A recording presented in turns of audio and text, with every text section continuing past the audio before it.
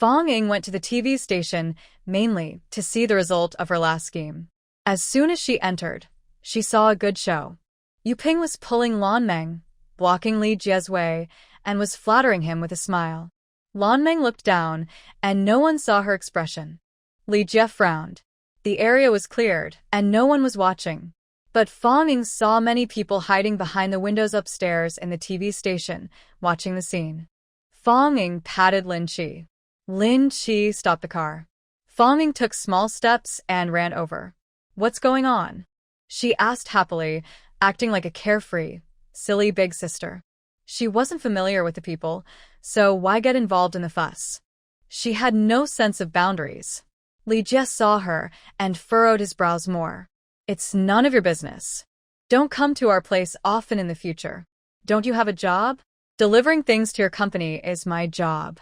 Fong Ying blinked innocently. "Your son arranged the job for me, and I have to come personally. Others can't do it. Do you think I want to come?" Her strong tone made Li Jie feel angry. Since her son wanted to trouble her, let him try. Fong Ying turned to Yu Ping and asked, "And you, what difficulties are you facing? Tell me, I'll help you think of a solution." Yu Ping's eyes lit up. Although she was a simple-minded big sister, it was better for more people to know about this. It was all because Li Jie chased everyone away, ruining her act. She was glad she came. "Xiao Fong, it's like this." Before Yu Ping could finish, Li Jie was about to leave. "You all talk. I have a meeting to attend." "No, wait." He looked at Fong Ying and said, "Aren't you here to deliver the goods? Come on, let's go inside together." He didn't give Yu Ping a chance to speak.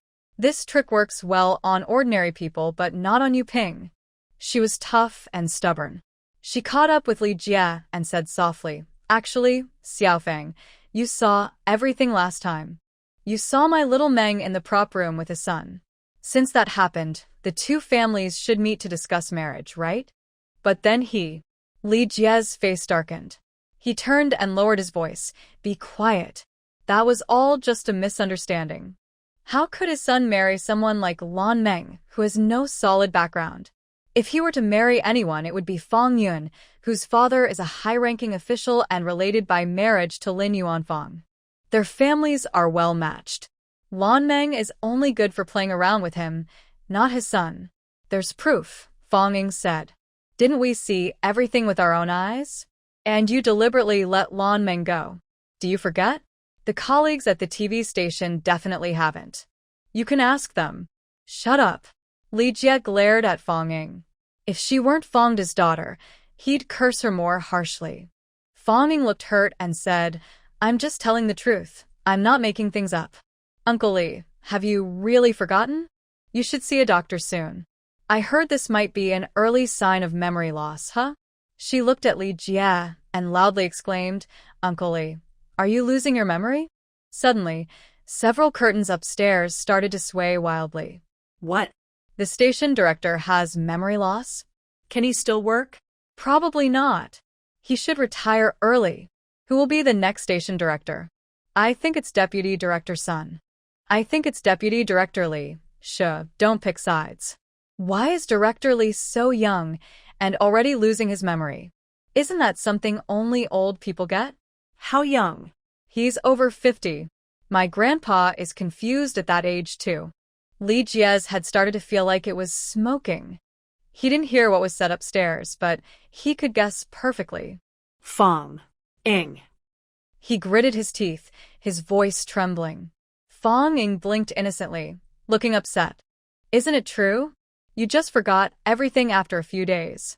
"I heard memory loss is a typical symptom." "I remember." Li Jie said each word clearly. "Oh, you remember? Then why didn't you say so earlier? You made me worry for so long. I almost went home to ask my stepmother. She's a brain nurse and knows all about it." "She told me." "Li." "Oh heavens, just strike her down with lightning." Fong Ying turned around with a cheerful smile and said to Ping, "Aunt, you go on." "He remembers now." "You Ping." She carefully looked at Fong Ying twice. Is she really such a silly big sister? But that's not important. What matters is that she is on my side. Yu Ping continued, "Director Li, You saw clearly that my daughter and your son were in the prop room. You wouldn't deny that, right? My daughter is a pure girl. How can she get married in the future if this gets out? A heartless man who doesn't admit his mistakes. What future is there? Might as well just give up. She sat down heavily on the ground, patting her thigh, about to cry. Li Jie quickly said, "Shut up." He didn't dare make a fuss about this. Many people saw Lan Meng covering her face and running out that day, with his son coming out behind her. Stupid Lan Meng. Why did she cover her face and run? Why not come out openly? Nothing would have happened then. Now she's covering her face and running, claiming she and Li Yuan didn't do anything. Others don't believe her. They are dating, and although this incident is embarrassing, it's not illegal. But if the woman causes trouble or even claims she was forced, it's a different matter. Li Jie looked at Lan Meng with a dark expression. She lowered her head silently, tears streaming down her cheeks, falling to the ground one by one. I wonder what she told her mother. Did she say everything? If she did. Li Jie's face suddenly darkened, turning blue-black from tension and fear, as if he was suffocating. Uncle Li, what's wrong? Did you have a seizure? What illness? Fang Ying shouted loudly. Could it be a heart problem? Uncle Li, you actually have a heart condition? Li Jie. Has anyone taken her away? Is there anyone who can take her? Shut up. Get out of here. He couldn't take it anymore. Fang Ying's temper flared too. She shouted loudly, "Why are you so unreasonable?" She said your son is a heartless man who doesn't admit his mistakes. She's threatening to die. It's not me saying that. Why are you yelling at me? Several windows upstairs opened, making it easier to hear clearly. At the same time, intense discussions spread. Does the director have a heart problem? Looking at his face, it might be true. Yeah, people over 50 are at higher risk for heart disease. But that's not the main point. Didn't you hear? Who is the heartless man? Do I need to listen? Are you stupid? Everyone knows about Lan Meng and Li Yuan. Now it's obvious her mother forced Li Yuan to marry her. Could she force Lan Meng and the director to marry? Ha ha. Ha ha ha. Well, Director Tai and Lan Meng are. Ha ha. Someone let out a sudden laugh that stopped abruptly. Sir. After a moment of chaos, the upstairs became quiet. But the interruption was really inappropriate. Li Jie felt like his heart was about to jump out of his chest. He truly thought he might have a heart attack. Fang Ying shouted, "Uncle Li, why are you so angry? Do you disagree with Lan Meng dating your son?" Why? Didn't you used to really like Lan Meng? You even transferred her from the hospital to the TV station. Now you're upset because she's dating your son? Do you look down on her? Although Lan Meng has tricked my sister a few times, I have to be fair. She's pretty, a college student, and has good qualities. The only problem is her family background. Fang Ying loudly said, "Are you perhaps annoyed because her family is poor? Uncle Li, are you judging her by her family's wealth?" Shut up. Li roared. Fang Ying looked hurt and said, "If it's not about wealth, then why don't you like Lan Meng? You used to like her so much." Li Jie swayed slightly. Fang Ying then looked at Yu Ping, who was sitting on the ground looking stunned, and said, "Maybe I should just give up. I heard that dementia and heart disease can be inherited. For the sake of the next generation." Lan Meng, are you pregnant with the Li family's child? That's why you're pushing for marriage at the door? Li Jie wobbled again. Lan Meng quickly looked up and glared at Fang Ying. "I didn't. I'm innocent." Fang Ying looked at her with a deep gaze. "If you're innocent, then you should find a suitable family to marry into. Marrying someone from a lower status will only make people look down on you, just like now." Lan Meng immediately shut her mouth. If she insisted on her innocence and tried to cut ties with the Li family, it seemed she wouldn't be able to enter that door. She had once dreamed that Li Yuan genuinely liked her and would ask his family to marry her. Li Jie definitely wouldn't agree, but she had his leverage. If she could get Li Yuan, she wouldn't be afraid. But before she had a chance, her mother came and forced her to clarify her relationship. She also realized that neither Li Jie nor Li Yuan looked down on her. They were just playing with her, not intending to let her into the Li family. This high gate she still had to get in. Otherwise, She had already lost her innocence and would find it hard to find another partner. Tears continued to fall from Lan Meng's eyes as she quietly whispered, only audible to the four of them. I think I might really be pregnant. If Li Yuan doesn't marry me, I will die at the door of my workplace. Fang Ying looked at her belly, unsure if it was real or not.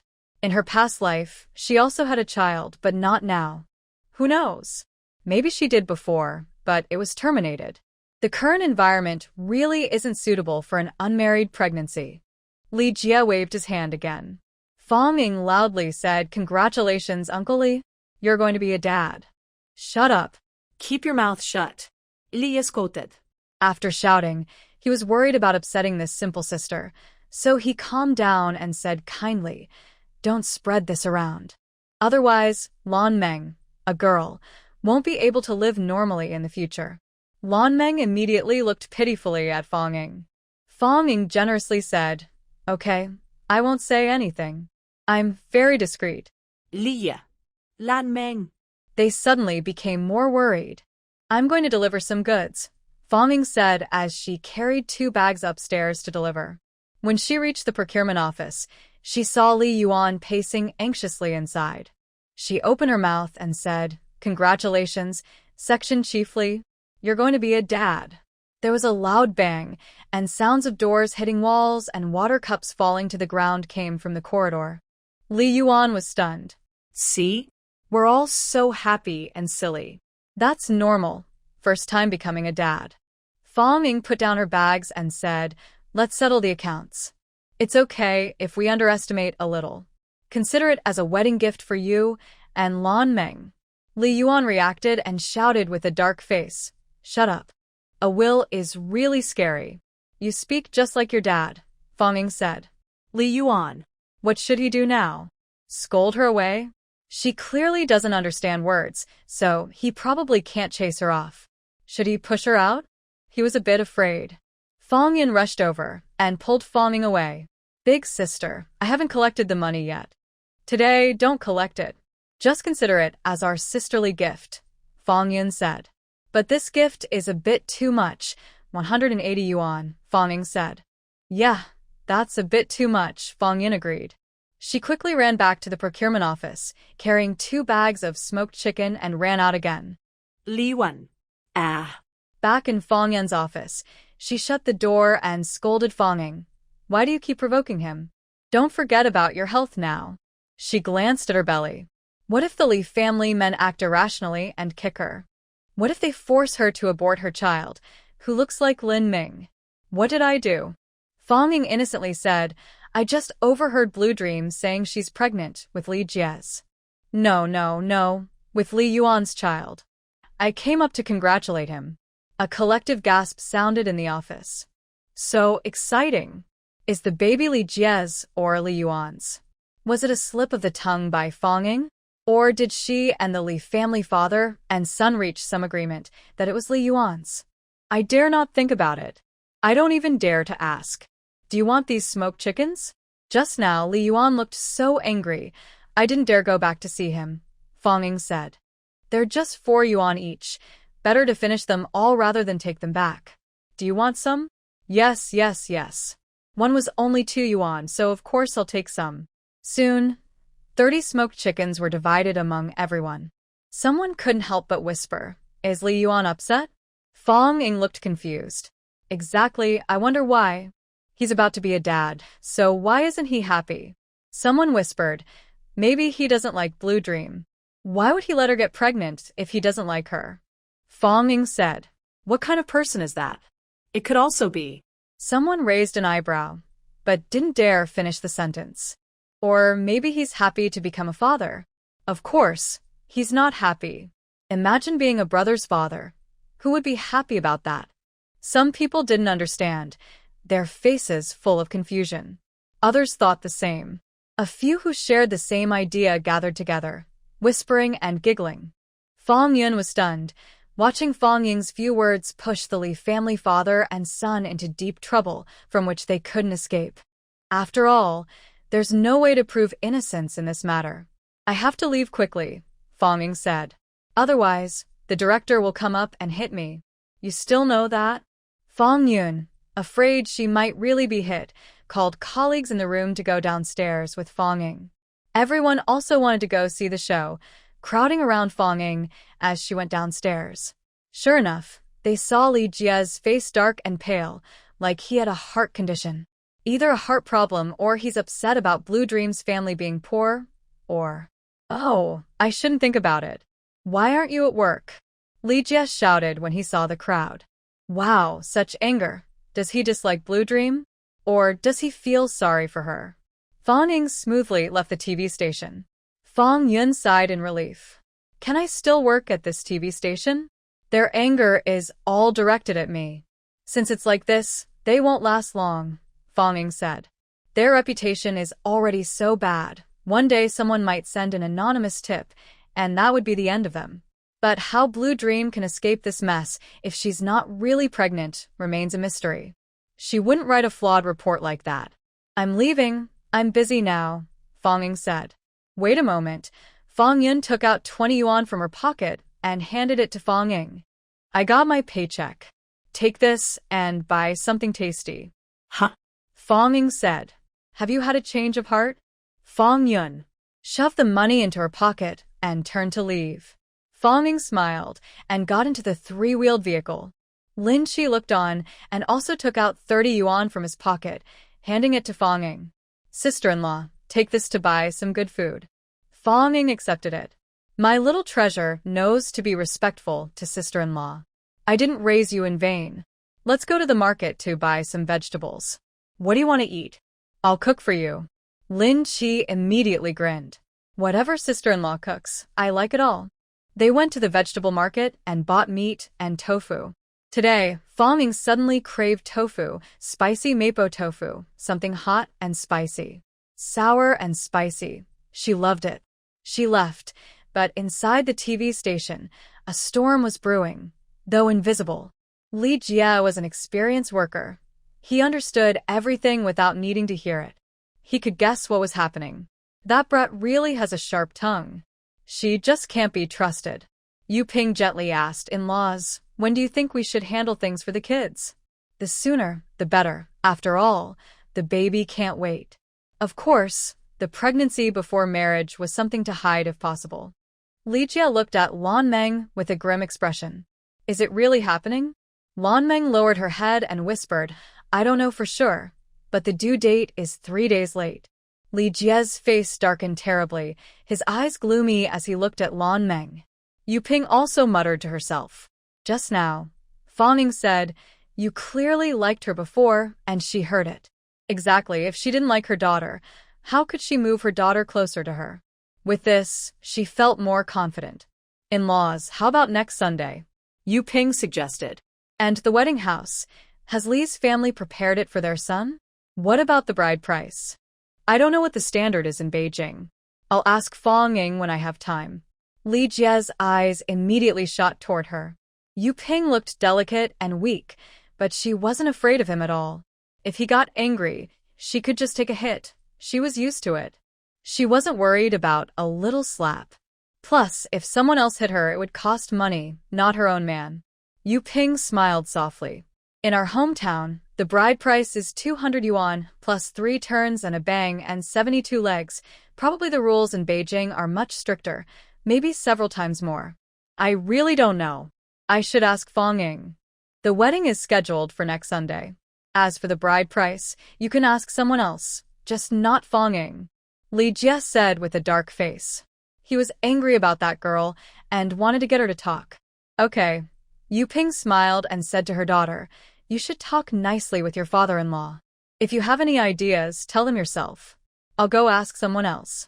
She went downstairs and couldn't find Fong Ying, so she looked for Fong Yun instead.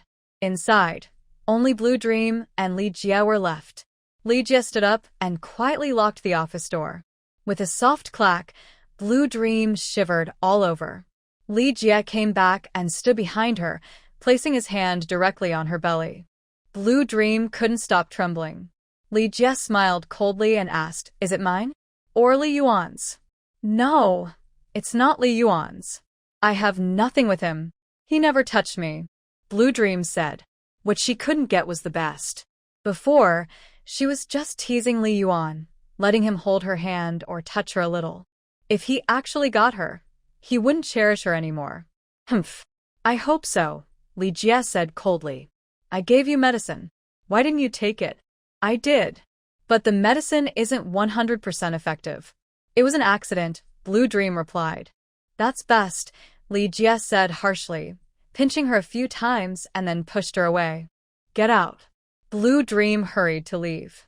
Only after she closed the door did she show her hatred on her face.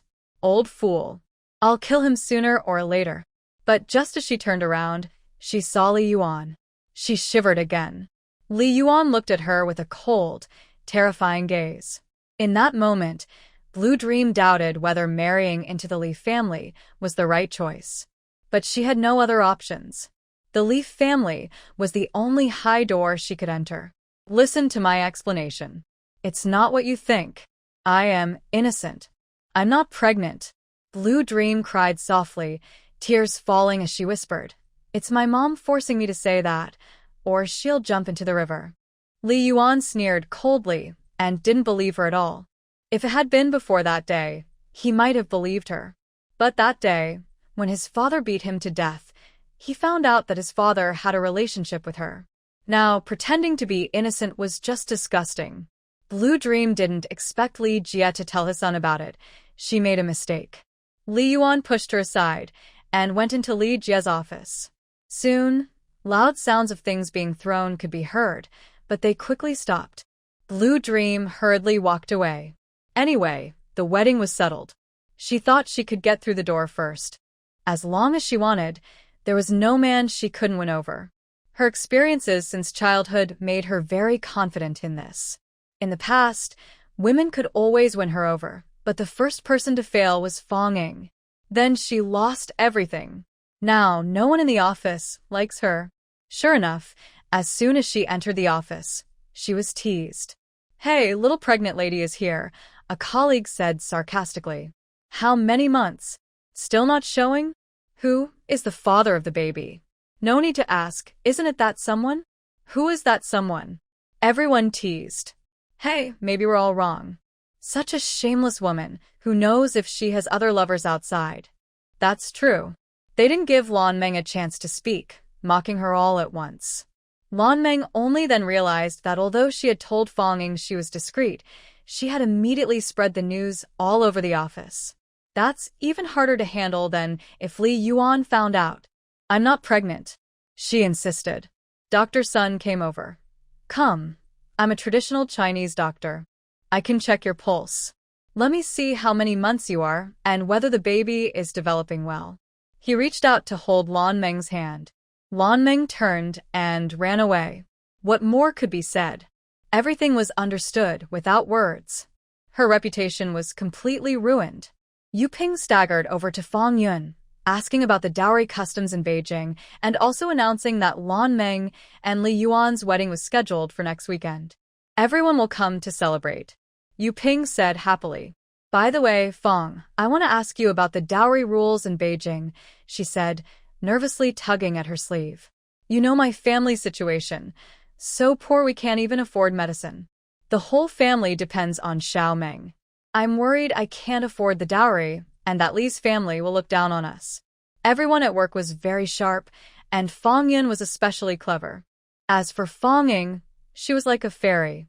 Fong Yun only said what she wanted to hear. Ma'am, don't worry. Our director is not someone who looks down on poor people.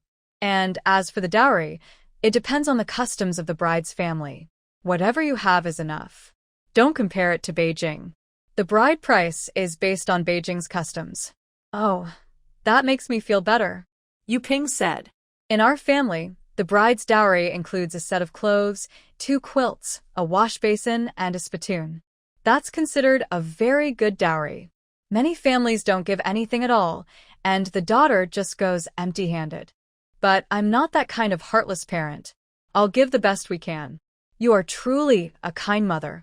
Despite your difficult family situation, you still gave your daughter 2 beds and bedding, which costs a lot. Not every family in the capital can afford to do that, you know. Fong Yun said this, smiling at Yu Ping. When she was fixing her hair and touched the headscarf, her smile faded a little. "What are the customs on the groom's side?" she asked. "The groom's side has different rules. It depends on their family situation. If they have money, they give more. If not, they give less," Fong Yun explained. "But they should at least have a house. It doesn't have to be a big courtyard like my sister's wedding, but it should be similar. And they also give money," she added, then started making things up. "When my sister got married, her father-in-law gave her the family savings account, and her husband also gave her a bracelet from their ancestors. Lee's family, in theory, shouldn't be less generous than her father-in-law's family. They should give about the same. As for the traditional gifts like 3 turns and a loud bang, those are basic. My sister's family even has a TV, a washing machine, and electric fans. The furniture is countless." Yu Ping's heart moved strongly. If they had a big house, their whole family would have a place to stay. "Is that really true?" she asked. Others nodded in agreement. "Of course, the bride price depends on their own conditions. If they have money, they give more, if not less. The director's family can't be without money. I heard the director's wife's workplace also gave her an apartment, and their family has 2 apartments, one for their son's wedding house. Furniture and appliances are easy to buy. There are plenty at the department store. As long as they have money and tickets, that's enough, right? As for cash, they couldn't decide for the director." Suddenly, Yu Ping looked worried and asked Fong Yun. "Xiao Meng's wedding was arranged in a hurry. Her father and younger siblings don't even know yet. Could you help me write a letter?" "It's too late to write now. Could you call our commune and ask them to come to the wedding? They're unfamiliar with the area and have never been out. If they get lost, it's a problem. Could you send someone to pick them up directly? Your sister knows the way." Fong Yun refused. "Aunt Yu, you're joking. Lan Meng is getting married to the Li family. Do I need to call outsiders to arrange the wedding? That's not proper. The Li family should send someone personally to pick them up, to be polite." Yes, that's right," Yu Ping said happily. Li Jie was standing outside the door listening and feeling angry. They do have 2 houses. One is supposed to be for their son's wedding, but would Lan Meng live there? No. And he personally should send someone to pick up the Lan family. No way he'd let his old hometown come. It's not embarrassing enough for him. Why are you here gossiping instead of working? Li Jie appeared at the door with a stern face. Everyone instantly fell silent. However, Fong Yun smiled generously and said, "And you told me that Lan Meng is going to marry Li Yuan? Congratulations. When I get home, I'll ask my dad if he has time to attend the wedding." Li Jie glared, thinking to himself, "These 2 girls from the Fong family are really talkative." He looked at Fong Yun with a strange expression. "Your dad is so busy, we'll see about it later. By the way, there's an interview in Tianjin the day after tomorrow. Prepare for it." "Okay, got it," Fong Yun replied. After speaking, Li Jie glanced at Yu Ping and then left. Yu Ping followed behind him. When they reached a quiet place, Li Jie said, "You can go home and pick up your family. I don't have time." Li Jie took out 100 yuan and handed it to her. "Is this enough for your travel expenses?" Yes, it's enough," Yu Ping said happily. She's been in Beijing for so long and finally saw some money. Li's family is really generous, only 100 for travel, and her daughter is truly lucky to get married into this family. "I'm going home now. I can be back tomorrow," Yu Ping said. "But where will I stay after I come back?" "There's no need to rush. You still need to prepare your dowry, right? It's cheaper to buy it in your hometown than in Beijing," Li Jie said. "Also, I really don't have a place for you to stay, only a guest house. You might as well come back the day before your wedding and save some money on the guest house." Yu Ping was a bit reluctant but agreed. She agreed first, so she could come back early and the Li family could let her in-laws stay on the main street. That would be embarrassing for him. Yu Ping happily left. Li Jie looked back toward Fong Yun's office and, with a gloomy face, went home. His wife was furious when she heard about the day's events. "What? You want our son to marry a village girl? No way. I don't agree." Mi Xianhui shouted. "What's wrong with you? Can't you keep an eye on your son? Let him get involved with a village girl? Only realizing she's pregnant now? She complained. Li Jie, with a dark face, said, I can't control him. He said it was an accident. How did everyone find out about this? Mi Xianhui was so angry she threw things. If they had just paid some money, it would be over. Now what? Is he really going to marry a village girl? Our son's life will be ruined. Without strong support from the Yu family, relying only on us, he'll just be a procurement department manager. Maybe not even for many years. When you pass away, everything will fall apart. Li Jie's expression worsened. Why did everyone know?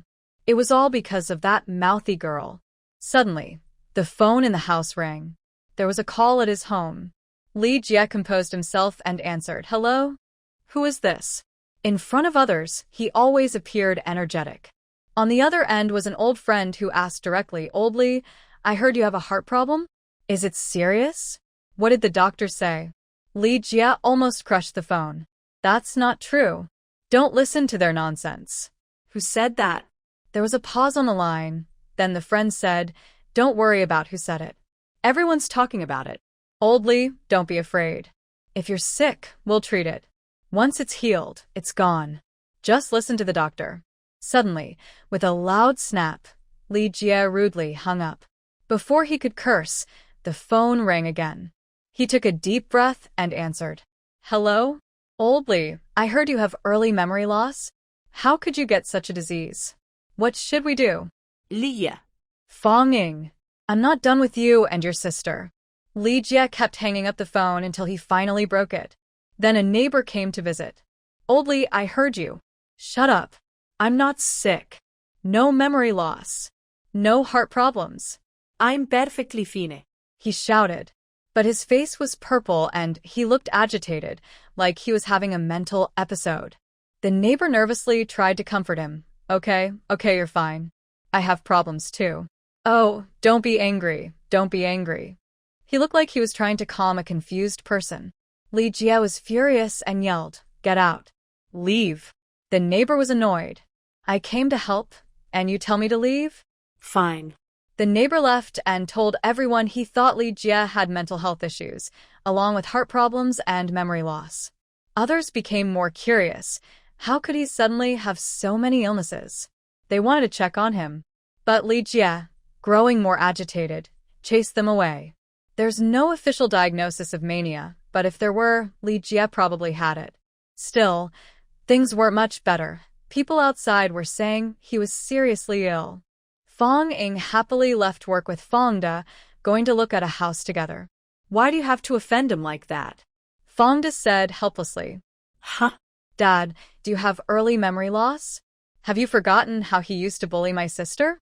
Like a dog owner watching his dog. He doesn't respect you at all. Aren't you angry? Fong Ying asked. Fang De. Stop it, or I might get early memory loss too. That scares me. He burst out laughing. He wanted to set a trap for Li Jie, but he never thought of being so ruthless, knocking someone out completely. Rumors spread quickly, and although Li Jie could retire early, those above would definitely start preparing someone to replace him at any time. After all, heart disease can strike suddenly. Li Jie wants to get a medical checkup to prove he's healthy. Over 50 people go to the hospital. If they're not sick, why go? Now he's even afraid of the company's health checkups. He's worried they might find a minor issue and spread rumors that it's serious, which could hurt his chances for promotion. Just like now with Li Jie. Fang De chuckled happily. Did you find out about the thing you asked? When is Tang Zhen's ex-husband coming to the city? Fong Ying asked. Fong De's laughter suddenly stopped. Really, don't bring this up when you're so happy. He's coming next month for the year-end meeting. That's good news. You'll soon be rid of the scheming woman, Fong Ying said. All these messy words, Fong De still couldn't smile. It's going to be a tough fight, one that might hurt more than help. His wife is wearing a green hat. Doesn't he feel ashamed? Maybe you can think of another plan for me? He asked. That's not impossible. I'll think about it, Fong Ying replied. They walked and talked, soon arriving at Fong Shue's address, where Fong was waiting downstairs. It's a typical apartment building, which is good for now, but Fong Ying doesn't like it. There's a shared kitchen and bathroom, and the apartment is just a single room. When her father and daughter live there, it's not convenient. Fangda wasn't interested either, but didn't say anything. Fanging said, "Big brother, what's wrong? Your ability to handle things seems to have declined. How did you end up with such a poor choice?" Fang Shui rubbed his nose, feeling dissatisfied too. But there are no good houses around here. Either it's a single room or a big courtyard with shared toilets. Then look further away. As long as the house is good, distance doesn't matter. I'm about to buy a car, and I'll have a driver to take Dad to and from work, Fawning said. Really? They looked at her in surprise, almost disbelief. You're buying a car? What kind? How? Fang Shui asked. With a budget of 8,000 yuan. Just find me a suitable car. Plus, find a place for Feng Zhua, Feng Yu, and Lin Qi to learn how to drive. Then I'll have a driver, Fanging said. They have the money, so this plan is sure to happen. Fang Shui's eyes lit up. I want to learn too. I'll drive every day to pick up and drop off Dad. No more bothering others. Fang Ying smiled. All right. Regarding the car, I thought about it. Do I know anyone at the rental company? Fangda smiled happily and contentedly beside him. With children and a family like this, what more could he ask for? Stop thinking about it. You only know a few people.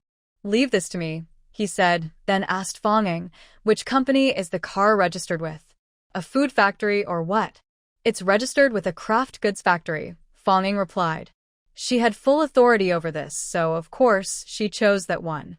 Fangda nodded. All right, go back and wait for news. Dad, let's get a small van first for easier hauling, Fanging suggested. Fangda hesitated. He preferred a sedan. 8,000 yuan for a used small car, but it'll probably be really old and broken. You wouldn't want to be embarrassed sitting in it, Fanging said. Once I make more money in the future, I'll buy you a new car, so you can look proud. What's there to be proud of? I don't care about that, Fangda said, smiling proudly. You guys go back first. I'll contact the car. Fang Shui also hurried off to find a place to learn driving. At that time, there were no driving schools. Experienced drivers would take apprentices out to learn. They had to ask their workplace for permission, too. Luckily, the supply and marketing company had company cars, so it was easy to get approval. When they heard his sister became the factory director, they were all envious. Similarly, Fang Shui's importance in their eyes grew even more. That's what family does. So if they could get a car, they would. Everyone helps each other, supports each other, and grows stronger. One person alone can't do much. When facing trouble, if you have no one around to help, you have to ask outsiders. But outsiders don't help for free. Fanging rode home in Lin Qi's tricycle. As soon as she arrived, she saw a few men wearing broad-brimmed hats waiting for her. Are you Fanging? We have a case and need you to cooperate with the investigation, one man said. Fanging was startled. What case? Can you tell me a little about it? Some drivers from fertilizer factories say you stole their goods, the man replied. Oh, Fanging relaxed. Those drivers from the fertilizer factories probably stole their own cargo and are trying to blame me. She wasn't worried about this matter. It was covered with a tarp, and she collected the bags one by one. No one would know she stole anything. They probably found out the drivers were short on goods and came to blame her. Come with us and tell us what happened, the man said. Fanging said, Could you please wait a moment, comrades? I am a military wife and also pregnant. I'm thirsty now. Let me drink some water first, then I will go with you immediately. Actually, she just wanted to hint at her identity. Sure enough, when they heard she was a military wife and pregnant, the expressions of the large-brimmed hats on their heads softened, and they relaxed. They realized they were all on the same side. There's no rush. Then you drink first, no hurry, the man who had been talking to her said. Fawning smiled and asked, Which police station are you from, Big Brothers? It's quite far, right? I know all the police around here. I grew up here and lived just upstairs from the officials' building. Everyone, have some water, she said quickly, pouring her own store-bought fruit tea into cups for a few people. When hot water was poured in, the fragrant aroma of flowers and fruit spread out, softening their expressions even more. Having grown up in the city, a girl from the officials' building, She could even secretly take 100 bags of fertilizer? What a joke. They believed Fong Ying's previous story, that the drivers had deliberately tricked her and bitten her. While waiting for the water to cool, they chatted casually. So, what's really going on? One asked. Don't mention it. Such bad luck, Fong Ying replied. I work as a chef at a restaurant. Those people didn't pay yesterday when they ate at our place. They wanted to eat for free. But all the drivers pressured them, so they had to pay. They're holding a grudge. The others nodded. So that was the reason. The biting incident seemed even more likely now. Fong Ying asked curiously what happened. Did they lose fertilizer? Where did they lose it? How much? Lost 100 bags, one person said while drinking the fragrant fruit tea. Today they arrived in Songzhou. When they checked their truck during lodging, they found some missing and reported it. They said it was stolen last night while they were staying at your restaurant. Our restaurant doesn't do lodging, Fong Ying said. It's closed now. They stayed at Fuqiang restaurant. Yes, they also went to find Fuqiang's people, but they said your place is suspicious. That's unfair, Fong Ying said, speechless. What they say is what they say. Whether it was lost, where it was lost, it's all up to their word. I even suspected they secretly sold some to frame me. No way, we need to find out the truth first. I want to clear my name. I must sue them for slander. I'm just a young girl, a military wife. How can they just smear my reputation? Where's my husband's face? Fong Ying said angrily. Her concern for her husband made the others look at her with more respect. It's true, we can't let them slander us casually. A man said, let them write you an apology letter, and their organization must also give a written apology. How do they train such employees? On one side, there are chubby, fair, lively young wives and pregnant women, children of officials. On the other side, there are burly, tough, and fierce experienced workers and seasoned drivers. From the start, their attitudes were biased. Seeing their attitude, Fong Ying knew she didn't need to call their parents. She could handle everything herself. At this point, mentioning parents would be unnecessary and might seem like showing off her connections or ability to hire people to steal fertilizer. Just then, Feng Zhua and Feng Yu finished work and needed to investigate, so everyone went together to the police station. It wasn't the local police station. This case was transferred from another place for cooperation. The place was quite large. But Fong Ying had already calmed down the few drunk individuals. Now, some were talking with colleagues, and no one was bothering them. They were questioned officially, mainly about where they were last night and whether there were witnesses. This was easy. Fong Ying had been at the hospital for checkups last night, with doctors and receipts as proof. She went home to rest late at night and left early in the morning for work. Neighbors could also testify. They had no time to commit the crime. After questioning, they were sent home. No, I need to call their organization and ask what's going on. If employees refuse to pay for meals, they might try to smear us by claiming we stole. What kind of organization produces such employees? Fong Ying's eyes lit up as she said, my sister is a reporter at a newspaper. I'll ask her and have her write a report. The police officers looked at her in surprise. Such a fierce girl. They originally just wanted the other side to apologize and move on, but she wanted to make a big fuss. If this got into the news, the factory might have to change several leaders. Fong Ying didn't care. She wanted to make it big. The driver's job was a good position. If he had influence, he wouldn't be replaced by the mayor. Without strong connections, how could someone become a driver? And those 10 people looked suspicious. 1 or 2 might be okay, but all 10 acting like this made her seriously doubt the factory's integrity. Maybe someone inside the factory was planning to team up with them to make a fortune. So, back home, Fong Ying told Fong Yun her idea and asked her to do the interview. Fong Yun looked at her like she was a fool. How am I supposed to interview them? Stick a microphone in their face and ask if they're hiding something or did something bad. Do you think I want to die faster? Sister, my good sister, you're not thinking straight. Fong Ying said, interviews aren't just about official visits. There are undercover ones too. You can secretly interview factory workers and get some inside information. That's pretty straightforward. If you want to make a big splash with shocking news, I'll teach you. Pretend to be someone else and sneak into the factory as a temporary worker for an undercover visit. Use your perspective to uncover the factory's dark secrets, even if it means risking danger or creating danger. Threats, beatings, being chased, whatever it takes. With courage and cleverness, you'll escape and expose their evil deeds to the world.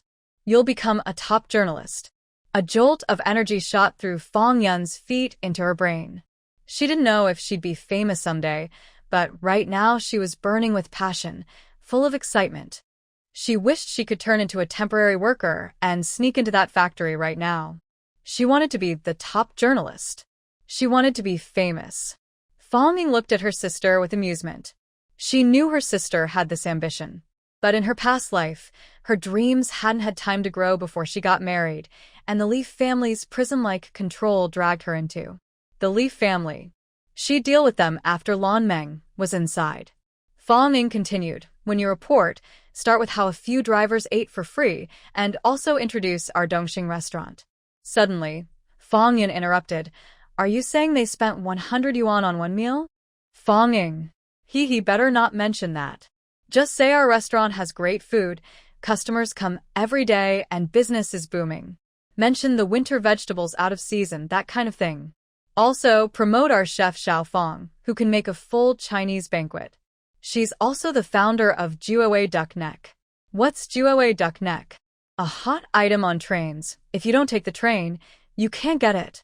She's also the factory director of a handmade crafts factory.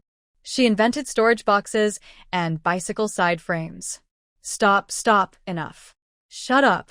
Fong Ying pushed her out the door and firmly closed it. All that top journalist talk was probably just for her benefit, right? But she still wanted to be one. Fong Ying turned to pull at her clothes. What kind of poor temporary worker outfit was she wearing? The next morning, Sun Gang arrived on time to deliver the goods. Fong Ying ordered a few little donkeys to help her pick up and inspect the supplies at the workshop. She wasn't getting up. She was pregnant and needed to rest properly.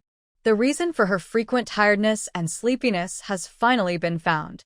She never likes to feel wronged. When she's sleepy, she just sleeps. After Lin Shi helped with the delivery, he also went to deliver bicycle baskets to other schools. He made a few trips, then went home for lunch and found his sister-in-law had already cooked dinner, delicious rice with chives scrambled eggs, his favorite. His sister-in-law was willing to give him chives costing 10 yuan a pound, and so much of it. He was so touched he almost cried. You're so useless, Fong Ying said. Once we have all the ingredients, I'll make you a full Chinese banquet. That will take some time to prepare, so just wait. Lin Shi didn't know this, and was even more touched. Suddenly, there was a honking outside the door. Nowadays, all cars are owned by government agencies, factories, or private owners are not allowed to have cars. There are no government units in this alley. Fong Ying immediately smiled. Come on, our new car has arrived. They quickly went outside and saw Fong De getting out of the car, with a driver in his 30s sitting inside. He chose both the car and the driver. His father was much better than his son. Look at this car, how is it? Fong De said proudly. It was a white Volga van, freshly painted. The white paint looked like it was recently done. Usually, imported Volga vans are painted yellow and used as taxis. The car was about 70 to 80% new, with no dents or scratches, and the interior was very clean, with nothing missing. With a budget of 8,000 yuan, this condition was quite good. New cars cost several tens of thousands. And this is a van. If it were a small car, it would start at around 100,000 yuan. Dad, you're amazing. No one else could handle this so well. Fong Ying praised enthusiastically. Is 8,000 enough? She asked softly. Yes, it is, Fong De replied. Actually, it's just. Fong Ying quickly interrupted him. Exactly 8,000. Any extra money was his reward for his hard work. Usually, no one could buy such a car for 8,000. If an outsider did this, she would give them a bonus too. Even if they only paid 8,000, she would add a few hundred as a tip. She couldn't treat her own father worse than a stranger. She never tried to take advantage of him. Fong De understood the principle of doing business, but he never thought he would receive such benefits from his own daughter. It was quite interesting. The key was, she didn't try to take advantage of him, and he felt warm inside. Fong Ying took Fong De inside and handed him 8,000 yuan. Fong De immediately took her to transfer ownership of the car. She finally realized that this was a vehicle from a closed-down factory on the street. This factory used to be quite busy, making fruit preserves, but in winter, there was no fruit, so they relied on oranges and hawthorns brought from the south. Unfortunately, this time, all the oranges from the south rotted, and the hawthorn yield was poor this year. They had bought fewer to begin with, and before reaching the capital, the shipment was held up for a month, with the excuse that the hawthorns had rotted and were discarded. In the end, everything was lost. There was no way to argue about it. Isn't that frustrating? This winter, there was nothing to produce, but they had already ordered many jars and trademarks. The jar factory and trademark factory refused to continue, coming to collect their debts. The canned food factory had no choice but to sell the vehicle to settle accounts. The factory manager was complaining while handling the transfer of ownership with Fong Ying. He looked at Fong Ying, who seemed to be in her 50s, and asked hopefully, "Handicraft factory? Do you need workers?" "Not at the moment," Fong Ying replied. The old factory manager sighed and was about to leave. Fong Ying stopped him. "Wait a moment." He spun around quickly. "Are you short of workers again? How many do you need?" Fong Ying smiled. "I mainly want your jars." Oh, jars. "That's okay," the old manager said. "How many do you want? How many do you have?" Fong Ying asked. "I have 10,000, he replied. "Take them all," Fong Ying said. The old manager. He had just been a little stubborn. He couldn't stand the younger person's confident tone. Actually, he only had about 8,000 jars left. Their canning factory used to do pretty well, or they wouldn't have had money to buy the vehicle. But he had already sold off most of the jars through connections, leaving only 8,000. "Why do you want so many jars? Aren't you a handicraft factory?" he asked. "I'm still a food factory director. I plan to use them for packaging," Fong Ying explained. "Maybe later, I'll need your factory workers to help seal the jars and put on lids." The old manager was excited. "No problem. We can do that. If that's the case, I won't charge you for the jars, just the cost price." He looked at Fong De and said, "Young Fong, a tiger father has a brave daughter. Your daughter is impressive. She's already a factory manager?" "Ha ha," Fong De modestly and proudly smiled. Although the factory manager looked to be in his 50s, he was actually the same age as Fong De. They were classmates. If it weren't for their friendship, this deal wouldn't have gone through. "When do you plan to have our people seal the jars?" the old manager asked. Fong Ying touched her nose. "In 3 days. Your people can take a break first." "All right, I'll go back to the factory and wait for you in 3 days. Don't come if you're not interested." "If you don't come, I'll come to your house," said the old factory director. Fong Ying. After getting into the car, the driver took them home and left. With no one else around, Fong De said, "You haven't decided what to do with those Kanjar bottles, have you? You don't have to take care of him just because of me. It's a fair deal. I bought his car to help him. He needs money urgently and might not find another buyer soon." Fong Ying replied, "I haven't decided what to put in the jars yet, but I have 3 days. That's enough. He's my dad's old classmate, so I can't embarrass you. I'm helping him now, and when he sees your other old classmates, it will boost your reputation," he said. Fong De took out the remaining 1,000 yuan from buying the car and handed it to her. "Use it to buy things." Fong Ying happily took the 1,000 yuan without any hesitation. The elder wouldn't refuse a gift. But she couldn't let her sister know. And she couldn't let the money be known either, or it should be returned. Since the driver also works at the can factory, what time should he come every day to teach driving? Fong De asked. "During the day, I'll learn with Lin Chi. At night, my brother and Feng Zhua and Feng Yu will learn," Fong Ying replied. "You want to learn too?" Fong De asked. "Of course. It's more convenient to drive myself. I can go wherever I want," Fong Ying said. "Do you think you can learn?" Fong De looked at her skeptically. "Female drivers are rare, and men tend to look down on women driving. Remove the ma, the word for horse or drive. I have a feeling I'm definitely a genius," Fong Ying said. Fong De rolled his eyes. Be careful, you're pregnant. Don't tire yourself out and harm my future grandson. By the way, have you told Lin Ming? Fong Ying smiled. Writing a letter is too slow, calling him isn't very good either. I've decided to go see him in person and tell him face to face. Actually, Lin Ming's base is near Beijing, not far away. But outsiders aren't allowed to visit easily, not even family visits. She needs a proper reason to go. Fong Da also asked, how will you go? Fong Ying had already thought it through. As a patriotic citizen, I, the small factory director, will go to bring warmth and free food to them. But I can't afford to feed so many. If each person eats a little, I might go bankrupt. So, I'll just prepare free food for them. Fang De. He was a bit afraid to think about how the leaders over there would react if they heard her request. Now he was awkwardly scratching his foot. He had said something nice, but in reality, he hadn't given anything. You can't think like that. Don't be so materialistic. Look at those art troops. They also give intangible gifts, Fong Ying said. All right, you're right, Fong De replied. But just tell them you're Lin Yuanshan's daughter-in-law when the time comes. Don't mention me. That's what you said. Don't regret it later, Fong Ying warned. Fang De Suddenly started to regret it. What should he do? But even his second daughter could be unreliable sometimes. He hesitated for a long time, while Fong Ying had already gotten out of the car to pack her luggage. She was excited because she was about to see Lin Ming. Besides the day she was reborn and slept through the night, she hadn't seen him in decades. Her longing was building up in her heart, growing quickly in that moment. She wished she could fly to Lin Ming right now. But she couldn't. She needed to learn how to drive first. Otherwise, if she got off the train at Lin Ming's base without a car, she'd have to walk for 4 or 5 hours. She didn't want her child to get lost. Where's the driver? How do I find him?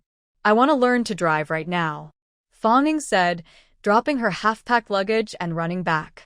Fong De wasn't easy either. He went out to make some calls, waited an hour, and then the driver came back. Fong Ying used her quick thinking. She promised to pay him 5 yuan a day and include 3 meals.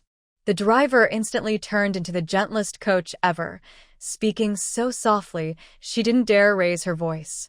Then she was surprised to find out that Fong Ying was a natural at driving.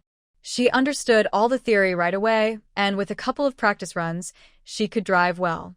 While driving, Fong Ying said, it's not that hard. It's just like riding a bike. They were practicing on a small internal road inside a large facility. Workers were working, so there were no other cars. The coach was amazed and then asked her to accelerate, decelerate, brake, stop, and turn. She practiced all the skills.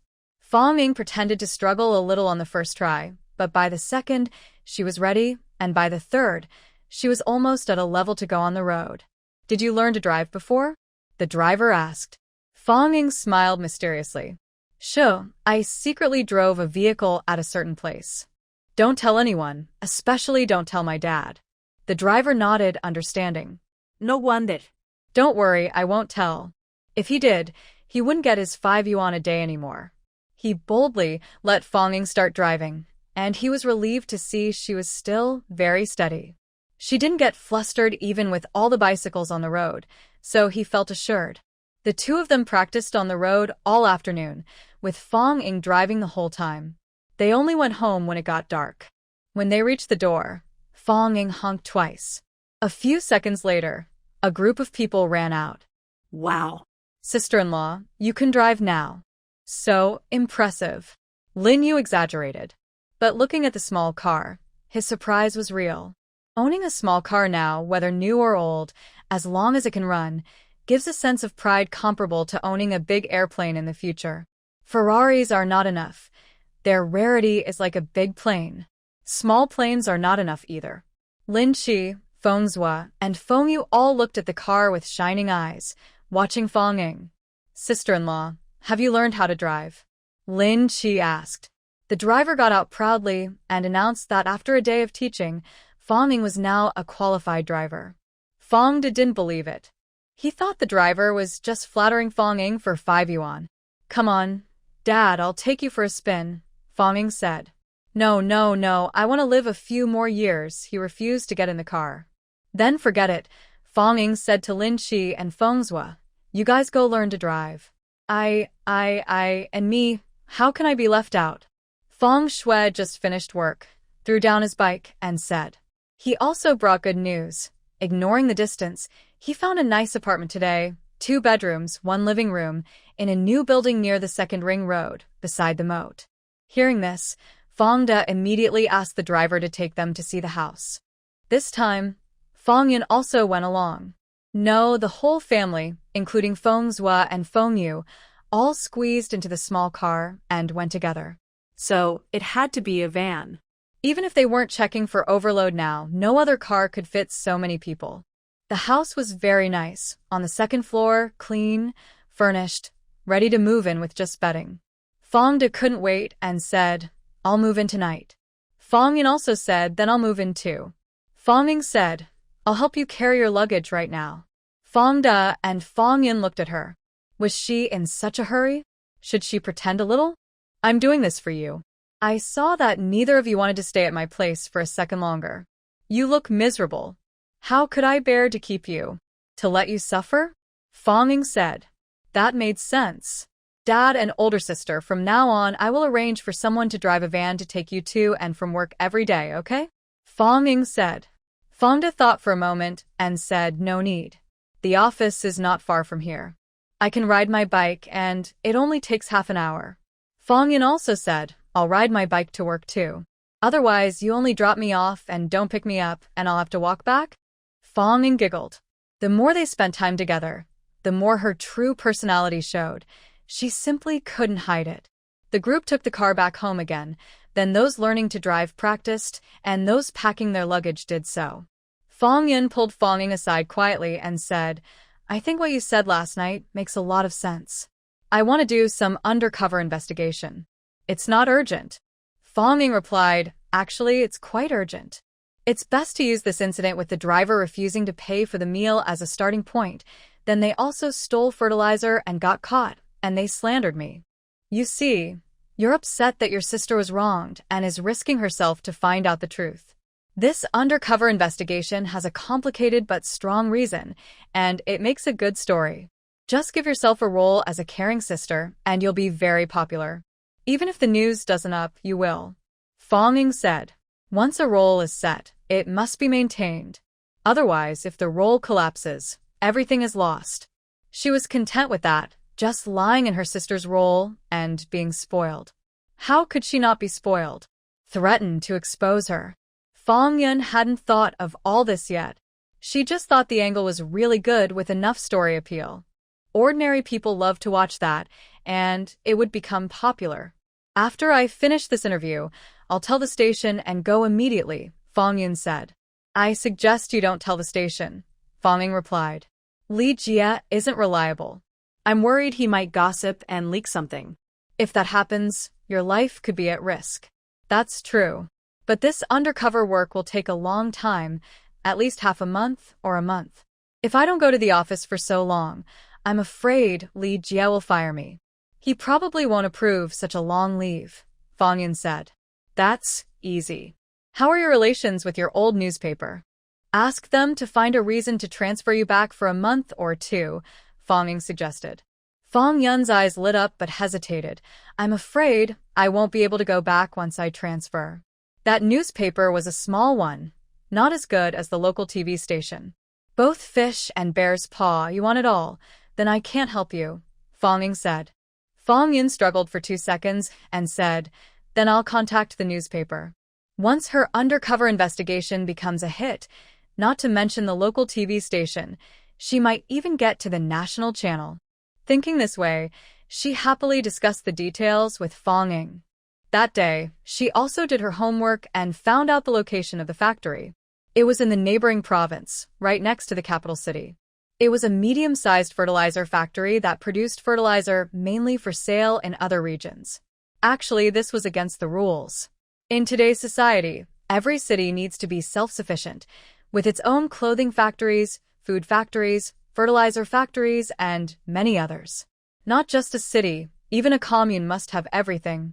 Because transportation is difficult, self-sufficiency is necessary.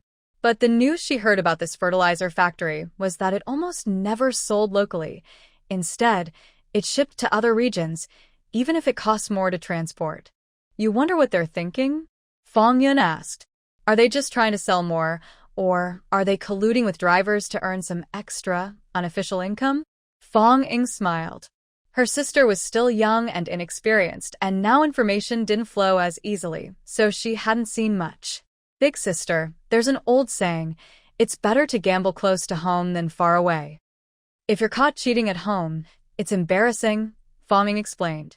They probably sell the fertilizer outside the area because they're afraid locals might come knocking. Fong Yun was stunned and suddenly understood. Are you saying they're selling fake fertilizer? That's so unethical. And where did you hear these old sayings? Don't say more. I can't say for sure, but you should check it out yourself, Fong Ying said. First, you need to visit the fertilizer factory to see what real fertilizer looks like. As for the old sayings, they were taught by Tang Zhen. After cursing her stepmother a few times, Fong Yun nodded repeatedly. Yes, I need to see the real fertilizer factory myself. It seemed that from now on, she should chat more with her sister. If she hadn't brought up this topic today, she might have gone there blindly and not noticed the fake fertilizer right under her nose. What a waste of a trip. Fong Yun continued packing her bags, praising Fong Ying as she did. You're the best. Why didn't I realize before that you're so clever? I really was blind before. I even used to bully you. I'm sorry. From now on, I'll treat you twice as well and make up for all those years I owed you. Fong Ying looked at Fong Yun in surprise. She was so quick to learn. They'd only been living together for a few days, and she already picked up her tricks. Next time, look people in the eyes when you talk and practice your expressions in the mirror, Fong Ying advised. Otherwise, it'll look fake. Fong Yun threw her clothes down, paused for a few seconds, then suddenly smiled. No, I can't look at you, I'll laugh. Ha ha ha. Fong Ying also laughed. The two sisters shared a laugh. Fong Ying watched her sister still packing her bags and suddenly remembered to ask, you only need to prepare for at least a week. It's too early to be packing now. I'm going to Jean City for an interview tomorrow, Fong Yun casually said. Director Lee is really something.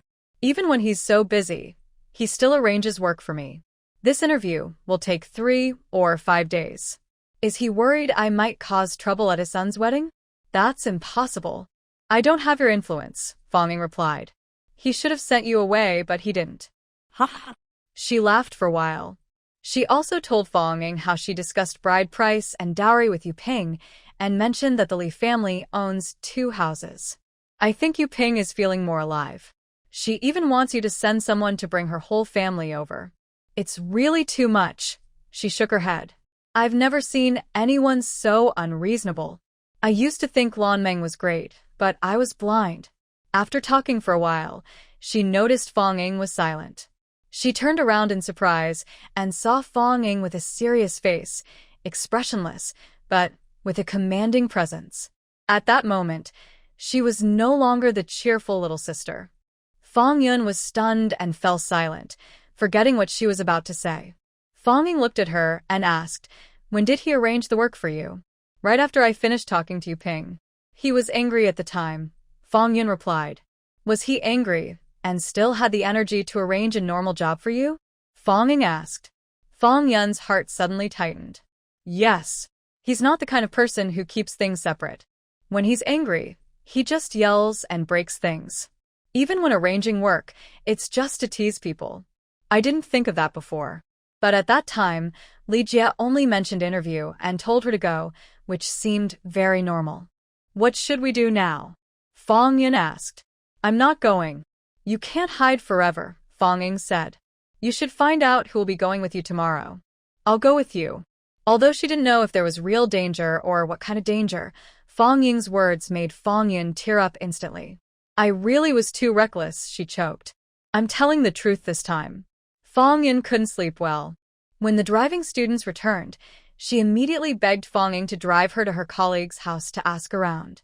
She originally wouldn't dare to ride in Fong Ying's car, since her sister had only learned to drive briefly and claimed she could do it. But now she decided to go. just in case something really happened. She wouldn't blame her. Who made her sister? She didn't do it on purpose. Fong Ying watched her sit nervously in the back seat, like a statue, looking fearless. Suddenly she smiled. Her older sister is so timid. How did she dare to kill in her past life? Was she forced into it? The Leaf family. She stepped on the gas and sped off, causing Fong Yun to scream in fright. But it was fine afterward. Fong Ying drove very steadily. Of course, she's been a seasoned driver for 50 years. Also, she suddenly realized she was carsick. She felt like vomiting now. If she didn't drive carefully, she would definitely. Mainly because this broken car smells like gasoline. As Fong Ying kept driving, her face turned paler. When they reached the place Fong Yun mentioned, she didn't get out of the car with her, just waved her hand to go ahead. Fong Yun came out after 10 minutes. Asking who else was going on the trip wasn't a big deal. When they got home, Fong Ying still looked very pale. Fong Yun was touched and thought Fong Ying was worried about her. Don't worry, Fong Yun held Fong Ying's hand and said, I'll be fine. Fong Ying wanted to let go and go to the bathroom too, but seeing her touched expression, she held back. She would after she finished being touched. Who else is on the business trip? She asked. Fong Yun's face also looked bad. Besides me, there's the photographer and the driver. We're going to Tien City this time, and we're using the company's car. The driver is Li Yuan, Fong Ying said for her. How do you know? Fong Yun asked in surprise. Soon, she was no longer surprised. Her sister was so smart and often thought the worst. Li Yuan. She felt a bit nervous and asked, You mean Li Yuan going with me isn't a good thing? The company used to send cars for out-of-town interviews, and Li Yuan often drove. He can drive. And for out-of-town trips, he, as a logistics person, didn't need to interview. He could just travel.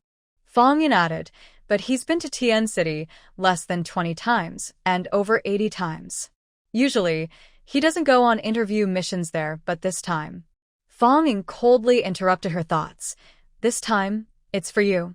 Fong Yun instantly tensed up, feeling her hair stand on end and trembling slightly. What does he want to do? He's about to get married. He's involved with Lan Meng and he still wants to bully me? Fong Yun wasn't stupid at all. Don't scare yourself. We'll see what happens, Fong Ying said. Fong Yun also thought she was just scaring herself. They were overthinking. Li Yuan was still a person. Although he had some unlikable traits, he was a decent person with a good reputation. He was someone important, after all. Is the photographer male or female? How is their character? Fong Ying asked. He's a man, an older senior. He's about to retire in 2 years. He's always been a kind person at work, well-liked by everyone, Fong Yun replied. Who knows? Fong Ying said noncommittally. Fong Yun rubbed her arms nervously. No, I can't do this. Now that you said that, I'm afraid to ride alone with them. What should I do? Easy. I'll go to Jean City tomorrow, and you can ride in my car, Fong Ying said. But don't tell them I'm going just to accompany you. Just say I'm on a business trip and passing through. Okay, Fong Yun said, feeling touched. She threw her arms around Fong Ying. You're such a good sister. What would I do without you? Fong Ying was jostled, and suddenly she felt sick, dizzy, and her stomach turned upside down. Wow, she vomited all over herself. Fong Yun. Fong Ying turned her head, emptied her stomach, and finally felt better. She looked at Fong Yun, who was pale and frozen in place, unsure how to remove her clothes. Fong Ying said, I didn't on your head. I really am a good sister. Fong Yun screamed and ran to the bathroom. The next morning, Fong Ying woke up and said to Feng Zhua and Feng Yu, Today you rest. I'll take you out to play in my car. Feng Zhua and Feng Yu's eyes lit up immediately. My sister? Absolutely. There's no one more close than Fong Ying in this world. Exactly. I'm worried Uncle Qian will be mad, Feng Zhua said. Qian Lai also held a special place in their hearts. They weren't ungrateful. When they were young boys and couldn't even afford a meal, Qian Lai took them in and brought them home. Feng Yu said, Maybe we should go alone, or both go together. No one will be left behind. Fong Ying waved her hand. Then we won't sell noodles anymore. Noodles are a disgrace to our Dongxing restaurant. We won't sell noodles anymore. Just sell ready-made dried noodles. Feng Zhua and Feng Yu. Aren't those just noodles too? Fooling themselves? But they didn't have to need noodles every day anymore, and suddenly they felt very happy. Needing noodles every day, they were tired of it. Sometimes, thinking about having to need noodles for a lifetime, they felt hopeless. Noodles didn't taste good anymore. Now, they finally felt free. Pack up your luggage. We're going out for 3 or 5 days to Jin City to have fun, Feng Ying said. Feng Zhua and Feng Yu's eyes sparkled with excitement. They had never been so far from home before. He immediately let out a loud cry and ran back to his room to pack his luggage. Linchi was about to cry too. With a trembling voice, he said, "Sister-in-law, what about me? Will you take me? I've never been to Jin City." "You can't come with us." Feng Ying patted his shoulder. "If you leave, this family will fall apart. No, both of my factories will have to close down. Without you, who will deliver goods to the train station? Who will deliver to the TV station? Who will help me receive baskets and send side baskets? You are too important to me." Oh, Linchi was not so sad anymore. Feng Ying suddenly moved closer and whispered, "And this time, I'm sending them on a dangerous mission that might even threaten their lives. Such a risky task, sister-in-law can't bear to let you go." Linchi's eyes filled with tears instantly. He grabbed her arm and said, "Then sister-in-law, you shouldn't go either. It's too dangerous. This is a secret mission and I have to go. Don't ask too many questions. You can't tell anyone. Just stay home and protect yourself. When I come back, I'll bring you something tasty. Be good," Feng Ying said. "When I return, I'll take you for a drive every day." Linchi looked at Feng Ying, thinking she must be someone special trained for a secret mission, perhaps with a special identity, and immediately dared not ask more. But tears still fell down his face. Feng Ying said, "Wipe your tears quickly, don't your cover. Just go deliver the goods as usual." "Okay. Sister-in-law, come back safe. I'll wait for you." After saying that, he looked deeply at Feng Ying, then turned around, mounted his tricycle, and pedaled away quickly. Feng Ying came out carrying a small bag and whispered, "Be gentle when fooling him. If you fool him too much, he might get crippled and rely on you forever." Feng Ying also felt she might have gone a bit too far. The child is grown up. She really needs to be more careful with her tricks in the future. She also knew that Linchi was a love-struck fool. In her previous life, in his early 20s, he was enchanted by a woman 7 years older, a so-called big sister, who was the most devoted admirer, washing her feet and massaging her every day. Whatever she asked, he did. He earned all his money for her, and his pockets were always clean, never a penny of pocket money for himself. Later, he even listened to her and brought her entire family to live with him. That woman's family was from a rural area near Beijing. And it got even more dramatic. She had actually been married before, without a formal marriage certificate, and had a child with a young, educated youth. That child never had a good life back home. The family mistreated him. The whole family moved to Beijing to enjoy a better life, leaving him alone in the countryside, eating whatever was available. The boy grew to 10 years old and asked for the address, then came alone. At that time, Lin Qi had just married a woman. When he found out about this, they had a big fight. But the next morning, they made up and accepted the boy, letting him stay. The woman's family saw this and thought it was easy to control him, so they started to bully him even more. Later, the woman's brother-in-law stole something and was about to be caught. The woman asked Lin Qi to take the blame. She said it was just a small theft, a bag with a few dozen yuan inside. Lin Qi had connections and was new to this, so he thought a few words of warning would be enough. He believed her and went to admit he stole the bag. But the bag belonged to a researcher, containing important secrets and a large check. Lin Qi was quickly caught and punished harshly. Feng Ying sighed, thinking that falling in love blindly is not good. When she had free time, she decided to find the woman and tell her to let her deadbeat fiancé marry her. so she wouldn't cause trouble for her family's simple-minded guy. Manhwa and Fengyu had already packed their bags and were ready to leave. Feng took them, along with Lin Xiao, and went out together. She took Lin Xiao to work and also told Qianlai, so he wouldn't get too worried. Qianlai was almost crazy when he heard they'd be gone for 3 or 5 days. Can we still get through these days? Can we? He shouted. If you're not here, fine. You don't work anyway. Without them, will my restaurant close? Uncle, you're so stubborn. Is noodles the only main food in the world? Can't you cook rice? Make dumplings? Steam buns? Feng said. Qianlai felt guilty, but looked at the bubbling soup pot that Li Chui was cooking. He realized those things don't go with soup. Yeah, I thought so. Feng got off the car and handed him a bag of dried noodles. Just make do for now. When I come back, I'll teach them to make hollow noodles. That would be really special. Hollow noodles? Okay, I'll wait. Qianlai changed the subject. But he couldn't avoid it. The girl's eyes kept drifting toward Fuqiang. She was threatening him. If he said another harsh word, she'd probably go teach Fuqiang's people how to make those hollow noodles, right? Come back early, he said weakly. Please ask Uncle to pick up my sister with Brother Chong these days, Feng said. Lin Xiao was immediately touched. Her sister-in-law hadn't forgotten about her. Although she wasn't taken out to play, she understood. Manhwa and Fengyu had already left, and if she left too, Qianlai would really go crazy. Plus, she didn't want to go out to play. She wanted to earn money. Last month, she earned 100 yuan. In addition to her basic salary, she also worked extra shifts at the food factory and received double pay on weekends. Today and tomorrow are the weekend, and she doesn't want to leave. Feng gently touched her little braid. Wait until your sister-in-law comes back to take you shopping and buy new clothes. Okay.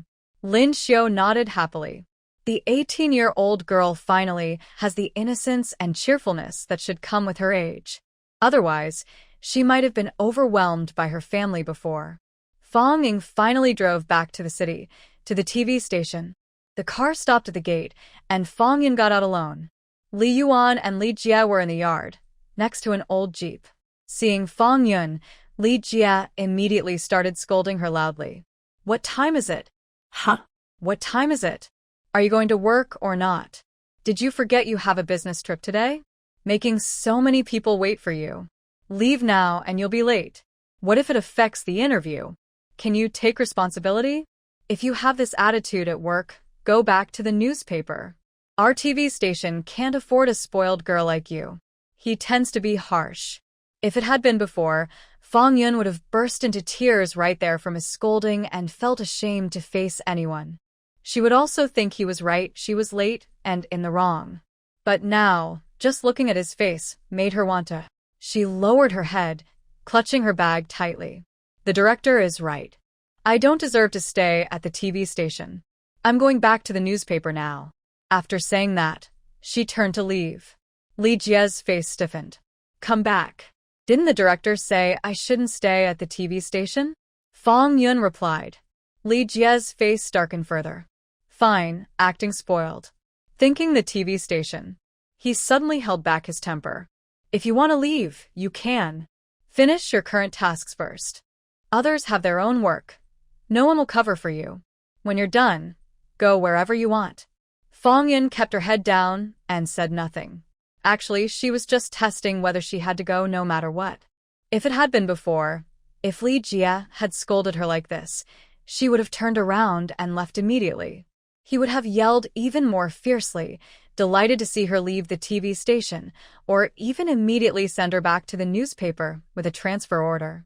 But now, he had tolerated her and insisted she complete this task.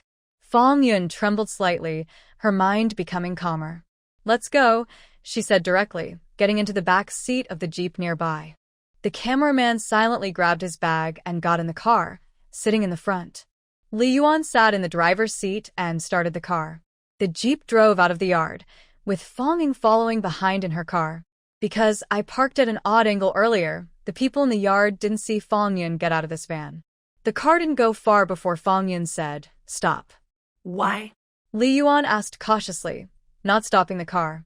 What's wrong? I need to use the bathroom, Fong Yun replied. Li Yuan looked ahead and saw a public restroom by the roadside, so he stopped the car.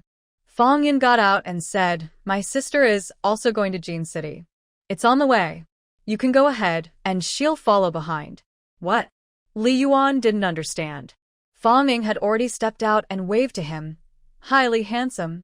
I heard you're getting married? Congratulations. Seeing her made Li Yuan very angry. She kept bringing up things he didn't want to talk about. Getting married? Yes, it's because of you. Do you have to say everything? You always interfere in my life, he shouted. Fong Ying looked surprised and said loudly, Blue Dream said yesterday she's pregnant with your child. And you still don't want to marry her? Are you even human? She's lying. Li Yuan yelled. You believe everything she says? Are you stupid? I even said you're pregnant with my child, so is it true? He said it casually, but it made Fong Ying very angry. Her child was precious and hard to have, something she and her uncle had waited for their whole lives. And hearing it come from such a rude person felt like dirt. But she didn't get mad. Instead, she looked surprised and asked, You don't admit it? You look so upset. If the child isn't yours, then who is it? Who got her pregnant? Since she came to the TV station, she's been living and working there. She's always on missions, either with you or others from the station. Who does she contact most? She asked eagerly, looking at the cameraman. The cameraman was kind, but not stupid. He was holding his camera bag, pretending not to see anything, with his head almost in his coat. His shoulders trembled. He was clearly nervous. What a silly girl. She dared to say anything. Thinking carefully, since Blue Dream arrived at the station, besides Li Yuan, she also interacted a lot with the director. Everyone knew this, or else the rumors wouldn't have spread so quickly yesterday. Rumors don't start without a reason. No, I'm too curious. I like to get to the bottom of things. I need to ask Blue Dream. If you won't admit the child is yours, then whose is it? Is she really as casual as others say? Fong Ying said. You. Li Yuan's face turned pale. If she really told Lan Meng would definitely blame him to protect her own reputation. Then his reputation would be ruined, and he wouldn't get a promotion. Mind your own business. Don't always worry about others, he said as he stepped on the gas and drove away. Fong Ying snorted coldly. You're so stupid. Just run away, and I won't say anything? My mouth is on me. I can say whatever I want.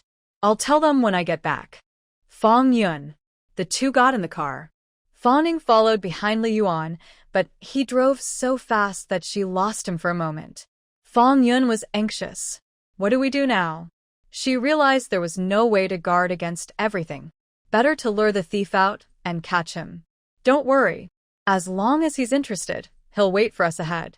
He's just afraid we'll lose him, Fong Ying said. Sure enough, not far ahead at a fork in the road, they saw Li Yuan's car. Seeing Fong Ying's been follow, Li Yuan waved his hand to signal her before getting into his car and driving on. Fong Yun crossed her arms and felt her body hair stand on end. It was like a dog hiding in the bushes ahead, ready to jump out and bite you at any moment. She felt nervous and scared. Feng Zhua and Feng Yu, very sensitive to danger, immediately asked in unison, What's going on? Fong Ying told the truth. Actually, I brought you out not just for fun. I suspect that the man just now might be against my sister, so I brought you as bodyguards. Feng Zhua immediately said, Catch up, don't stop the car. Pull him out and teach him a lesson. Feng Yu said, No, that's not right. We'd be in trouble. Feng Zhua said, Then wait until tonight. Put a sack over his head. Feng Yu agreed, that works. Fong Ying. Are you kidding? Putting a sack over his head, he wouldn't guess? As long as he says he saw you, then it's you, Fong Ying said. Li Yuan had no enemies in Jean City. If he was beaten up, the suspect could only be Fong Ying. If it was a man, then it was Feng Zhua or Feng Yu. So what do we do? The two asked together. Of course, we fight him and make sure he doesn't dare to complain, Fong Ying said. What should we do? The three asked again. That depends on what he decides to do. Fong Ying looked at Fong Yun and said, Sister, you can't be afraid to catch the wolf if you don't let go of the kid. Fong Yun crossed her arms, her voice trembling a little. I understand. I just worry about being bullied. What if he doesn't admit it? Fong Ying said, then we have a cameraman, right? I think he's pretty honest looking. We can probe him, borrow something from him. Regardless of which side this person belongs to, she just borrowed something. If he is from Li Yuan's side, then it's stealing. Take one step at a time, respond as needed, Fong Ying said. But from now on, Fong Yun can't take her eyes off you too. Okay, we understand, Fong Zhua and Fong Yu both said at the same time. With that, Fong Yun felt at ease. Fong Zhua and Fong Yu practiced their skills early every morning. She has seen them a few times and trusts these two strong young men very much. They handle Li Yuan as if playing. From Beijing to Tianjin by high-speed train takes half an hour, but now the road conditions require a whole day of driving. Also, Fong Ying often has to stop and for a while. Li Yuan waits at a fork in the road because they can't keep up. Fong Ying also notices. Fong Ying gets car sick. She insists on driving despite being so sick, just to protect her from danger and bullying. Fong Yun is deeply touched. Fong Ying wipes her mouth and continues driving. She has had car sickness before, but after driving more, she stopped getting sick. Her body isn't used to it yet, and since she's pregnant, she vomits badly.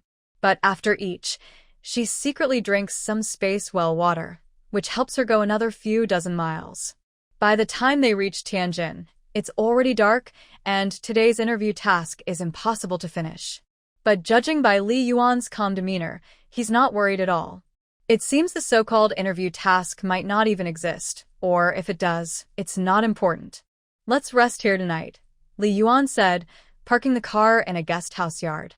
It's a factory guest house, a large courtyard with a traditional courtyard-style house, rooms on 3 sides, and a small garden in the middle. It's simple. Outside the yard is either a factory or wasteland, not residential. It's dark and quiet now, with occasional bird calls. We used to stay here when we came to Tianjin for interviews, Li Yuan said, greeting the manager, who came over. He seemed very familiar, probably a frequent visitor. Brother Wang, any good food tonight? Let me see, Li Yuan asked. The manager, in his 30s, smiled and said, you're lucky. We just got some wild game today. Come, let's go to the kitchen. They walked off shoulder to shoulder. Fong Yun frowned as she looked around. She had been on business trips to Tianjin before, but never stayed overnight. She always took the train and left the same day. She wasn't sure if Li Yuan's words were true. Soon, Li Yuan returned with 2 keys. There aren't many rooms left, just 2 single rooms, he said, looking at Fong Ying. You're from another organization, so we don't handle your meals or accommodations. You'll have to find your own place to stay. Fong Ying looked around. The yard was very dark, with 3 rows of houses. Only a few rooms had lights on. Most were in darkness. Stupid, can't even lie properly. Fong Ying was blind to the problems. She rolled her eyes and said, do you think I want to live in this broken place? It's creepy. Come on, sister, let's stay at a big hotel. Even the night couldn't hide Li Yuan's darker face for a moment. No, he said. Why not? Fong Ying asked. Li Yuan paused for several seconds before replying. Our work rules say that people going out for interviews must go together. No one can go alone. Oh, so that's the rule. Fine, Fong Ying said. Sister, just stay here for one night. Okay. Fong Yun agreed. Listening carefully, her voice sounded a bit tense. She was only in her early 20s and hadn't experienced this before. She was a little scared. Li Yuan quietly exhaled in relief and immediately handed her a key. He also took a key himself and told the photographer to stay in the same room with him. Fong Ying followed Fong Yun and found the room by the number on the key. It was the last one in a row of houses. Li Yuan and the photographer stayed in another house in a different row. It was quite far away, so it seemed safe. What should I do? What should I do? Fong Yun asked nervously after entering the room. Are you really going to leave me here alone? You can't catch a wolf if you're afraid of losing your child, Fong Ying said, glancing around. The room was small, about 10 square meters. There was a table and chair near the door, a single bed inside, and a cabinet in the corner, Very simple. She checked the door lock. It was a latch that could be pushed open easily from inside, like a kick could break it. But Fong Ying didn't think Li Yuan would kick the door down. How many rooms in the yard had lights on? Wait. Fong Ying whispered to Feng Zhua and Feng Yu, you guys go out quietly and check if there's anyone in those rooms with lights on. And check all the rooms without lights. See if anyone's there. Feng Zhua and Feng Yu nodded silently and immediately went out. Fong Ying pulled the curtains, turned off the lights, and watched the two outside. She saw them pretending to go to the outhouse at the corner of the yard, then they didn't come back out. She guessed they might have climbed over the wall behind the toilet. Her sharp ears caught the sound of movement. That meant she couldn't see anything anymore. She turned the lights back on and kept watching inside. There was a small window on the back wall, protected by iron bars for security. She reached out and pulled it. It was very sturdy. Look under the bed. No one is hiding there. She casually opened an old cabinet that was about 20 or 30 years old. The cabinet was about her height, rectangular, somewhat deep, and empty inside. Just as she was about to close the cabinet door, she suddenly noticed that the bottom of the cabinet was heavily worn. The door was painted red, but the paint was faded and patchy, revealing the natural wood color underneath. The wear was so severe at the bottom that it looked like a threshold. Fong Ying paused, gently placing her hand on the back panel of the cabinet. Whenever she touched an object, her mind would form a complete picture of it, telling her what she was holding. If it was a box, she could see inside, as if through a special view. If it was an apple, she could see how many seeds it had and whether there were bugs. Now she placed her hand on the cabinet and realized that its shape was not what it appeared to be from the outside. It was actually embedded into the wall. What she was touching was not just a simple wooden board. It had switches and hinges, making it a door. She couldn't see what was behind the door. Her mental power only allowed her to see the objects she touched, and only within a limited distance.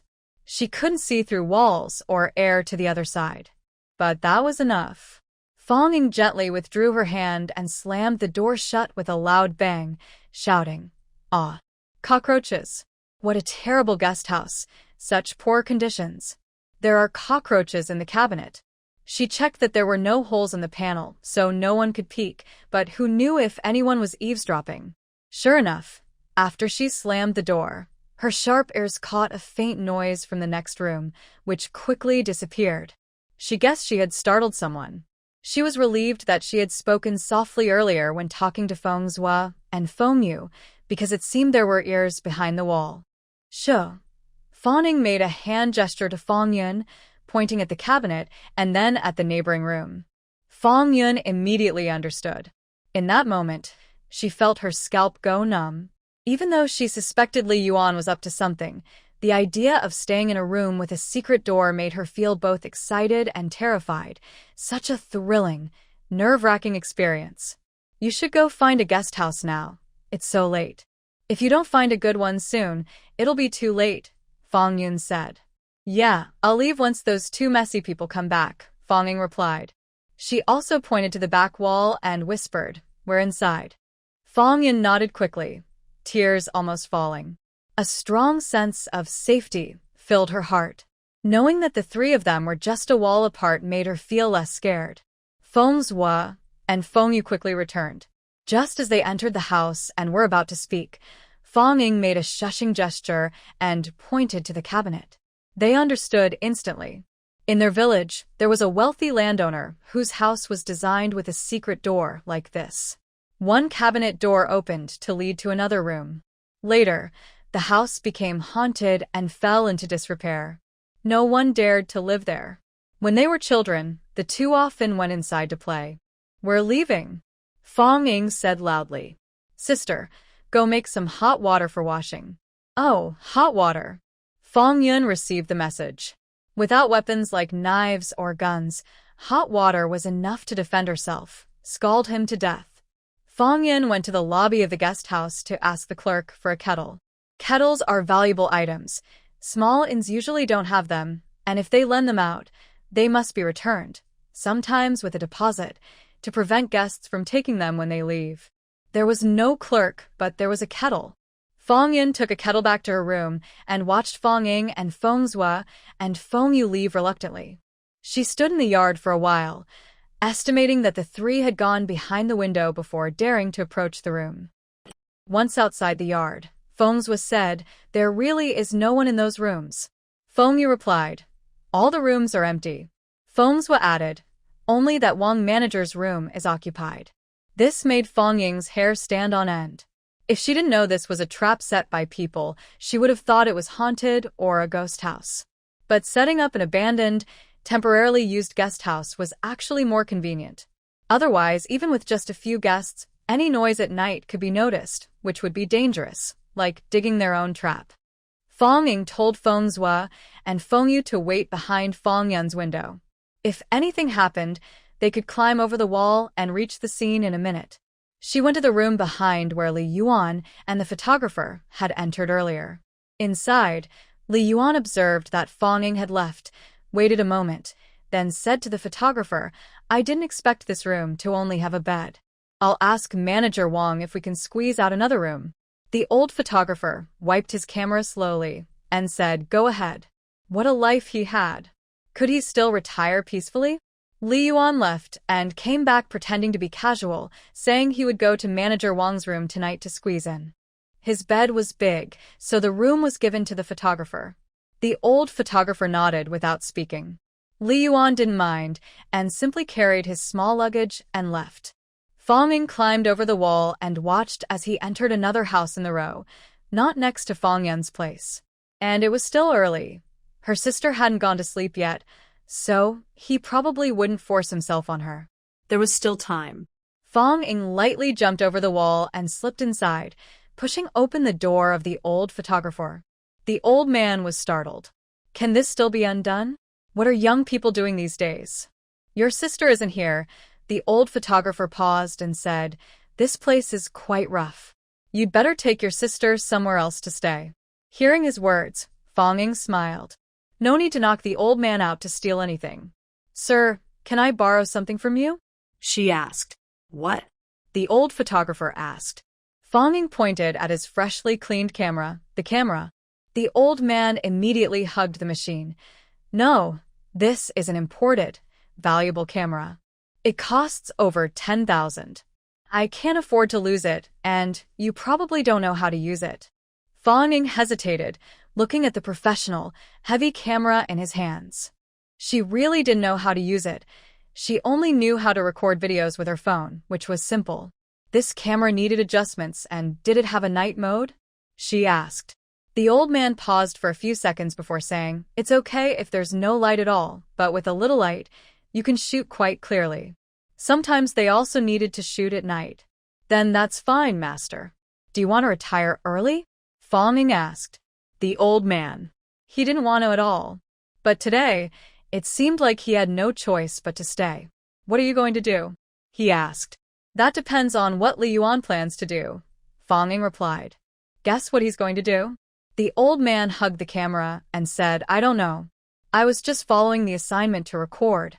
Fong Ying smiled. "Yes, your job is to record, but this time, what you're recording is a bit different." The old man interrupted her. "Something that could let me retire early." "Sir, are you going to watch evil do wrong and do nothing?" Fong Ying said. The old man didn't speak. "And if we really record something bad, Li Yuan will be finished and Li Jie can't run away. They're doomed. No one can do anything to you. You're a hero. My dad, and I will protect you. Do you have grandchildren or grandchildren who are unemployed? I can give you a few job opportunities," Fong Ying said. Nothing was more convincing than her last words. The old man said, "I have 3 grandsons and 4 granddaughters, and they all went to the countryside." Fong Ying. "It's okay. I've transferred them back to the city. Within a month, I'll arrange decent jobs for them. I'm a factory manager. I don't know if you've heard of that." Of course, the old man had heard of it. He had even tasted the delicious duck neck from Juoe. It was really good and would definitely sell well. This was a factory with a bright future. He picked up the camera and asked, "How should we record this?" Fong Ying smiled. "Let's start now. We'll show the beginning, development, and ending. Expose him." The old man nodded, lifted the camera, and followed her out. Then Fong Ying noticed that the old man was quite skilled. He moved quietly and swiftly, very agile and professional, an expert at sneaking around. In the dark, the old man whispered, "I used to be a war correspondent." People of his age grew up amid chaos and survived gunfire and explosions. These small scenes are nothing to him. Fong Ying looked at him with respect. "Sir, you should retire. I'll give you a better future." The old man shot her a glance, then crossed her to approach Li Yuan's room. The light was on inside. Even the thin walls couldn't block the sounds from inside. They heard Li Yuan flattering Wang Kun, saying, "Thanks, Brother Wang, for helping me so much. When I succeed, I'll treat you to some sweets." Wang Kun smiled. "Sweet treats are easy. Just remember your promises. When will you send the person over?" "Very soon. Once I get everything sorted here, I'll send him the next day," Li Yuan replied. Wang Kun smiled again. His smile was cold, with a hint of sarcasm and admiration. "She's pregnant with your child, and you're willing to send her away. You're a man of great ambition," he said. Fong Ying. She turned to look at the cameraman beside her. The old man held the camera steadily, but his fingertips were clenched tightly, veins bulging. It seemed he was also upset inside. She felt the same. She had thought Li Yuan was just a foolish man who beat his wife. But she had underestimated him. Was he planning to give Lan Meng to this person? Whether Lan Meng had been with him or not, she was an independent person. If he just decided to send her away, he didn't see her as a person at all. Of course, she didn't feel sorry for Lan Meng. She was just stating facts. Li Yuan changed to an angry expression. "Don't mention that woman. The child in her belly." He initially wanted to say he didn't know whose it was, but then he remembered Fong Ying's words earlier that day. He thought, no way everyone believes it's not his or his father's. That's unacceptable. That is her child with her lover from the countryside, not mine, he said. "Oh, I see." Wang Kun believed him. "Then I accept it gladly," he said with a smile. He has a younger brother who has been mentally challenged since childhood and cannot marry. His family is picky and doesn't want a simple-minded wife to add to their burden. They want a healthy, smart woman, preferably clever, so that if their future children are not simple-minded, they will be smart. Their family can then rely on their son to take care of them. But they don't want to spend too much money. This makes it difficult. Coincidentally, a distant relative, Li Yuan, came to ask for help with a good deed. If it worked out, he promised to give him a sister-in-law. When he heard she worked at a TV station and was a college student, he agreed immediately, thinking she must be very attractive. Otherwise, Li Yuan wouldn't have taken the risk. However, her family background was too ordinary, which was a problem for him. Li Yuan seemed a bit excited and nervous, asking eagerly, "Brother Wang, have you given her the medicine?" "Yes, dozens of pills. I guarantee that just one sip of water from that old man and she'll be out cold," Wang Kun said. He put sleeping pills into the hot water bottle at the front desk to be extra sure. But neither of them knew that because of their nervousness, neither of them drank any water. "All right, go to sleep. Things will get busy in the middle of the night," Wang Kun said with a smile and turned off the light. Only he knew how to open that secret door, so he had to go help. The cameraman turned off the camera before he turned off the light, or else they would see the small red light on the camera. The two quietly retreated. Fong Ying looked again at the cameraman. The old man already had a murderous look on his face. Did he really plan to kill him with dozens of sleeping pills? "We can't let them get away with this," the old man said. Fong Ying humbly asked, "Old master, do you have a good plan?" The old man looked around and said, "This big yard can be used for them, so it's not a small matter. Go find out where Brother Wang lives and what his wife is doing." Fong Ying, your grandpa is truly your grandpa. He's ruthless and cruel. In the dark, Fong Ying didn't know Wang Kun, and the neighbors probably didn't recognize this sudden stranger, the mysterious shop owner. So, it was hard to gather information. The old man was also a bit troubled. Finally, Fong Ying said, "Leave this to me. Old master, you go back to your room and rest for a while." He spoke respectfully and asked, if necessary, should I bring his wife here? In the darkness, The old man's eyes flickered with a faint glow as he stared at Fong Ying. Honestly, in ruthlessness, this girl was no less than him, and she was smarter. He liked that. If necessary, of course, bring her, he said. All right, just watch and see. I'll be right back, says Fong Ying. Seeing the photographer quietly return to the room, Fong Ying also leaves. Soon, she drives back and rushes into the yard, knocking loudly on the front door. Is anyone there? Is anyone there? She shouts loudly. Wang Kun quickly comes out and asks kindly, young comrade, what's the matter? He doesn't know who Fong Ying is, but seeing her drive a van, he regards her more highly. I'm lost, Fong Ying says. The two useless people in the car went down to ask, but they disappeared. Manager Wang. Where is this place? How do I get to the nearest guest house? The nearest? You follow the road ahead south, then when you reach the front, go east, then after 3 more road sections, turn west. Stop, stop, stop. I don't understand directions, Fong Ying interrupts. I can't tell east from west. Is there a village nearby where I can stay? But only if the family is trustworthy, otherwise I won't dare to stay. Those two useless people aren't here. Manager Wang, where do you live? Is it reliable? Wang Kun chuckles and says, of course my place is reliable, but it's a bit far. How far? Fong Ying asks. Wang Kun pauses and says, even if I tell you, you won't find it. Fong Ying acts as if she didn't hear and says, do you have a good room where I can stay alone? And a place to take a shower? Are you married? You look to be over 30. How good is your wife at cooking? Can she make 4 dishes and a soup for me? Wang Kun's face darkens as he hears this, but Fong Ying continues, 1 night's stay costs 100 yuan. Wang Kun's expression suddenly brightens, and he asks in surprise, 100 yuan? Fong Ying blinks and says, yes, since I'm not paying. Our factory will reimburse, but you have to give me 50 back. Wang Kun laughs, realizing her meaning. 50 won't do. I promise to cook 4 dishes and a soup for you, all delicacies you can't find outside. He looks at Fong Ying's figure and thinks, she's quite plump. She must love eating. All right then, but it has to be really good, Fong Ying says. Of course, of course. But remember, it's 100 per day. How many days will you stay? Wang Kun asks. 3 or 5 days. I'm the director of a food factory. I don't know if Section Chief Li told you, but I'm here to buy supplies, Fong Ying replies. Once I buy what I need, I'll leave. Wang Kun's eyes light up even more. Food factory director? Buying supplies? What are you buying? How much are you planning to spend? He asks. Buy some mountain products. The first budget is only 10,000 yuan. If the quality is good and sales are high, I can't promise it will be tens of thousands, Fong Ying said. Wang Kun was completely excited. If this job fell into his hands, he could take half of the profit. And this girl spoke so simply, she seemed straightforward and honest. Let's go. I'll take you to my house, so you can sister-in-law's cooking. My father-in-law and I are from a production team near the mountains, so we have all kinds of mountain products. If you're buying mountain goods, come to me, it's a sure thing.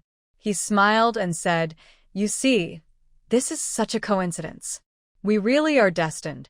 Yeah, Fong Ying replied with a smile, then suddenly cursed. Those two fools don't even know where they went. At least one of them should come back tonight to look at the car, or else on the car. She stopped herself and said to Wang Kun, forget it. Staying at your place is better than at a guest house. Do you have a yard? Wang Kun's worries eased. No wonder she didn't want to stay at a guest house. If she had money for the car, staying at a guest house wouldn't be safe. Too many people, too many hands. It's better to find a trustworthy family to stay with. As a manager, he was the most reliable person she could contact. Come on. My yard is big enough for several cars, he said and got into Fong Ying's car. Li Yuan, who was behind, hurried out of the house, shouting, Brother Wang. Wang Kun turned back and said, my home isn't far. I'll take her back and then come right back. Li Yuan smiled, glanced at Fong Ying, and went back inside. Unfortunately, this girl was married now and her in-laws were not to be messed with. Otherwise, he would have sold her to Wang Kun's foolish younger brother, just perfect. As the car left the yard, they heard Fengzhua, who had been waiting on the roadside, saying, "At least one of them came back," and he got into the car. He didn't know why Fang Ying suddenly changed plans and wanted to lure Wang Kun away, but he had just seen her and the photographer eavesdropping behind the wall. Wow, she was impressive. She quickly brought a whole group of photographers. In the car, Wang Kun glanced at the honest Fengzhua, but said nothing. Fang Ying pretended to scold him for a while and asked where Fengzhua had gone. Fengzhua replied he didn't know. Wang Kun became even more convinced about Fang Ying's claim of buying mountain products. Her commanding attitude was like that of a factory director. With his guidance, Fang Ying quickly drove the car to a small village not far away. It wasn't far, just a few turns. Without his directions, she wouldn't have found it. Seeing her return, the woman who opened the door looked happy and immediately asked, "Did it work?" Wang Kun instantly glared at her. The woman realized she had spoken the wrong words and then noticed two strangers behind him. "Oh, we have guests at home. Please come in," she smiled and said politely to Fang Ying and Fengzhua, as if she hadn't spoken at all before. What could they understand from just 3 words? Fang Ying smiled, knowing that these 3 words were enough. She and Fengzhua followed into the house. Wang Kun had already explained to his wife about Fang Ying staying over. He heard that she paid 100 yuan a day and had a 10,000 yuan shopping task, and the woman was very enthusiastic. But Fang Ying could tell from her extra warm attitude that she was happy today because something good had happened. If she wanted to ask, she could. She sweetly asked, "Does your family have some happy news?" The woman paused for a moment and then smiled. "It's my younger brother-in-law. He finally found someone he likes, and they are getting married." Suddenly, a loud, inhuman scream came from the yard. A man in his 20s was inside the house, holding onto the iron window bars and howling loudly at the car outside, seeming eager to go over. He looked clearly unwell. Fang Ying was a simple-minded older sister who spoke straightforwardly. She looked scared and asked, "Ah, why is there a fool here? Who is he? Your brother?" Wang Kun looked uncomfortable. His brother wasn't born foolish. He developed brain damage after a fever. Although he survived, he was left mentally disabled. They had a close bond since childhood. His brother had once persuaded him to go fishing by the river, and in winter, he fell into an ice hole and caught a fever. Wang Kun felt guilty and wanted to find a good wife for his brother, trying to treat him like a normal person. He also disliked others calling him a fool. But Fang Ying was now a benefactor, and he coldly said, "That's indeed my brother. He's not stupid, he's just a bit different from normal people." Fang Ying looked at him with a "you're not normal either" expression. Then she suddenly asked, "Huh? Your wife just said he successfully matched and is getting married? Is his fiancé also a fool?" Wang Kun didn't want to talk to her anymore. He gave his wife a look and said, "I told your sister-in-law to cook for you. Just wait and eat," and told her to shut up. "Oh, make it tasty. 4 dishes and a soup. If it's not good, it's not worth 100 yuan, Fang Ying said. Wang Kun hurriedly pulled his wife out. In the kitchen, his wife immediately asked, "Where did you find that fool?" "Li Yuan brought him," Wang Kun replied. "Ah? Could it be her? Then they really match," Yu Jing said. "It's not her," Wang Kun said. "It seems like Li Yuan is planning something against that person's sister. I heard her call her sister. But I don't know if they're really related." Yu Jing replied, "How could a real sister leave her alone in that broken place? Coming here to enjoy good food and live comfortably?" Wang Kun smiled. "It's you who thought of that. If she's not really related, I feel more at ease. If she's not really related, then if something happens to Fang Yun, she might not want to tell her. Even if she does, that silly girl probably wouldn't care. That silly girl doesn't seem like a good person. They lost a colleague, and in the middle of the night in a strange place, in such cold weather, she could freeze to death. But she doesn't go looking for her. She just scolds. It's settled now. There's no problem anymore. Take good care of her. I can still earn at least 5,000 or 8,000 yuan from her," Wang Kun said. "All right, go quickly. Help Xiao Li finish his work. When my brother has a wife and a healthy child in the future, we'll have one less thing to worry about," Yu Jing said, sighing with relief. Otherwise, her father-in-law, mother-in-law, and husband seemed to want her to adopt a child for her younger brother to take care of in the future. Why should she raise a fool's child? She doesn't want her own kid to suffer like that. If that fool has the ability, let him have his own children. If not, let him raise a wild kid. Anyway, she doesn't want that kid to harm her own children. Wang Kun left. When he saw how dark it was outside, he went back to the guest room.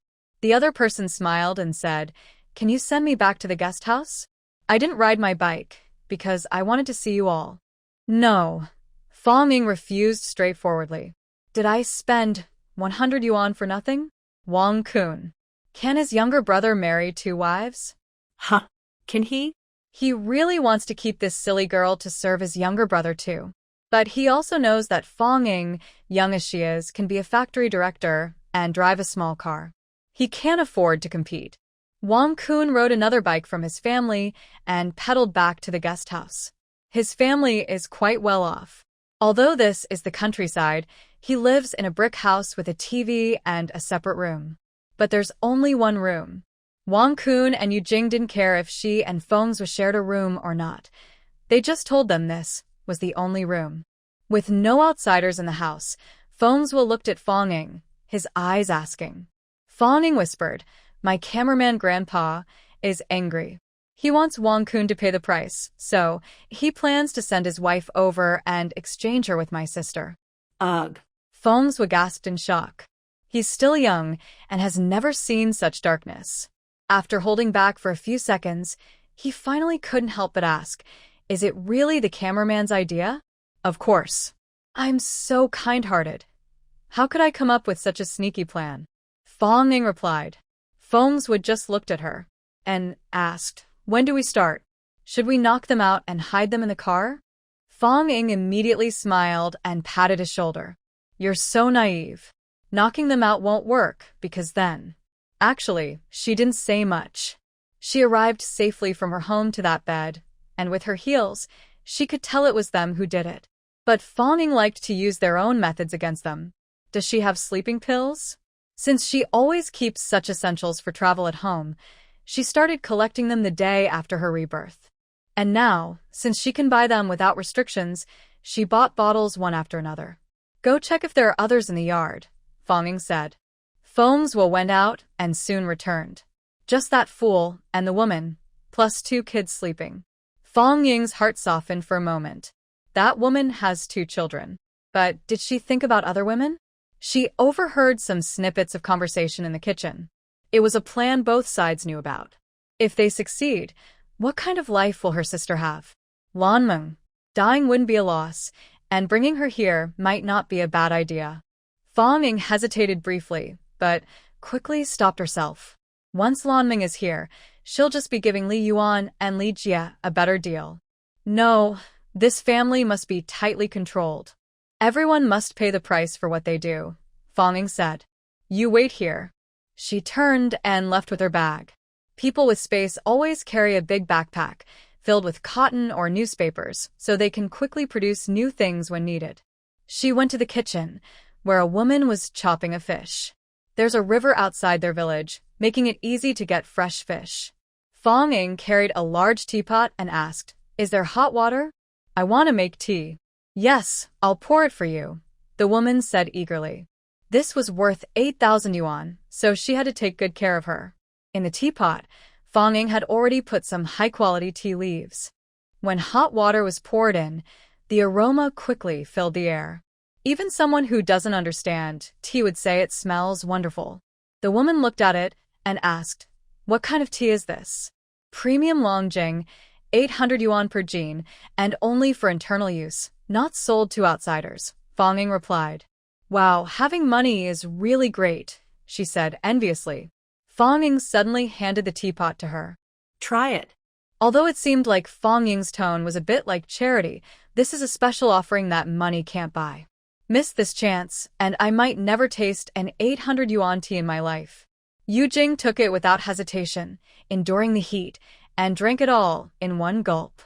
No free ride for anyone. "It's quite tasty, just a little bitter," Yu Jing said. Fang Ying. She added too much medicine. Who would have thought she could be so greedy?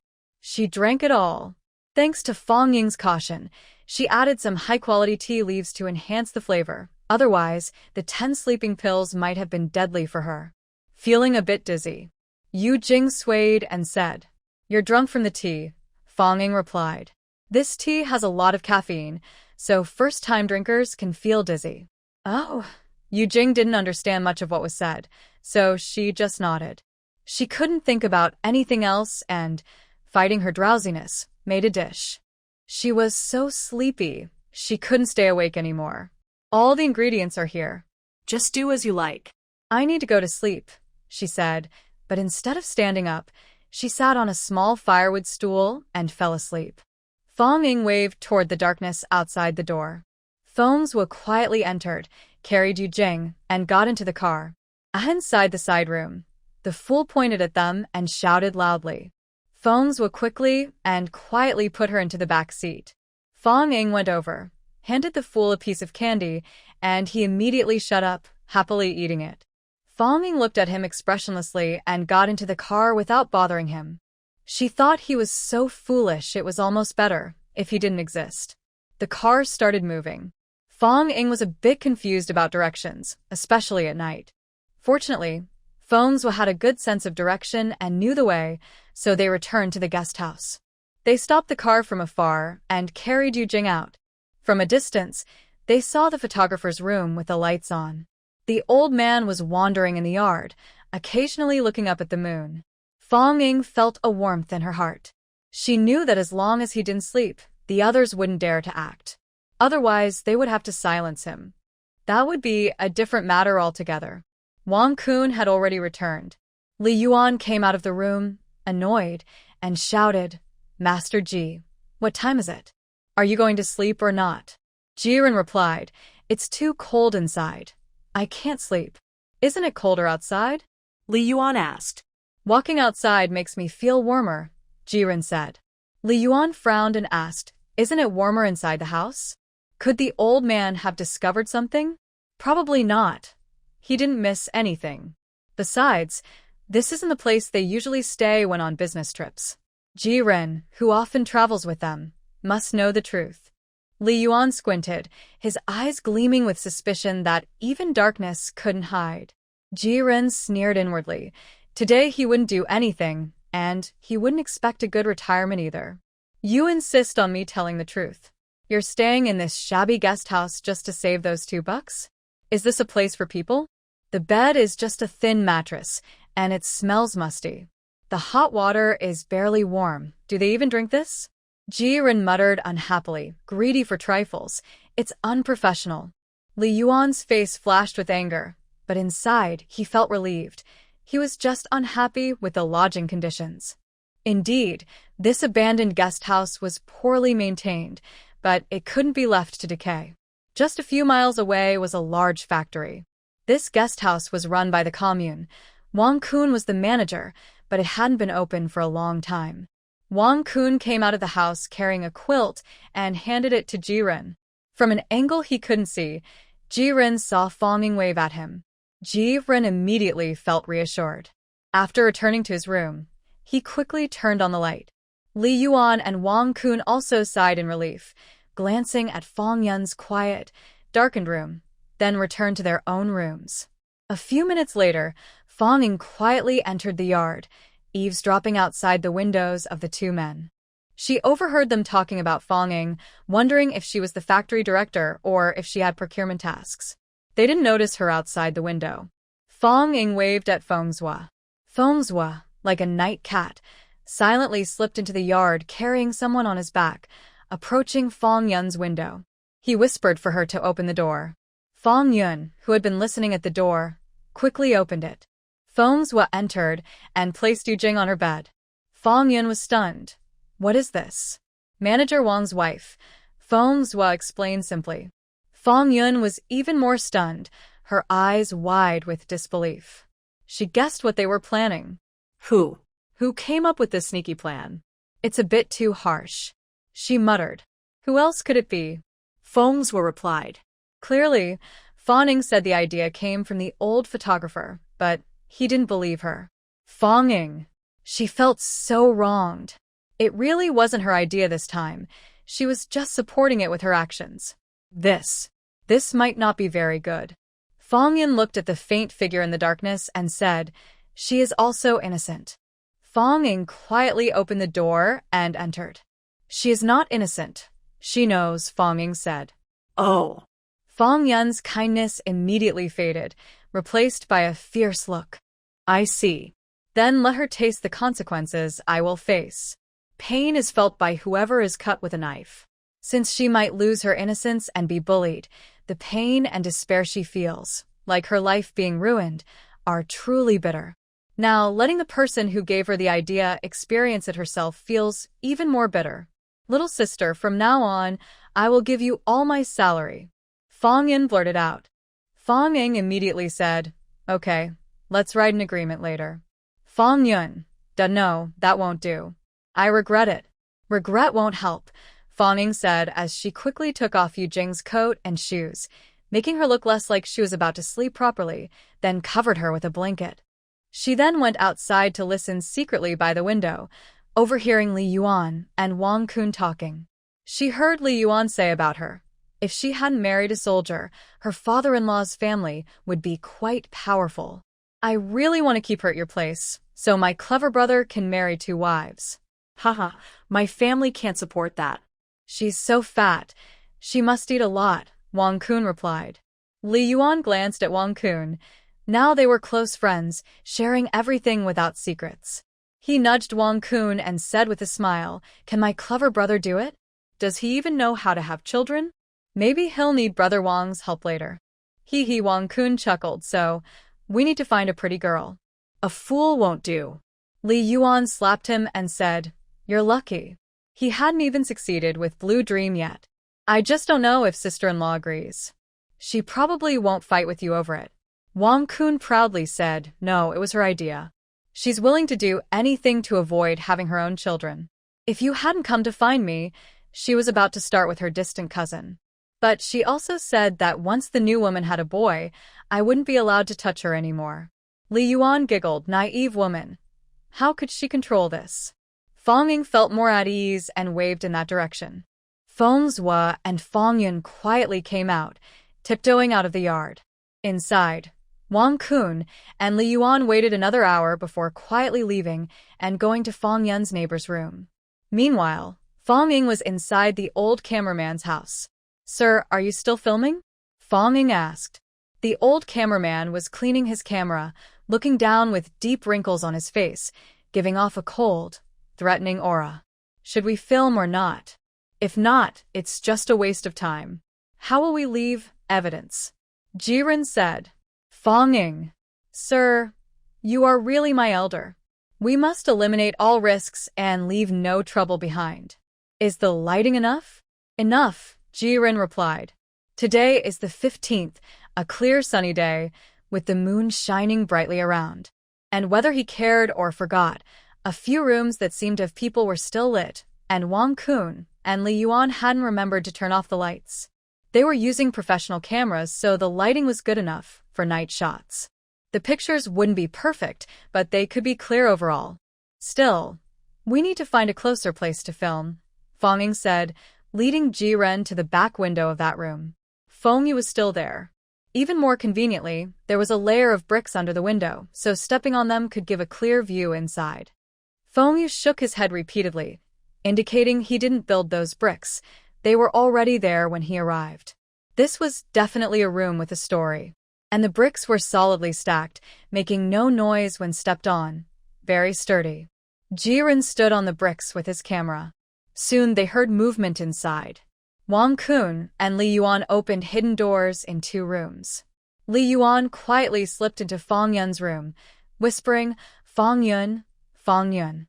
No one answered. He took a bold step and sat on the bed. Shaking, he reached his hand under the blanket, saying, "Don't blame me.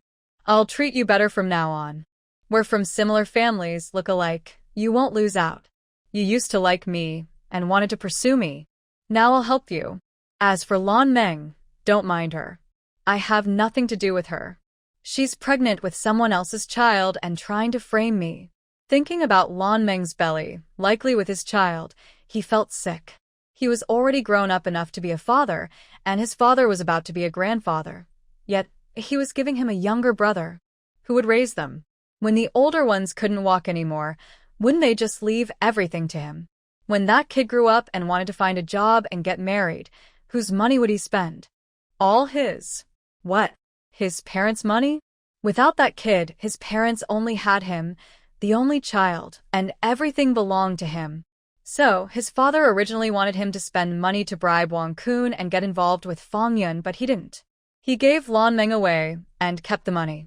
Regarding Lan Meng, his father also wants to spend money to calm things down, send her back to the countryside, find someone to marry her, and have children. He is quite happy about having a child in his old age. The more Li Yuan thought about it, the angrier he became. The angrier he was, the more excited he got, and his actions became faster. He tore off his clothes and climbed into bed.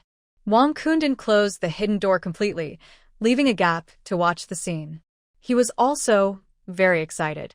After a few minutes, Li Yuan gave up. Wang Kun was stunned and immediately cursed. "You're such a rookie." Li Yuan angrily shouted, "Who told you to watch?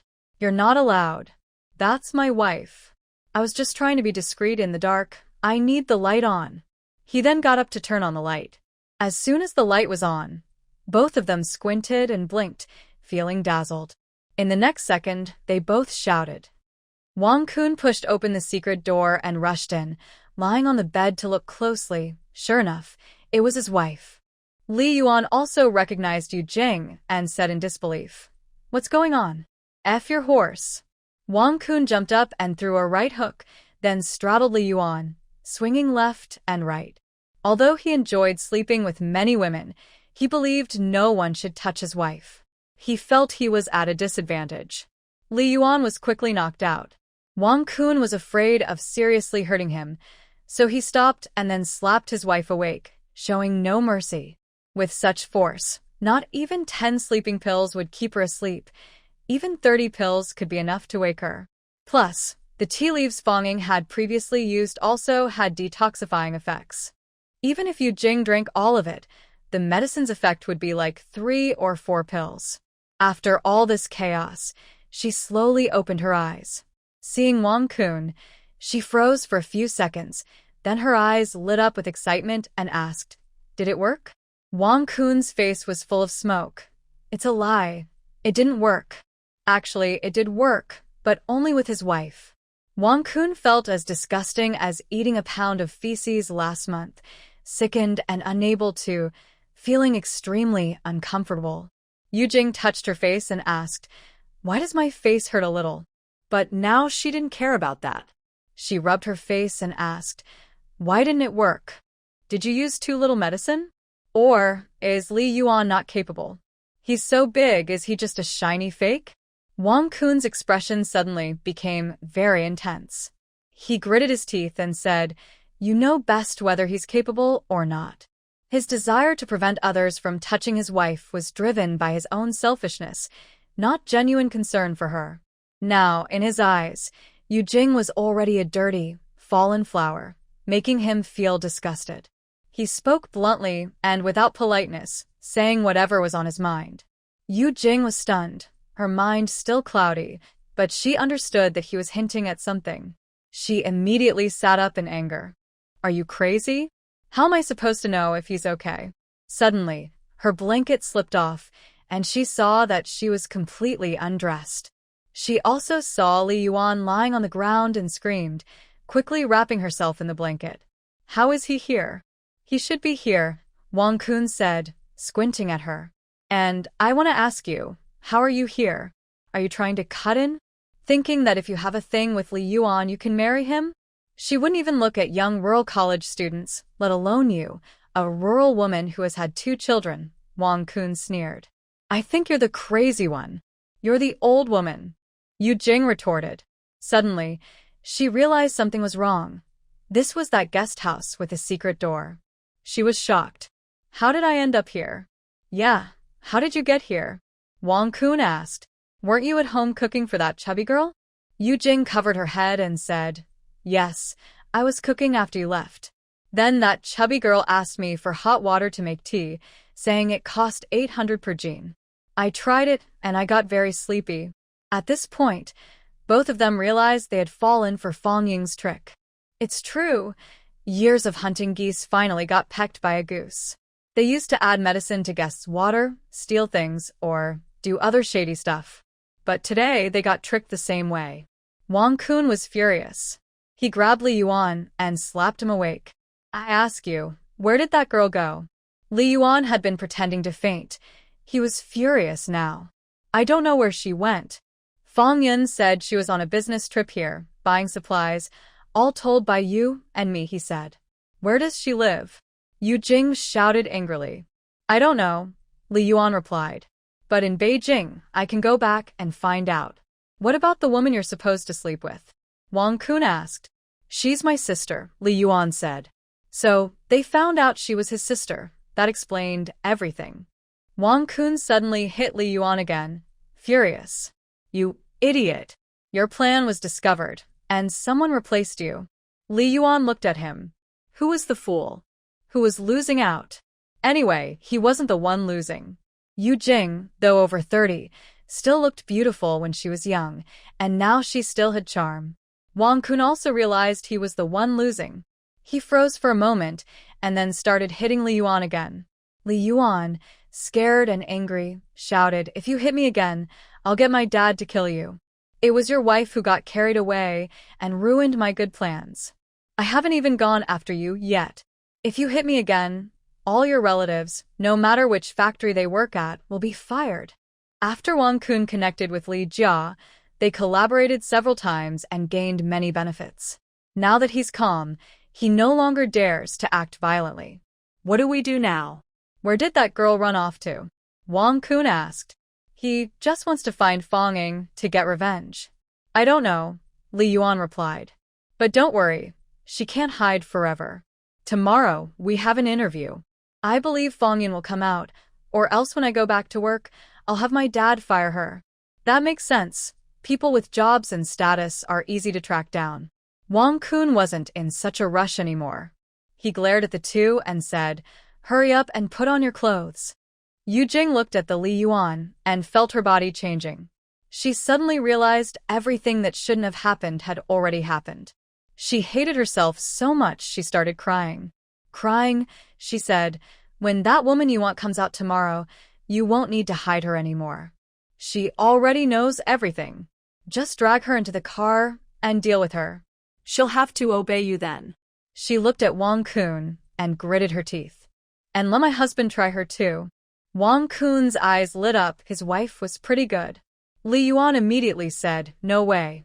Why not? You already touched me.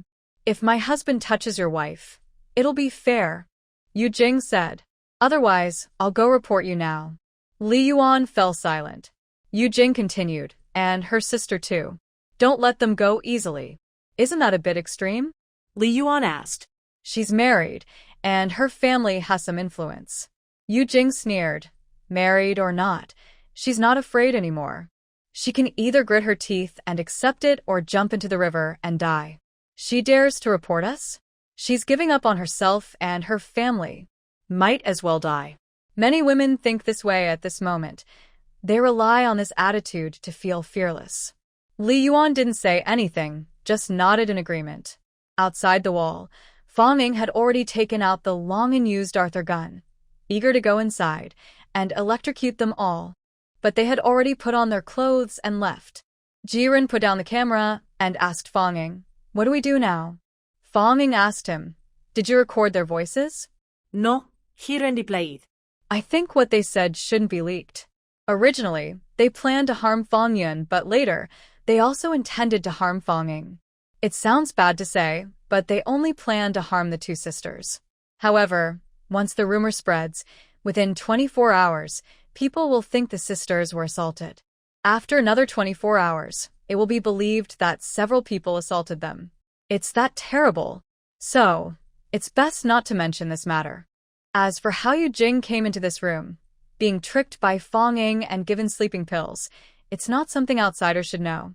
Her methods are also crossing the line, even though Fong Ying can deny it. Sir, you are very thoughtful. Thank you, Fong Ying sincerely said. She also thought the same. I didn't expect them to talk so much. Everything is out, Fong Ying said.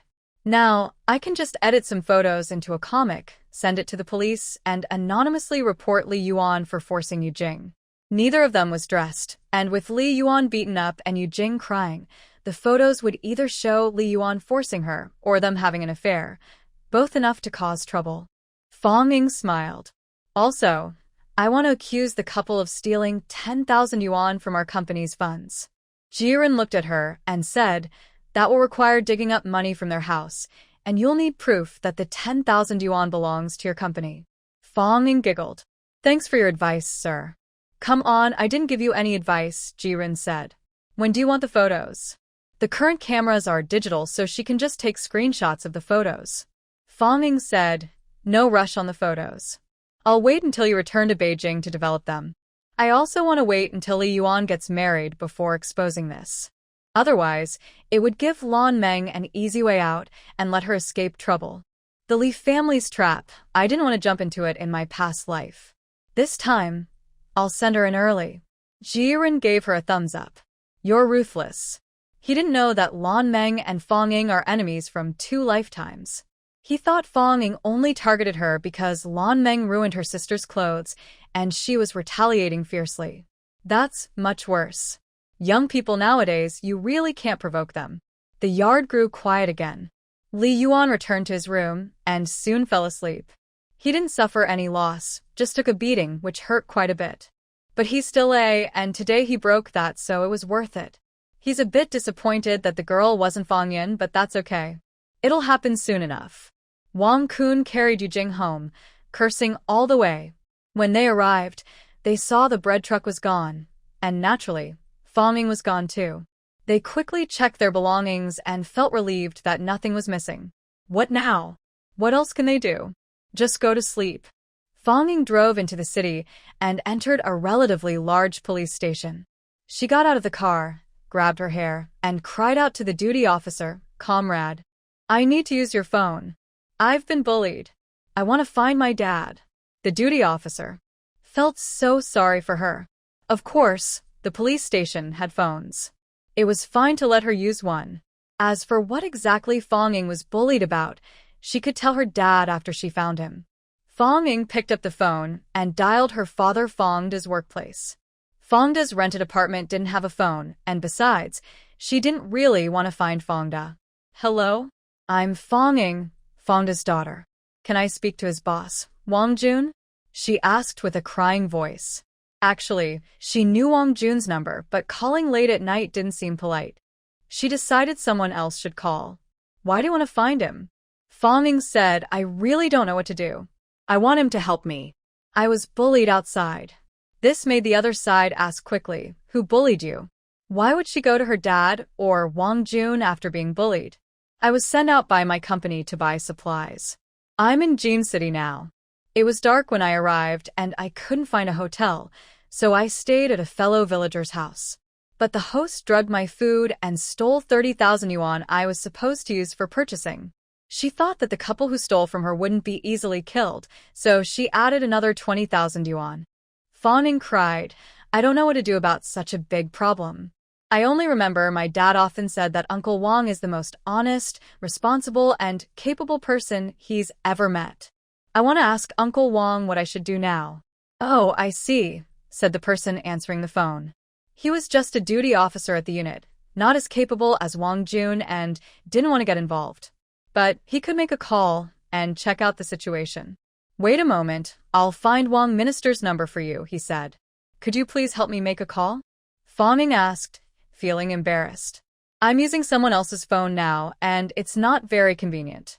She was in a strange place, a young girl caught in such a big problem, and she had to politely ask to borrow a phone. It wasn't good to borrow too many. All right, I'll tell you the details. Where are you now? People working in such departments are sharp. Now that he knew the situation clearly, when the boss asked later, he wouldn't be caught off guard. Fong Ying's voice was tinged with tears, but she clearly explained everything. The dishonest couple tricked her, drugged her food, and stole her money. She ate little because of a poor appetite and woke up groggy. Feeling something was wrong, she checked and saw her money was gone. Immediately, she knew she had encountered a bad person and drove away. Luckily, she had started the car, or she wouldn't have escaped. It was another case of drugging, stealing money, and fleeing so exciting. The person on duty hung up and called Wang Jun, also passing along some flattery. The young girl doesn't have much experience. She only listened to her father say you're the most honest, responsible, and capable person. When this happened, she thought of you, he said. Although he didn't flatter him himself, passing along praise could make the boss happy and leave a good impression. Wang Yun smiled slightly. This little chubby girl was clever and lively, truly a daughter of Fong Da. Okay, I understand. I'll call the people in Jean City and ask them to handle it. Tell her to wait there. Don't worry, we will definitely get the money back, Wang Jun said. There was no caller ID now, but Fong Ying had just left her number with the other side. Soon, she received a call back. After hanging up, she wiped her tears and told the police about what had happened to her. They had already heard everything clearly, but they still needed to take a statement. Before they finished, the phone in the house rang again. The boss was calling it rang again after she hung up. Another leader also called it kept ringing, and her immediate supervisor told her to gather people. He would be there soon. After hanging up, just as she finished gathering people, her superior arrived, ready to go catch the suspect. Comrade, I'll lead you there, Fong Ying said. Young comrade, aren't you afraid? Maybe these two male colleagues who came with you can lead the way, suggested a police officer. No, I'm not afraid. I want to see my money recovered with my own eyes. Otherwise, I won't have the face to go back to work. Fong Ying replied. The money hadn't even been handed over to the Wang family yet. How could she not go? Seeing her enthusiasm, they didn't stop her. Fong Ying drove ahead, leading the way. The car was eerily quiet for a while. After a pause, Fong Ying stammered, "What if we get caught?" She was numb inside. She was good at lying. No, she was skilled at handling situations and talking smoothly, speaking kindly to people and pretending with ghosts. She was good at harmless lies. But she didn't dare tell the big lie outright and blurted it out. Fong Ying said, "It won't get exposed. You all heard what I said just now. Now let's go over the details." As they approached the destination, Fong's was suddenly remembered and asked, "Did you really give them 30,000 yuan? When? Where did you put it?" When he was at the Wang family's house, he was always with Fong Ying. How could he not know? "You didn't see where I put it," Fong Ying said with a smile. "I'm quick with my hands, and I can even do magic." Fong's was shot her a look. "I'm older than you, little chubby sister." Fong Ying replied, "Do you believe I'll make you get out of the car and run home?" Fong's didn't say anything more. The car entered the village, attracting many barking dogs. Yu Jing had taken sleeping pills. She was upset for a while after returning home, but soon fell into a deep sleep, like she was unconscious. Wang Kun couldn't sleep. He was exhausted and gave up trying. When he saw the car's headlights and heard the engine, he recognized Fong Ying's broken-down car and immediately sat up. Wow, they dare to come back? Do fat people have bigger courage than others? He quickly got up, dressed, and was about to call the villagers. The whole village shared the same surname, was part of the same family, and related to each other. How could he let outsiders bully them? Before he finished dressing, a group of uniformed men rushed in. They kicked him down and two of them grabbed him, asking, "What's your name?" "Tell us, what's your name?" "Wang Kun. Who are you? Dare to cause trouble in my Wang village? Are you crazy?" Wang Kun shouted. "Wrong person. Take him away." Someone pulled the light bulb in the house, and Wang Kun saw the uniforms on these men. His heart sank, and his tone softened. "Police officers, you've got the wrong person. I'm a poor farmer, honest and upright. I've never done anything bad. Someone reported you for stealing her 30,000 yuan in procurement money." "Who?" "That's impossible. There's not a single trace of it," Wang Kun shouted, feeling wronged. An experienced police officer hesitated. His expression didn't look like he was pretending. Fong Ying squeezed in and said, "It's me who reported you. You And your wife drugged my food and stole 30,000 yuan of public funds. Wang Kun saw her, and his eyes flashed with anger. So it's you. How dare you lie like that? I've never seen someone so shameless. You clearly drugged my wife. He paused. Fong Ying sneered. You can't even make up lies properly. I drugged your wife at your house. Do I have a problem? You. Why couldn't he say that she drugged his wife?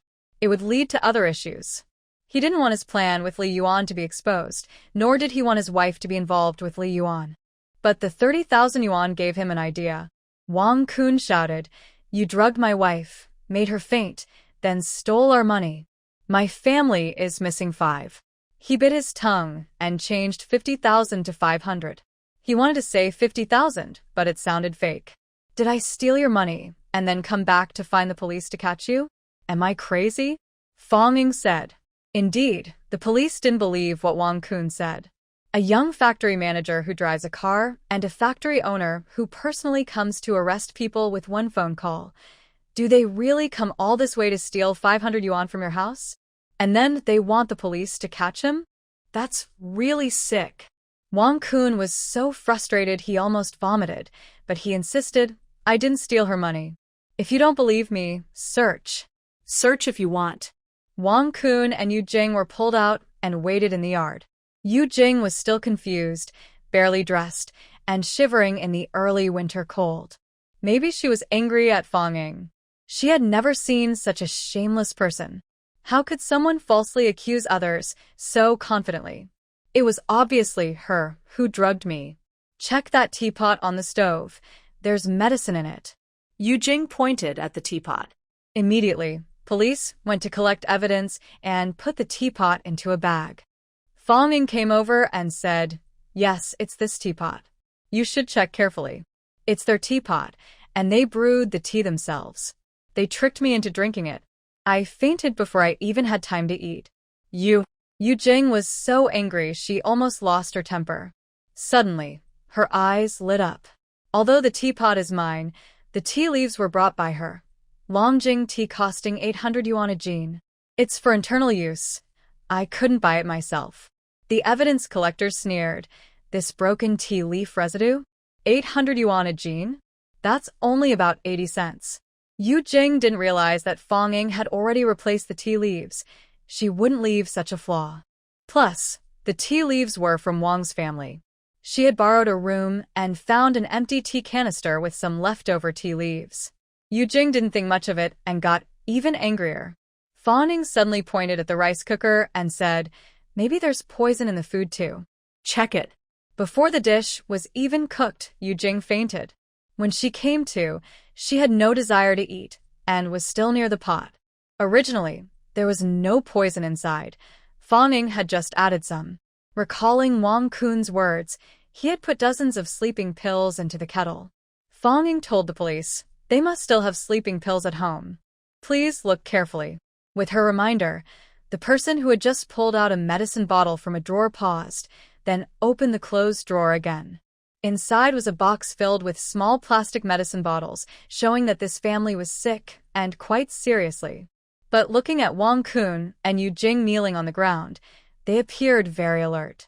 Wang Kun's eyes flickered, and he quickly said, That is medicine for my brother. He is a fool and needs to take medicine. He's in the side room. This fool sleeps well. Despite the noise outside, there's no movement in the side room, and you can hear him snoring carefully. When the 2 police officers went in, they saw someone chained to the bed. The person checking the bottles had already opened each one. All the bottles contained the same size, white pills. Although it was unclear what the medicine was, it looked very strange. Experienced police officers recognized that it was exactly the same as a common sleeping pill on the market. Someone sneered, Does a fool need sleeping pills?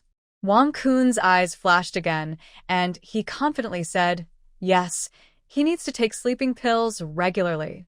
Otherwise, he becomes very agitated at night, shouting loudly, disturbing the neighbors, so he takes sleeping pills every day.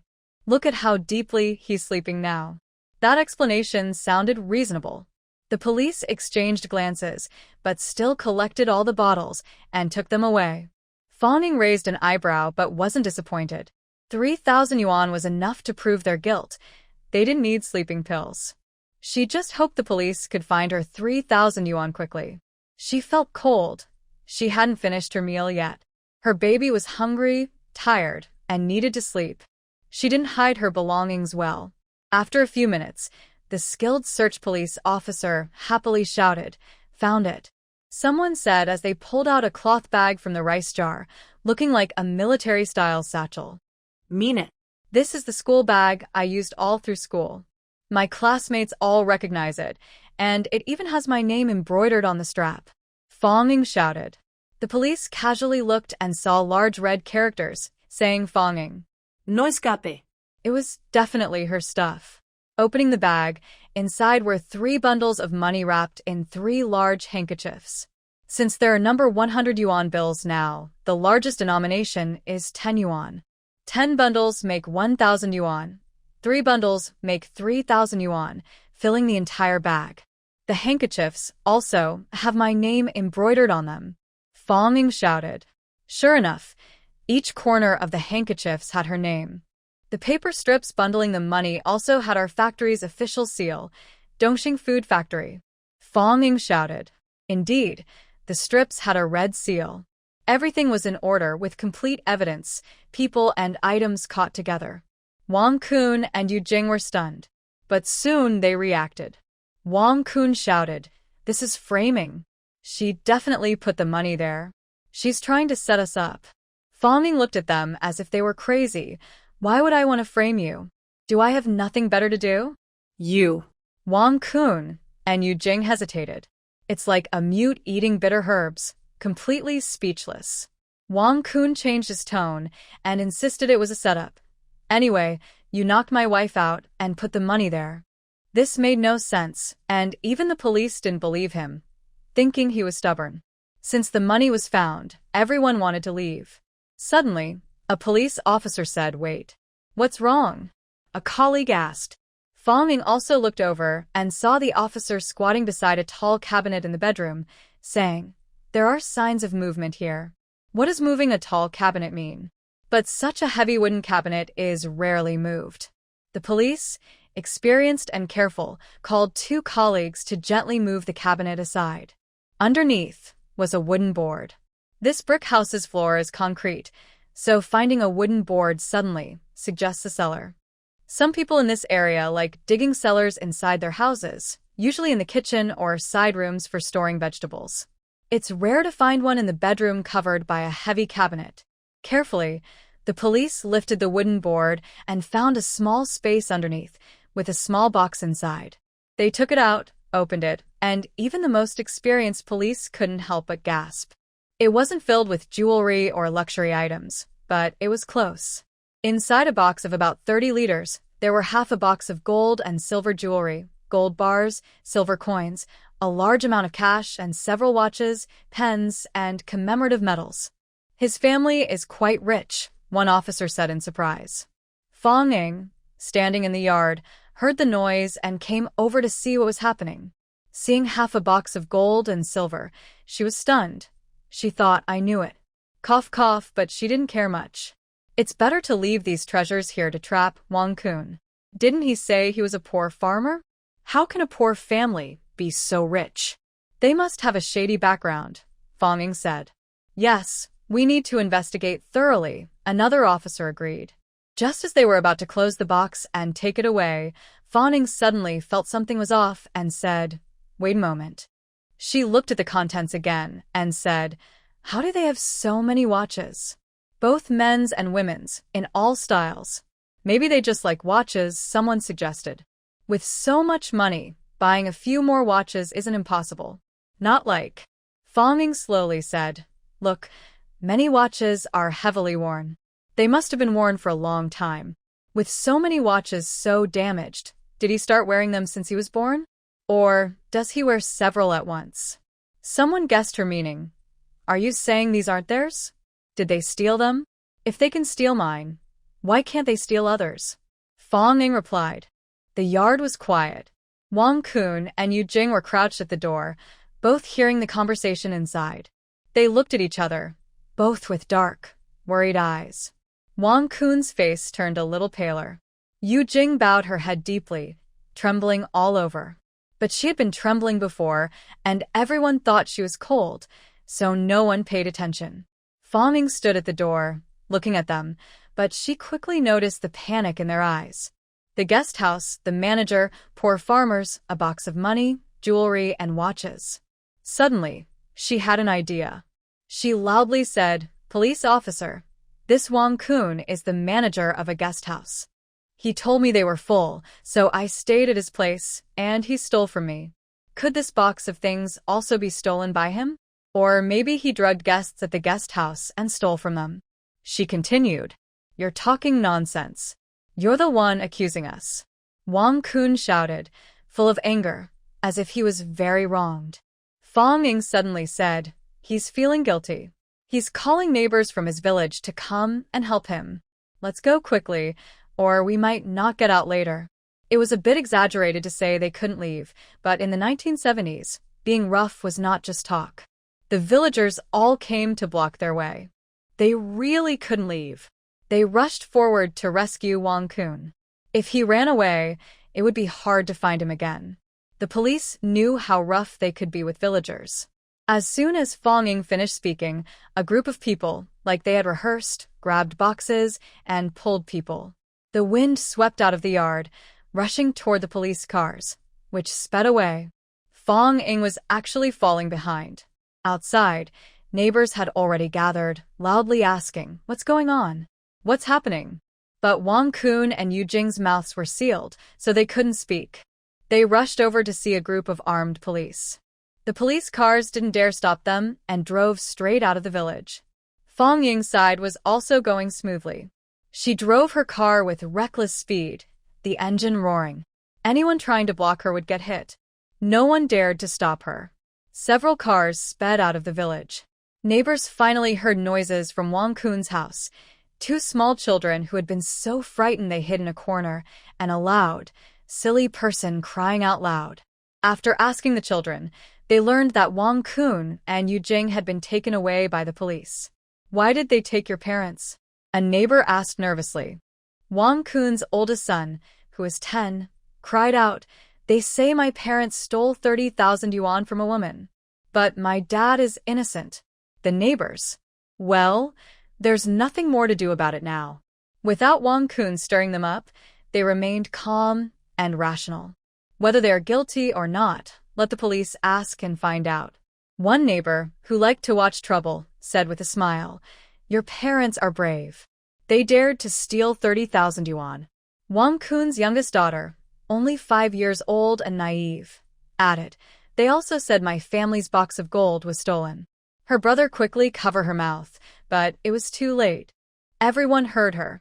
"What? You have a box of gold at home? How big is it? Where did the gold come from?" The boy said, "It's inherited from my ancestors." Buffed. "I'm related to your ancestors too. Your great-grandpa is my grandpa. Why didn't he pass any gold to me?" The boy replied, "My grandpa passed it down." "Nonsense. Your grandpa worked as a long-term laborer for a landlord.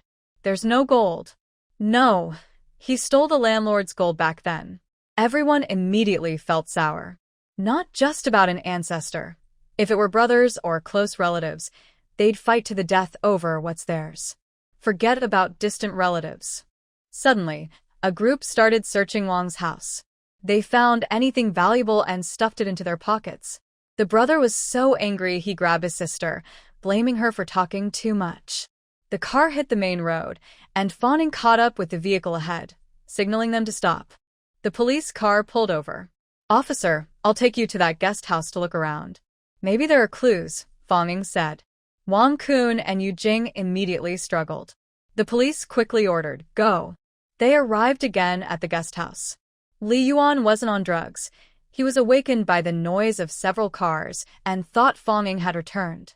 He quickly dressed and came out to see. But when he saw a group of police, he was so frightened he almost sat down on the ground. The police saw him and immediately shouted, "Who are you?"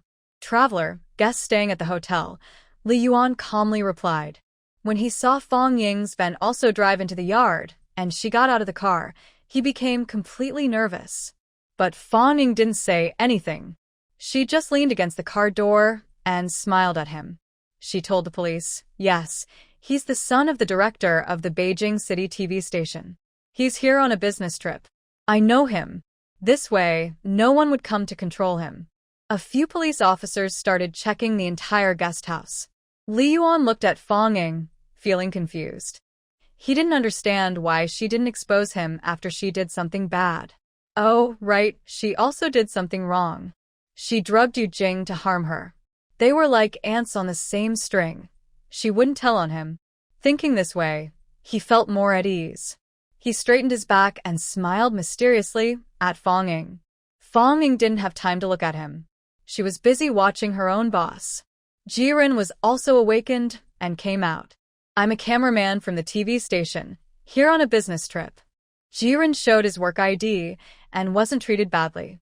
He asked what's going on, but his eyes kept looking at Fang Ying. The police didn't want to tell an outsider anything, but there was Fang Ying nearby. She started talking loudly. "Sir, do you know me? We came into this place together, and my sister is your colleague." "Oh," Jiren replied. "Do you remember? The manager of this guest house told me it was fully booked and told me to find another place to stay." Fang Ying said. "Yes, that's true," Jiren nodded. "So, this place is a scam. I went to the manager's house, and they drugged my tea, making me faint. They stole 30,000 yuan from me for supplies." Wow, Jiren guessed. He thought she said 10,000 yuan, but 30,000 was enough to send them away, right? Young people these days. The police found a lot of sleeping pills at his house, along with a box of jewelry and many watches. I don't know where the manager got all these things. Maybe he also drugged the guests? Fang Ying explained. At this point, Jiren could understand what she meant. He immediately slapped his forehead and said, "That was close." No wonder. "I wondered why my water bottle tasted bitter. I thought the water was bad, but it turns out it was drugged." "Sir, you better check how much money you've lost," Fang Ying said. Jiren didn't need to check. 30,000 yuan was enough. He didn't need to add anything. The police had already entered the house and opened his water bottle. The drug inside was too much. You could smell the bitter taste. "There's a problem. Take it away," one police officer said. Outside, other officers quickly found the issue and asked Fang Ying, "Did he tell you the guest house was fully booked?" Yes, this sir heard everything too." Fang Ying Dao. Jiren said, "Yes, I heard him say the shop was full." The police immediately searched more carefully. This must be a problematic store. There's no escape now. Thinking of the 30,000 yuan, a box of gold, watches, and cash, this is a big case. They managed to solve the big case themselves. Everyone suddenly liked Fang Ying very much. She is their lucky star, bringing them credit late at night. Soon, the searchers found the room with a secret door and also discovered the water jug inside. As for the marks on the bed and other details, they weren't that serious. But they could tell someone had stayed in that room because other rooms had no bedding or water jugs. "Where are the people here?" the police asked. Fang Ying explained, "When my sister first arrived, she was assigned to this room. But after I noticed something was wrong with the manager, I quickly sneaked in and took my sister away. She's now in the car." The police had seen Fang Ying's face before and praised her. "Thanks to you, otherwise your sister might have also been in danger." Maybe she already was? Forget it. The 30,000 yuan is enough to punish this man. There's no need to hurt another victim. They had seen many such cases. Many female victims didn't report it. They even talked to them about it, but they didn't want to cause shame. Their leader also knew Fang Ying's background was unusual. Otherwise, he wouldn't have called her in the middle of the night to repeatedly tell her to help recover the money. Her sister was definitely not ordinary either. If she didn't say anything, they wouldn't ask. Fang Ying ignored their assumptions. Anyway, this place was far from Beijing, so rumors wouldn't reach the capital. Even if they did, it didn't matter. She would just see her sister go through a tough time, which would strengthen her resilience. She was truly a good sister. She worked hard to make her sister strong both physically and mentally. She began to carefully check the guest house. She didn't care about the box of things, but once she knew about it, she had to think more. In her past life, she had seen many heinous crimes, including illegal businesses. Especially in the 80s and 90s, when everyone started doing business and the wealthy increased, thefts and murders and inns were common. Her fingers explored the walls of each room, looking for any hidden mechanisms. Nothing was found. Thinking of something, she quietly approached the police car and watched from the shadows. There are no car films now, and the glass is clear. All the lights in the yard are on, along with the moonlight and flashlights. With her good eyesight, she can clearly see Wang Kun and Yu Jing's expressions. The two of them are nervously staring out the window, watching the police come and go. When they see the police coming and going, they aren't very nervous, but both unconsciously look in the same direction. They look for a few seconds, then look away, then look again after a few seconds. Every time this happens, their expressions become especially tense. Especially since they are handcuffed inside the car, with no police watching them, they don't hide their feelings. Fang Ying also hears their conversation.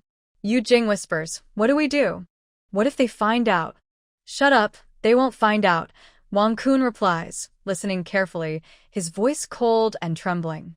"God bless," Yu Jing says. Fang Ying is sure there is definitely a problem there. She looks in that direction. It's a dry toilet. The entire guest house uses just that one toilet, divided into male and female sections quite large. She doesn't go over and has no desire to investigate. Just thinking about it makes her want to. She's a bit scared too. Afraid of seeing things she shouldn't, which would leave her psychological scars for life. She can only be honest. Fang Ying quietly approaches the leader of the team, whispering, "Uncle, I have a major discovery." What? The leader is very fond of this little lucky star. "I just got close to their car and listened in secretly," Fang Ying says. "I heard an important clue." The leader's eyes light up and praises smart. "What clue?" "The woman said they buried something in the toilet. Do you think it will be found?" The man said definitely not. No one would think to look there, Fang Ying explains. The leader glances at the dry toilet. Indeed, he had just looked at it quickly without stopping, then turned away. What clues could there be? Plus, it smells terrible inside, and he just wants to leave quickly.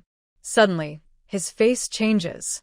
After checking other rooms, they find that many of the guest house's rooms haven't been used for a long time. Thick dust covers the tables. Looking at the kitchen, besides a small pot, the large pots are rusted. The rice, flour, and oil aren't enough for 2 meals, and there's only salt, no soy sauce. This is not what a functioning guest house should look like. A guest house that hasn't been occupied for a long time wouldn't have so many people coming to defecate. It must be that there's a lot of fresh feces, making it extremely smelly. Looking back carefully, that smell wasn't just bad. It was a special foul odor, like corpse smell. "Someone come here." The leader immediately called out, startling everyone. He found a young police officer and quietly told him something. The young man's face suddenly looked serious. The leader then approached Fang Ying again. "Comrade, could you do me a favor? You can now return to the city. My colleagues will arrange your accommodation and take him back. I need to call for backup." Fang Ying replied, "Okay, don't worry.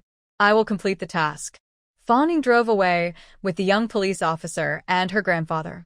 As for Li Yuan, by the time he realized what was happening, he could only chase after the car, but he hadn't caught up yet. Stay put. Once in the city, they returned to the original police station. Someone had arranged for them to stay at a nearby guest house, and they didn't need to get involved in anything else. The young police officer's return made everyone nervous and excited. What's going on? Why are they so mysterious? Did they find something new? Fang Ying asked eagerly. Fang Ying's grandfather was very cautious. He looked at Fang Ying with suspicion. He had overheard some snippets of conversation and felt uneasy too. Who would have thought that even in peaceful times, such terrible things could happen? Fang Ying said, "You'd better not know." Fang Ying responded, "Don't say that." "Now, I really want to know." Fang Ying thought for a moment, but didn't say anything. She was afraid Fang Ying might get upset and complain. Actually, Fong Yun was very timid and couldn't handle gruesome scenes. She remembered when they were kids, passing through a green belt and finding a dead dog. It was summer and maggots were all over it. Fong Yun had been so shocked she exclaimed loudly, just like she did yesterday.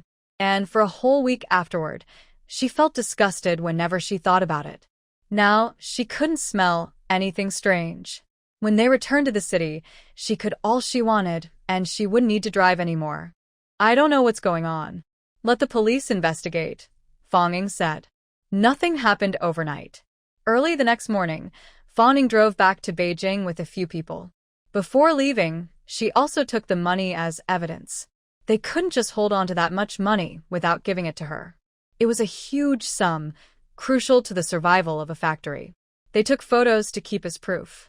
The law wasn't fully developed yet, and even the criminal law hadn't been officially issued. After getting the money, Fong Ying casually asked how things had gone since yesterday. But no one told her anything, and they told her not to ask. It seemed like a big matter, so she didn't press further. In the car, Fong Yun didn't give up and kept looking back. Are we really leaving just like this? Are we waiting for news? By the way, what about Li Yuan? Was he detained or released? Did he get away with this?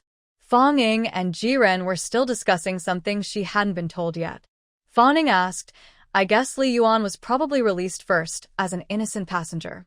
And what about him and that woman? What's the follow-up? Fong Yun was unwilling. Are you just going to let him go like that? Fong Ying glanced at her. I plan to bring up this matter after he and Lan Meng get married. Fong Yun's eyes immediately turned red. She turned her head to look out the window and said nothing. Through the reflection in the car window, Fong Ying saw 2 tears fall from her eyes.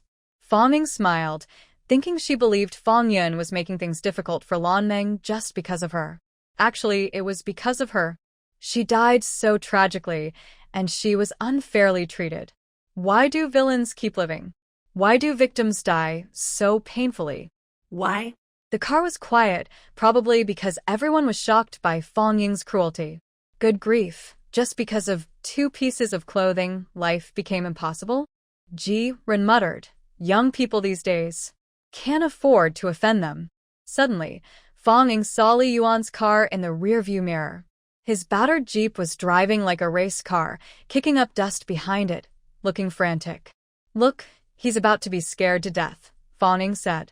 The Jeep overtook them and sped ahead, but soon it slammed on the brakes and stopped by the roadside. Fong Ying also pulled over and curiously went to see him. Li Yuan looked pale and shaken, still scared out of his wits. When he saw Fong Ying, his pupils shrank. You are the one, he stammered, unable to say a complete sentence. Fong Ying asked curiously, what happened after we left last night? Did the police find anything in the bathroom? Li Yuan's face instantly turned green. He pushed open the car door and vomited loudly. And he kept vomiting uncontrollably for a long time. The people in the car ahead came down curiously to watch him, waiting for what would happen next. What's wrong with him? Is he pregnant? Fong Yun teased him. She had evidence against Li Yuan and thought he was finished. She didn't need to see him again and didn't take him seriously anymore. Li Yuan looked up, his eyes dark and unclear.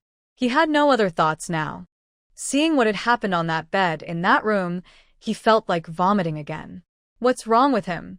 Fong Yun asked in confusion. I guess they found a corpse at that guest house yesterday, Fong Ying replied. Fong Yun Mao took a step back, her face turning pale. Where? Where was it dug up? She asked tremblingly. Seeing her like this, Li Yuan surprisingly recovered and wiped his mouth, saying, it was in the bathroom. We found about 12 bodies there.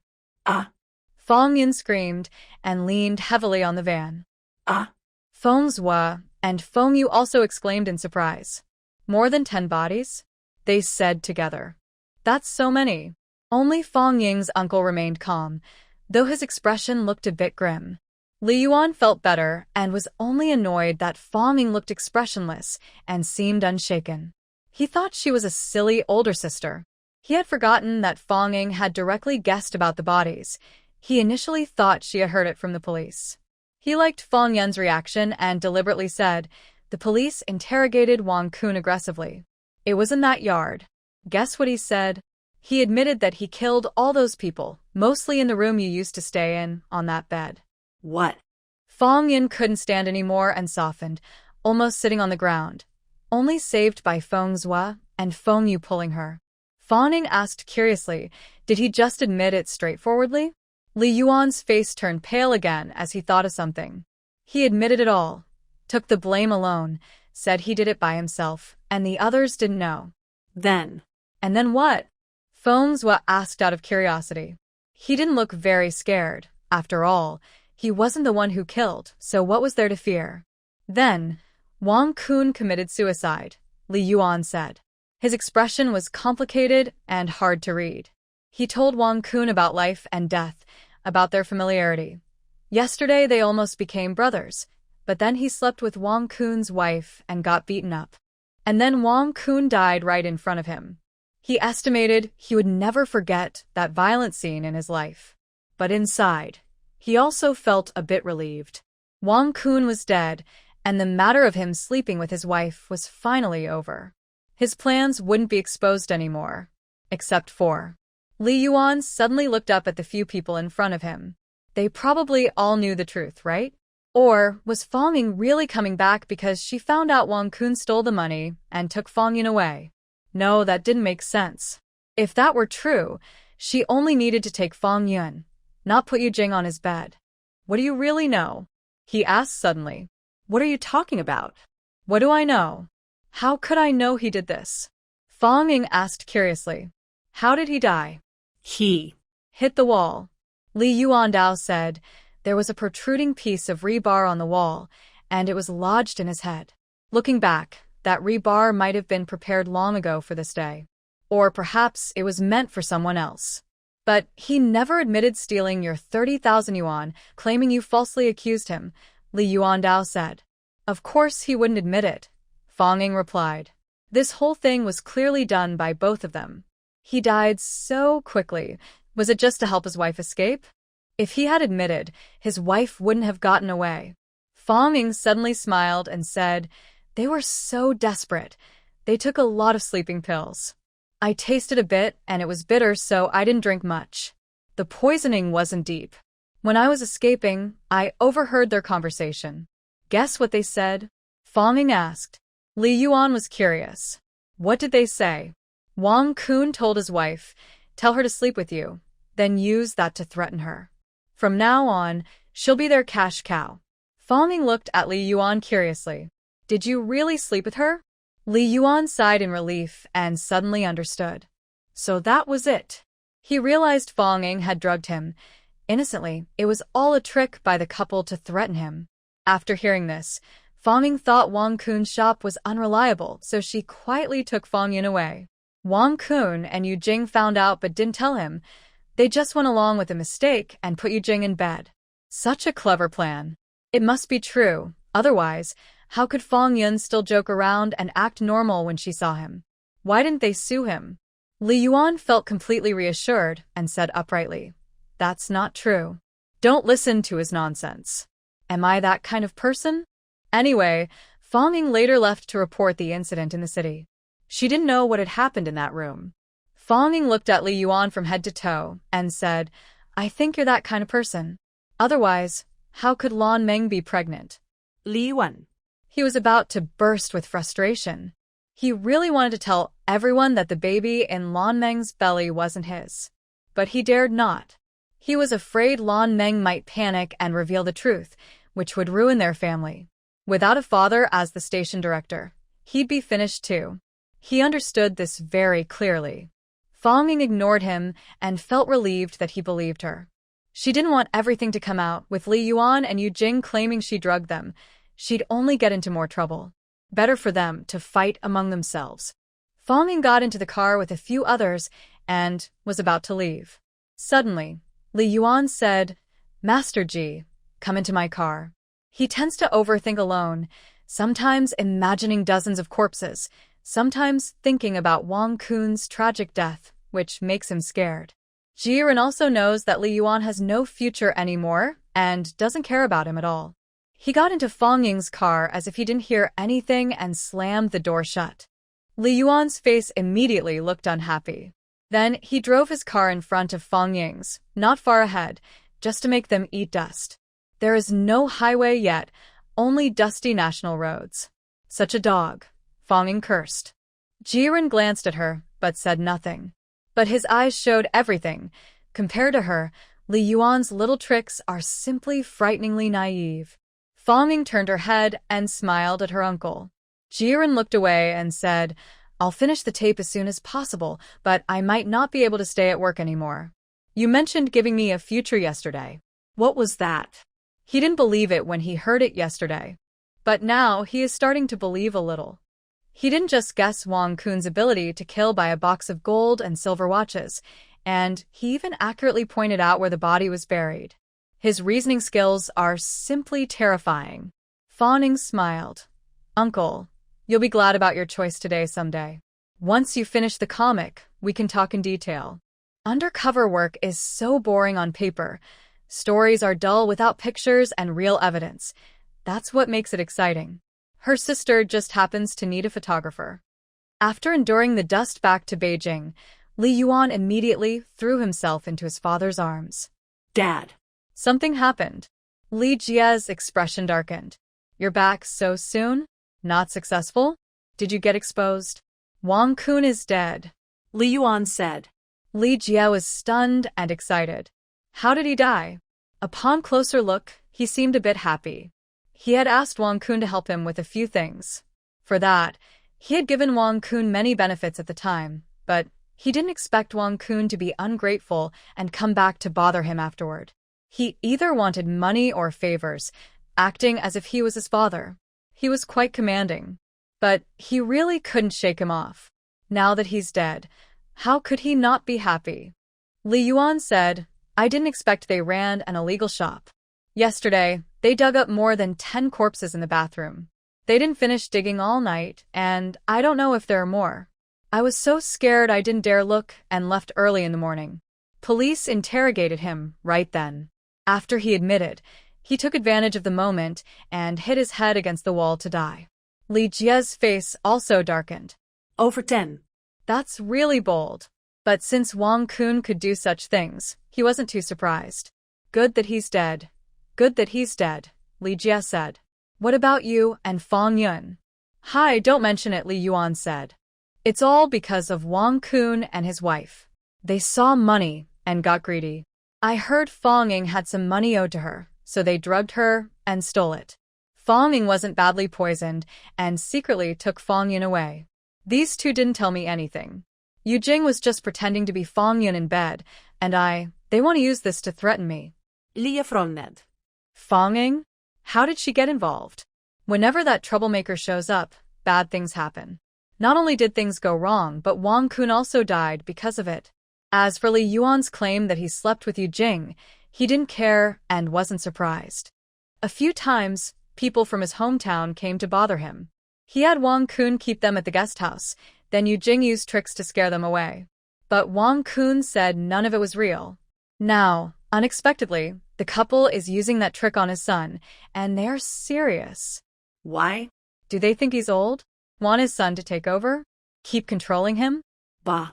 Good riddance. Fong Ying went shopping nearby. Fong Yun rode with her. "It's really unlucky," Li Yuan said. "If I hadn't run into her, things would have gone smoothly." Lia Fromned. "Don't mention her. She's bad luck." But then he thought of something worse. Lanming's parents came from their hometown and are staying at the guest house. You and Fong Yun aren't married yet. What do we do now? Huh? Li Yuan was speechless. How did they come? I have no idea what to do. Their original plan was to settle Fong Yun first. Since they didn't want Wang Kun, they planned to send her to him and find her a good home. Now Wang Kun is dead, and Lanming and her family are here. With so many people, it's hard to handle. Lia Fromned. Ask Lanming how much she wants to leave. I'll arrange a decent job for her in her hometown. Li Yuan felt sorry. From what he knew about Lanming, she would ask for a lot. But he really didn't want his brother to call him dad, so he had to go. Lanming didn't ask for much, as he expected. I just want to marry you, she said. Li Yuan immediately snorted. Marry me? Or marry my dad? Lanming knew he already understood. She was unashamed and said softly, if I could be your mother, that would be even better. You. He raised his hand and slapped her hard, knocking her down. After the slap, he was stunned. This wasn't the first time he hit someone. He had fought before, but this was the first time he hit a woman. Why did he suddenly feel so excited? Seeing Blue Dream lying on the ground, weak and helpless, with no strength to fight back, as if he could do anything to her, he felt an excitement he had never experienced before. It was as if he was her sky, able to decide everything for her. If he wanted her to live, she would live. If he wanted her to die, she would die. He could control a person's life. His whole body was boiling with energy, and he instantly fell in love with this feeling. He couldn't even find words to tell her to leave. All right, then let's get married, he said, his voice trembling with excitement. Fang Ying didn't go straight back to the capital by car. Instead, she went to Dongxing restaurant. Qianlai saw her and was surprised. You're back so soon? Didn't you say 5 days? Fang Ying got out of the car and smiled at him. As soon as I arrived, I regretted it so much. How could I leave Uncle Qian alone to run the shop? It's both a restaurant and a food factory. You had a bad cold in your legs a few days ago, and you've been running around. I feel sorry for you. So I stayed overnight, and I couldn't care about anything else. I left before dawn and drove back. Qianlai grinned widely, but tried to hold back his words. Haha, really? That's impossible. You're just sweet-talking me. I don't believe you, he said, turning to ask his nephew. Feng Zhuo, tell me, how come you guys came back so quickly? He asked Feng Zhuo with a smile. Feng Zhuo looked at Fang Ying and Qianlai's smiling faces, unwilling to reveal the harsh truth. Feng Yu said, Uncle, I miss you too. I want to eat hot noodle soup. Go get it yourself. Qianlai said. Suddenly, Fang Ying and Fang Yun's faces changed, and they both turned their heads, gagging. When they mentioned getting it, they couldn't help but think of the bathroom. When they thought of the bathroom, they couldn't help but remember last night's experience. Especially Fang Yun, who had been there once before. Ugh, she vomited some green bile. Qianlai was stunned and quickly called Lin Xiao to bring water. What's wrong? Motion sickness that bad? That's tough. Fang Ying was lucky. She hadn't used that bathroom yesterday. It was just morning sickness, and she would feel better after a while. But Fang Ying looked like she was about to her gallbladder out. Fang Ying thought for a moment, took some dried fruit from her bag, soaked it in water, and gave it to Fang Yun to drink, adding 3 drops of space well water. Not a single extra drop. She was saving every bit. Their sisterly bond was precious. The dried fruit made with space-grown fruits and the well water finally made Fang Yun feel alive again. Feng Zhuo and Feng Yu remained calm, washing their hands before starting work. Qianlai saw Ji Ren and learned he was a cameraman from the TV station. The interview task was cancelled. He couldn't help but smile. Good job, Xiaoying. I knew you were lying to me, saying you came back because you missed me? It was your sister's interview that got cancelled, and that's why you returned, right? Fang Ying rummaged through her school bag and pulled out 2 knee pads. Uncle, let me tell you the truth. I went to Jin City because I heard there's an old Chinese doctor who is very good at treating chronic cold legs. Last night, I went to his house late at night and paid a lot for these knee pads. He said they are his family's secret formula, made with many rare herbs boiled into salt, called medicinal salt. You just heat the salt bag on the Kong heated bed and wear it. After a year, you won't suffer from cold legs anymore. Qianlai was stunned, looking down at the heavy salt bags on his knees. Suddenly, 2 drops of liquid fell onto the dark blue coarse cloth. He quickly turned his head, grabbed the salt bags, and hurried away, muttering, Is this real? Does it really work? I'll try. Hopefully, he's not a liar. Meanwhile, Ji Ren, Fang Yun, and Feng Zhuo and Feng Yu all looked at Fang Ying in shock. What old Chinese doctor? What late at night? Didn't she go out last night to catch a thief? And even uncover a serial murder case? Did you go out again late at night? Ji Ren asked. Fong Yun reacted and immediately chuckled. Sir, you still don't understand my sister. That salt bag was definitely prepared before leaving Beijing. Fong Ying simply told everyone, treating cold legs really works wonders. If you don't believe it, just wait and see. My respect for Uncle Qian's filial piety is undeniable. Everyone. In the backyard, one of the two large Kong beds was dismantled, leaving only one, because it was connected to the stove for boiling various things, making the heated bed too hot to sit on.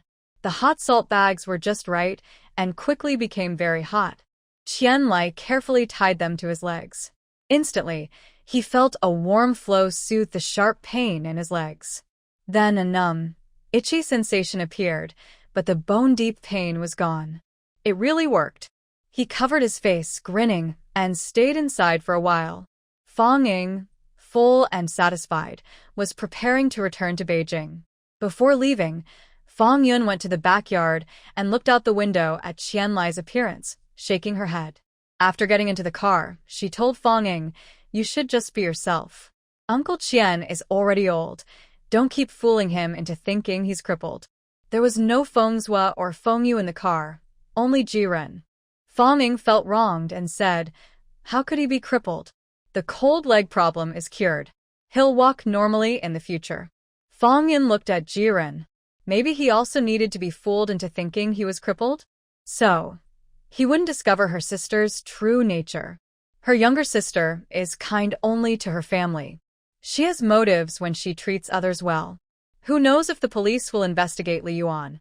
He won't marry Lan Meng for 3 more days, right?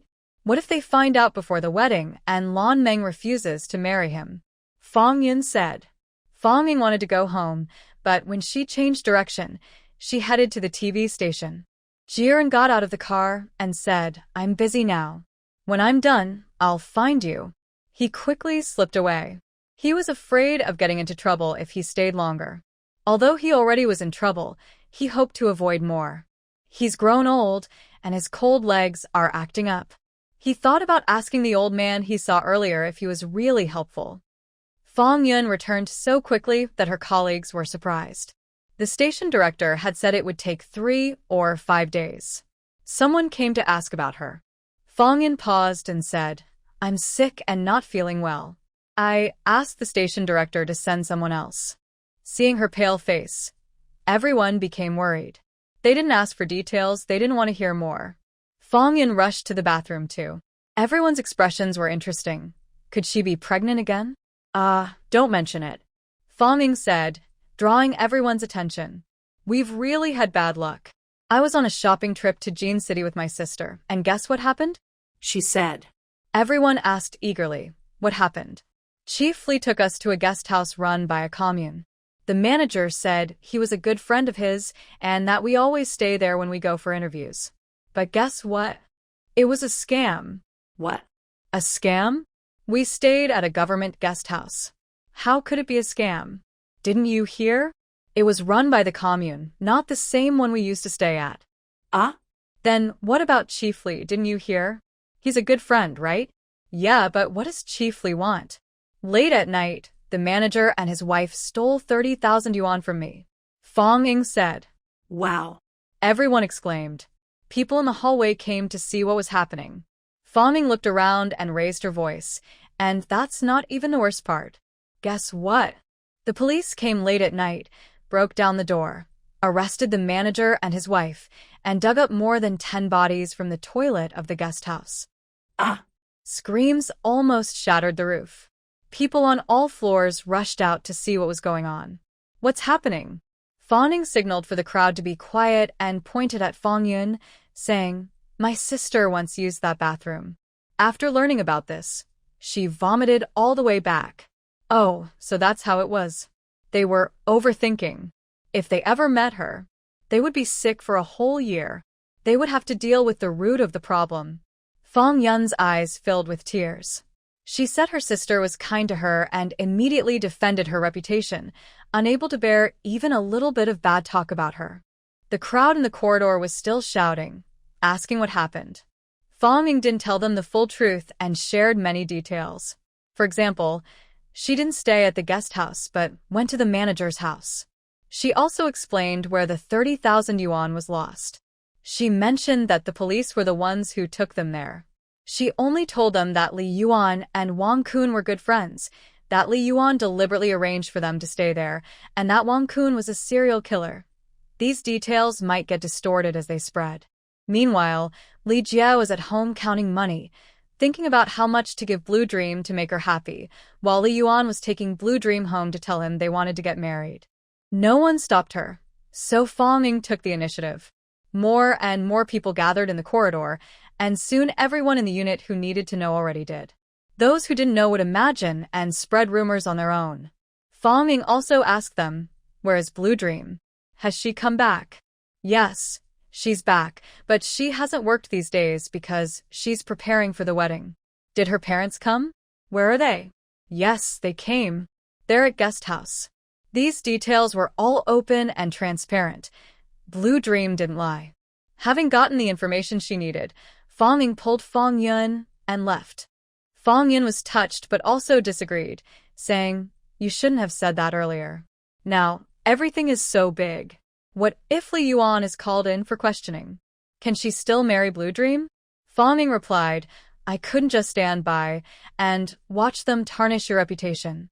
Without a good reputation, what will happen to you in the future? Nothing is more important than you." Fang Yun, "Forget it, let's hurry. Should we go find her parents now and ask them to push the wedding?" she suggested. Fang Ying smiled, "Of course. How should we do it?" Fang Yun asked. Fang Ying said, "Don't speak for a moment. Just nod when I say something." "Oh," Fang Yun replied. Soon, they arrived at the guest house. Fang Ying immediately recognized the family sitting outside, sunbathing. She had seen Blue Dream's father, Lan Tian, and her two brothers, Lan Fei and Lan Yang, in her previous life. "I heard that the names of the Blue family's members were all given by the old schoolteacher in the village. Otherwise, they would just follow the crowd and be called things like pig, cow, dog, or egg. Blue Tian has thick eyebrows and big eyes. Although he's old and has a rural look, his features are not bad. Blue Fei and Blue Yang are like young versions of Blue Tian, full of energy. Now they are squatting by the wall, watching the passers-by, with excitement and ambition in their eyes. These are two troublemakers. In their past lives, relying on Blue Meng's connections, they caused trouble everywhere, not knowing who they really were. When they saw the van stop in front of them and two beautiful women get out, the father and son's eyes lit up. Fang Ying pretended not to recognize them and smiled at Yu Ping, who was carrying a bag of buns, and said, "Aunt Yu, are you going to eat? Dinner is a bit early tonight." Yu Ping was not in a good mood when she saw these two sisters. Seeing them always brought mixed feelings, good and bad things. She showed a weak smile and said, "We rural folks don't eat 3 meals a day like you city people. We only eat 2 meals, and tonight's dinner is early." Fang Ying smiled and said, "Aunt Yu, you have a good daughter. No need to worry. From now on, you'll be city folks too, and you can eat 3 meals a day, rice and meat buns, every time." Hearing this, the family of four all smiled. Their smiles were genuine, with light shining in their eyes. Suddenly, Fang Ying's smile disappeared. She loudly said, "Wait, I almost forgot. The baby in Blue Meng's belly isn't Li Yuan's. This might not work out." The family's smiles vanished completely. Blue Tian stood up and asked, "Who are you? How do you know that?" "Bah. "You're talking nonsense. Watch me beat you to death." His gaze at Fang Ying was like looking at his own deadly enemy. After all, those who cut off someone's livelihood are like killing their parents. "This is Blue Meng's colleague sister." Yu Ping grabbed her husband and explained. She didn't dare let her husband hit Fang Ying, afraid she couldn't pay the price. Now she was anxious and asked, "What do you mean by that?" "I mean exactly what I said," Fang Ying replied. "You know, my sister used to share a dorm with Blue Meng. Blue Meng has a habit of talking in her sleep.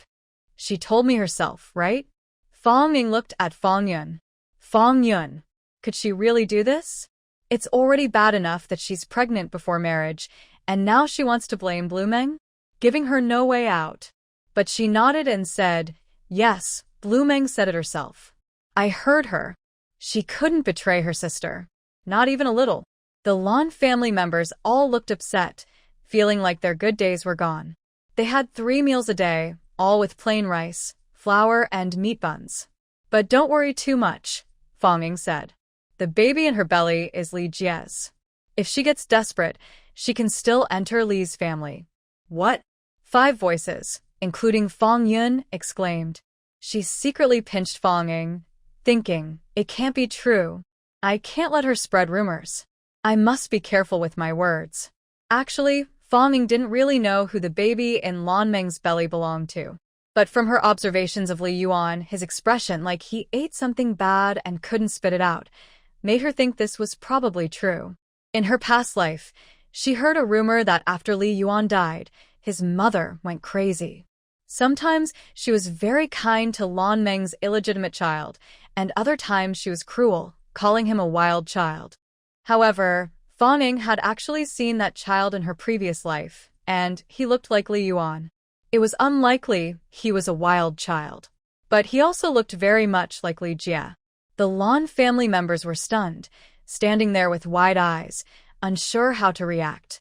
It was Yu Ping who first regained her senses, excitedly asking, "How did you find out?" She wouldn't even dare to say this in her dreams. She knew her daughter well, and it seemed she didn't have a habit of talking in her sleep. "Aunt Yu, you see it too." "I didn't mean well," Fong Ying said. "Yu Ping. The Lan family. Fong Yun. But all my bad intentions are aimed at Li Yuan. You don't know how terrible he was last night. He arranged for me and my sister to stay in a shady place. He stole 30,000 yuan from my purchase money." Fong Ying explained. "Oh, so there's a big grudge. And if what I said is true, you can test it to find out," Fong Ying advised them. "Go find Li Jie, threaten him. If he doesn't marry her immediately, doesn't give you 5,000 yuan in bride price, doesn't let you use that empty house, or doesn't arrange jobs for you, then go tell him.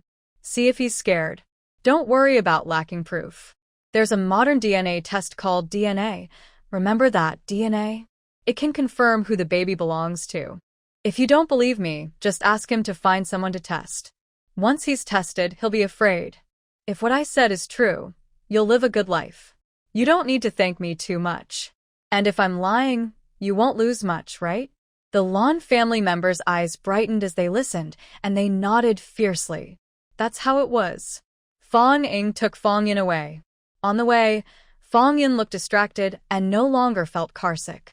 Actually, she never used to get carsick. This was a recent problem. Suddenly, she asked, "Is that child really Li Jie's?" Fong Ying glanced at her and said, "How would I know?" "Fong Yun, don't you know and just talk nonsense? Be careful what you say next time. Such words could be deadly," she kindly advised. Her sister did everything for her and she couldn't be rude and hurt her feelings. "Anyway, it's not life-threatening," Fong Ying replied. "Fong Yun, once Lan Meng gets married, my little issues with her will be over. We won't bother her anymore. It's not that serious." Fong Ying smiled and said, "Okay, as long as she doesn't come to harm you again, I'll let her go." Fong Yun was deeply touched again. The car drove straight to the courtyard. Fong Ying helped her pack her luggage and took her to the house rented by Fong Da Xian. "Fong Yun, it's okay." She wasn't used to living at Lin Ming's house either. Her sister surely understood her feelings. Absolutely. Fong Da was at home, dressed, and about to go out. When he saw them return, his expression immediately relaxed. "You're back, that's good. What happened last night?" "When I went to work today, Wang Jun called me." "Were those things he said true?" Fong Da asked Fong Ying. He didn't doubt Wang Jun would lie about such things. He was worried his second daughter was deceiving Wang Jun. Sure enough, Fong Ying chuckled. "It's half true, half false." Fong Da didn't say much, took off his clothes, and closed the windows and doors. He asked Fong Ying, "Tell me more. What exactly happened? Were you drugged? Did you really drink it? Is the baby okay?" Fong Ying felt a warm feeling inside. In their past life, the 3 siblings never had children. Their eldest brother married a strange wife. When she was young, she wanted to stay fit and focus on her career. Later, as she got older and couldn't conceive, she ran off with someone else, chasing love. She was a widow her whole life. Her sister had been pregnant, but had the pregnancy terminated several times, and eventually ran away with a scumbag. Fong Tian had given birth, but that child wasn't Fongda's blood. Fong Yan also had children, but at that time, Fongda was so hurt by her partner that he hated both of them. He wasn't generous enough to love their children. Seeing Fongda's caring eyes, Fawning realized for the first time that her father liked children. Maybe it's because she's useful now. Otherwise, he was still the same quiet, chubby girl from before. She wondered what Fongda's expression was now. She couldn't think about it. It only made her feel upset. What are you daydreaming about? I was asking you a question. Are you scared, silly? Fongda asked. Fong Ying snapped back to reality. You're the one who's scared, silly. Last night, we stayed at a shady place where they dug up more than 10 bodies in the toilet. Fongda was truly shocked. Now, news isn't well informed, and many terrible crimes are hidden. People are afraid to report them to avoid causing panic. This was the first time he heard about such a thing, and it was so close to him. After a while, he said, in this day and age, how can such things still happen? You guys are so unlucky to stay in such a shady place. Luckily, nothing happened. The murder was linked to Li Yuan. Li Yuan deliberately let us stay there.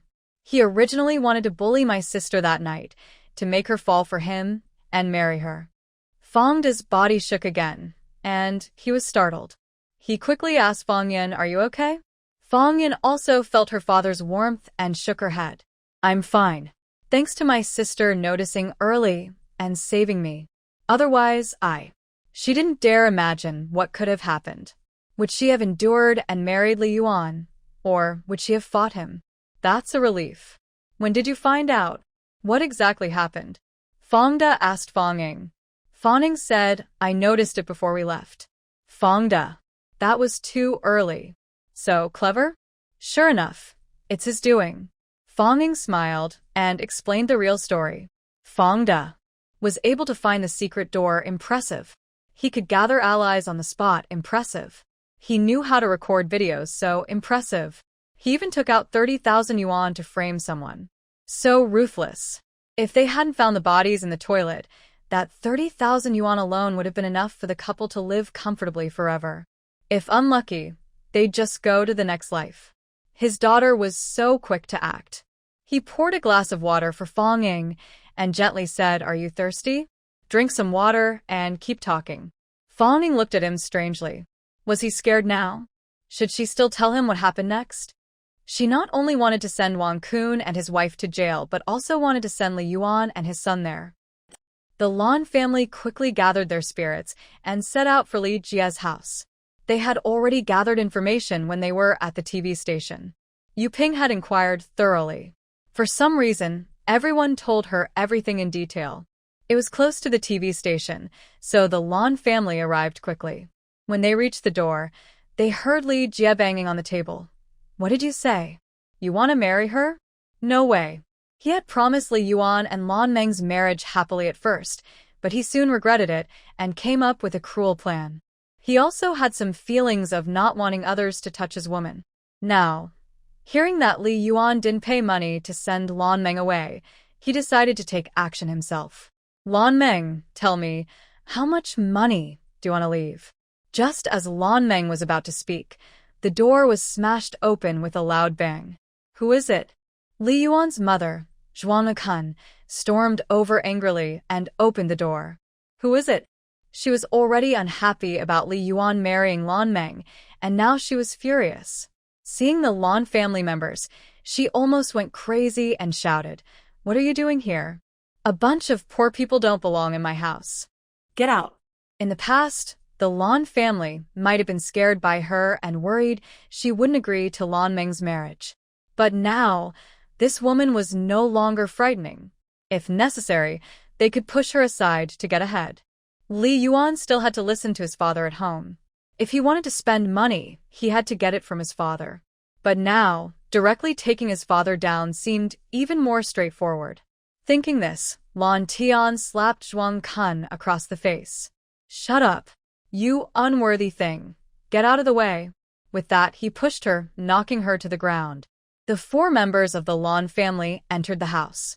Inside, Li Jie and Li Yuan were stunned. They were educated intellectuals, and although they had never fought before, they had never seen such a scene. Someone had stormed into their home and beaten his wife. Li Jie stood up with a dark face and shouted, "Is there no law anymore? Get out now, Or I'll call the police and have you all arrested." But Lan Tian was not afraid. He walked over and slapped him. This old man dared to harm his daughter and become his son-in-law. He was quite satisfied that Li Yuan had some money, but having a son-in-law older than himself was embarrassing. Lan Tian started hitting left and right, confusing Li Jie. He knew how to negotiate. At times like this, if he could beat the other person into submission, everything else could be discussed. The weak Li Jie was quickly beaten into submission. Seeing how fierce his future father-in-law was, Li Yuan shrank to the side of the wall and didn't think about helping his mother.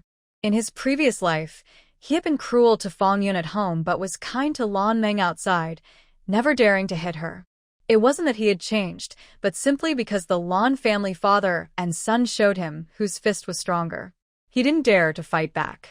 Zhuang Kun protected Li Jie, opening her mouth to call the neighbors. But Lan Fei and Lan Yang rushed over, copying their father's style, swinging their fists left and right, knocking her out cold.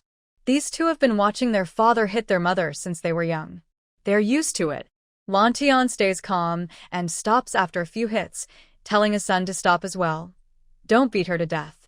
His 2 sons, being close to him, obediently stand down. Sometimes fists are really effective. Now no one is stopping them from speaking, and inside the house, the Li family members haven't shouted at all. Lan Tian speaks. For the wedding bride price, I want 5,000 yuan. When money is mentioned, Zhuang Kun can't help but lose his temper. Are you crazy? Which woman is worth 5,000? Your daughter, who got pregnant before marriage, isn't even worth 50. When arguing, Lan Tian is not good at it. He glances at Yu Ping. Yu Ping says, "We should ask for less. I heard that Blue Meng's colleague's sister's bride price is 10,000. They can afford 10,000, but you can't even give 5,000? Nonsense. Who's worth 10,000? Zhuang Kun doesn't believe it at all. Yu Ping continues. Ask Fang Ying. If you don't believe me, go ask. Their father and son must know her, right? Li Jie and Li Yuan exchange looks. What's going on? Huh? Can they also be affected by this unlucky star in their own home? Li Yuan remembers something. That's not the bride price for Fang Ying. That's her dowry. Her real father gave her 10,000 yuan as a dowry. How much did you give Blue Meng? Yu Ping is stunned. Dowry? That spoiled girl's family is quite rich.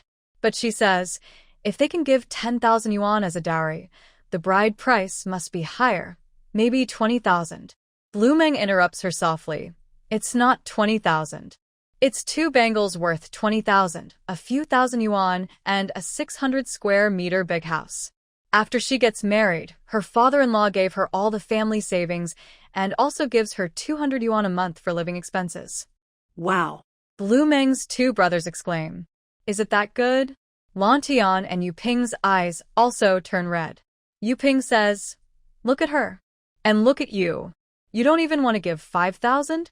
You don't want to give that small 60 square meter broken house? Why is there such a big gap between people? Forget it. We won't insist on the 600 square meter house. Even if we do, it won't help. Just compete with her. First, give 5,000 yuan, and after marriage, let Xiaomeng manage the family savings and give her monthly salary. Li Jie and his son are gasping with anger. What's wrong? Just hearing the name Fang Ying seems to bring bad luck. She is definitely a bad omen turned into a spirit. Her in-laws are crazy. We haven't gone mad yet, Zhuang Kun says. If she makes her do this, she would rather be beaten. She doesn't believe Lan Tian would dare to kill her. Lan Tian said, whether you agree or not, you have to agree. After all, my daughter is already pregnant with your child. If you don't agree, we'll go to court. Going to court is just because your daughter has no shame, Zhuang Kun said fearlessly. It's been so long, and the child is already here. The two of them have done this many times, so there's no real evidence of coercion. It's just Lan Meng, who has no shame. Lan Tian looked at Li Jie. Li Jie's heart skipped a beat, and he suddenly had a bad feeling. Lan Tian showed a cold, sinister smile. Director Li, then I will really go ahead and accuse you of abusing your power to force my daughter to get pregnant with your child. Li Jie's face turned pale. He instinctively looked at Lan Meng. She spoke. Didn't she say that if she dared to speak out, she would be beaten to death? That they would kill her whole family? She wasn't scared. Lan Meng's body trembled. She hadn't told her parents. She couldn't speak up because she was afraid and ashamed. Now, how did they find out? Zhuang Kun was stunned for a moment before sneering. You really want to climb higher and higher? Go ahead and sue. Without proof, it's just slander and defamation. You'll also go to jail. Hurry up. If Fong Ying hadn't given them advice, the Lan family wouldn't have reached this point. But now they had a secret weapon. There is a kind of the most advanced technology in the world called... He looked at his son. What was it called again? Never mind, forget it. Their sons were in school, but their memories weren't good. Luckily, they had a poor note-taker. Lan Tian took out a piece of paper from his pocket and loudly said, Call it the deny. Oh, right, call it the deny. Go out and find out. This thing can identify whose child is in a woman's belly. Will be accurate every time, Lan Tian said. Li Jie didn't know what deny was, but seeing their confidence, his heart sank.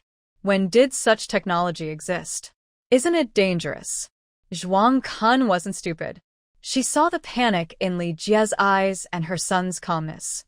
If he really had a relationship with Lan Meng and the child was his, and now it was being claimed as his father's, he would definitely be the first to jump out in disbelief. But he was so calm. Zhuang Urchin's heart sank even more. The next second, she jumped up from the ground and rushed toward Li Jie on the sofa, reaching out to scratch him. You old. You're about to be a grandpa, and you're playing around. How did you promise me back then? How did you promise my parents? You said you would treat me well for a lifetime. Love only me for a lifetime. What's happening now? Huh? Do you remember how you got up? Without me as the provider, without my parents, would you have what you have today? Now that they just left, you immediately found a young woman? I will fight you. This reminder made Li Jie realize that the two big burdens in his life had just been lifted. He quickly stepped forward and kicked Zhuang Kun away. Shut up. Why are you shouting? You're embarrassing yourself.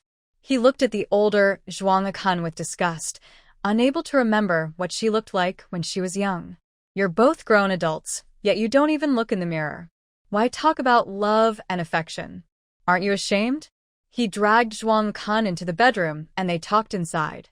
Lan Tian looked around his house like he was inspecting his own home, satisfied, then told Yuping to cook him a meal. As for the negotiations inside the house, he wasn't worried. Men understand men. Reputation and career are more important than a woman's worth.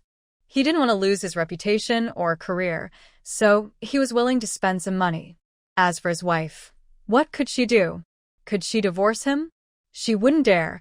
She could only swallow her anger and endure it. Lan Tian understood this well. His wife was like that. He kept beating her, and she became more obedient. When a scholar meets a soldier, reason can't always be explained. Under Lan Tian's fists and threats, Li family father and son finally gave in. They agreed to marry Lan Meng. Of course, it was Li Yuan who married her. They wanted 5,000 yuan, but didn't want to give it.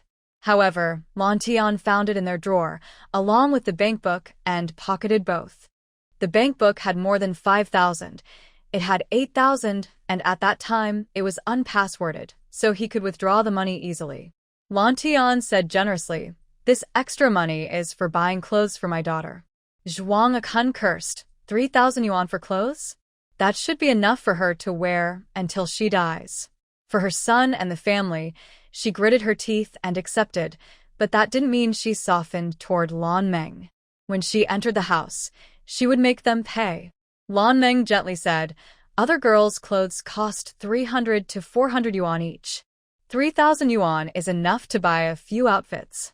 Li family father and son went crazy, shouting in unison, "Don't mention her." So annoying. The Lan family now thought of Fong Ying as someone very close. Without her, they wouldn't know how to use that 8,000 yuan. "Where are the keys to your house?" Lan Tian asked. "That house will be ours to live in now.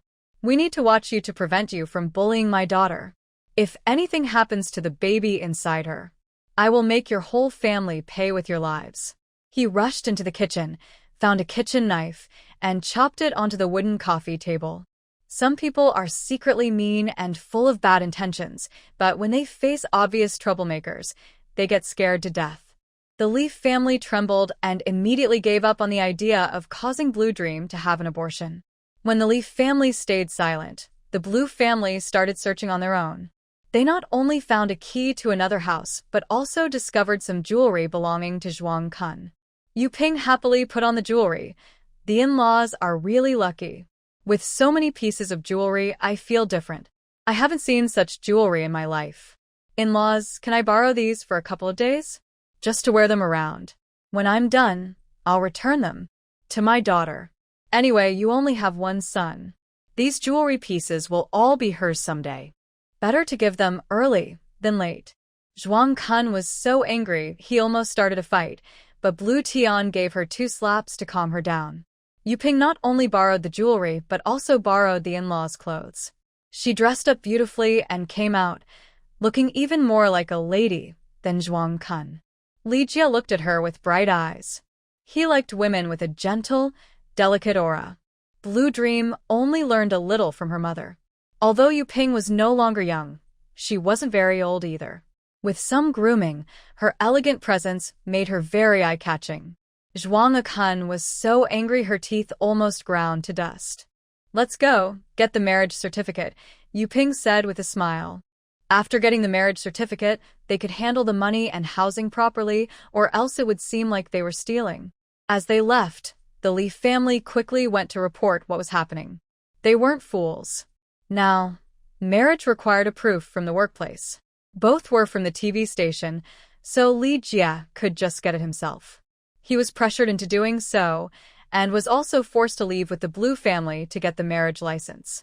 They were afraid they might call the police. When they went out, they met several neighbors. The house was making loud noises, punches and hits. Didn't they hear it? Seeing them come out with bruised faces only confirmed what everyone suspected. "Old Li, what's going on? Do you need help?" A neighbor asked from behind the decorative iron door. "No, it's just a small misunderstanding," Li Jia said quickly and hurried downstairs. Outside, they could hear colleagues discussing. Old Li's family really has bad luck. How did they end up with such in-laws? Are they barbaric? Who has in-laws like that? Hush, in-laws are something you choose yourself. You can't blame others. They're just nearsighted, not blind. Why did they pick such in-laws? Did someone catch them doing something wrong? That was the most reasonable explanation. Who knows? I heard that the woman is pregnant. Wow. That's so shameless. But don't just blame the woman. This kind of thing can't be blamed on one side alone. Exactly. Look at the woman. She seems delicate and weak, like she's easy to bully. Do you think she was forced? That's why the Li family feels so guilty. Yes, that's right. The Li family father and son are furious, but the Lan family members stand tall and proud. That's how it is. That night, Fong Yun received news that Li Yuan and Lan Meng registered their marriage. They haven't had the wedding yet, but Lan Meng and her family moved into Zhuang Er Chunfin's house. The wedding is still planned for 3 days later. The next day, Fong Ying went to find Ji Ren. Ji Ren's eyes were red and bloodshot, and he handed her a stack of photos. Just like a comic, everything was clearly explained. The photos were taken after the lights were on. The house was dark, so not much was recorded before. After turning on the lights, Li Yuan was standing barefoot on the floor. The bed was pulled back, revealing a woman who wasn't wearing any clothes inside. The next photo showed Wang Kun hitting Li Yuan. Then, Yu Jing woke up, sat on the ground crying, as if she had been bullied. Forcing someone is considered a bigger crime than voluntary acts. Fong Ying took the photos and left. Now is not the time to reveal everything. She had important work to do today. She cooked more than 10 hearty dishes, packed them into brand new lunchboxes, and drove to Fongda's workplace just in time for lunch. She personally thanked Wang Jun. Uncle Wang, if it weren't for you, I wouldn't know what to do now. She sniffled, her nose burning from mustard, and her eyes instantly welled up. Glistening tears threatened to fall, but she held them back. Tears like that make people feel sorry for her. Crying with a runny nose and tears makes people dislike her. Wang Jun comforted her. It's just a small matter. But in the future, be careful when you go out. Never stay overnight at a stranger's house. Thank you, Uncle Wang. I've been too optimistic about human nature. Who would have thought Li Yuan, a prominent person, would intentionally hurt me? She opened a lunchbox, revealing mustard chicken, hiding the mustard smell on herself. Then she quickly opened the other boxes, filling the air with delicious aroma, catching many eyes. Some recognized her, others didn't, but all were important or future important people. The influential people wouldn't be blinded by good food. Someone curiously asked, "Wasn't it a fellow villager who stole your money out of greed?" She directly called the duty room without mentioning confidentiality. The next morning, everyone in the entire unit, even the whole organization, knew that Fong Ying was in trouble. Meanwhile, they found out a little about Fongda. Only a day had passed, and the details were still being kept secret on the other side. They hadn't received any updates. Li Yuan wants to hurt you? Who is Li Yuan? Someone important? This name sounds familiar. I think I've heard it somewhere before. Li Yuan, being a prominent figure among these big shots, was not worth mentioning in front of them. Fongda frowned and said, "He's the son of Li Jia. This time, he was the driver on a business trip with my eldest daughter and an old cameraman to Jean City for an interview. My second daughter was also on a business trip for shopping, so she went along. But who would have thought?" As they spoke, the restaurant was filled with exclamations. Even Wang Jun was hearing the details for the first time. He hadn't been told about Li Yuan over the phone either. And about the dozens of bodies, they hadn't told him either. He didn't know. Fong Ying raised her glass and offered it to him. "Uncle Wang, your act of justice not only helped me, but also helped a dozen others seeking justice. Their spirits in heaven will surely thank you and bless you." "Wang Jun, please stop talking, it's making me uneasy." But this time, he truly didn't help wrong. And what about Li Jia? What's really going on? Does he know what his son is doing outside? No, he must take control of this matter. After finishing the thrilling and intense case, the restaurant became lively again. Everyone was discussing the issue. "I know Li Jia. He used to interview me when he was young. He looks decent, but how does he educate his kids? Some people are just born that way. You can't teach them better." "Born that way? Where does that come from? Who does he follow? Who else?" "I heard his wife's surname is Zhuang, Zhuang Fan's daughter. Zhuang Fan died last year. He's never really done anything wrong in his life, right? Old Zhuang is a good person. So, he's just following Li Jia. This mess is so chaotic. How can he be a director? Hey, did you hear? His son is getting married the day after tomorrow. My wife's brother knows him and received an invitation. I heard his fiancée is already pregnant." Ah, really? Fong Ying hadn't mentioned Fong Yun before. The reason Li Yuan wanted her to stay at Wang Kun's house was because he knew she was rich and suddenly decided to con her out of money. 30,000 yuan. Greed took over, which was understandable. All this nonsense. Someone with a fiery temper immediately threw down their chopsticks, stopped eating, and reported Li Jia. Today, Li Jia didn't go to work again. His face was swollen like a pig's head, purple and blue, and his eyes were so swollen he couldn't open them. Who would dare to go to work like that? He hasn't been able to go for half a month. He doesn't want to hold the wedding anymore. He's been calling everyone to say his family wants to save money and live simply, so they won't have a wedding. They also don't have enough money now. Suddenly, the phone he just put down rang again. He answered it, and the other person immediately started scolding him harshly. They criticized him from all sides, his work ability, his character, how he educates his children, all wrong. He was suspended from his job. After hanging up, Li Jie held the phone in a daze. What caused this sudden storm? If it was because of Lan Meng's pregnancy, the other person should have mentioned it clearly, but they didn't. There was no specific reason. It was a full attack on him. But when they said he couldn't teach his children and that he raised a bad kid, he couldn't understand. How could his son be a bad kid? He was willing to have a child out of wedlock, and both sides accepted it. Didn't everyone have similar problems? They didn't before, but they do now. He couldn't figure it out and wanted to ask someone. But then the phone rang again, and another leader scolded him even more. This time, not only was he suspended, but his salary was also stopped. He hung up, but a few seconds later, the phone rang again. He was too afraid to answer, so he unplugged the phone. He had a feeling that if he answered, it wouldn't just be his salary stopped, he might also have to write a self-criticism. He quickly asked Li Yuan, who could go out, to visit his godfather and find out what was going on. But Li Yuan came back looking very tired and dirty. His godfather scolded him very harshly in front of everyone. That wasn't the worst. What really scared him was something else. Dad. What should we do? That. Stop. Li scolded. Who are you talking about? Don't mention her name. Li Yuan hesitated and said, You know who I mean, it's her. She says I and Wang Kun conspired to steal her money. Li Jie sighed in relief. It's okay. If you're innocent, there's nothing to worry about. Wang Kun is dead now. Just stick to your story that you don't know him. But I called him Brother Wang at the time, and Fang Yun and Jiren saw it, Li Yuan said. Jiren. Don't worry. He's young and brave, but he's gotten more timid with age. He doesn't have the courage he used to. He just wants to live peacefully and wait to die. He won't cause trouble for himself, Li Jie explained. Then you just insist that you're joking, that you don't really know Wang Kun, and that you just stayed at that hotel because it was cheap, he added. With his father's advice, Li Yuan calmed down. He waited all day, and no one came to arrest him, which made him feel more at ease.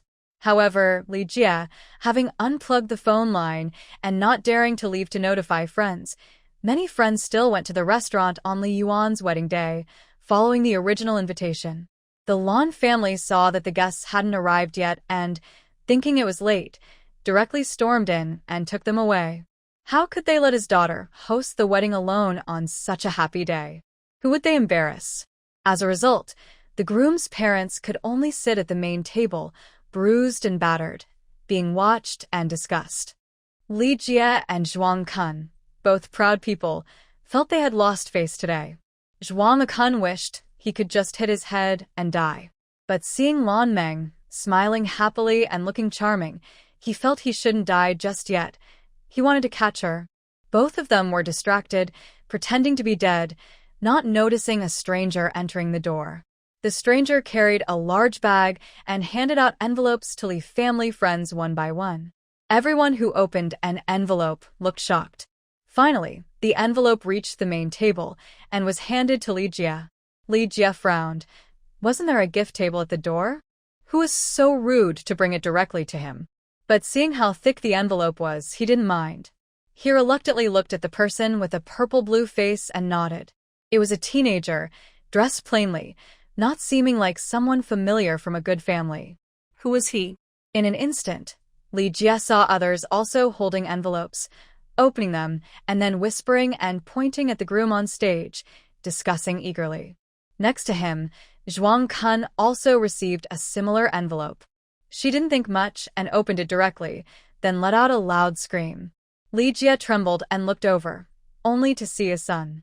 And a woman on the bed. That bra was quite the player. Wait, could that be? Yu Jing? Someone took photos that night? Who? Who dared? Who would? He immediately thought of someone and couldn't believe it. He hurriedly looked around the crowd. He had planned to collect some wedding gifts, and since his son was getting married, people from the TV station would definitely come. Indeed, many large restaurants were full, and about 80% of the guests were from the TV station. He saw Jiren sitting in the corner, next to Fang Yun, with Fang Ying sitting beside her. Ah! He wished he could just disappear. How could she be here? He was doomed. Actually, wasn't he already doomed? Fang, Fong. He tried to call out her name several times but didn't dare, afraid things would get even worse for him. Suddenly, a group of police rushed in and directly took Li Yuan away, handcuffing him. Fong. Ga. Lia fainted. Li Jia has only one son, and he cares deeply for him. He gets so upset that even women can share his feelings. Now, seeing Li Yuan being taken by the police and the photos still around, he feels like he might be severely punished or worse. He fainted from shock. Zhuang Lekan, a mother with a strong will, shouted loudly and rushed toward the police. "Let go of my son. Why are you arresting him? My son is a good person. He listens well. He would never do anything illegal." One sharp-eyed police officer saw the scattered photos on the ground and the ones received by other guests, which matched the complaint letter exactly. "Your son bullied women. We have witnesses and evidence. What are you trying to say?" Zhuang Kun hesitated and shouted, "Where are the witnesses? That woman is shameless, willingly sleeping with my son. She's a loose woman, and it's none of my son's business. The witnesses are at the police station. If you want to see them, go ahead." The police dragged the confused Li Yuan away.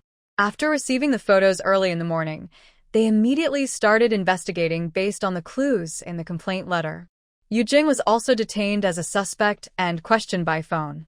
When she heard this, she immediately cried and claimed she was forced by Li Yuan. She said she was a victim, suffering and wronged. She begged to be released because she had 2 children and a mentally challenged person at home to care for. No one paid her attention. Wang Kun's parents weren't dead. They had just gone to visit their son-in-law's house that day. With them there, the children and the mentally challenged person wouldn't starve. The police quickly arrived to arrest the suspects, as the evidence they needed was right in front of them. Li Yuan showed that. Dad. Save me. Lan Tian walked over and slapped Li Jia awake. When Li Jia woke up, he shouted at Fong Ying, "You caused all this for my son." Fong Ying was eating a duck leg, looking confused and innocent. Everyone started talking among themselves. These photos are clear and obvious. Why are they blaming the young girl? Stop pretending to be crazy. That's really foolish. What's the point of pretending now? Let Li Yuan pretend to be a fool. Fools are innocent. It's too late to pretend now. You should have done it earlier. Hey, did you hear? The bride is pregnant. Really? Do any of you here not know? Oh. I used to think it was just a rumor spread because the bride looked so pretty. Yes, the bride looks gentle and innocent from the countryside. I thought she wasn't that kind of person, but she's not related to Li Yuan after all. He's eating everything on his plate, even the good dishes in front of him. How can he not touch them? Blue Dream, sitting on the stage, also frowned. She had hopes for her married life. Although the Li family men. At least she is Mrs. Li now, enjoying good food and comfort. Being bullied by her mother-in-law? Could the 2 elders outlive her? She's only 19. When they're gone, this family will be hers, right? As for Li Yuan, a naive young man, she's confident she can win him over. But now, how can she do that? Send him to prison? She quickly looked at Fong Ying. Sure, it was her. They went out together that day. She picked up a photo from the ground and approached Fong Ying, tears in her eyes. "This photo was taken by you, right? You actually crouched outside to take pictures." You. She didn't bother to argue about right or wrong, just called Fong Ying shameless. While she was busy doing her good deeds inside, Fong Ying was secretly taking photos outside. Is that what a normal woman does? Sure enough, all the guests in the hall looked over. The nearby police also stopped and looked over curiously. They wanted to know who reported this. And the photos were taken right outside the window, somewhat inappropriate. It even caused a fuss during the wedding with guests posting photos. Really inappropriate. What grudge or resentment? Fong Ying, who's known for her modesty, doesn't have that reputation. She put down her duck leg innocently and asked what photos. "Someone just handed me an envelope. I was about to open it when this kind old man snatched it away, saying it was inappropriate." Everyone was stunned.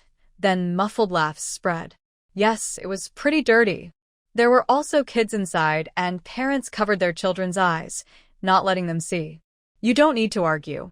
It's definitely you. You're angry because he stole 30,000 yuan from you.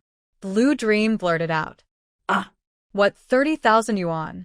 Li Yuan stole money? Even 30,000? That's terrible. Suddenly, Li Jie rushed over, slapped Blue Dream unconscious with a loud slap. Shut up. Bad luck. He's also unlucky. It's only because he married her that all this bad luck happened. Blue Dream covered her face in regret. She only heard from her parents the day before that they knew about that thing, because Fong Ying gave her the idea.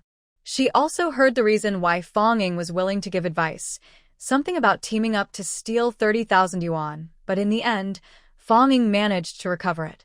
Recently, she's been staying at home to avoid trouble, not seeing outsiders, and she still doesn't know about the toilet hiding corpse case that everyone at the TV station is talking about. Now, Wang Kun and Li Yuan are suddenly connected in her mind. The police also heard about it and brought Li Yuan back, asking, "What about the 30,000 yuan?" Fong Ying smiled to herself. Now that Li Yuan has already registered his marriage with Lan Meng, she can finally gather the evidence she needs. It's in Jin City, at the commune guest house, the toilet hiding corpse case. Shut up! Li Jie and Li Yuan shouted at the same time. But Fong Ying didn't listen to them. She told the police, "I remember now." Li Yuan said he was good friends with the murderer Wang Kun. Also, I clearly didn't tell Wang Kun that I had money. How did he know I was rich? It must have been Li Yuan who told him. Li Yuan knew I had money. The police's eyes lit up. Are they also involved in a big case? Did they catch another murder? Li Yuan was going crazy, gnashing his teeth in anger. I don't know you have money.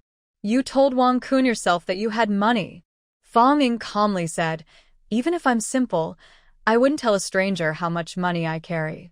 You asked me why I was going to Jin City, and because I saw you as my sister's colleague and the son of my boss, I told you I was shopping. I didn't expect you to overhear and then arrange a shady shop for us that night." Everyone started discussing eagerly. Oh, so that's how it is. So, even fools wouldn't tell strangers they have money. See, this is what they call the listener hears what the speaker didn't intend. These days, you can't even trust acquaintances. Fong Ying's explanation sounded very reasonable and perfectly covered up Li Yuan's reason for taking them to the shady shop, bullying Fong Yun. Fong Yun secretly lowered her head and wiped her eyes. Li Yuan was so angry he couldn't speak, his teeth clenched tightly. He couldn't reveal the truth. He didn't plan to steal money, only to steal people. If he said anything now, he'd only make things worse and die faster. Li Jie had already calmed down. Anyway, they managed to recover the 30,000 yuan. Now that Wang Kun was dead, as long as his son denied knowing Wang Kun, it wouldn't be a big problem. As for Yu Jing, he also had her leverage. He fixed his gaze on Fong Ying, learned from Lan Meng's trick, and asked, "Did you take that photo? I heard you escaped from Wang's house, returned to the guest house, and then secretly hid outside the window. A young girl like you like this kind of thing." He was feeling uncomfortable now and wanted to drag her into it too. Fong Ying looked innocent and aggrieved. "I was so scared at the time. I escaped from the Wang family and then went with my sister to the police station." Li Jie opened his mouth to argue, but Jiren spoke first. "Director, stop. The photos were taken by me." Li. Everyone was shocked. The police quickly took notes.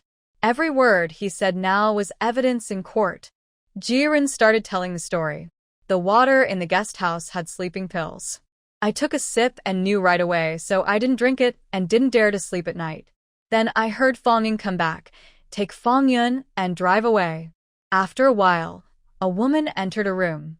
Soon after, Li Yuan also went in. I was curious, so I took my camera equipment to that room.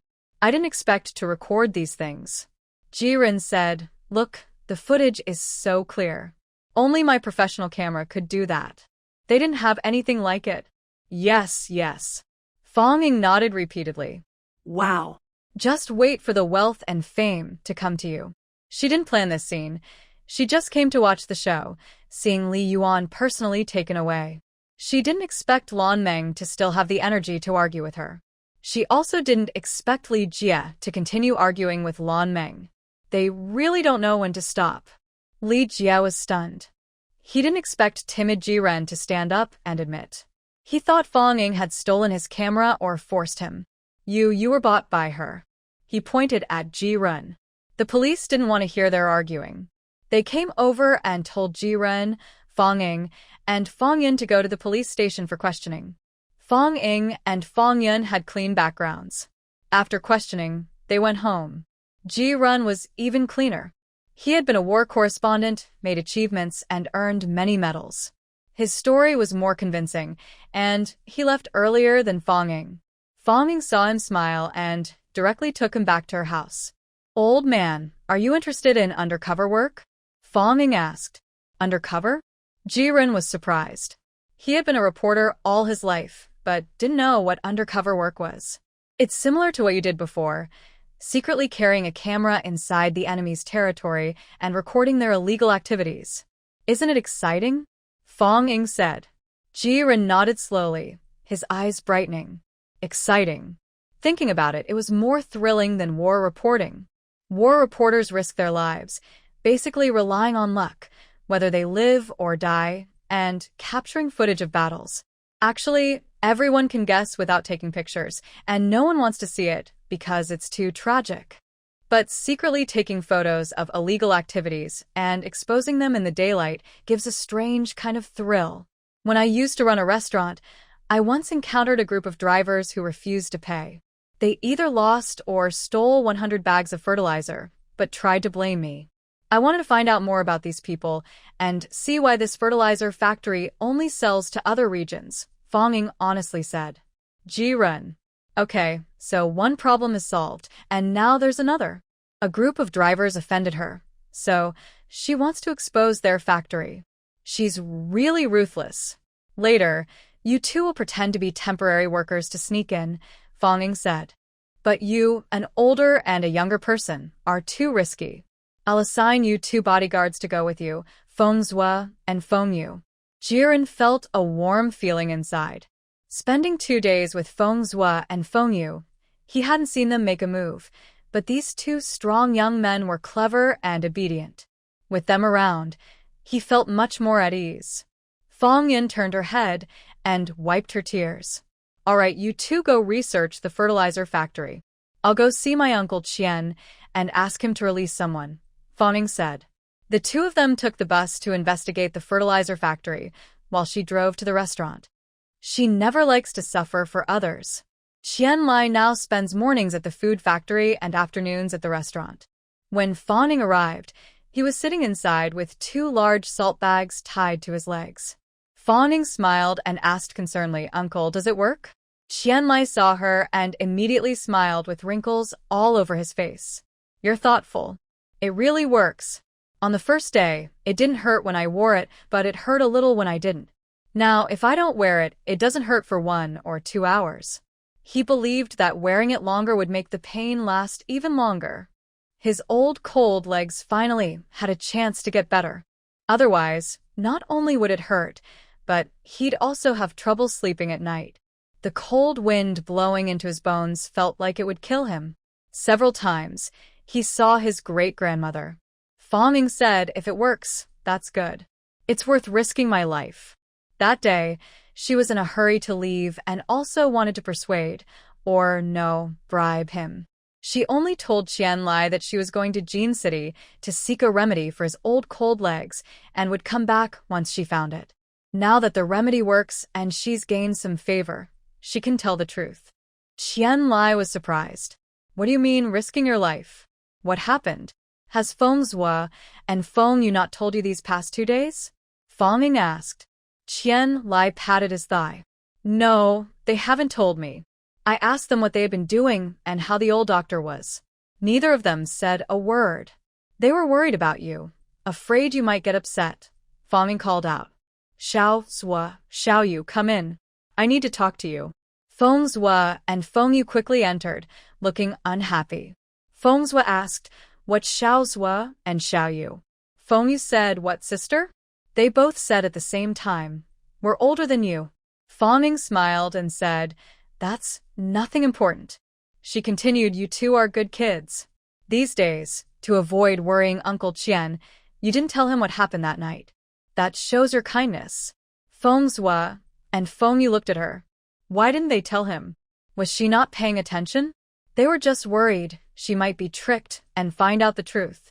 Now that Uncle Qian's leg wasn't hurt anymore, was he about to tell her? Feng Ying said, The story is like this. I want to go to Jean City to find medicine for you, and my sister was on a business trip, so we went together. Feng Zhua and Feng Yu looked at her again. Feng Ying continued, But the colleague my sister was traveling with had bad intentions. That night, we stayed in a shady hotel. He said it was a place the TV station often stayed at, and it was full, so he told me to stay at the manager's house. But the manager's wife drugged me in the tea, stole my money, and I was robbed. Qian Lai covered his chest. Are you okay? How much money was stolen? He gritted his teeth. Uncle will make it right for you. Feng Zhua and Feng Yu looked at him. He seemed to be limping again. Any amount is small, just 30,000, Feng Ying said. Yan Lai. Could this be a trap? But it's all been recovered, not a single penny lost, Feng Ying added. Qian Lai suddenly felt guilty, blaming himself for being careless. He really shouldn't have done that. Feng Ying said again, I was quick-witted. I didn't drink much. I got up in the middle of the night and called the police. They found over a dozen bodies in that shady hotel, and the manager committed suicide on the spot. It was so dangerous. Luckily, I woke up early and took them away. Otherwise, for that secret recipe, we could have lost our lives. Qian Lai. Qian Lai suddenly pounded his thigh hard. Uncle, this leg isn't worth it. Not worth it. If something happened to me because of my legs, I'd rather not have them. Feng Zhua and Feng Yu looked shocked. Feng Ying held his hand. Uncle, don't be like that. Even though we're not related by blood, we're like family. Nothing is more important than your health. As long as you're well, we can do anything. Qian Lai suddenly couldn't hold back anymore, tears and snot streaming down his face as he cried loudly. Feng Ying also got into the act, wiping her tears and almost forgetting why she came, until she saw the unspoken looks from Feng Zhua and Feng Yu. Oh, today's goal is to fool these two little donkeys, the old men are just a bonus. Uncle, wipe your tears. Let's talk about something happy, Feng Ying said, wiping her red eyes. How's the restaurant? You're not just making noodles anymore, right? Do the rich and powerful still dare to cause trouble? That was indeed something to be happy about. Qian Lai recently felt proud and wiped his tears, saying, These so-called tough guys are too scared to come bother us now. Just glancing at us makes the drivers chase them away. Now, they don't even dare to look at us, ha. Feng Ying didn't expose him. They may look tough on the outside, but they once really came to cause trouble and fought. Compared to her, they definitely couldn't match up. We mainly make steamed buns and baked flatbreads now. These sell better than noodles, are more filling, and can be taken on the go, Qian Lai explained. Feng Ying nodded. Then just pick a few women from the commune. Qian Lai thought for a moment. Sure. What do you want to do? Send Feng Zhua and Feng Yu to the food factory? Or your basket factory? The old man was never foolish. What basket factory? That's a craft workshop. It won't just make baskets in the future, Feng Ying said. Besides, a small craft workshop, a craft factory can't train people. I don't want them wasting their lives there, she added. Feng Zhua and Feng Yu looked at her immediately. Are they about to be targeted? Having spent so long with Feng Ying, both of them, who are good at reading people, couldn't see that she was actually speaking sweet words. But they liked to hear it. A real man should go for big things, do great work, do work that benefits the country and the people. A small weaving factory doesn't suit me, Xiao Zhua and Xiao Yu, Feng Ying said. Feng Zhua and Feng Yu's eyes flickered with excitement. She spoke nicely. And she was right. A real man should do these things. Except for the last sentence. What Xiao Zhua and Xiao Yu? And they didn't think a weaving factory was beneath them. They're just two orphans raised by many families. If the Dongxing restaurant hadn't been bullied so badly by the wealthy, neither of them could have become enforcers. It turns out the restaurant hired other people. Although they don't see themselves as very lowly, they also never think of themselves as very noble. They believe that good things can't happen to them. Now, Fong Ying says something. She hasn't earned much money yet about a knitting factory that doesn't deserve them. It seems like they're very good people. Indeed, it sounds nice.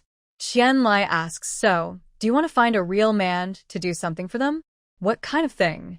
That idea came from the last time someone stiffed us at a restaurant, Fong Ying explains. Their fierce attitude didn't come out of nowhere. They've been like that for a while. They're not just occasional troublemakers. They also wrongly accused me of stealing their fertilizer. That's not a one-time thing either. Such bad people don't deserve to exist. Qian Lai looks around nervously. Suddenly, Qian Lai is startled. That's not good. That's not good. We're in a society ruled by law now, we can't. He looks out the window and says, we can't do that. He makes a gesture as if to cut his own throat. Uncle, what are you thinking? Am I that kind of person? How could I push Xiao Zhua and Xiao Yu into trouble? They are my family. I wouldn't hurt anyone, especially not them. Qian Lai looks at Xiao Zhua and Xiao Yu. Family. It sounds nice. Fong Ying says, it's not like I want you to do that. She looks serious. Justice is like a net, slow but thorough. Don't think you're invincible just because you're clever. Heaven is watching. From now on, no matter who it's for, don't do such things. All three see how serious she is. She really doesn't want them to kill anyone. That's for their own good. Fong Zhua and Fong Yu's eyes turn red. Fong Ying says, besides, if one bald man who stiffed us at the restaurant is gone, there are millions of others. You can't kill them all. A real man should do meaningful things, make this world free of bald heads. Fong Zhua and Fong Yu look at each other. We don't understand, Fong Zhua says. Just tell us directly, Fong Yu adds. Fong Ying explains, there are many dark places in this world. Someone needs to uncover them and bring them into the sunlight. My sister plans to be a pioneer. She wants to pretend to be a temporary worker and infiltrate the fertilizer factory to see what's going on. They need 2 helpers now. Before she finishes, Fong Zhua and Fong Yu say, we're going. Fong Ying isn't a stranger. She's Xiao Ying's sister. Their eyes light up. And this plan sounds very exciting. Like a legendary undercover agent or spy. They both wanted to join the army, but failed the political review. Because their parents were landlords, not poor farmers. They never thought they could do such exciting things without joining the army. When do we leave? Feng Zhui asked. Let's go now, Feng Yu replied. No need to pack any luggage, Feng Zhui said. We're orphaned wanderers, too poor to have luggage, Feng Yu added. That's more like it, they both said at the same time. Fong Ying already knew they would agree. What boy doesn't love adventure? Especially boys who love martial arts. But every day, they could only stretch noodles in a restaurant. They were both getting tired of it. I'm just worried those 10 drivers might have been released and could recognize you, Fong Ying said. Then we'll put some dirt on our faces and not wash our faces, Feng Zhui suggested. And even if they recognize us, we're not afraid. We'll just say we offended you and got fired, Feng Yu added. Maybe we'll catch a big fish then. Feng Zhui said. That's a good idea. Fong Ying immediately agreed. These 2 really seem suited for this kind of work. Prepare yourselves. We'll leave in a few days. My sister still needs a few days to study, Fong Ying said. Honesty is important when it counts. No one is stupid. She can't keep lying all the time. Qian Lai immediately said, let's go knead the dough. He realized he had completely lost these 2 little guys. From now on, they wouldn't work for him anymore. Back home, Fong Ying also started her preparations. She wanted to go with them. Of course, she wasn't going to be an undercover agent for an interview. She wouldn't do such dangerous things. But she needed to find out where that factory was and what it looked like. Otherwise, if something really went wrong, she wouldn't even know where to find the bodies. And although the fertilizer factory belonged to a neighboring province, it was surprisingly close to Linming Station. She planned to find Linming. Although the day he sacrificed in her past was still some time away, he was on a mission then. She wasn't sure when he would leave to carry out that mission. So she wanted to find out early and stop him if she could. She was even worried that it might be a bit late now. But how to appear openly in front of Lin Ming and stay there? She needed to prepare. Seeing Fa Ming return, Lin Chi immediately rushed over. Sister-in-law, you're back. What's wrong? Fa Ming asked. Do you forget you still have a basket factory? Now all the warehouses are full. You spent all the money you saved before. Tomorrow, Sun Gang said he will bring 1,000 baskets of different sizes. What should we do? Lin Chi asked. Fa Ming has been busy with other things lately and hasn't paid attention to the basket factory. All right, let's focus on the baskets. Have you finished delivering to all the middle and high schools? About 30 baskets per school? Fa Ming asked. Yes, all done. Lin Chi replied. How did it go? Fa Ming asked. Lin Chi's eyes lit up. In the past, he felt sad every time he delivered. 30 bicycle-side baskets, that's quite a bit of money. He was giving them away for free. And it was more than just 30, it was 30 per school. He didn't dare to count how many middle and high schools there were in the whole city. He just delivered according to the map, numb to it. Actually, he didn't even know if he had finished delivering. He just told himself it was done. He couldn't bear to think about it anymore. But in the last 2 days, he finally saw something different. Every time he went to a school, whether teachers or students, they would stop him and ask where to buy these baskets. They wanted to buy. They weren't asking for free. They were willing to pay. Some offered 1 yuan, others 2, 3, even 5 or 10 yuan. Lin Chi was so excited, he almost agreed on the spot to sell for 10 yuan. But he remembered Fang Ying's words and held back. I just told them to wait 2 more days. There will be someone selling at the school gate. When should we sell? Lin Chi asked. If you're not tired, start today. Sell at 1 school each day, only during the morning and afternoon rush hours, and also tell them which school you'll go to the next day. Fang Ying said. If no one buys, just pack up and leave. Don't hesitate. It's not about selling all the time, or that anyone can buy whenever they want. If the baskets are just sitting there, no one will buy. But if people see others buying, they'll be more eager to buy next time. Today, they didn't buy, but that feeling will make them determined to buy tomorrow. No matter what, they will find a way to buy.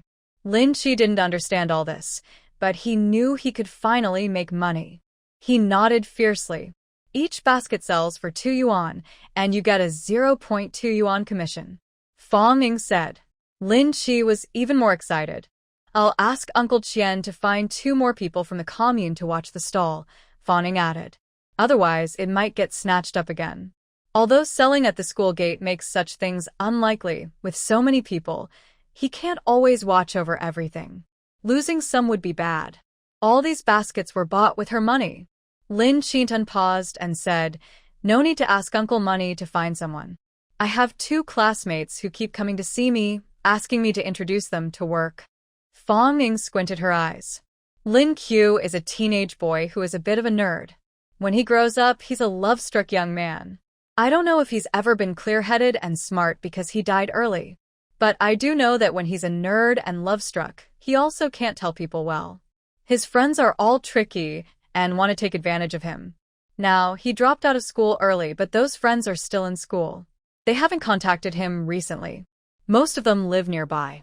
Recently, Lin Qiu has been doing very well. He can't keep his mouth shut, and his old neighbors ask him questions. So everyone around knows he's doing good, has a job, and earns a salary. Fortunately, he didn't tell them how much he earns. Fa Ming already told him not to say. Otherwise, if he just started working and earned 60, that would be very obvious. What friends? What's their names? Fa Ming asked. Sun Peng and Zhang Fei. Have you heard of them? They're from our neighborhood too, in the same class as me, Lin Qiu replied. Fa Ming nodded. Of course I've heard of them.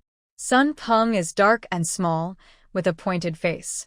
He's mischievous and often gets into trouble with parents. Lin Qiu opened his mouth to say something.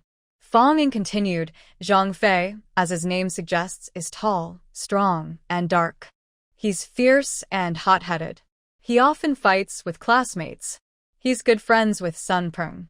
People call them the haha two generals. But if I remember correctly, these two used to dislike you and teased you at school. They said you were an orphan, that your father didn't care, and your mother didn't love you. They even isolated you. How come now they're your good friends? Fong Ying asked. Right, Lin Q is soft-hearted, like a saint. People who were mean to him before suddenly become nice, and he just thinks they're good people. He doesn't consider whether they are sincere. If he wasn't so easy to deceive, he wouldn't be so easily influenced by her. Lin Q looked touched. Did his sister-in-law really care about him so early? She even knew these things. They only went to the same school for 2 years in elementary school, then they went to different schools. Yet she knew all this. They said they were wrong, that they were young, and didn't know better. They apologized to me, Lin Q said. Now they're very nice to me. They lend me comic books, play with me, and even buy me sunflower seeds. Fong Ying rolled her eyes. Did you buy the sunflower seeds yourself? Lin questioned. They didn't have money at the time, but they said they'd pay me back later. Is it the kind of ending where there's no future reunion? Fong Ying asked. Lin Chi replied, they aren't really like that. Also, Sun Ping said he never stole anything. Those people are just accusing him unfairly. Is it okay if only 1 or 2 are falsely accused, but what about 20 or 30? Fong Ying said, you should find out about your classmates and neighbors around here. Ask if anyone suspects Sun Peng of stealing from them. It's because Sun Peng has a bad reputation. Whenever someone loses something, they always blame him. Lin Chi said. Fong Ying finally looked at him directly. The naive boy has been brainwashed quite a bit. She realized she hasn't paid enough attention to him these days. The gate made a soft sound as Lin Yu bounced back happily. Even the usually calm young man showed a childlike side. Maybe life has been too happy lately. Little Yu, go quickly and see your second brother. He's about to be sold by a fool and asked to count money. Fong Ying said. What? Second brother is going to be sold by a fool? And asked to count money? Then he's almost worse than the fool. Seeing the hurt in Lin Chi's eyes, Lin Yu stopped talking. He could tell just from that. He also thought his second brother was really naive. He tried to help before, but it was useless. It made him tired. But his sister-in-law still doesn't give up. Yes, his sister-in-law genuinely cares for them. What did he do this time? Lin Yu asked, putting down his school bag. Fong Ying said, go wash your hands and eat. I bought your favorite corn cakes from outside. Lin Yu's face lit up with a smile. He jumped to wash his hands and then took a corn cake to nibble on. Sister-in-law. Actually, I don't really love corn cakes. I used to hate them. My stepmother made them terribly, dry and choking, harsh on the throat and nose. But I like everything sister-in-law makes, he said sweetly. Fong Ying nodded happily. Acting, anyone can do it. She actually knew he hated corn cakes the most. Just the smell made him uncomfortable, as if he was hurt by eating them as a child, and just the smell made him feel sick. In her past life, she had eaten plain rice at the Lin family for a while. Sometimes she came back late and didn't have time to cook, so she ate the corn cakes made by Li Meihua. She also felt sick eating them and would sometimes secretly buy bread from her older brother with some money and hide to eat it. But somehow, the bread turned into corn cakes. Only Lin Yu could do such a thing. Lin Chi didn't have this kind of cleverness. He wasn't lacking in integrity either. It's just Lin Yu. So, in this life, just enjoy eating to your heart's content. Fong Ying smiled and said, you're probably afraid of something. The best way to get over a fear is to face it directly. Keep doing it every day, and soon it won't bother you anymore. Lin Yu. Actually, there's no need to completely get rid of that fear.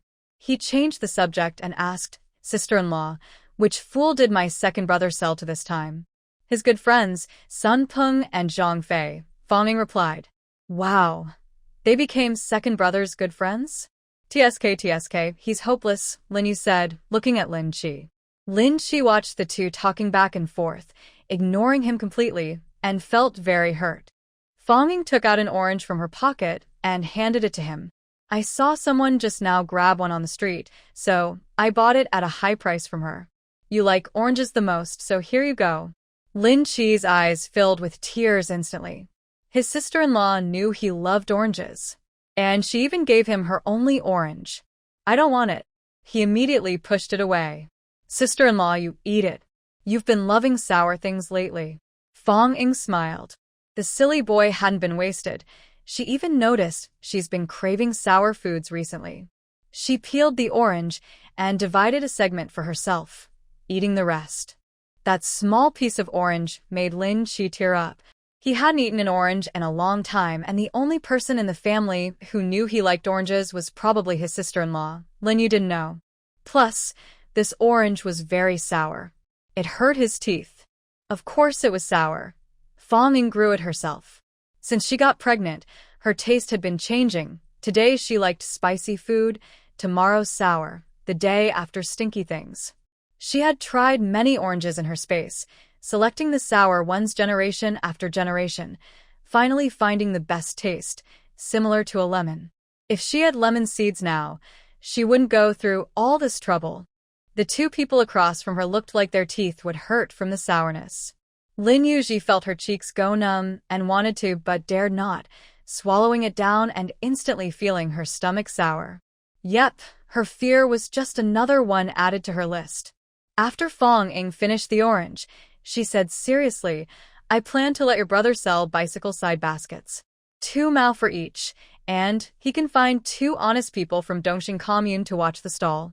He plans to use Sun Peng and Zhang Fei. Lin Yu immediately asked Lin Chi, what if they steal the baskets? Will you pay for it? No, they're not that kind of people. Besides, they're my good brothers. They even said they want to swear brotherhood with me. I'm the big brother. How could they cheat me? Lin Chi replied. Lin Yu rolled her eyes. Fong Ying said, sister-in-law, I really don't want to say much more to him. Just saying a few words makes me so angry. Sister-in-law is like a mother, you go ahead. I can't do it either, Fong Ying said. Let reality teach him a lesson. Right now, just take 100 baskets to sell, and let Xiaoyu help you settle the accounts. With Xiaoyu there, you won't make mistakes collecting money, Fong Ying told Lin Chi. No. Lin Chi trusted Xiaoyu very much in this matter. Then, just see if you can balance the accounts later, Fong Ying said. Lin Chi asked, what if they didn't steal? What if outsiders did? We can't blame them. Fong Ying almost got so angry she almost fell backward. That naive, stubborn boy really is frustrating. What are they doing? Their purpose is just to watch the stall, right? If they can't even watch the goods properly, what's the use of them? Fong Ying asked. Oh, I see. Lin Chi stood up and ran away. Got it. You cover the losses, Fong Ying shouted. Okay. He took a few steps and then looked back. How much should I pay them per day? 50 cents, Fong Ying replied. That's too little, Lin Chi said. Fong Ying really wanted to give up. But if the young tree isn't pruned now, it won't grow straight. If he isn't fixed from the roots, it will be even harder to fix when he's grown up. The trouble he'll cause then will be much bigger. After a few good days, you'll forget the hardships of the world? At their age, 50 cents a day, 15 a month, isn't that little? Fong Ying said. That's not little. That's not little, Lin Chi ran off again. Now, working as a temporary factory worker earns only about 17 or 18 yuan a month. And temporary jobs are hard to find. Even with a sharp mind, it's impossible to get in. Sun Peng and Zhang Fei, 2 15-year-olds with bad reputations, wouldn't even get in if their heads were shaved. Getting them a job paying 15 yuan a month is like hitting the jackpot for them. Xiaoyu held a corn cake and chased after him. He just couldn't bring himself to throw it away, so he stretched his neck and ate it. But inside, he kept thinking, when did I offend sister-in-law? Honestly, it must be unintentional. Lin Chi stared at the tricycle and found Sun Peng and Zhang Fei, who were on holiday at home. He told them he found a job paying 50 cents a day, and they were really happy. Their big brother and little brother both cheered up Lin Chi, too. Xiaoyu sat on the tricycle like an invisible person, silent. He usually didn't want to talk to fools, afraid of catching their stupidity. A few of them went together to Fong Ying's factory, where she stored and made baskets. When Xiaoyu was heading in that direction, He tried several times to grab Lin Chi. Finally, he thought it over and decided to let him learn a lesson the hard way. So he held back his surprise. When they entered the basket factory and opened the warehouse, Sun Peng and Zhang Fei saw rows of baskets stacked high, and their eyes lit up, while Lin Chi was unaware and said while moving baskets, "Our task from now on is to sell bicycle side baskets every day. We only sell during lunch and after school in the evening. It's pretty easy." Zhang Fei cheerfully helped him carry baskets. Sun Peng, however, took a quick detour and asked casually, "Big brother, why is it that besides you, no one else is here in the factory?" Lin Chi was a bit clever, but not very much. He said, "I'm also a temporary worker here. There aren't many workers in this factory. They're probably all out eating now." Oh. Sun Peng's small eyes darted around, but he didn't ask further and helped carry baskets. They loaded a full tricycle, stacking baskets high. Besides Lin Chi, who was riding his bike, everyone else used small carts to carry a bunch of baskets, about 100 in total. These small carts were made from large 100-liter baskets modified by Fonging, with boards and wheels added, and a handle, so they could be pulled along. This was actually a profitable design, and she was waiting to develop it further. For now, only a few were made for their own use in the factory. In less than half an hour, they arrived at the nearest school. Elementary school ended early, but middle and high schools just finished at this time. When they saw a pile of bicycle side baskets coming over, people gathered without needing to be called. Wow. Finally, there's something to sell. How much for each? Lin Chi had been thinking all along about how to sell, and now he finally relaxed and said, 2 yuan each. Wow. That's expensive. Wow. That's cheap. 2 voices spoke at the same time. No matter the price, people had different opinions. Both sides thought they were right. 2 yuan is expensive? I heard the top student in the 3rd year sold his bicycle side baskets for 10 yuan. Wow. He actually sold them? He sold fewer, actually. My cousin is in high school, and he said the top student in their grade sold his for 20 yuan. Wow. The rich immediately took out 2 yuan and picked a basket. Sun Peng reached out quickly. But Lin Yu was faster and took the money, saying, "I'll handle the money." Sun Peng glared, not taking a 10-year-old Lin Yu seriously. "Why are you the one collecting the money?" "Because I know the factory director? She gave me this job. I earn 50 cents a day," Lin Yu said. Sun Peng looked at Lin Chi. Lin Chi nodded. He wasn't so foolish as not to think about his own little brother. "Yes, the factory director personally told me to have my brother collect the money." Sun Peng said reluctantly, "He's just a kid. Is it reliable for him to take so much money? Besides, can you do the math?" "That's not hard," Lin Yu pretended to be naive. 10 minus 2 equals 8. 5 minus 2 equals 3. No need for anything else. He always liked to pretend to be naive to hide his strength. Sun Peng had nothing to say, but kept busy, reaching for the 2 yuan handed over by others. Lin Yu shouted, "All the money goes to me. If you give it to someone else, it doesn't count." With a turn, the 2 yuan ended up in his hand. Sun Peng narrowed his eyes but said nothing, going to watch the stall on his own. After a while, the crowd calmed down. They had only sold about a dozen baskets. 2 yuan isn't a small amount, and not everyone carries that much with them. "Don't go yet, I'll be right back. Save one for me. I want to pay a deposit first." Someone shouted. No deposits. "First come, first served. If you can't buy at noon, come back in the evening," Lin Yu said. "Tomorrow, we won't sell at your school anymore. We'll go to the nearby 7th middle school. If you want to buy, look for us there." But only 100 baskets sold each day. But their school has over 1,000 students. There are more than 100 students riding bikes. And even if they don't ride bikes, it doesn't mean their families don't own bikes. In 1974, in Beijing, almost every working-class family had a bike, sometimes several. Over the days, many students rode bikes with side baskets to and from school, then went home to show off, and parents went out to boast about their children scoring first in class and receiving good rewards from the school. The bike's side basket had become a symbol of honor, popular among students and parents. And every family had at least one child. In 1974, most children were born in the 1960s, except for those born in 1960 and 1961. Girls, on average, had 7 children. Someone was always going to school. So, these baskets became very popular. Not only students wanted them, but parents also liked them. They would put one on their bikes, and passers-by would see, thinking their child was the top student. That envy in their eyes was definitely worth 2 yuan. Every child who ran home to ask for money passed the test. Within a few minutes, the stall became lively again. 100 baskets sold out in less than half an hour. Lin Chi grinned widely and said, "Tonight, we'll come back again. If you can't buy today, come to the entrance of 7th Middle School tomorrow at noon or in the evening." There's no time for that. They will also rush in. You should sell more at once. 100 isn't enough. Lin Chi hesitated, about to agree, but Lin Yu loudly shouted, "All these baskets are handmade. The whole factory can only make 100 in half a day. More than that, no way." Sun Peng and Zhang Fei looked at him, thinking his lie was made up on the spot. The 4 of them said goodbye to the disappointed crowd and returned to the factory. As soon as they entered the yard, Sun Peng looked around wildly, but still didn't see anyone. "Big brother, where are our factory workers? Are they off today?" he asked. Lin Chi thought for a moment and said, "They're in storage elsewhere. The factory workers are not here." "Oh," Sun Peng said, his eyes flickering. Lin Yu shot him a quick look.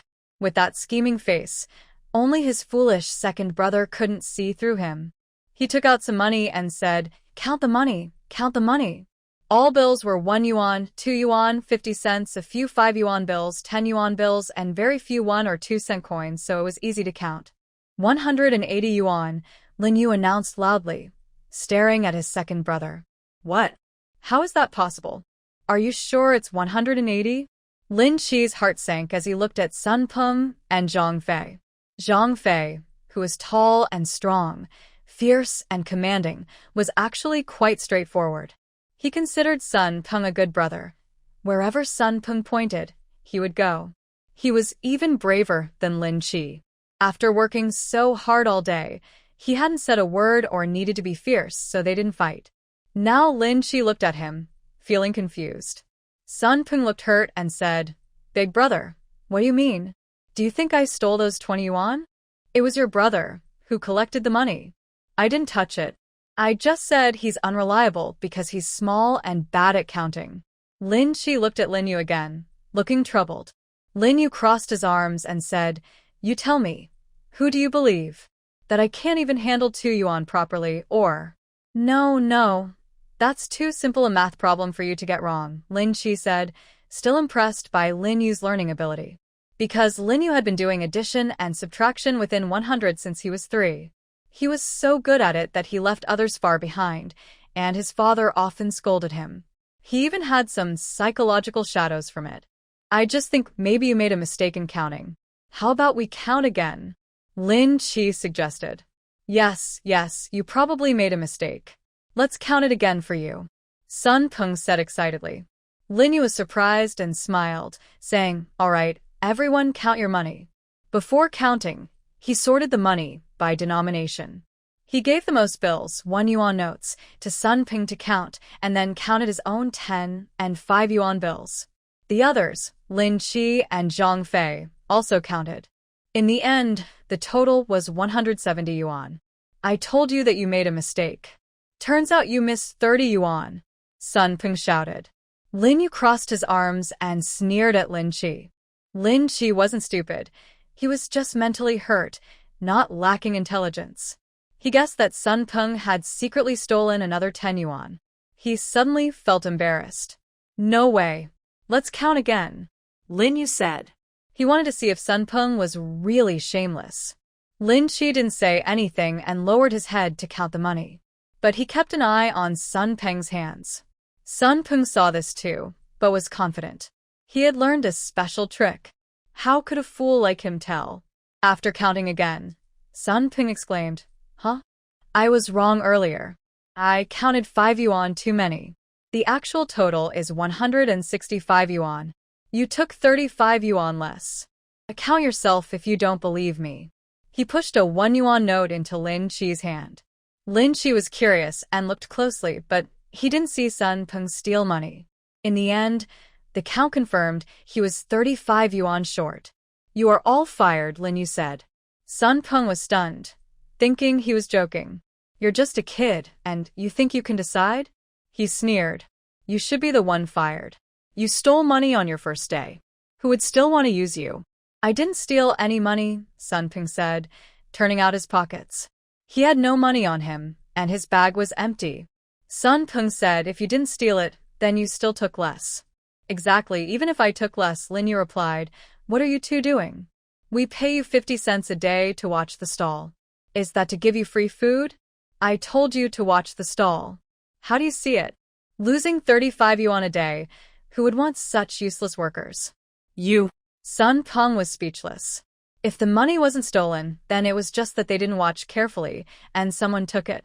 And he had indeed let some money be taken intentionally. He knew a lot of people.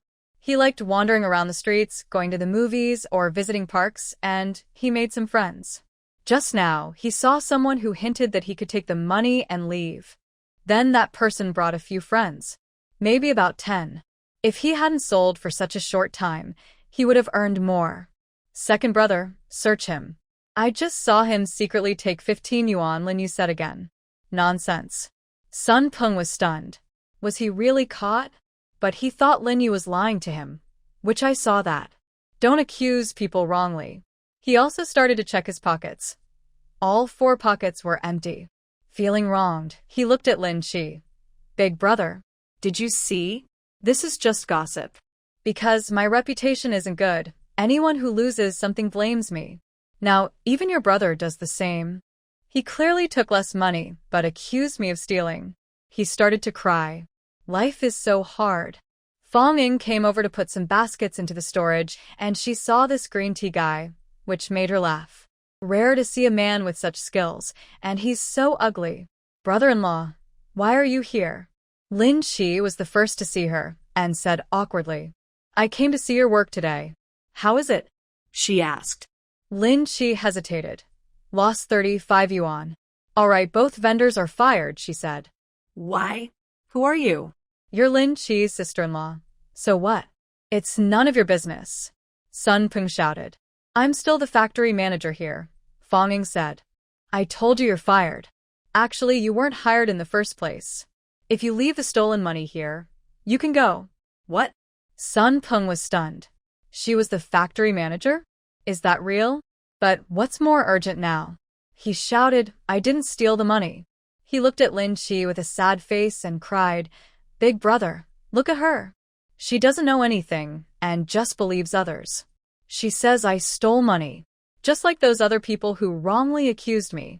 Lin Chi. He was confused. He had just seen him counting money himself and didn't see how he stole it.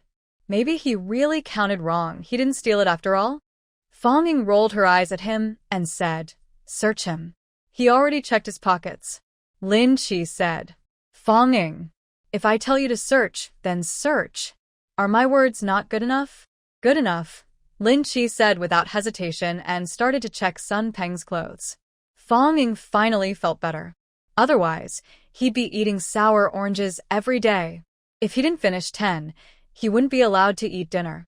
Sun Peng immediately dodged and glanced at Zhang Fei. They had worked together for a long time and had good teamwork. Zhang Fei understood and knew it was his turn. He suddenly shouted his familiar line. What are you doing? No one can bully my brother. Fist 狠狠地打在林奇的头上。林奇一下子愣住了。你不是叫我大哥吗？张飞喊道，只有孙鹏是我兄弟。孙鹏急得直瞪眼，但张飞没有看到。林奇的心凉了，果然一切都是假的。中二少年被打了，没有不还手的，除非是亲生父亲打他，就算是亲爹也难以奏效。林奇和张飞开始打起来。他最近跟冯左冯右学了一些功夫，又吃得好，喝得好，力气大，很快就把张飞打倒了，然后去扒孙鹏的衣服。孙鹏哭喊，大哥，张飞不把你当大哥，我是真心实意把你当大哥的，你一辈子都是我的好大哥，现在你也不相信我，我还活着有什么意义？他四处张望，像是想找个墙角撞上去。林奇动作变慢了，幸亏这是个男的，还是个丑的，不过用这个骗林奇就够了。他亲自出手，把孙鹏的外套扒了下来。孙鹏一惊，但没有着急，他衣服里的暗袋没人会发现。结果下一秒就看到方莹从衣服下摆的一个补丁里掏出15块钱，都是1块的。他拿着钱，啪啪打在林奇脸上，装模作样地说：“大哥，我的好大哥，没有你，我还能偷谁的钱？没有钱，我活着还有什么意义？”林奇的脸随着他的拍打变得越来越红，最后都红得肿了，好像要流血。当然，也可能是方莹太用力了，他真的很生气，没留手。林奇站着没躲，硬生生挨了几下。孙鹏吓了一会儿，然后冲过去，挡在林奇面前，张开双臂保护他，要打就打我，不许欺负我大哥，谁都不行。方莹，那他就不客气了，拿着钱，啪啪打在孙鹏脸上。15块钱都是1块的，厚度刚好，折不了，很有韧性。他还会点功夫，钱打在脸上比巴掌还疼。孙鹏挨第1下时愣住了，第2下时惊讶了，第3下就躲开了，捂着脸说：“你这钱不是我偷的，本来就是我的，是我攒了好久的零花钱。张飞兜里也有钱呢，总不能别人兜里的钱都是你们的吧？” She suddenly asked, "Do you have sisters? Close or very dear to you?" What? Sun Peng was surprised. Her question was so sudden. She couldn't mean to fight his sister. Could she? He thought for a moment and said, "I have an older sister." But he couldn't lie about it. "What is her name?" Fong Ying asked. "Her name is Sun Yan," Sun Peng replied. Fong Ying nodded, feeling relieved. It wasn't Lin Chi's wife from the past life. However, she wasn't very familiar with this name. They had no contact before. But she decided to pay attention in the future. This younger brother's sneaky attitude, did he learn it from his sister? If so, he might be a dangerous person. All right, let's get back to the main point. Fong Ying looked at Lin Yu, who was confidently smiling, and asked, "What do you want to say?" Lin Yu finally got his turn and excitedly said, "Sister-in-law, I can prove these coins were stolen by him." Everyone looked at him. Lin Yu took out the money he had collected earlier from his bag and showed it to everyone. "I have Indonesian coins. When I was playing with Indonesian money, I accidentally hurt my hand. I counted these $1 bills before, and now they all have my fingerprints on them. $1 bills are usually red, and his Indonesian coins are light, so his fingerprints weren't obvious." Fong Ying smiled, took a dollar bill from her hand, and compared it with the remaining one in Lin Yu's hand. Sure enough, both had a fingerprint in almost the same spot. Sun Peng's face instantly turned pale, but since he was already dark-skinned, it wasn't very noticeable. Lin Chi's face turned even redder. Sun Peng wanted to argue, but Lin Chi suddenly shouted and rushed toward him, fighting back fiercely, hitting him until his nose was swollen and face bruised. "I told you to stop lying to me. I told you to stop lying to me. I told you to stop lying to me." Even the fool felt angry at being betrayed. The feeling of having his sincere heart fed to the dogs was unbearable for anyone. Zhang Fei was a good brother. He got up to help Sun Peng, and the three of them ended up fighting together. Lin Yu quickly moved closer, pulling Fong Ying back. "Don't let them hurt you." Fong Ying patted his little buzz cut, fluffy and soft. For the first time, she found this kid adorable, maybe just pretending. But this time, it didn't seem like acting. "Very clever, keep working hard. The future is bright," Fong Ying said. Lin Yu's small face immediately lit up. His sister-in-law praised him again. He could tell she was sincere this time. "Be careful of these two in the future. Don't let them block the alley," Lin Yu said with a stiff smile, his small body trembling. He liked pretending to be weak to hide his strength because he was too small now. He couldn't beat the older kids. "Today, I didn't pay attention and got exposed, offending two tough people. But don't worry too much. If they dare hurt you, I will pay them back 10 or 100 times over, Fang Ying said. Lin Yu, although very touched, he was afraid of pain. Is there any way to prevent him from getting hurt directly? Fang Ying thought for a moment and took out her chili water from her backpack. It's homemade chili water, produced in her space, definitely strong enough. The bottle was also bought earlier from an overseas store. She poured out the perfume and kept the spray bottle. This is secretly made chili water from a special channel. If there's danger, spray it around the person's eyes. If they are very dangerous and life-threatening, spray it directly into their eyes. They could go blind. She walked over and sprayed some on the 3 fighting people. To avoid missing, she sprayed around with force. If aimed properly but not cleaned off quickly, it could cause blindness. She only sprayed once, and immediately a strong, irritating chili smell made their respiratory tracts burn. They either sneezed or coughed. This is also a protective measure. When sneezing or coughing, they have little attacking power. The 3 separated and couldn't fight anymore. That's pretty dangerous stuff. You must be careful not to get it on yourself. Wash your hands 10 times after each use. Fang Ying handed the chili water to Lin Yu. Lin Yu was overjoyed. He carefully touched the bottle, looked at Fang Ying, and his eyes turned red. His sister-in-law is so kind to him. But then he returned the bottle. Big sister-in-law, maybe you should keep it. You might need it if you're in danger. I still have some. Lin Yu suddenly retracted his arm and carefully put the bottle into his pocket. Fang Ying rolled her eyes and said to Lin Qi, who had just sneezed, "Throw them out and let's go." Lin Qi obediently followed the order. When he was fighting Sun Ping earlier, Sun Ping initially held back and didn't fight back. But he couldn't hold it anymore. He fought with deadly moves. He either aimed to poke his eyes or tear off his peach. His eyes were full of malice, completely different from the way he licked him and called him Big Brother before. Sure enough, they were all liars. Today, he learned a harsh lesson. Fang Ying looked at the storage room.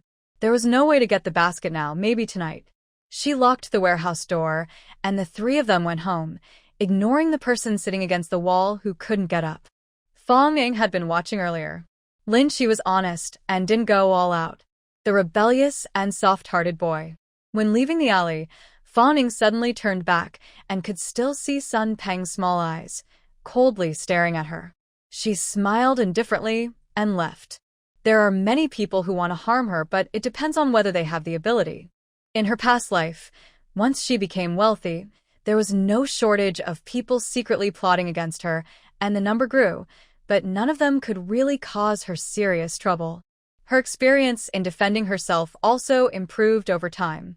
Well, in her previous life when she was poor, someone did succeed, her stepmother. It's been several days since she last visited her stepmother. I wonder if she's doing well alone. Fang Ying got on a tricycle, and Lin Qi let her off when the road was smooth. She quietly and lightly went upstairs alone, listening at the door. But no one was inside. Tangjin wasn't home. She was at work. Fang Ying felt a bit awkward, about to leave, but then she suddenly remembered something and took out her keys to go inside again. Like a thief, she secretly searched the house, mainly the bedroom and kitchen of Tangjin. She only found some money and a few small pieces of jewelry belonging to Tangjin. She didn't touch anything else. Otherwise, she would have called the police and been considered a thief. Who knew if any neighbors saw her come back? What she was really looking for wasn't those things. She wanted evidence that Tangjin had poisoned her, an empty hormone medicine bottle. Later, she found out that Tangjin didn't take a whole bottle of hormones home for her to drink. Otherwise, there would be medication records. She used bottles that had been used by patients, with the leftover bottom part cleaned and rinsed before being taken home. Even these rinsed liquids wouldn't be put back into the original bottles, because the bottles are meant to be recycled. Plus, putting liquids into hormone bottles would be suspicious, right? Tangjin, who was cunning and ruthless, wasn't actually that sneaky. Fang Ying looked at the pile of bottles of various sizes in the kitchen, unsure which one might be the right one, or if none of them were. Suddenly, footsteps sounded in the corridor, familiar, with a steady rhythm she had heard for many years. Tangjin was back. She instinctively hid behind the kitchen door. The key jingled lightly, and soon Tang Zhen entered the house. When she got home, she called out, "Xiao Yan." No answer. Fang Yan hadn't returned yet. She checked the bedroom again, no one there, and then turned back to the master bedroom. With a snap, she locked the door to the master bedroom. The main door outside was already locked. Why lock the door inside when she was home alone? That seemed strange. Fang Ying quietly moved to behind the master bedroom door. Now, the door had a glass panel for better lighting, but usually it was covered with newspaper to prevent others from peeking. After all, a couple lived inside, and there might be some private matters. The newspaper was old and torn, with a big rip. Tang Zhen and Fang Da hadn't done anything about it for a long time, so she didn't think to replace it. Fang Ying secretly looked through the gap and saw Tang Zhen take out a small white medicine bottle from her bag, place it on the table, then take another bottle from the drawer. From her angle, she could only see Tang Zhen's back. But she could tell Tang Zhen made a tilting motion. That was enough. It was right under her nose. When she checked the drawer earlier, she saw a bottle labeled cough syrup. Fang Yan had bronchitis and coughed when she caught a cold. Their family always kept cough syrup, so Fang Ying didn't think much of it. Her thinking was limited by habit, so she assumed it was for Fang Yan, and no one would add anything to it. Now she thought again. There were many bottles of cough syrup at home. Who could be sure this one was for Fang Yan? Tang Zhen quickly finished pouring, tidied up the table, and locked it. It was already locked before, but the old, broken lock was easy for Fang Ying to open. In her past life, she was quite skilled at breaking into places. Not just unlocking, she learned some techniques for emergencies. Now she was using those skills. Tang Zhen stood up to change clothes and cook. Fang Ying quietly slipped to the door while she was busy. The old lock made a loud click, impossible to hide. "Who's there?" Tang Zhen called out as she came out. Fang Ying pretended she had just opened the door, pocketed her keys, and smiled at her. "Stepmom, I came back to get a few clothes." "Oh, it's you," Tang Zhen said calmly, looking at her. She no longer bothered to hide her feelings, and Fang Ying was alone now. Most importantly, she realized no matter how she acted, this stubborn girl wouldn't fall for it anymore. It was like she suddenly understood everything. Could she still be clever after getting married? Or had she gone the wrong way? Thinking of Fang Da, Tang Zhen forced a faint smile and said, "Your dad probably doesn't feel comfortable staying at your place, right? Should I go see him? What clothes does he need? I can send them to him. My dad doesn't live at my house anymore. He rented a place somewhere else," Fang Ying replied. "No need for you to send anything." Tang Zhen was surprised. "He rented somewhere else? Where?" "Not telling you," Fang Ying said with a smile. Tang Zhen. She took a deep breath and said, "That's childish. I can ask his coworkers." Naive. Even his coworkers don't know. "La la la," Fang Ying sang. Tang Zhen. "I can also go to his workplace and wait for him," she added. "Then he might just tell you he wants a divorce," Fang Ying said. Tang Zhen. She was too scared to go. Even if they couldn't part, it would be embarrassing enough if others knew Fang Da was planning to leave her. She turned and went back to her bedroom, slamming the door with a loud bang. "You're supposed to be filial, right? How many clothes have you not bought your father? Still making him wear old ones? All your filial piety is just pretend, isn't it?" Compared to filial piety, Fan Tian, this burden of feeding off my family for so many years, hasn't shown him any respect. "It's not my turn yet," Fang Ying said. "By the way, I wonder how she's getting along with Lin Hong. As a mother-in-law and a medical student, you should pay attention to Lin Hong's problems. Find a way to help him, or else he might get upset in 2 minutes, and your daughter will suffer." You. Tang Zhen angrily pushed the door open, looking at her in disbelief. "How can you be so shameless? Saying whatever you want. Your father even says I taught you. I can't believe I raised such a shameless person. It's you who taught me. It's you. No use denying it. Liar, liar." Fang Ying finished and quickly opened the door and left. Outside, neighbors who had heard the shouting were standing in the corridor.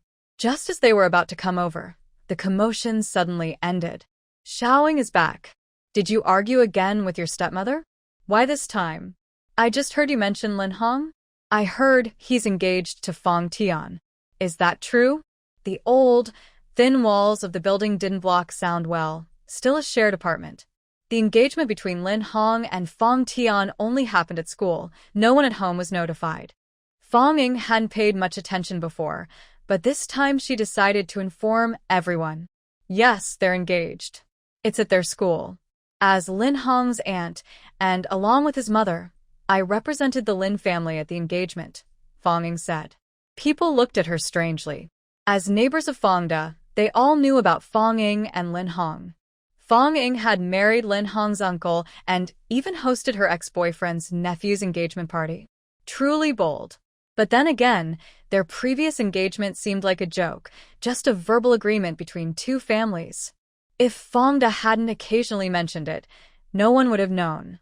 They were just kids back then, not serious, probably no real feelings. If there were, how could they be smiling so happily now? Suddenly, the neighbor aunt next door said, I just heard you say Lin Hong has a problem? What problem? Shut up. Tang Jun rushed out of the house. It wasn't really about Lin Hong's reputation. She was afraid Fong Ying might reveal how she knew about Lin Hong's 2-minute issue. Suddenly, her eyes narrowed. If Fong Ying dared to say it, then she must have experienced it herself. She blamed her daughter for her problems. So she suddenly stopped speaking. Fong Ying said, I don't know what's wrong. Last time, I saw Lin Hong's mom coming out of the hospital with him. She looked very sad and said. Tang Zhen, hearing this excuse, was disappointed and interrupted her. Enough, don't say any more. Okay, I won't say more, Fong Ying replied. His mom also told me not to tell anyone. I'm still confused and don't know what's wrong. I can only hold on for 2 minutes. Fong Ying. Tang Zhen was furious, but couldn't stop her. Look, even my stepmother won't let me talk. She's trying to save her son-in-law's face, Fong Ying said. She looked at everyone with confusion. What's wrong? Is it embarrassing? Everyone's faces looked strange, and they hesitated. You're a good kid, don't ask. It's not something you need to know. No. Xiaoying is married now. She should know. Lin Ming only stayed 1 day. She knew, but she was probably confused too. Yeah, I was confused. Aunt's son, tell me, Lin Ming only stayed 1 day, and then, well, I got pregnant. She looked excited. Wow, that's amazing. What's going on? She needed to announce her pregnancy, or people would start gossiping. Her husband stayed at home for a day, then left, and she got pregnant. Whose child is it? Huh. You're pregnant? Everyone exclaimed. Suddenly, they all suspected this. Tang Zhen was also surprised. Her gaze immediately turned sharply to her belly. Looking at her chubby figure. Her clothes hid her shape, so she didn't look so fat. But she had been fed by her for 2 years. Even if she was pregnant now, probably a deformed baby. She quickly smiled and said, You got pregnant in 1 try? That's impressive. Congratulations, you're going to be a mom. 1 time? Fong Ying asked. The neighbors immediately started talking loudly. It was almost mealtime, and only women stayed at home or returned early. They chased the few men inside and gathered around Fong Ying, whispering and giving her advice and knowledge. Poor girl. No real mother. And now, outsiders had to teach her about such things. Looking at her stepmother, she was smiling, but it was a fake smile. If she were really that good, wouldn't Fong Ying still not understand these issues? It's a pity she was studying medicine. In this era, topics about men and women are often taboo, but women talking among themselves is usually okay. Fong Ying listened for a while and finally understood what once meant. She suddenly said, That's not just once, it seems like 5 or 6 times. My bed has collapsed several times and I've had back pain for days. Everyone grew quiet. Their eyes looking at her became complicated. It's really a case of extreme drought and flood. Several young wives immediately didn't want to talk to Fong Ying and turned to leave. But the older women stayed, all smiling kindly. Fong Ying also smiled at the older women. Thank you, ladies. Now I finally understand. Otherwise, my stepmother would have confused me. She told me. Tang Zhen's face suddenly changed, and she shouted, "Shut up." Fang Ying's mouth is on her own face, so it's never easy for others to tell her to be quiet. She told me that after women get married, just take some medicine and sleep, and then they can have children, Fang Ying said. Tang Zhen sighed in relief. That statement isn't wrong. It sounds like a vague story meant to avoid detailed explanations to children. Everyone else thought the same. Although they didn't treat Fang Ying as their own child and felt a bit dismissive, that's just how stepmothers are. Fang Ying linked arms with Grandma Sun and walked toward the stairs, then turned to the crowd and said, "She also told me that if I can't get pregnant, I should go to the hospital and get medicine from her." Not being able to get pregnant means there's a problem. Taking medicine to treat it isn't wrong. But then Fang Ying's next words exploded in their ears. She said that after I took her medicine, I would fall asleep, and when I woke up, I would be pregnant. She lied. Lin Ming wasn't even next to me. How could I be pregnant? Everyone's expressions changed dramatically. Going to the hospital to see Tang Zhen? Falling asleep and then getting pregnant? Who could actually get pregnant? Grandma Sun, with a hot temper, turned around and scolded Tang Zhen. "You heartless woman. You're not human. She's truly venomous." That's terrifying. How could someone be like this? Even stepmothers aren't usually this bad. After hearing this, Tang Zhen was stunned. Once she reacted, she gritted her teeth and rushed toward Fang Ying. "I'll tear your mouth apart. Let you talk nonsense again." Look, her true face is exposed. She's furious and ashamed. The crowd said. Fang Ying, just a girl who didn't understand much a second ago, could she really say such things to falsely accuse her? Besides, everyone knew Fang Ying grew up kind and innocent, a little pushover. She was being played around by Tang Zhen. The treatment of the daughters in the Fang family, Fang Tian and Fang Ying, could they not see the difference? If they had known Tang Zhen's kind appearance was just a mask, they wouldn't have expected her to be so bitter. It's like poison. Tang Zhen rushed forward, only to be caught by the fierce hands of the older women.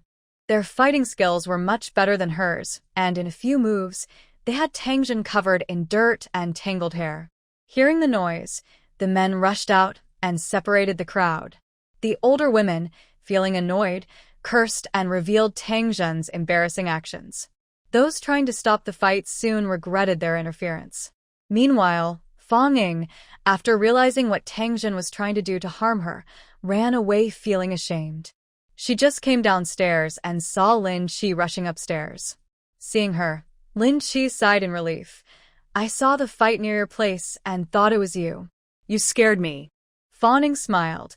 That little troublemaker was worried about his sister-in-law.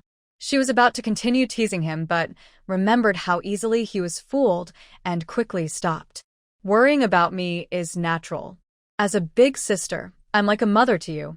From now on, you should think of me as your mom, she said. Lin Qi. He has no father now, so he has multiple moms? Come on. He's not that naive. Big sister, he blushed and said, "I know I was wrong today. You can scold me or hit me, but please don't make things worse for me." Fang Ying smiled. "You've realized your mistake today. But I'll tell you, you'll learn even more in the future." Why? Lin Qi asked. "Because you have many bad friends around you, like Sun Peng. Not to brag, but they're all troublemakers. One day, they'll all turn on you," Fang Ying explained. This wasn't just her talking. Lin Qi was too naive. He had a kind of pure nature, almost like a saint, which made him vulnerable. Maybe some genuine friends would come along, but they were driven away by his many insincere friends. In the end, only those who shared his interests stayed close, protecting him and treating him as their resource. Lin Qi felt very discouraged. Am I really that bad? Can I make good friends? No, Fang Ying said. It's because you're too kind, too honest, too naive. They take advantage of you, and that's why they bother you. If you were mean, others would avoid you. Lin Qi felt comforted, so his sister-in-law thought he was such a good person. Then what should I do? Should I become a bad person? He wondered, but he didn't know how to do that. Fang Ying shook her head without saying anything. She didn't want to talk to this naive boy anymore. He wouldn't understand. They had agreed that reality would teach him how to grow up. Fong Ying went downstairs and walked far enough that she could hear the lively noise upstairs. Tang Jun was beaten badly. She was crying so pitifully, feeling so wronged. She was truly wronged, more than Do Yi's injustice. She never really said that. But she has no proof. Her mouth is on Fong Ying. When she got home, she happily cooked Lin Qi's favorite dishes, and Lin Qi was healed again. Fools don't waste energy on unnecessary worries. They recover quickly. Are you still selling this afternoon? Fong Ying asked. Yes. Of course, Lin Qi replied. We promise the customers if we don't go, they'll be disappointed. Fong Ying. She thought he was reluctant because of the small commission, but she underestimated him. That 20 yuan loss at noon, I'll just deduct it from my commission, Lin Qi said. He hasn't forgotten his money. Fong Ying smiled. There's still hope. Next time, do you have any friends you want to introduce? Lin Qi blushed immediately. Sister-in-law, don't be shy with me. I was wrong, isn't that enough? Okay. Fong Ying said while rubbing her arms. Speak nicely. If you hang out with Sun Ping again, I'll break your legs. He's only been hanging out for a few days, and he already says that. If he keeps it up, what will happen? Lin Qi realized this and felt pretty embarrassed. He didn't know what was happening to him. Suddenly, it was like Sun Ping had taken over him. Truly scary. He quickly finished eating, cleared the table, washed the dishes, and then asked Fong Ying, Sister-in-law, who's going with me this afternoon? I can't handle it alone. If Sun Ping only stole 15, then he really lost 10 baskets. He didn't see how they were lost. Too many people. Fong Ying said, That's easy. Talk to the school teachers, sell them in their office. Let's see who dares to steal this time. If they didn't worry about too many listings flooding the market and lowering the price, the easiest way would be to coordinate with the school, estimate how many they need, and deliver the baskets. But that wouldn't be fun. It's more exciting not to compete. Plus, there aren't many baskets in total. Probably all the bamboo sticks from nearby production teams are almost gone. Lin Qi got the secret and happily went to the elementary school, called Lin Yu back, and went to sell baskets together. Anyway, Lin Yu had a whole afternoon of labor classes today. Now they can't rely on college. Going to school is useless. The teachers from a few years ago also had a tough time.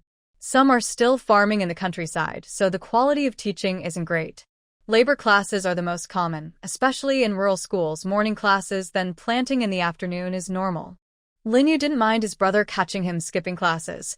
Earning money by selling baskets is better than sweeping the square at the train station. Am I doing all this work for nothing? Do I get paid? I think I'm worth at least 50 cents a day, Lin Yu said. How about I talk to sister-in-law about it? The whole family was earning money, but he was the only one living off others, which put a lot of psychological pressure on him. He previously told Sun Ping that Fong Ying hired him and that he claimed it himself, but Fong Ying never said that. She originally only planned to use him once. He felt a bit guilty about taking a 10-year-old child's work. Lin Qi thought for a moment and said, Don't ask sister-in-law for money. She spends a lot, hundreds on clothes. Even with many baskets, it wouldn't be enough for her to buy a few outfits. I'll take half of the commission, and we can split $1. Okay. Lin Yu reached out, grabbed Lin Qi's big hand, and hopped happily as they walked forward. Suddenly, he thought that this second brother was pretty good. After all, he's a real brother. Also, you need to share half of the 20 yuan lost at noon, Lin Qi added. Lin Yu. Who says his second brother is foolish? Who? This time, each of them carried a basket. Lin Qi went back to ride the tricycle and made another trip to deliver the baskets to the teacher's office. The teachers welcomed them warmly. They didn't dare to compete with students for lunch. Now, they could get closer to the source. They also wanted to grab some for their own children or relatives. If they had no children, they would give them to relatives' kids, who would be very happy. As a result, after walking around the office, only 40 baskets remained out of 100. Teachers had more purchasing power than students. The remaining 40 baskets were kept safe by Lin Qi, or else the students would be very disappointed. When Lin Qi and Lin Yu left the basket factory, Fong Ying went inside, planning to store some baskets in the space. If Lin Chi found some missing later, it was okay. She would just say she sold them to someone else. She checked everything carefully, closed the doors and windows tightly, and stored 1,000 baskets of various sizes into the space. Just as she was about to leave, she heard some movement outside. Someone was climbing over the wall. She frowned slightly and quietly peeked through the curtain. It was Sun Ping again, alone. He first examined the lock on the gate carefully, then relaxed and wandered around the yard, mainly peeking through the windows to look inside. But Fong Ying had already drawn the curtains, so he saw nothing. It didn't matter. He had already talked with Lin Chi at noon and knew the warehouse was almost full of baskets, money. He chose the warehouse closest to the edge, took out some wire, fiddled with it for a while, and finally unlocked the door. He sneaked inside, grabbed a bunch of bicycle-side baskets, then locked the door again and climbed over the wall to leave. Fong Ying looked at the sky outside with some helplessness. There was still daylight. There were houses around, but it wasn't yet time to get off work, so there weren't many pedestrians. He practically walked out confidently. No wonder his reputation is so bad. Many people say he steals things. However, he does have some brains and skills, so probably the original owner never caught him, and the rumors are just stories. She went into the space to farm and planned to come out again at night. But outside, there were constant rustling sounds. Fong Ying looked out several times, and it was Sun Ping moving things. Because it was dark and everything had gone smoothly so far, he became bolder. This time, he somehow got a tricycle and was pulling a cart. Fong Ying looked back at the full warehouse. So this is how he plays? Fine. This time, Sun Ping left, and Fong Ying immediately went out of the house to another warehouse. She collected all the baskets inside. There were about 10 rooms, and she took 8 of them. Except for Lin Chi, who was moving something with Sun Ping today, she didn't touch that one. She took everything else. She also took advantage of the darkness to disguise herself. She put on men's clothes, a scarf, a hat, and glasses, then left the factory alley. On the way, she met a few pedestrians. She wasn't afraid at all. With her current look, even her own father wouldn't recognize her. Before going home, she took off her men's coat and put it in her bag. Inside, she was still dressed as a woman. It was already late when she got home. Her family was frantic, so only Lin Yu stayed at home, while the others went out to look for her. Seeing her return, Lin Yu was stunned and immediately cried out, "Wow! Sister-in-law, you're back. Where did you go? You scared us to death." Fong Ying looked at him crying so ungracefully, with snot running down his nose, and felt a bit warm inside. This time it wasn't acting. She is now their pillar of support. If she has problems, she should cry. Fong Ying smiled and said, "Don't cry. I was catching a thief." Hick. Lin Yu was stunned and held back his tears. But he didn't ask anything. Instead, he grabbed a bunch of firecrackers and let them go with a whoosh and pop sound. Fong Ying. She probably guessed that this was a signal to the people looking for her that she was back. In this era, without mobile phones, it's quite interesting. The more people interact, the closer their feelings become. A few minutes later, people started coming back one after another. "Sister-in-law, where did you go? You scared me to death." Lin Chi shouted. "Sister-in-law, why didn't you say something earlier when you left?" Lin Xiu said with red eyes. "Sister-in-law, phew, sister, phew, Xiaoying, are you okay?" Feng Zhua asked. Feng Yu didn't speak. He just looked her up and down. Fong Yin directly approached Fong Ying and pinched her arm, grabbing the soft flesh inside. "You scared me to death. I thought you were harmed by the Li family." Her last words choked with emotion. The person who truly holds a grudge against Fong Ying is the Li father and son. Li Yuan has gone inside, but Li Jie is still outside. Although he has been suspended and lost many connections, some relationships are too strong to break, like Li Jie's siblings. They are all capable people. She thought the Li family harmed Fong Ying. Why did her sister offend Li Jie and his father? It's all because of her. If Fong Ying really has a problem, how can she live with a clear conscience? Seeing her like this, Fong Ying rubbed her arm but didn't argue back. "Didn't you tell my dad and my father-in-law?" Fong Ying asked. She was worried they might be concerned. How filial. Of course we told them. We told them early. Now they're just waiting outside, trying to find you, Fong Yin replied. Because her guess was too frightening, she immediately told Fong Da. In critical moments, she still relies on her father. We young people are still too inexperienced. Fong Ying nodded. It's okay to tell them. Let's see what connections they can call on today. Tomorrow I'll go repay favors and strengthen relationships. Going back and forth, the connections will become solid. Everyone. They were worried sick here, but she was planning how to earn favors? Suddenly, she didn't want to say anything more. Suddenly, Fong Ying quickly lowered her head, blinked a few times, and asked, What are we having for dinner tonight? I haven't eaten yet. Never mind, your cooking isn't very good. I'll cook myself. She said this while walking quickly to the kitchen, asking as she went, What do you want to eat? I'll make it. Everyone was stunned. Under the porch light, they saw her turn around with sparkling eyes that dropped something. She quickly wiped it away with her hand. When she entered the kitchen, she almost tripped over the threshold. Everyone was startled. It turned out she wasn't unaware of their worries. She wasn't indifferent either. She cared too much. After all, she had grown up in that family with no warmth at all. No one ever cared about her.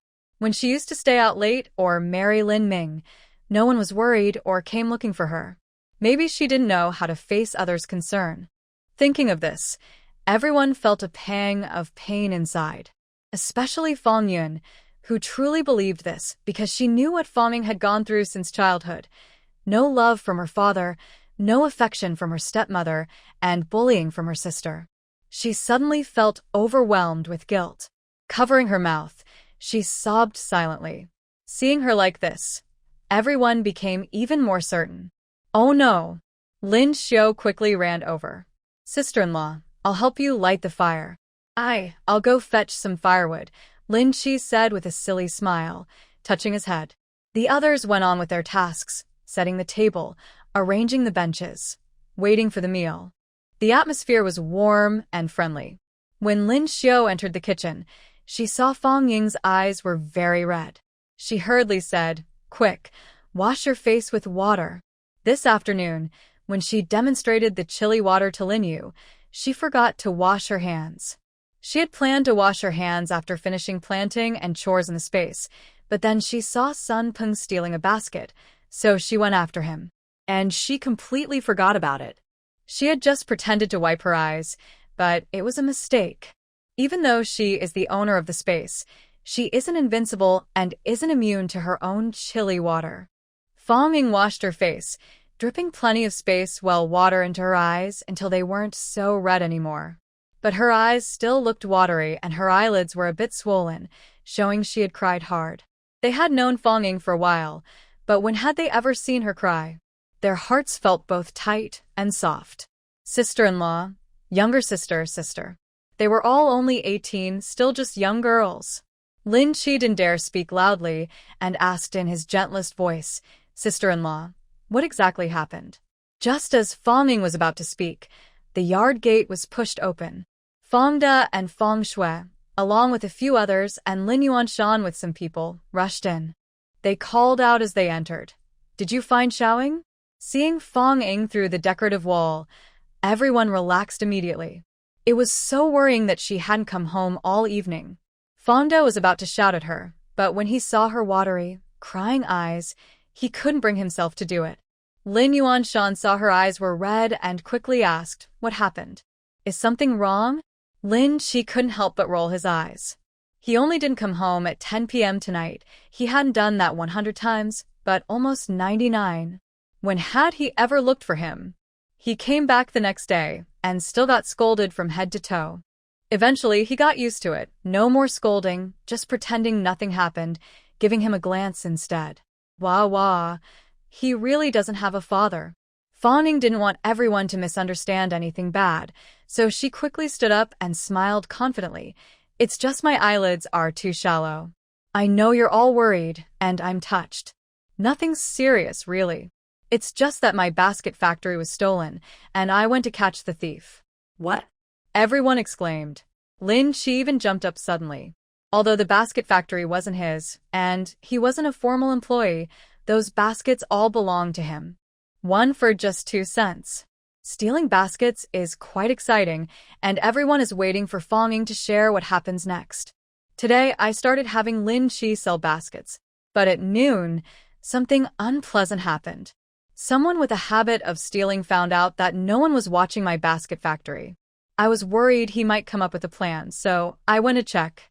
Then I waited a while and actually saw her stealing baskets. At first, she stole alone, then came riding a bike to steal, and later, a group of people came to steal together. Many of them. I couldn't fight so many people alone, so I hurried back to find help, Fong Ying explained. Oh no. Why didn't you tell us earlier? Lin Chi said anxiously. Now, they've probably stolen all the baskets, right? He ran outside immediately. Feng Zhua and Feng Yu followed quickly. Feng Zhua suddenly turned back and asked Fong Ying for the car keys. He drove a van to take Lin Chi away. 3 beginners who had only been learning to drive for a couple of days. None of them dared to do much, but the 3 of them boldly went ahead. Fong De turned to the people behind and said, Old Wang, I'll need your help again. What trouble? This is a big case. Where is it? Take us there, Wang Dong asked. He was Fong De's childhood friend and also lived nearby. Now he was the head of the local police station. When Fong De heard that Fong Ying had gone missing, he immediately thought of contacting him. Wang Dong, hearing that his childhood friend's daughter was missing, didn't hesitate and helped search for a long time. They thought it was a minor incident, but unexpectedly, it turned into a big case. And Fong Ying caught the suspect right in front of her. What a great achievement. Recently, there's been talk that Fong Ying is a lucky star, bringing prosperity to her family and friends. It's true. From now on, he decided to get closer to her. Wang Dong showed a kind smile to Fong Ying. Fong Ying shyly smiled back. She liked this person very much. He was a close friend of Fong De. After Fong De lost his position and passed away, not many friends came to his funeral, but he was one of them. Later, she opened a restaurant. Thanks to his support, she avoided being harassed by local thugs, and her business grew stronger. Otherwise, like before Qian Lai, who had his stalls smashed a few times, no one would come to eat. Or, if they kept demanding protection money, she wouldn't make any money either. Uncle Wang, I'll show you the way, Fong Ying said happily. Then she looked at Lin Yuanshan and the people behind him. Is this the security director for my father-in-law's workplace? Uncle Sun? I didn't expect Uncle Sun to come personally with people. Sorry to bother you late at night, bringing a few uncles and brothers on this busy trip. I feel a bit embarrassed. Thank you all. She quickly bowed to everyone. Of course, Wang Dong's side was not left out. Sun Guang, who had been silent, showed a smile.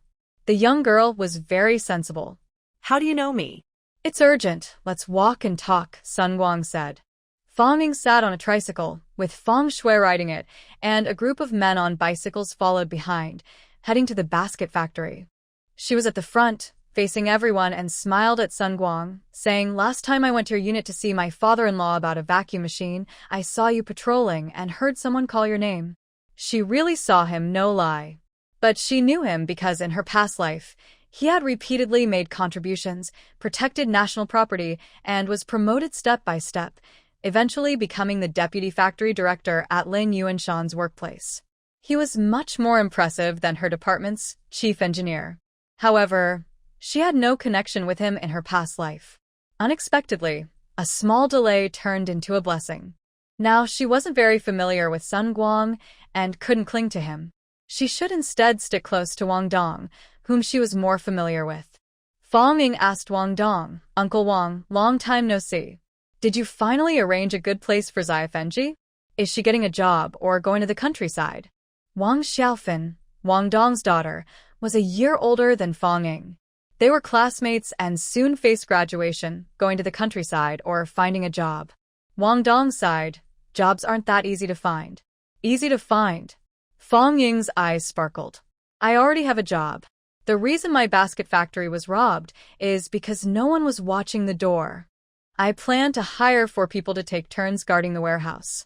If Xiafenji doesn't mind, she can come try first. Wang Dong's eyes lit up, but he didn't say anything. Of course, he didn't want his daughter to go to the countryside. She was his only daughter, his and his wife's precious girl. The thought of her leaving to farm, carry manure, or dig water channels made him feel heartbroken. But his beautiful daughter working as a gatekeeper at a basket factory? He wanted to see what kind of factory it was first. By the way, what kind of basket factory are you talking about? Your basket factory? He asked. Fong Ying explained how the basket factory came about. I went to the countryside to collect eggs for our food factory. I saw a production team, all thin and worried looking. An old man was at the door weaving baskets and wiping tears. I couldn't bear it, so I went over to ask him what happened, what difficulties he was facing.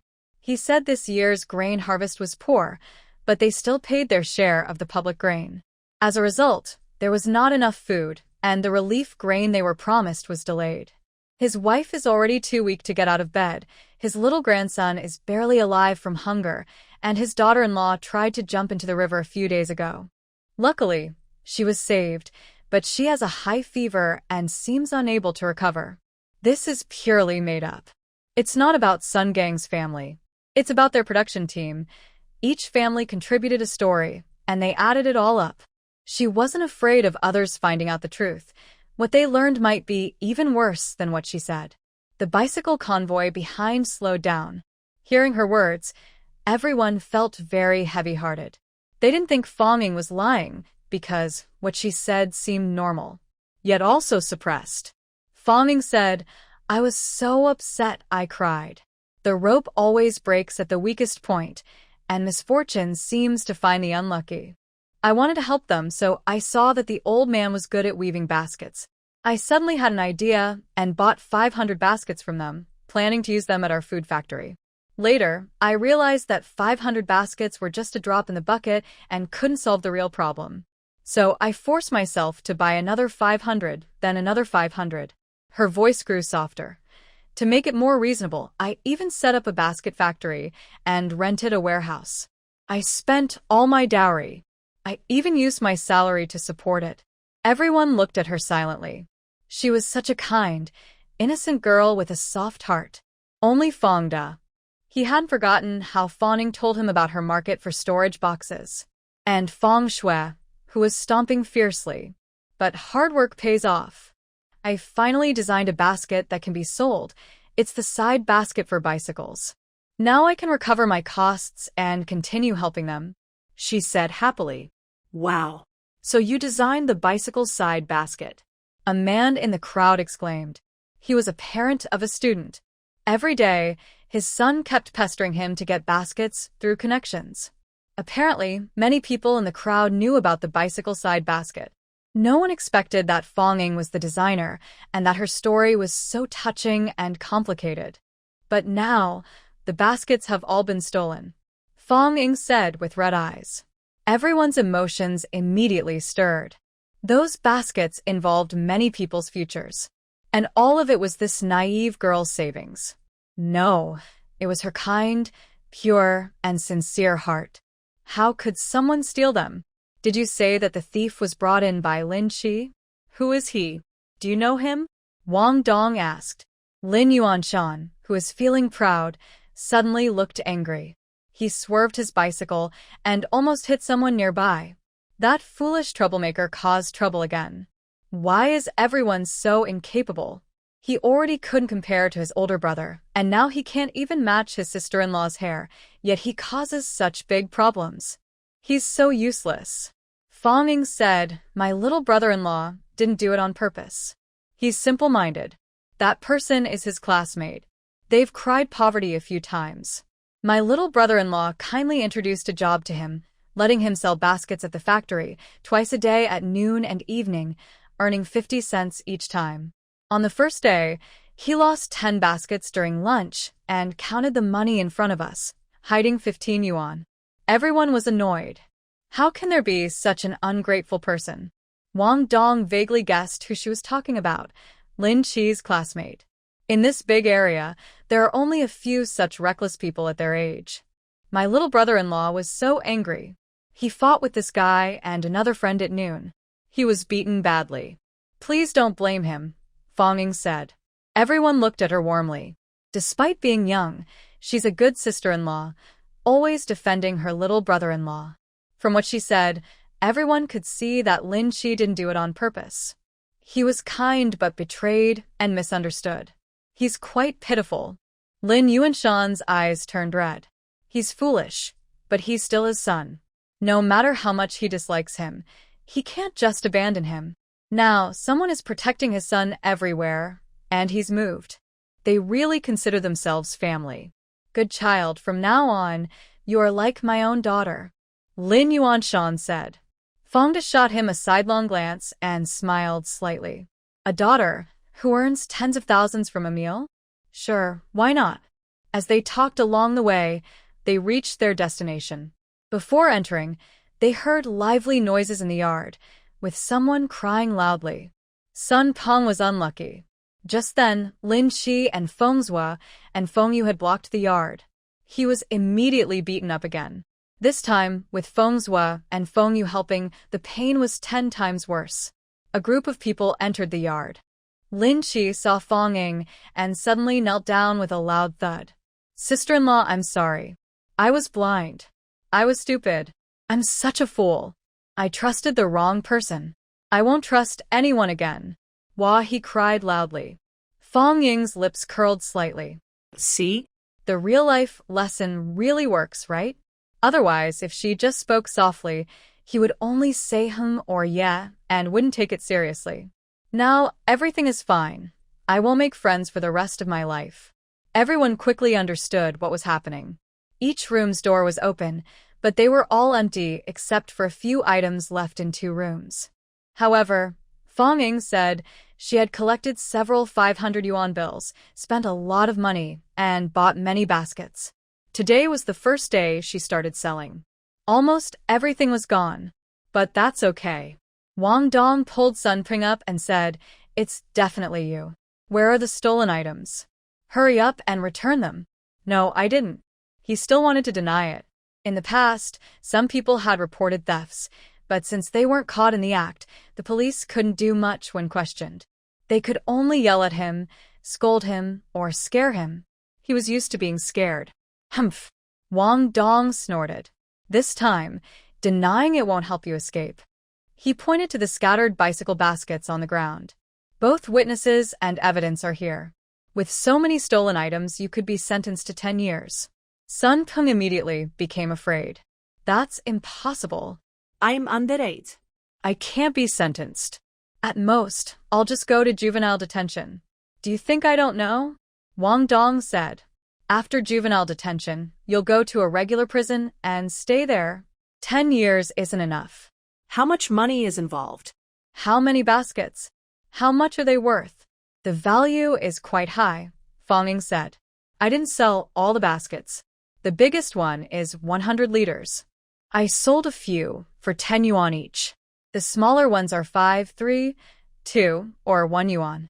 This warehouse is worth tens of thousands of yuan. Wang Dong turned to Sun Peng. If you can't recover the stolen goods, you'll spend your whole life in prison. I didn't. I only stole a few. I didn't steal from the other rooms. He shouted, looking sincere and aggrieved. Truly, he looked like he was about to cry. The other rooms really weren't his doing. Suddenly, he looked at Lin Qi and then at Fong Ying, shouting, The other rooms were empty, right? No wonder the curtains were drawn tightly. Are you guys setting me up? Yes. That's exactly it. Fong Ying said, I have witnesses and evidence. I have receipts for every shipment, and neighbors nearby can prove we almost only receive goods, not send them out. The rooms are full. All right, Wang Dong said, trusting her. How could such a kind girl lie? He took Sun Peng into an empty room. Soon, Sun Peng confessed that he had stolen the baskets. He even led them to where he hid the baskets, at his own house. His parents are at home stacking baskets neatly, thinking about how much they might sell them for tomorrow, and they are so happy they can't stop smiling. Suddenly, someone bursts in and grabs them. Sun Peng is a minor, so the punishment isn't severe, but they have already been sentenced enough. Later, Fong Ying didn't go with them and went home to sleep. Well, mainly because she felt guilty. After all, she stole from all the other warehouses herself. She's not worried about the police finding evidence. If they can't find any, that's good. If they find her fingerprints or footprints at the scene, it's only her. As the factory manager, she checked the warehouse before. Was that not enough? It must have been Sun Prung who stole them. But he denies it. If it wasn't him, then someone else did, and it has nothing to do with her. Lin Chi doesn't want to go home. He feels guilty, and he wants to chase after Wang Dong to recover the stolen goods. If he can't get them back, he says he won't return for the rest of his life. But Fong Ying suddenly pulls him back. Lin Yuanshan also goes home with Fong Ying, gritting his teeth and saying, "Don't worry. Even if we can't get the goods back, don't feel bad. Whatever we lose, Dad will make up for you." Dad is such a good dad, Fong Ying immediately praises, patting Lin Chi on the shoulder. "See, Dad cares about you and is trying to fix things. You kept saying you didn't have a dad before. That's so wrong. Dad's love for you is in his heart, but he just doesn't know how to show it." Lin Chi looks at Lin Yuanshan with a touched expression. Lin Yuanshan. He often says he has no father? He's such a rebellious son. Don't misunderstand. I care about you. I'm worried you'll get too anxious or angry and hurt yourself. I can't let that affect my grandson. He glares at Lin Chi. Who cares about this rebellious son? I don't have a son. Lin Chi shouts, I don't have a dad either. He kicks and runs away crying. The police investigated everyone's statements the next day. It was indeed as Fong Ying said. She bought many baskets, and the warehouse was almost always full, with little coming out, except for Lin Chi, who was just moving some to the school every day. Neighbors also confirmed that they occasionally saw them carrying goods into the warehouse, full of baskets. Sun Gang also confirmed that the warehouse was full when they delivered goods that morning. Hearing this, Fong Ying was moved to tears when she learned she had used her dowry and salary to buy the baskets, which couldn't be sold. Everyone was touched and praised Fong Ying loudly in front of others. Her reputation spread quickly. People who heard about it wanted to buy a few baskets out of curiosity to see what they looked like. They also wanted to help this kind girl recover some of her losses. I also want to help people in need. Fong Ying can now place orders normally and keep Sun Gang busy making baskets, or he might stop wanting to trick Fong Ying and refuse to sell to her. When Fong Ying returned from work, she looked at her and said strangely, "Our newspaper asked me to interview you." Wow. This day has finally come. Fong Ying said happily. "Hurry up, I can't wait. Let me think, where should I start? The beginning has to be exciting. Should I start with how I used a bottle of ergotu to stop a man from getting married? Or maybe about worrying for my sister, staying in a shady hotel, or the case of a hidden corpse in the toilet? Or yesterday's story about catching a thief in the middle of the night? Then you can introduce me in reverse order, from my childhood to now. How I was talented and well-behaved but was framed by my stepmother and stepsister, misunderstood by everyone, like a real-life Cinderella." Fong Ying opened her mouth, wanting to scold her, but couldn't find the words. Every sentence Fong Ying said was very true. Using ergotu to stop a man? That definitely can't be written. She paused and asked, "How exactly did you do it? Did you suddenly decide to stop Lin Ming? Or was it premeditated? What did you say to him? How did he agree to marry you?" She looked at her with curiosity. Could Lin Ming be soft-hearted and kind? Easily persuaded? Did he marry just because someone begged him? If I had known, I would have begged earlier. It's just a bottle of ergotu. Who can afford it? Fong Ying smiled slightly. I cried and said I was bullied by Lin Hong. You didn't see Lin Ming's expression at the time. He looked angry and was about to hit Lin Hong. I stopped him hard.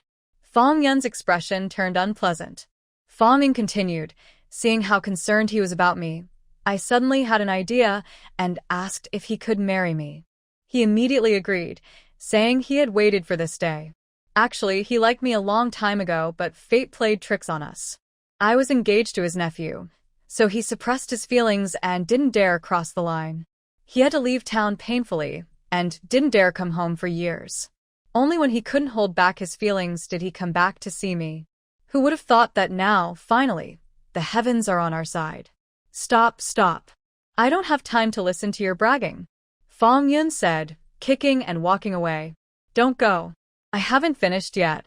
Fong Yun called after her. He said, he only has me in his heart. I'm his little sweetheart. He said he. Shut up. Fongda entered the yard with a stern face and shouted, What are you shouting for? Are you afraid the neighbors can't hear? Oh. Fong Ying stuck out her tongue and closed the door to go inside. Come back. Fongda called her again. As soon as she entered, she heard her loudly talking nonsense. So, today's news. What's wrong, dear Dad? Fong Ying asked. Fongda immediately put away his unfriendly expression. The words biological father sounded harsh, and he quickly thought of Lin Yuanshan. He definitely didn't want to be like Lin Yuanshan, a careless dad. Ahem, I heard some news and was worried about you. I came back to check on you, Fongda said kindly. Oh, about Tangjun? Did Uncle Wang tell you? Fong Ying asked. Usually such unpleasant news would be the last thing to reach the person involved. Besides, Fongda no longer lives at home, and no colleagues are around here, so he shouldn't know about it now. However, yesterday he contacted Wang Dong and handled a big matter. During the conversation, their relationship grew closer, and Wang Dong couldn't help but tell him, Your wife said some bad things. Fongda broke out in a sweat. Is that true? Was she really that bad? Fong Ying didn't lie to him. She didn't say that.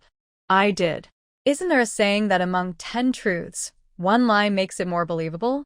She probably didn't mean it that way, but she shouldn't deny every mistake she makes. Admitting mistakes makes her seem honest. When she refuses to admit something, others still believe she's honest. Fongda sighed in relief. I knew it. What are you going to say?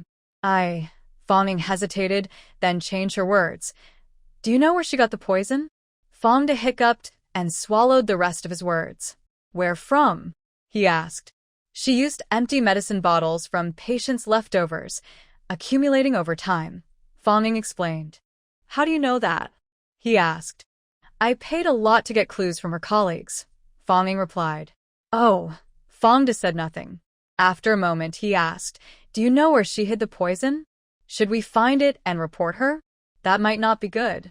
If we do that, you'll be caught in a scandal, letting your wife harm your own daughter for years right under your nose. With such blindness, how can you get promoted? Fongda's face turned red. He wanted to retort but felt too weak. He threw down 200 yuan and left. Don't worry about that small loss. I'll make it up to you gradually. Don't get upset over a little money, he hurriedly said. Just 200 yuan to comfort me? After all I've suffered all these years, is that worth only 200? She replied. Fangde. From now on, all my bonuses will go to you. That's more like it.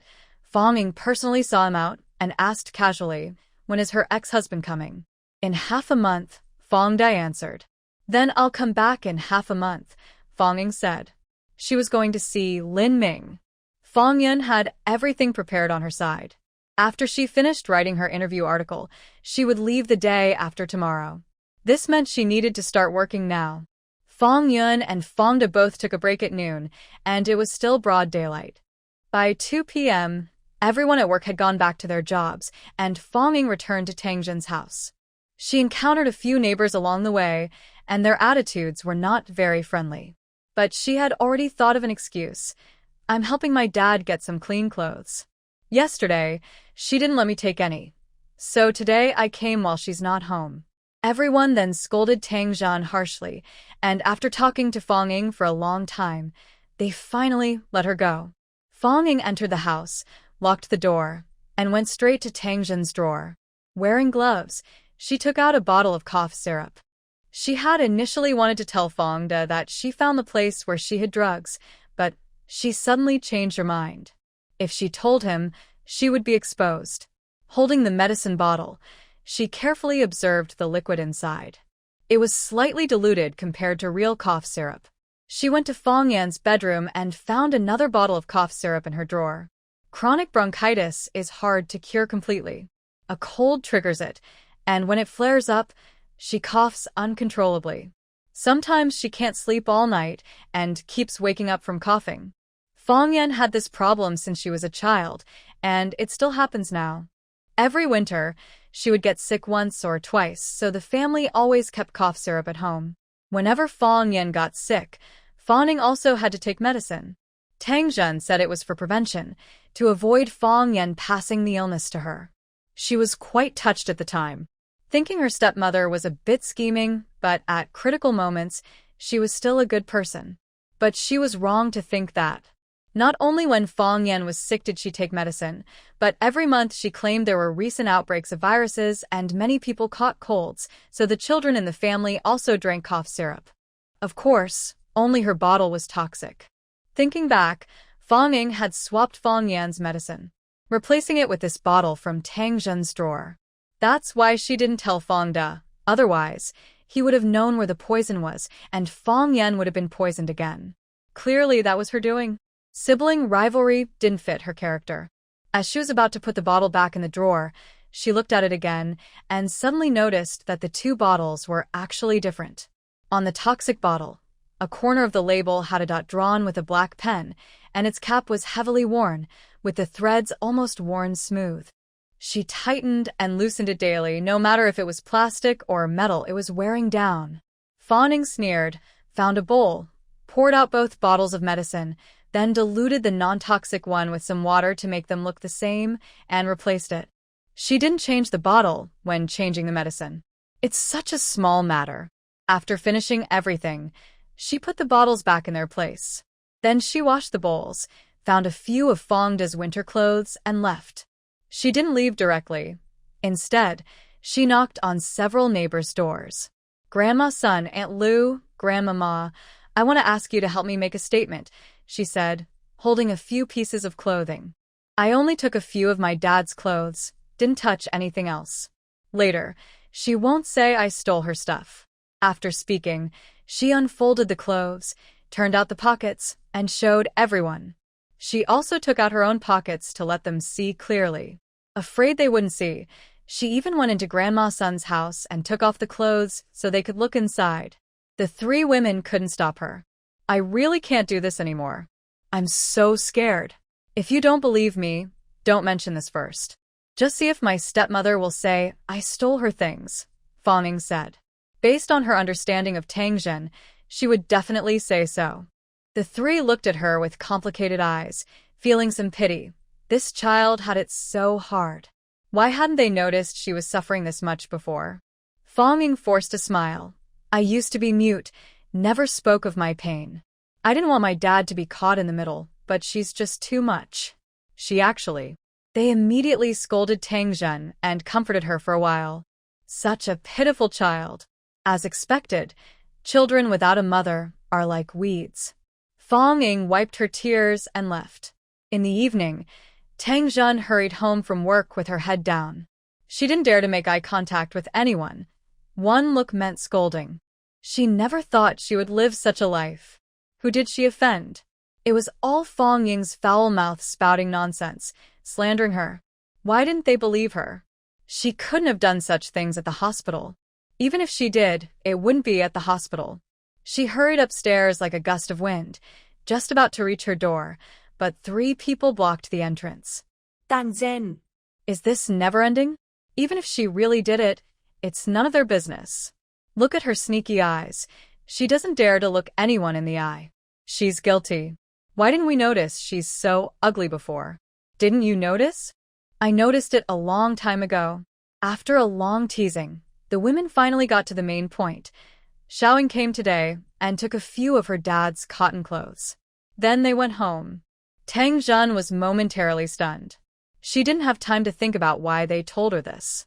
She quickly opened the door and went straight into her room, heading for her drawer. She found it was still locked and let out a sigh of relief. Nervously, she opened it again and saw the medicine bottles inside were still there. It was the same as before. She picked them up and shook them, confirming they were the same. Only then did she feel truly at ease and locked the drawer again. Looking around at her messy house, she suddenly felt furious. She hurried to check her secret savings, counted them, and felt something was wrong. She couldn't remember exactly how much money she had here, but she knew it was not right. There was also a pair of gold earrings her husband Fong De gave her when they married.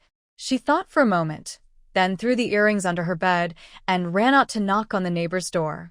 Grandma's son, Grandma's son. Besides Fong, has anyone else come today? Did you see anyone? She called out. Many people heard the noise and stood in the corridor, watching her, wondering what she was up to. Grandma's son's eyes flickered, and she immediately asked, "Only Xiaoying came, no one else. What's wrong?" This can't be true." Tangjin hesitated, then finally said, "Forget it, I won't say anything. Anyway, you wouldn't believe me even if I did." Tell us. "If you tell us, we'll know whether to believe you," Grandma's son said, winking at Granny Ma. Tangjin couldn't understand what they meant. Maybe they were just making fun of her? Well, she decided to see for herself. "Then come in and take a look. Maybe someone broke into my house." "It's a mess," she said, opening the door. They didn't hold back and went inside to look. The living room was fine, but the 2 bedrooms, the cabinets, and the beds were all turned upside down. Clothes were scattered everywhere. It looked like a break-in. The outsiders didn't understand what was happening and started to call the police. Grandma's son and 2 other women exchanged glances, but didn't speak. They seemed to be brewing a storm. Sure enough, trouble was coming. Grandma's son said, "You say Fong did this? Look again at what you've lost." Tangjin said, "I can't say it was her. You all support her." But she held an empty jewelry box, tears falling down her face. "This was a pair of gold earrings my father gave me when I got married. I was planning to put them in the coffin." Was she lying? She could lie too. Pa. Before she finished, a thick spit landed on her face, almost entering her mouth. Tangjin gasped, nearly vomiting. Xiaoying was right. You're accusing her of stealing. She guessed you would do this and specifically had us search you before you left. Checked the things she took away. That tall girl, stripped completely, and let us search her. Doesn't she have any shame? It's all your fault. The room was so messy. You must have been the one messing it up. If you really were a thief, why didn't you say so before entering the house? You were inside for several minutes before coming out to find us. Now you just hold an empty box and try to accuse others. I've never seen someone as mean as you." After hearing the full story, everyone turned their attention back to Tangjin. Tangjin never expected Fong to foresee this. In her eyes, Fong used to be just a fool. She knew nothing. If she sold her, she'd still have to pay her money. Now, she can't even mention anything without trouble. She can't even bring it up. A few minutes later, Tangjin was beaten so badly her head looked like a pig's, and her hair was all messed up like a chicken coop. Everyone then left. Grandma's son was still upset. How can such a selfish, rotten woman be a nurse? Does she have any sense of responsibility? Any kindness? Would she really hurt people on purpose? I heard that many patients in Tangjin's department have died. Neurosurgery is usually normal, but outsiders don't care about that now. Maybe she's responsible for their deaths because of poor care. Report her. Yes, report her. Tangjin. After finishing with Tangjin, Grandma's son went to Lin Ming's house to tell Fong the news. "Don't worry, I'll watch her from now on. If she tries to cause trouble again, we'll handle her for you," Grandma's son said kindly. Fong gratefully saw her off and insisted she take a handful of sunflower seeds before leaving. Grandma's son couldn't refuse and happily left, then divided the seeds among herself. Everyone agreed they would keep an eye on Tangjin too. Fong Yuan looked at Fong speechlessly. Fong rolled her eyes at her. "How could I steal her stuff? It's just a few dozen yuan." "I don't care about that." "But I did take her clothes.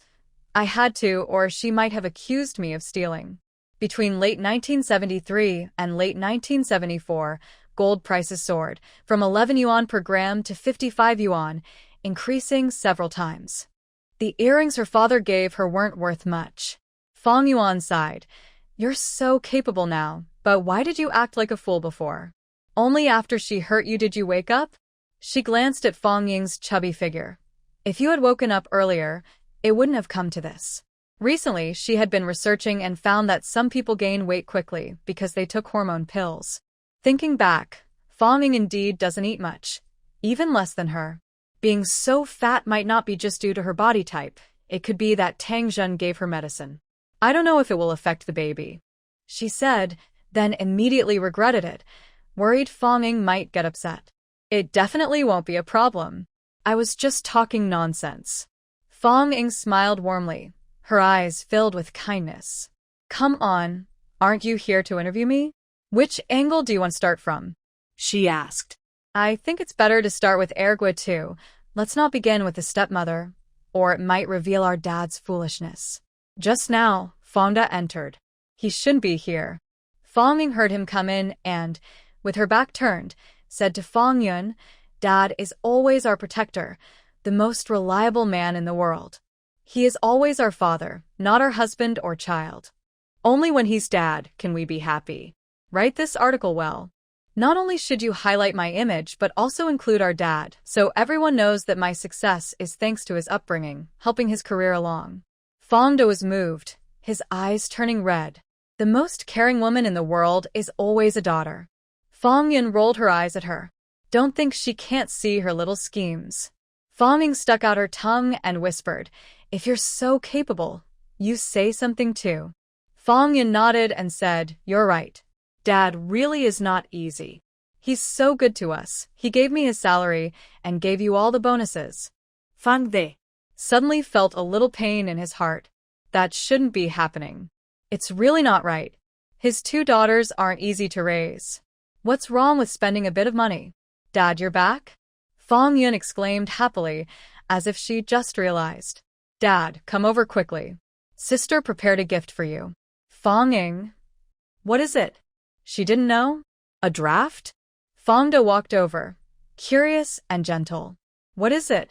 Sister just told me that the few cotton-padded jackets she brought back are old and torn. She wants to buy you new ones, tailored from the best fabric at that tailor shop. Fang Yun explained. Fang Ying. Fangda looked at her tenderly. You've been thoughtful. Dad doesn't need to wear the best. You said we shouldn't show off wealth. Just get a few decent ones. They shouldn't be better than Wang Jun's. I asked about his suit. It was over 200 yuan. I can wear one that costs over 100. Fang Ying. Fang Yun winked at her. Fang Ying smiled and linked her arm with Fangda, saying, Actually, this was all my sister's idea. She said that from now on, we will share your clothes. Each of us will take care of 1/4, taking turns. Fang Yun. Fangda chuckled and said, You girls are thoughtful. You're all good kids. His salary and bonuses are well spent. By the way, how is the work on the article going? Do you need to ask me anything? He asked. He listened carefully. He also wanted to use Fang Ying's influence to get into the newspaper. His image must be high-class and respectable. He definitely can't have a wicked stepmother image. Let's talk about that later. The final draft must be approved by Dad. Whatever he says goes. Fang Ying reassured him. Then she said, Now let's discuss the latest news. Grandma's son just left. She started explaining how Tang Zhen falsely accused her of stealing. Fangda's face darkened. He truly believed Fang Ying didn't steal that little thing, the 2-gram gold earrings. They were cheap when he bought them, only 5 yuan. His daughter spends money freely and doesn't seem to care about money. How could she steal such a small item? It was probably Tang Zhen's malicious revenge, trying to ruin her reputation. No wonder his daughter said he was blind. He really was. Divorce. This marriage must end. He gritted his teeth. Or better yet, don't wait for half a month. Just use these 2 incidents as a reason to divorce her now. No, that won't do, Fang Ying said. These 2 incidents have nothing to do with you. It makes you look blind. Wait half a month, and then you can become the victim. After that, divorce will be easier. Fang De. Why do I suddenly feel that after these things happen, I seem even more blind? It's okay. The green will cover that up, Fang Ying said. What are you talking about? Fang Yun asked, confused. What things? What green? Kids. Don't ask, Fangda said awkwardly. I'm older than her, Fang Yun said. Fong Ying replied, but you're not married. Fong Yun. Is she trying to provoke her? I'll get married next year. Definitely find someone better than Lin Ming. After saying this, she immediately shut her mouth, afraid to look at Fong Ying. She accidentally revealed her feelings. Fong Ying was indifferent. Take your time. Don't rush. Rushing won't get you hot tofu. Don't pick a superficial fool. Fong Yun's eyes turned red. She wasn't angry. She knew she liked Lin Ming. She wasn't angry. Although her words were harsh, every sentence was meant to advise her, to do her good. I'm going to work on the article now. Tell me more about Erguotu. The next day, Fong Yun finished her article, but she couldn't publish it right away because the investigation into Sun Peng's theft was still ongoing. He refused to tell who his accomplices were. Where did all those baskets go? Based on Wang Dong's experience, it probably wasn't him alone, no. Not just him. He was unlucky, caught up with another group, and ended up taking the blame. So Fong Yun decided to wait until the case was solved before publishing. In the end, she didn't dare to start with Erguotu. It was too provocative. She was worried the public wouldn't handle it. Fong Da also didn't want her to use that. Instead, she wrote about how Fong Yun was innocent, kind, and a little naive, using her dowry and salary to buy baskets and help some production teams escape poverty, something grand and impressive.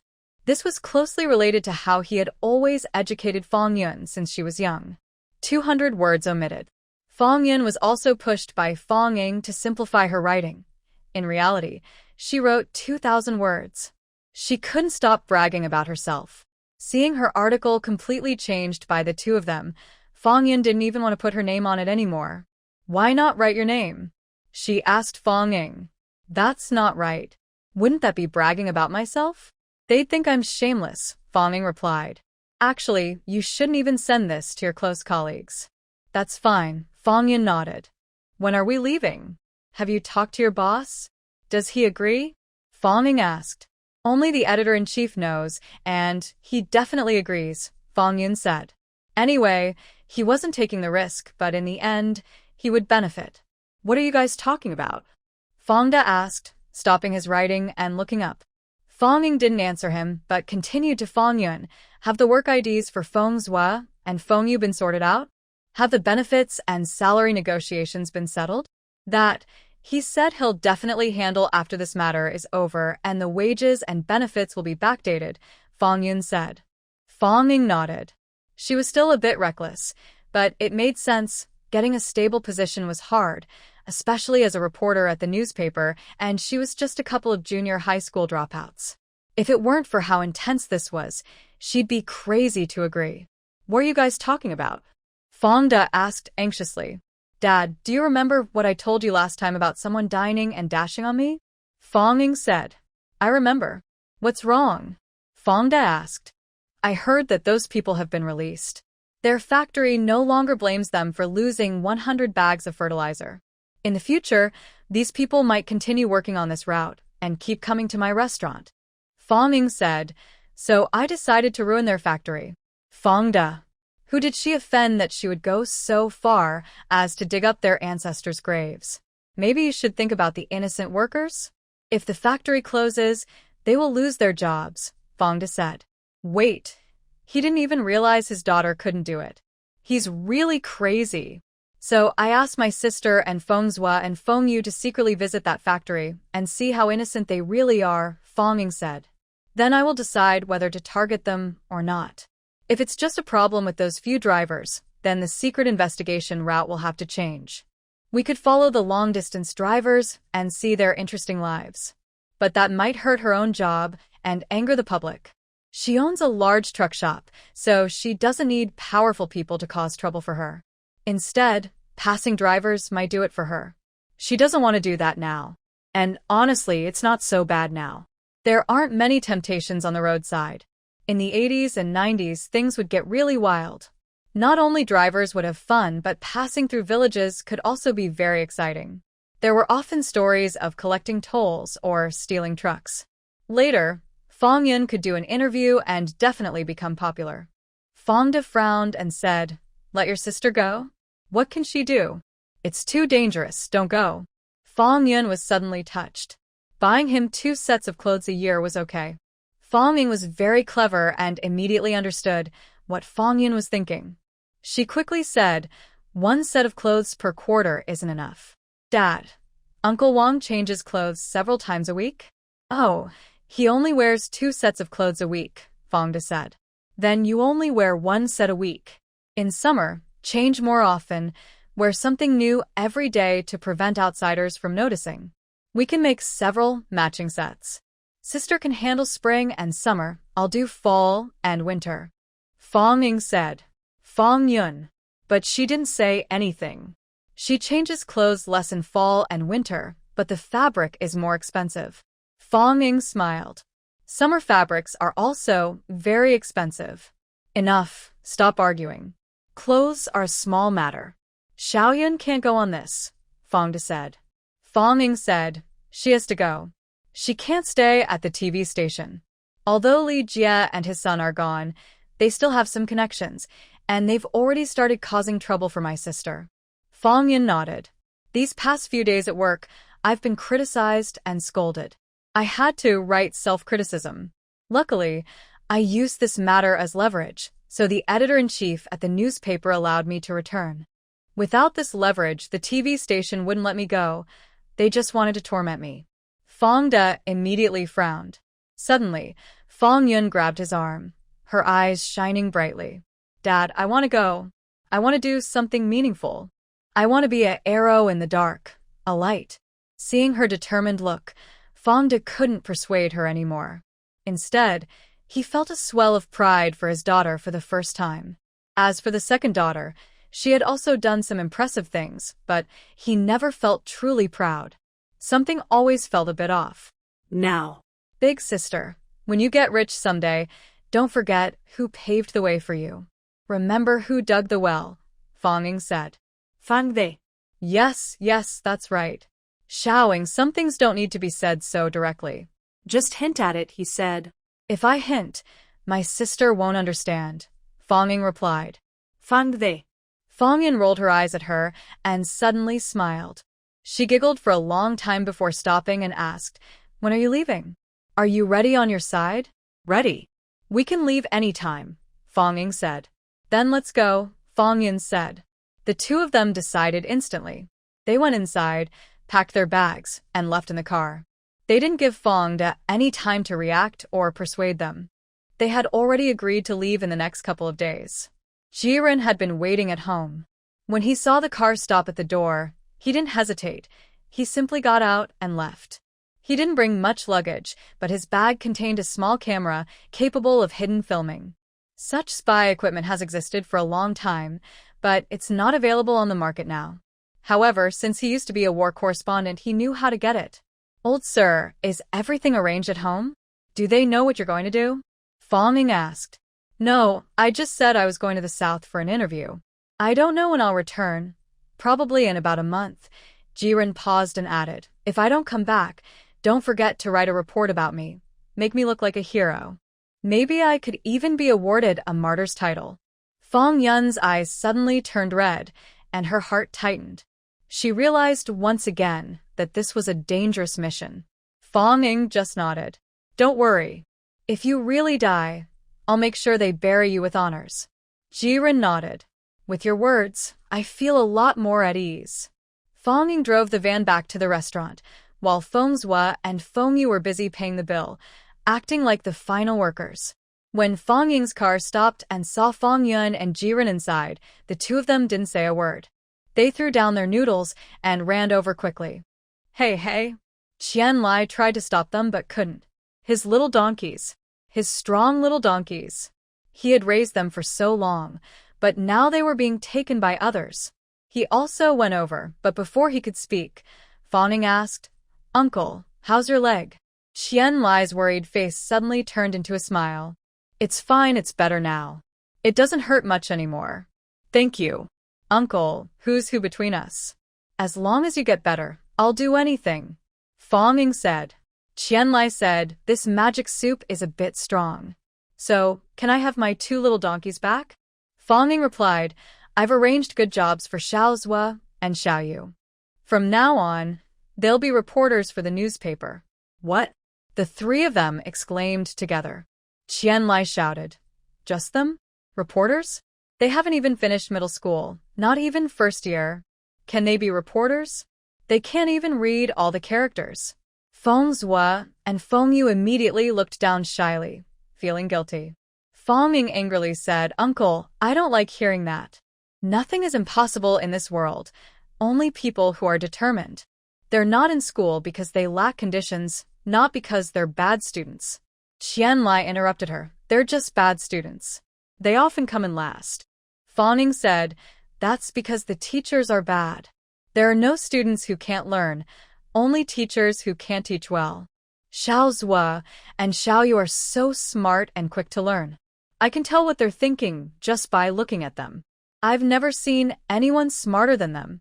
If they're not good at studying, it's definitely because the teachers don't teach well. With my sister and Uncle Ji personally teaching them, they'll surely become the best reporters. Ji Run and Feng Yun. How did they get involved in this? Qianlai thought, as long as the magic soup doesn't make me drunk, I can pour it on anyone. He looked at Feng Zhua and Feng Yu's flushed faces and blurry eyes, clearly drunk. TSK, I understand now. Chef Xiao Feng's magic soup is truly a special skill. But, Uncle, you must keep this secret. They're about to go on a secret mission. Their work as reporters is confidential. From now on, only you, me, and they will know. Qianlai looked at Feng Yun and Jiren. Aren't they unusual? But he understood they are very important people. Otherwise, Feng Ying wouldn't tell him such a big secret. All right, I won't say anything. You guys go ahead and be careful.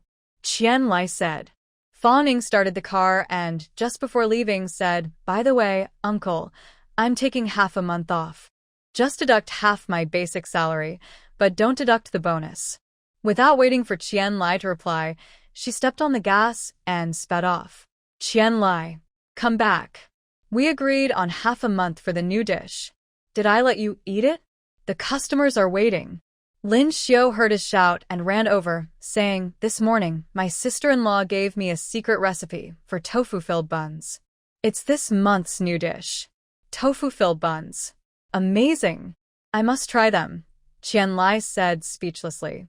He had never eaten tofu-filled buns before and never thought tofu could be used to make buns. That stuff is so soft and slippery, and even if it's a bit fishy, you can still make buns out of it. Wouldn't it make people sick of eating? When Lin Xiu finished making the buns, Qianlai almost swallowed his tongue. From now on, he would only eat tofu-filled buns. They are economical, tasty, and unique. In the car, Feng Ying kept boosting Feng Zhua and Feng Yu, telling them about becoming reporters. At first, they thought they were just bodyguards for Feng Yun and Jiren, helping Feng Ying, doing hard work, and not paid much, with no special status. But unexpectedly, they became reporters. That's a prestigious job. When they tell others they are reporters, people respect them. Before, their external cards said, orphans, drifters, unemployed, restaurant workers, noodle pullers. Now it's reporter. They felt different about themselves. But deep down, they still felt insecure. Don't worry. From now on, every day, I'll have my sister or Uncle G teach you 5 characters. There are about 2,000 common Chinese characters. I won't teach more than that. You probably already know a few hundred, and the rest can be learned in a year. Also, there are many types of reporters. Uncle G was a war correspondent, but now he's the best cameraman at the TV station, irreplaceable. He quit, and the station can't produce good shows anymore. So, a diploma doesn't determine skill. As long as you learn your professional knowledge well, that's true ability. Jiren nodded reluctantly, agreeing, that's right. This is the right place for the chicken blood, and Feng Zhua and Feng Yu are getting excited. Sir, we want to learn filming. They both said at the same time. Jiren nodded. Okay, study hard, and I will teach you well. They cheered immediately and started asking for lessons. Jiren really began to teach. He took out his handheld camera and showed them how to turn it on, turn it off, and shoot. Feng Yun listened but was a bit distracted because she already knew these things. Feng Ying asked, What's wrong? Are you so timid? How can you be like an arrow in the dark? No, I was just thinking, am I bringing too much luggage? Should I leave something behind? She said. She had a large backpack full of clothes, mostly old and patched, not good ones. She planned to change into her old clothes halfway and leave her current outfit in the car. But seeing Ji-ren, who also brought a bag of clothes to hide his camera, she felt she should do the same. Feng Zhua and Feng Yu brought nothing, empty-handed. Hearing their conversation, they said casually, "We are orphans, homeless, pretending to be poor, with no luggage." Then maybe I. You don't need to, Ji-ren said. We have no jobs, but we still have families. We can't let them know we have no relatives, or they might be ruthless and kill us. He had seen the dark side of human nature many times. He looked at Feng Zhua and Feng Yu. These two were strong like bulls, and without families, no one dared to bully them too much.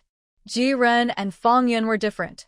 One old and weak, the other a young woman. If they had no families, would it matter if they were bullied to death? Feng Ying immediately praised. Some say an old person at home is like a treasure. Sir, you are our greatest treasure. Bringing you along was the best decision. Ji-ren smiled and said, "Don't try to fool me. I don't buy it." But he was smiling at the corner of his mouth, clearly enjoying himself. "Also prepare a new knee brace for my old cold legs," he added. "Sir, you don't understand? I already prepared one for you." Feng Ying told Feng Yun to find a patched knee brace from the back seat and give it to Ji-ren. Ji-ren's eyes crinkled with his smile. The car had been driving all day before they arrived. It wasn't far, but the road was bad, like a war zone with potholes and uneven surfaces. Feng Ying still hadn't recovered from her motion sickness. It was so uncomfortable that she had to stop and now and then. The biggest delay was just outside the capital city when the wheels fell off the car. She could only stop a familiar driver's truck and ask him to help fix it before they continued. Her connections proved useful again. She knew many drivers.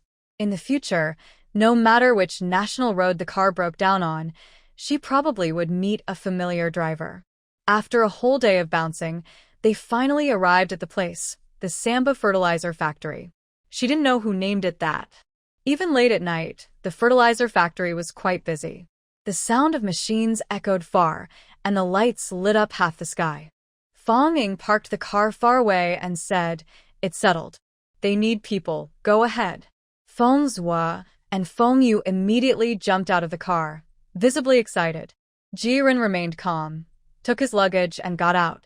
His posture changed instantly, his straight back bent as if weighed down by life, carrying a patched-up bag like a little old man fleeing from trouble. Feng Yun's hand trembled as she opened the car door, trying twice, but unable to open it. She was still a bit timid. Think about Li Jia. You can't go back to the TV station. Think about the editor-in-chief of the newspaper. You've already drawn the big pie. If you don't meet the task, Feng Ying said. Feng Yun pushed the door open and got out. She had no choice now. Why did she end up on this path? It was all because Feng Ying painted her a big dream. She was attracted by the tempting smell at that moment. All right, if she really could succeed, she would truly be the top reporter. She was just a little afraid of pain, hoping that if they caught her, the beating wouldn't be too bad. Feng Ying also got out of the car and followed the four people toward the factory gate. Ji-ren and Feng Zhua and Feng Yu talked about something, and their confident demeanor faded. They looked more downcast. Ji-ren even took something out of his pocket, and Feng Zhua and Feng Yu each grabbed a handful, smearing it on their faces. Soon, two dirt-covered, poor-looking boys appeared. With torn clothes, even the 10 or so drivers wouldn't recognize them. Feng Ying felt relieved and gave Ji-ren a thumbs up.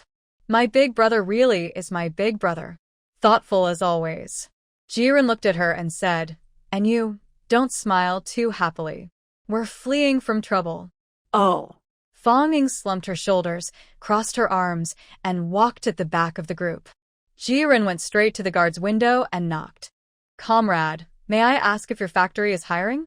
His voice was weak. The guard saw how old and weak he looked and immediately said, "Our factory doesn't hire freeloaders. I don't rely on handouts. I can work, and after eating enough, I work even better than young men. I don't want wages. Just give me a bowl of rice. That's enough. Jiren said. The gatekeeper finally looked at him properly. He wasn't very old, maybe in his 50s or 60s. He could still work for 10 more years in the countryside. Fengzhua and Fengyu walked over and pushed aside Jiren. They asked the gatekeeper, "We want to find work too. Temporary work is fine. Just 5 mao a day." The gatekeeper was pleased to see their strong bodies. 5 mao a day? Are you crazy about money? Official temporary workers only get 5 mao a day. Where are you from? Beggars? Just give us a bowl of rice. That's enough. We're not beggars. Our village is in the mountains. There was a mountain fire, and the houses and grain were burned. We came out to find food and lighten the load for our families and maybe earn some money to build a house, Fengzhua explained. Fang Ying looked at him. It was rare for him to speak so long on his own. If they were at home, 2 people would have said all that together. The guards exchanged glances and looked them over under the light. Suddenly, they saw Fang Yun and Fang Ying standing behind the 3 men. The guards' eyes widened for a moment. Fang Yun's face was clean. No dirt on her. Natural beauty is hard to hide. Even with some coal ash, she still looked good. Her features weren't bad, and even with some makeup, it was obvious she was trying to look nice. Fang Ying didn't bother to wipe her face either. She wasn't going inside. She was just here to watch the show and maybe join in as a guest. The guards didn't know this and thought these 2 women also came to work. They looked at each other, and one of them ran off. Another said, "Wait and see. We can't decide this." Soon, a person who looked like a manager came over, staring at them like a spotlight. When he saw Fang Yun and Fang Ying, his eyes lit up. "Where are you from?" "I haven't heard about any mountain fires nearby recently," he asked. Jiren bent over and said in a rough voice, "The fire wasn't big. It just burned 2 mountaintops, and then rain put it out. Our team leader didn't report it, so we didn't get relief food. We had no choice but to leave our homes and come out to find a living." He wasn't from Beijing, he was from the south. He spoke with a southern accent, which made him sound pretty convincing. As for Fengzhua, he had been talking nonsense earlier. A big official from the south was sent down to their village once. They were young and eager, so they tried to imitate the official's way of speaking. They didn't expect to use it today. His imitation wasn't perfect, more like a southern person trying to speak Mandarin, but it was enough. Anyway, this wasn't Beijing anymore, and the local accent was pretty strange. Some people even couldn't understand Mandarin clearly. The manager listened to Jiren and immediately believed him. He looked at a few others and said, "Come in, then. Our regular temporary workers earn 15 yuan a month, but you know how precious food is. We provide 3 meals a day, and this 15 yuan might not even cover that. If it's not enough, I don't expect you to pay now. When you work harder and earn more later, you can pay then." Wow. The group exchanged glances, no pay, and they might even have to pay out of pocket? That's a serious crime. Of course, they needed to see what kind of meals they'd get. If they ate like Fang Ying, not even 150 yuan would be enough. But they knew that was impossible. Jiren turned to Fang Ying and said, "Girl, go back. Tell your grandma not to worry. We finally found work, and in spring we'll go home." The manager was surprised. "She's not coming? She's young and can't do much work. Someone needs to go back and tell the family what happened. Otherwise, they won't know if we die here," Jiren explained. The manager's expression darkened. He looked at Fang Ying, but didn't say anything. He led Jiren and the others away. Fengzhua, Fengyu, and Fang Ying all looked back at Fang Ying. After 10 minutes, as they entered the workshop, they heard a string of firecrackers outside, and their tense bodies relaxed. They had agreed that if Fang Ying could leave safely, they would set off firecrackers to celebrate. They were afraid the factory wouldn't let her go. Fortunately, that didn't happen, and things weren't as bad as they imagined. Later, when they divided the dormitories, "What? You want to live with men?" Fang Ying exclaimed in surprise. "Our factory doesn't have female workers." The manager's eyes narrowed as he looked at Fang Ying. "If I hadn't seen you as pitiful and kindly taken you in, trying to give you a way out, we wouldn't want you. Do you still want us to prepare a separate dorm for you?" "No. If you don't want to work, you can leave now." Fong Yun, I recorded in this small notebook. I want to share a dorm with people from our village, Fong Yun said. The manager's eyes flickered. I only gave you a bed because I saw you're a woman. We don't have extra dorms for others. They'll have to make do in the warehouse. Fong Yun, then I want to see what kind of dorm you've assigned me. The manager looked at her and said, let's go. Feng Zhua and Feng Yu immediately tried to follow. The manager's eyes paused. What are you doing? Didn't I say earlier that everyone should start working now? Go to the workshop and find the supervisor to arrange tasks for you. Feng Zhua and Feng Yu looked at Fong Yun. Fong Yun's palms were already numb.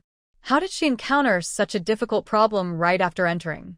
It's really a dangerous situation. Exciting. There's something to write about.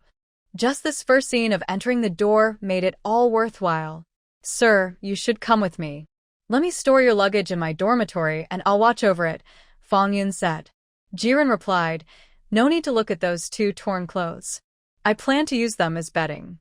Manager, do we have bedding? Fong Yun knew she had spoken wrongly and immediately shut her mouth, not wanting to say more. Sure enough, at a critical moment, the boss didn't let her down. It's winter now. Sleeping at night without anything to cover oneself would be freezing. They are not in the northeast but in North China, where winters are also very cold. The person in charge hesitated for a few seconds and, seeing Fong Yun, said, come with me to get it. You too, hurry up and get to work. Feng Zhua and Feng Yu left, looking back 3 times. Jiren followed Fong Yun to the warehouse and retrieved 2 old, worn-out quilts, all covered in dark grime. Fong Yun received a slightly better one, a grayish, stained quilt, not black. She really couldn't understand why these things weren't thrown away but were piled here, enough to fill a room. Even if they kept them carefully, couldn't they arrange for a worker to wash them? Moreover, with so many torn quilts, why only give Jiren and the others 2 each? She asked, Manager, could you give us one more? The manager said, are you begging me? Jiren immediately shot a glance at him, a flash of hostility in his eyes, but when the manager looked over, he looked away and lowered his head. The manager took this as Jiren softening. Fong Yun, if they won't give it, then they won't. We're just from the same village. They're not relatives of mine. You can't expect to get something without giving something first. To get the most exciting news, their roles had been pre-planned. They wanted the other side to be afraid, but not so much that they wouldn't dare act, or it would be pointless. Sure enough, hearing her words, the manager looked very pleased and told Jiren to carry another quilt. Jiren glanced at Fong Yun and left with the quilt. Fong Yun tightly hugged the pungent, worn-out quilt and asked, where's my dormitory? Follow me, the manager said, leading her across the factory. This fertilizer plant was neither big nor small. A few days ago, Fong Yun had visited the large fertilizer factory in Beijing for training. This factory was only 1/10 the size of that one. Although the sparrow is small, it has all its organs. Everything it should have is there: factory, workshop, warehouse, dormitory, office area. The manager took her to the office area, which was a row of single-story houses. They reached the second-to-last one and opened the door. Inside, it was surprisingly a double dormitory with 2 beds and 2 cabinets, looking very clean. I know it's not easy for you as a woman. You can't stay with those rude men. You don't know how our factory's dorms are, 10 people in 1 room. Only this leader's duty room is different. When a leader is on duty, someone stays there. When the leader isn't on duty, no one stays, the manager said with a smile. Oh. So, is the leader on duty a man or a woman? Fong Yun asked, still not satisfied. As I said, there are no women in our factory. Today, I am on duty. We each have a bed. If you're worried, you can hang a curtain in the middle, the manager replied. If you're still worried, you can go to the workers' dorm area. I won't stop you. Just ask around if anyone is willing to share half a bed with you, and you can stay there, he added, with a clear, unfriendly tone. Having already gotten what she wanted, Fong Yun hugged her quilt and said, Thank you for your kindness, manager. I want to stay with the people from our village for now. If I regret it someday, I'll come back. Then she turned and left. You. The manager watched her back, feeling angry. But she was right. She couldn't endure the cold in the warehouse for long. She would come back sooner or later. It wasn't good to start on the first day. Waiting a few days and then voluntarily coming over would be better. The manager happily thought to himself, "Don't go to the workshop. Tomorrow, go work in the kitchen." The workshop stuff was toxic and had a strange smell. Getting it on your body wouldn't be good. Fong Yun ran out with her quilt. As she turned a corner, she saw Ji Run and Feng's was standing there. Her eyes immediately turned red, and she felt a warm sense of safety. "Thank you, big brother." Thank you, Xiao Zua. "Thank you, Xiao Yu." "Thank you, sister," she said in a row. Feng Yu didn't come, but she still thanked him. Fong Ying didn't come, but she still thanked her. Although Fong Ying pointed her in the right direction, she was supposed to walk there herself. Her sister was worried about her and found a cameraman for her. Seeing that the cameraman looked old and weak, she also found 2 bodyguards. All for her. They thought of everything so carefully. Otherwise, now she'd be alone in this dangerous place, unable even to stay in the warehouse. "You're fine now, that's good. As long as you're okay, that's what matters. Take it day by day. If we hold on a few days, we can leave," Jiren said. "I thought I would need several days to fully explore, but as soon as I entered, I saw everything clearly." Fong Yin nodded. "She told me to work in the kitchen, so I will go with you to the workshop first." The 3 of them entered a workshop together. Fong Yin was already working inside. When he saw Fong Yin return, he grinned, showing his white teeth, then quickly resumed his work. "You really can't open your mouth here. It's dangerous." Some workers inside wore masks, others didn't. They all looked numb, like puppets, with no sign of happiness. Even though working here feels like punishment, it shouldn't be this bad. Fong Yin covered her mouth to block her breath, and her little notebook started recording again. Production standards are poor. Workers in such workshops should wear gas masks. If they don't have gas masks, they should at least wear proper masks, changing them every few hours. But some use scarves to cover their mouths, and others didn't cover at all. She couldn't stand it and ran outside too. "Come out, all of you, stop working," she coughed as she spoke. She wondered if she could stay here a few more days. It seemed impossible to leave. They would all be poisoned. Feng Zua and Feng Yu didn't hesitate and immediately came out. As for Ji Ren, he had left even earlier than Fong Yun. He ran away to secretly observe the factory layout. Fong Ying, in fact, hadn't left either. After setting off firecrackers and seeing no one follow her, she drove back again. Then she got out of the car and approached outside the factory wall. She was still a bit worried.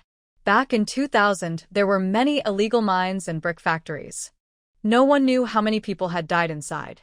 She was afraid Fong Yun and the others would be immediately controlled once they entered, being bullied, beaten, or worn down until they lost their spirit, becoming like walking corpses doing forced labor. She stayed near the office area, listening carefully with her good hearing, and finally heard Fong Yun meeting up with her people, which made her feel relieved. But this place was a den of wolves. She didn't want her sister to fall asleep inside the wolf's lair. It was inhuman. She circled the wall, looking for a way to sneak in, when suddenly, loud barking startled her. There were dogs, several of them. They probably smelled her unfamiliar scent and kept barking on the other side of the wall. Someone immediately shouted, "Who's there?" Fong Ying looked around. Tonight was overcast, with no stars or moon, and the factory lights were far away, so the surroundings were dark and shadowed by big trees. She quickly slipped into a hiding spot. A few seconds later, 2 burly men climbed over the wall, shining flashlights everywhere. There was no movement and no one around. One person climbed over the wall and nervously looked around. Outside the row of poplar trees was a wild field where no one could hide. He felt safe and returned, while the dogs had long stopped barking. Maybe mice or rabbits, he thought. Stupid dogs, no barking without reason. The 2 dogs wagged their tails. The 2 men climbed down the wall but didn't leave immediately. Instead, they crouched at the foot of the wall for 5 more minutes, watching carefully. When they saw nothing unusual, they finally walked away. They were very alert. Fong Ying was even more sure they hadn't done anything wrong. A proper fertilizer factory doesn't need such high security.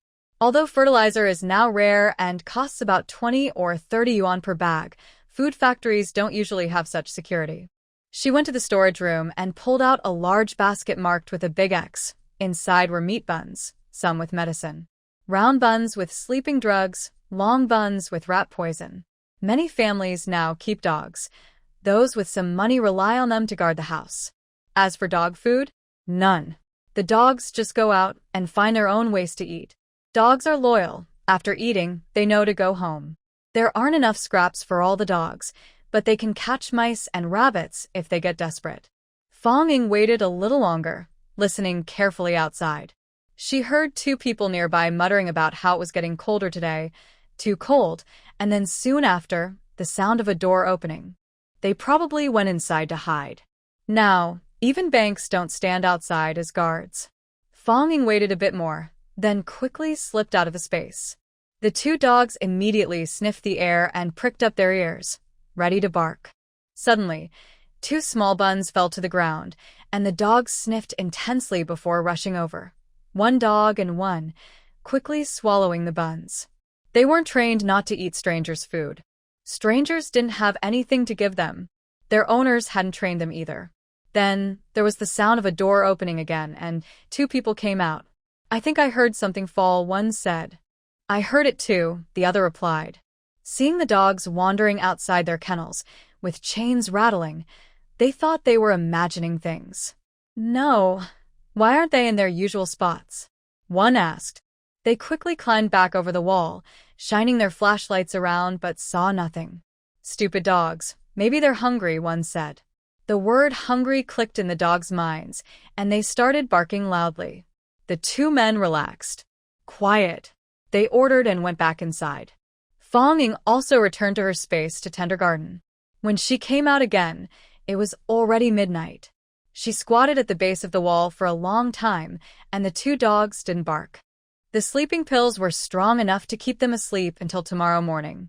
Fong Ying had already changed into men's clothes, wearing a hat, mask, and glasses, and lightly climbed over the wall. No sounds of doors opening came, and the two men were asleep. The dogs were the first line of defense.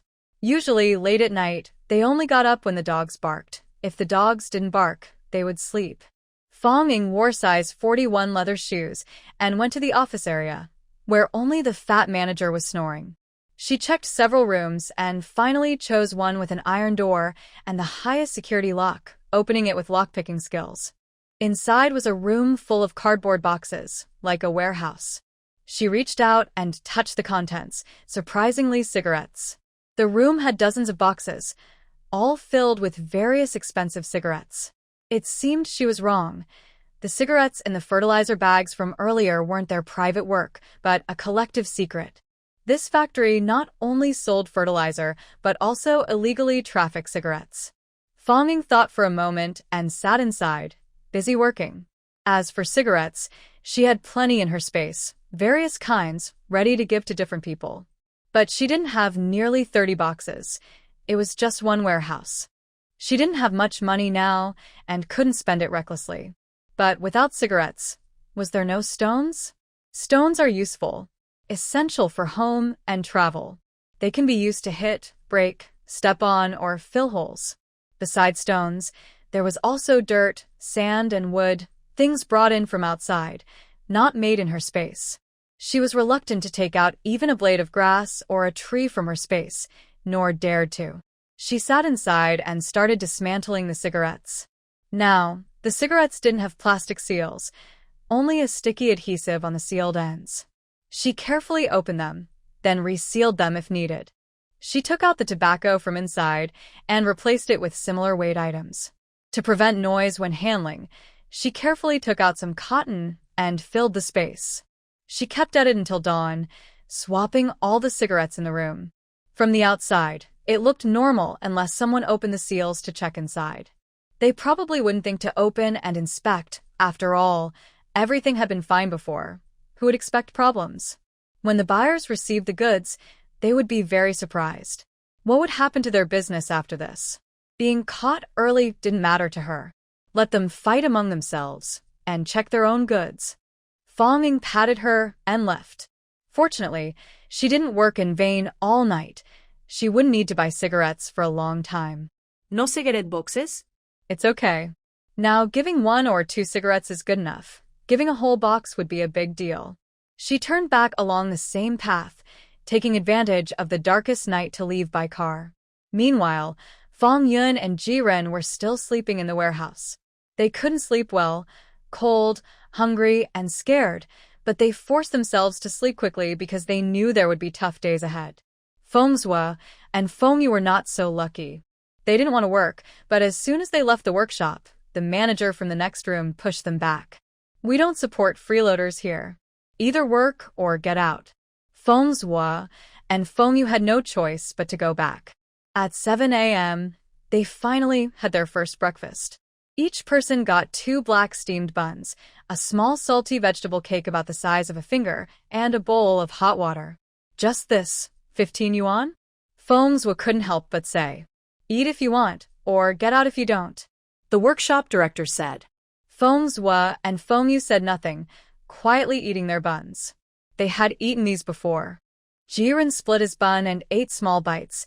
He hadn't eaten one in a long time, over 10 years, and he felt nostalgic. Only Fong Yun had never eaten such buns before.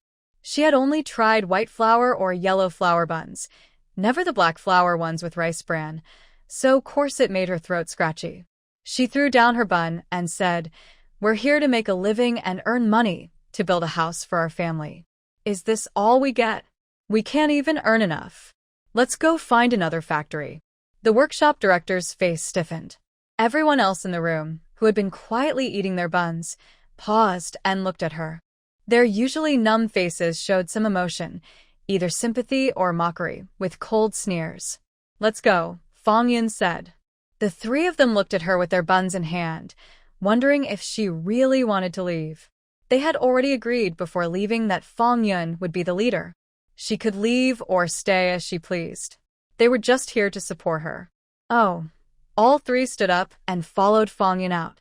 The workshop director shouted, "Stop." But it was no use. Someone stopped them. "Someone's trying to run away," he yelled. Immediately, people from the next room rushed out and surrounded them. These people were all strong and looked different from the numb workers eating silently. Feng Zhua and Feng Yu saw familiar faces, those 10 drivers with bald heads. They had heard the roar of cars in the middle of the night. It turned out they had returned and were eating next door. Trying to run? Once you enter our factory's gate, don't even think about leaving, the bald man shouted. Feng Zhua and Feng Yu seemed scared, both lowering their heads and not daring to look at him, hiding behind Fong Yun. This action made a few people laugh. It turned out they were just 2 scaredy cats, big as they are. Fong Yun nervously shouted, "What kind of factory is this? And why can't we leave after coming in? Is this a prison? Here it comes." She was waiting for them to say that. The bald men looked at her and suddenly made strange, mocking laughs but didn't answer her question. "Young girl, stay a few more days. I promise you won't want to leave later." "Impossible," Fong Yun said.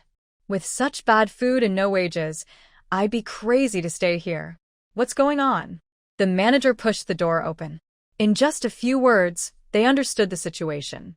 He quickly put on a smile and said, "Recently, food supplies are tight, and we can't afford good food. Charging you 15 yuan is unfair. How about this, just 5 yuan a month? Our workload is heavy this month, so work hard. Each person will get 30 yuan a month as wages." They drew their plans, and they didn't want to leave. Fong Yun's little notebook recorded another note. Good, they promised, but if they didn't get paid later, that would be another debt. No, they couldn't stay a month. Otherwise, they'd be poisoned. "Can we settle daily? I don't have much money and want to buy some things," Fong Yun asked. The manager's eyes flickered and said, "Sure, daily settlement is fine." Fong Yun was surprised, "Really? That's a freebie." But the manager had his own plan. Giving them money didn't matter. Anyway, they couldn't leave the gate, and whatever money, they had to stay. He could take it back anytime. That night, Fong Yun and the others found out what was really going on. After their shift at 6 p.m., they each received their wages for the day, 1 yuan each. But immediately, a group of strong official workers pulled them to a card table and forced them to play cards. In no time, they lost not only their 1 yuan but also owed dozens of yuan in IOUs. With this excuse, they really couldn't refuse to stay. If they wanted to leave, they had to pay back the money first. But earning just 1 yuan a day and losing dozens? They'd never paid off in their lifetime. Fong Yun was actually quite happy. This trick was so obvious to ordinary people. If written down, it would definitely be exciting. Jiren owed 20 yuan and was allowed to leave the table. He carried his tattered bag over, opened it in front of everyone, and pulled out a worn-out shirt from inside. Sitting in the corner under the dim yellow light, he began to sew and mend it. A group of people playing cards glanced at her briefly and then ignored her. They didn't realize that everything inside the room was being recorded by him. When Fong Yun saw the situation, she immediately became excited. I don't want to play anymore. I never wanted to play, but you all forced me. I lost, and now I can't leave. What are you trying to do? She sobbed. Are you trying to make me give all my hard-earned money? The group of people suddenly laughed mockingly. Suddenly, someone suggested, you really don't have any money. How about this? Take off one piece of clothing for $1. Ha ha. The crowd fell silent, and in the next second, their loud laughter almost shook the roof.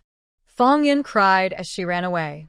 Someone tried to block the door to stop her, but Fong Zhua and Fong Yu pushed past. Fong Zhua ran back to the warehouse with Fong Yun. Fong Yu stayed inside to watch over Jiren. The group felt disappointed, but seeing the manager's unhappy expression, they suddenly remembered. The manager hadn't spoken yet. They couldn't act first. Fong Ying didn't know about all this. She just left without hesitation. The road ahead was for the few of them to walk alone. If something really happened, she would feel guilty.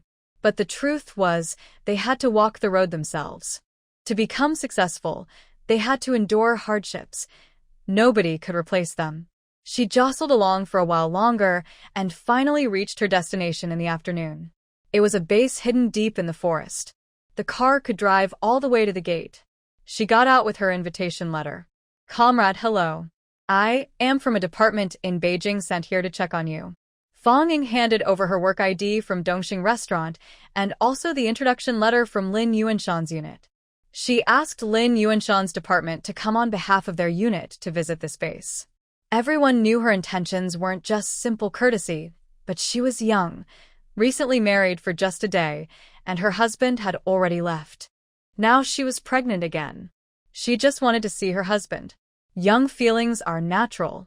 Of course, this was because Fong Ying had previously helped them out and they liked her. Otherwise, if someone else did this, they would probably say she was being petty.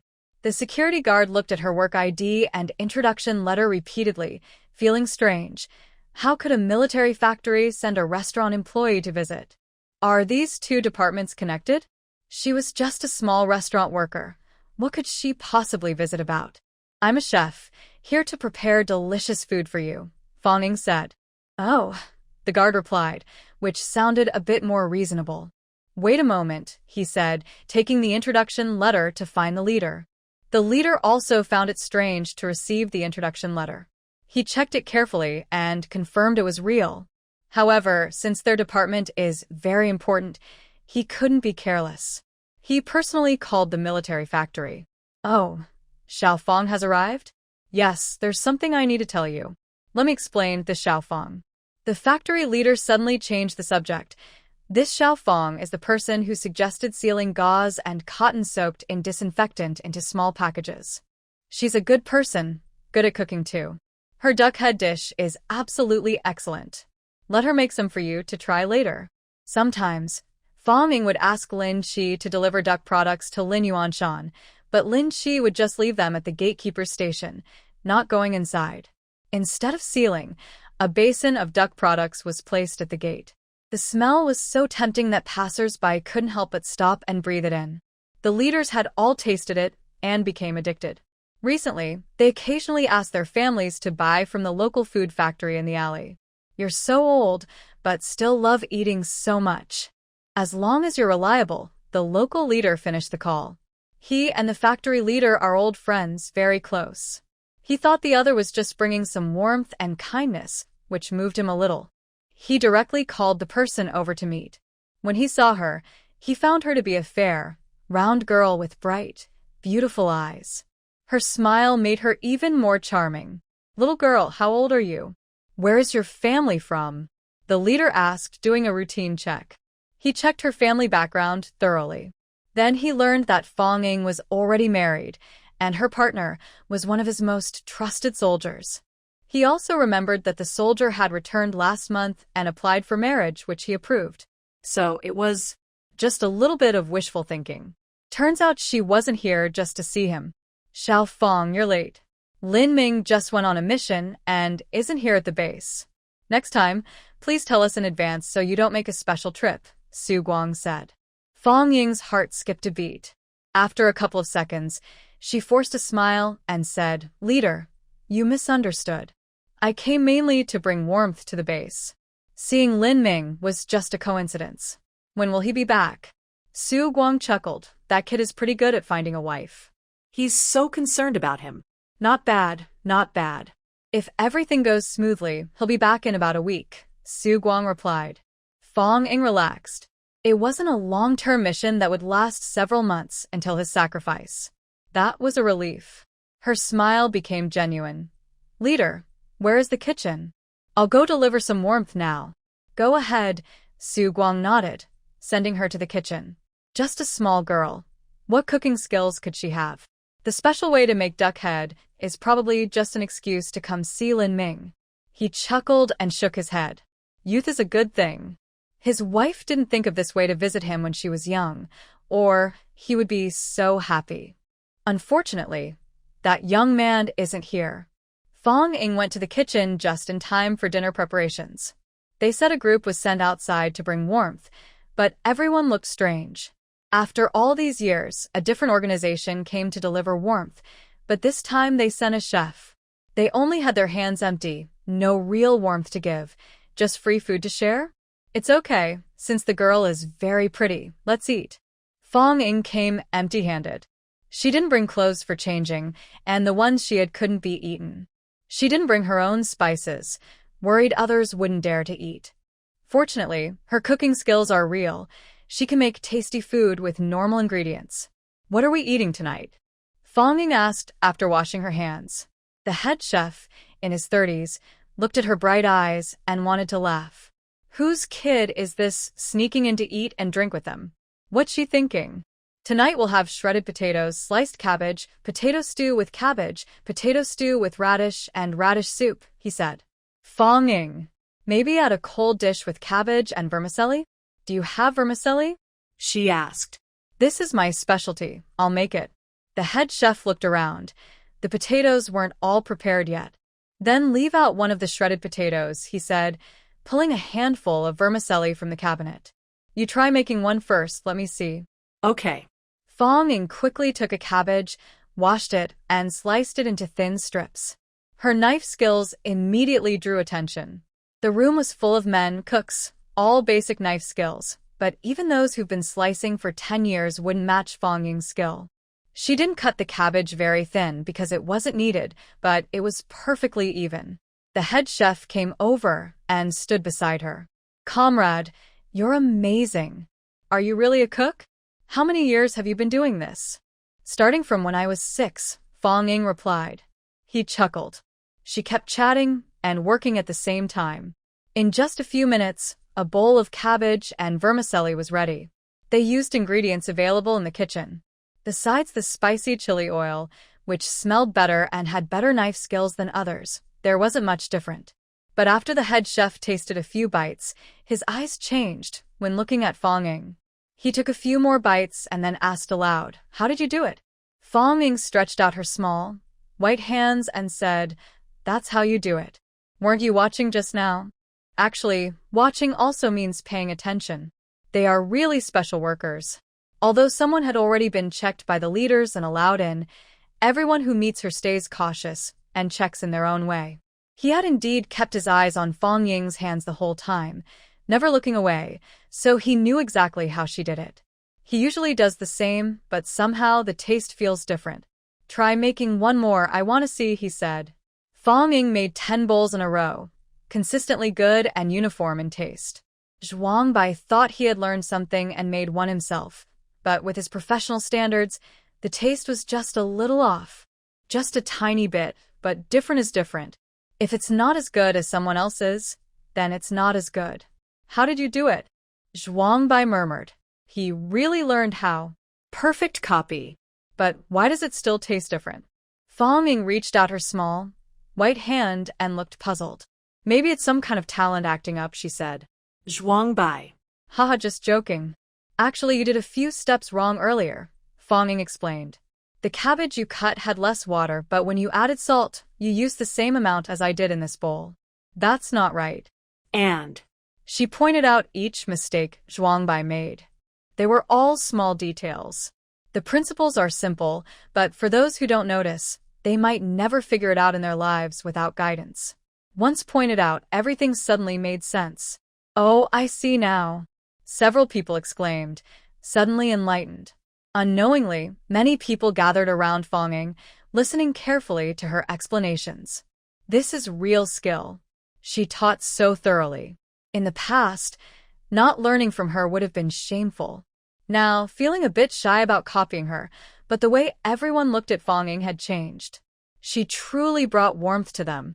She was giving them hope. Come on, everyone, give it a try, Fong Ying said. Their base had over 1,000 people and dozens of cooks. 10 bowls of cold dishes weren't enough. Everyone took advantage of the warm-up and started making them. Fong Ying became a teacher, guiding step by step. The final dishes they made still couldn't match hers perfectly, but they were much better than before. With more practice and research, this dish could become their specialty. Thank you, Teacher Fong. Zhuang Bai led the applause. You're welcome, Fong Ying said with a smile. Let's continue. This time, we're making stir-fried cabbage. She really came to bring warmth. But asking her to cook for 1,000 people? Would that tire her out so much she might have a miscarriage? Probably, talking is more suitable for her. She found a stool and sat down. She started explaining from how to cut the cabbage. Everyone was surprised to learn that even cutting cabbage has many details. Their old way of just slicing it thickly was too rough. After 2 hours, a whistle sounded outside. The day's training was over, and it was time to eat. Rows of people marched in neatly, silent except for their footsteps. They all looked expressionless. But if you looked closely, you'd see many people moving their noses and taking several sniffs. Today's food smelled especially good. It seemed like there was meat. That shouldn't be. Lunch was already eaten, and there shouldn't be meat at dinner. Dishes were brought to the table, and everyone realized they were mistaken. No meat, but there was a meaty smell.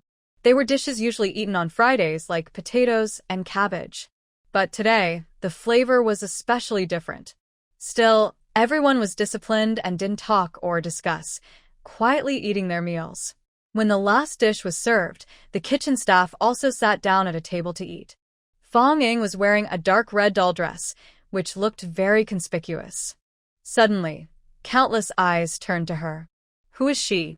But no one dared to speak. Their curiosity had to stay inside.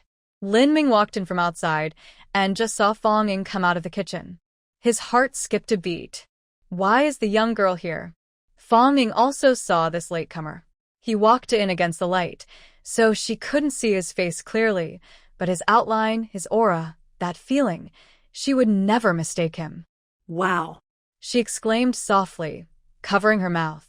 So handsome. Lin Ming paused. Everyone around was a bit surprised. Everyone quietly watched. They knew Lin Ming was handsome, they knew he was tough when hitting people, and they knew he never paid attention to women. He was like a block of wood, no, stone. It seemed this girl was excited, but it was pointless. Better to focus their gaze on them. Focusing on Captain Lin was a waste of feelings. Zhuang Bai tapped the table with his finger, making a face at Fong Ying, signaling her to sit down quickly and not cause trouble. Fong Ying didn't notice. She was busy staring at Lin Ming with starry eyes. Her silly smile was covered by her hand, but her eyes, which were exposed, were full of happiness and almost overflowing. Lin Ming turned and walked toward her. Everyone was surprised. What was he doing? Is he going to scold the girl face to face? That seems unlikely. Zhuang Bai got anxious. He thought, is it really necessary? Earlier, a woman had invited Lin Ming to watch a movie in front of everyone, and he had scolded her. Zhuang Bai thought Lin Ming was strange, maybe afraid of women. He couldn't stand women liking him and wanted to live a lonely life. Fang Ying was pulled so hard that her clothes shifted, and if he pulled any more, her buttons might come off. Because she couldn't speak and wanted to protect her clothes, she had to sit down. But she kept smiling at Lin Ming, covering her mouth. Lin Ming pushed away the person sitting opposite him and sat down. Behind him, a few others followed and squeezed onto the long table. The cooks who had been sitting there earlier weren't angry. They knew these were comrades returning from duty. Every day, they prepared extra food just in case. They went to the kitchen to get dishes and sat at an empty table nearby, watching the scene. The whole cafeteria remained quiet and still, everyone watching the scene. Fang Ying only looked at Lin Ming's silly smile. Uncle is so handsome. She hadn't seen him in 2 lifetimes. And about a month ago, that night when the lights were off, she only touched. She didn't look. Now that she saw him, she couldn't let him die. His face was definitely a masterpiece from heaven. Losing it would be such a pity. Of course, she liked Uncle not only for his face, but also for, well, that's a secret she couldn't say. Lin Ming also looked at her, a barely visible smile at the corner of his mouth and a subtle emotion in his eyes. Dinner is served. Someone in charge of the meal shouted. Everyone stopped watching the scene and picked up their chopsticks to eat. Lin Ming also picked up his chopsticks and handed them to the person still smiling foolishly at him. Oh. Fang Ying took the chopsticks and smiled. Her sweet voice was loud in the quiet room, so she quickly covered her mouth, forgetting she couldn't speak here. Everyone else was stunned. What was happening? The woman next to Lin Ming blurted out, "Do you know her?" Huh. Fang Ying finally saw her. It was a woman, and she was beautiful and elegant. Strong eyebrows, fierce eyes, an oval face, a heroic expression, somewhat androgynous, but definitely a woman. By today's standards, she might not be called pretty, but more like a tomboy or a rough girl. Still, Fang Ying thought she looked good, but she didn't like her at all. The hostility in the woman's eyes across from her was about to show. No need to think hard, she could guess why. Fang Ying immediately looked at Lin Ming and saw him turn his head and give the woman a cold look. The woman immediately shut up and stopped talking, but she stubbornly glared at Fang Ying. Fang Ying quickly smiled. That look in Lin Ming's eyes just now was incredibly handsome, cold and commanding. The key is, he had never shown her this expression before. It was the first time she saw it. She happily shoved her chopsticks into Lin Ming's hand and even picked a dish for him. Lin Ming glanced at it and ate. Seeing she hadn't moved her chopsticks, he picked some for her too. Fang Ying immediately covered her bowl and opened her mouth to receive it. Lin Ming's chopsticks paused in midair, and his ears turned red suddenly. Fang Ying's big, bright eyes narrowed, as if something shiny was forming inside. In the next second, a piece of cabbage was placed into her mouth. Everyone was stunned. Fang Ying only then realized what she had just done and wished she could hide under the table. So childish. Really too much. But she usually comforted herself quickly and found a reason. A girl of 18 feeding her partner in the cafeteria, so normal. She's 18 now, not 88. What's there to be afraid of? However, she didn't dare to look at others' expressions, and she hurriedly ate without daring to pick more dishes. But the food kept coming into her bowl by itself. Lin Ming didn't know how to convince himself, but now he was calmly helping her pick dishes. But that was very abnormal. Everyone at this table almost forgot to eat, especially the few people who came back with Lin Ming. There was 1 woman and 4 men. They all stared wide-eyed at Lin Ming and Fang Ying, not eating a single bite. They were just shocked. Zhuang Bai was eating and watching the scene, wondering what was going on. Mealtime was only 20 minutes, and after that, everyone lined up to leave. Fong Ying followed Lin Ming out of the cafeteria, like a tail. Outside, they finally could talk. Before Fong Ying could speak, a man suddenly jumped out from behind her and shouted, "Big brother, who is this? Your sister? I heard you have a very beautiful sister."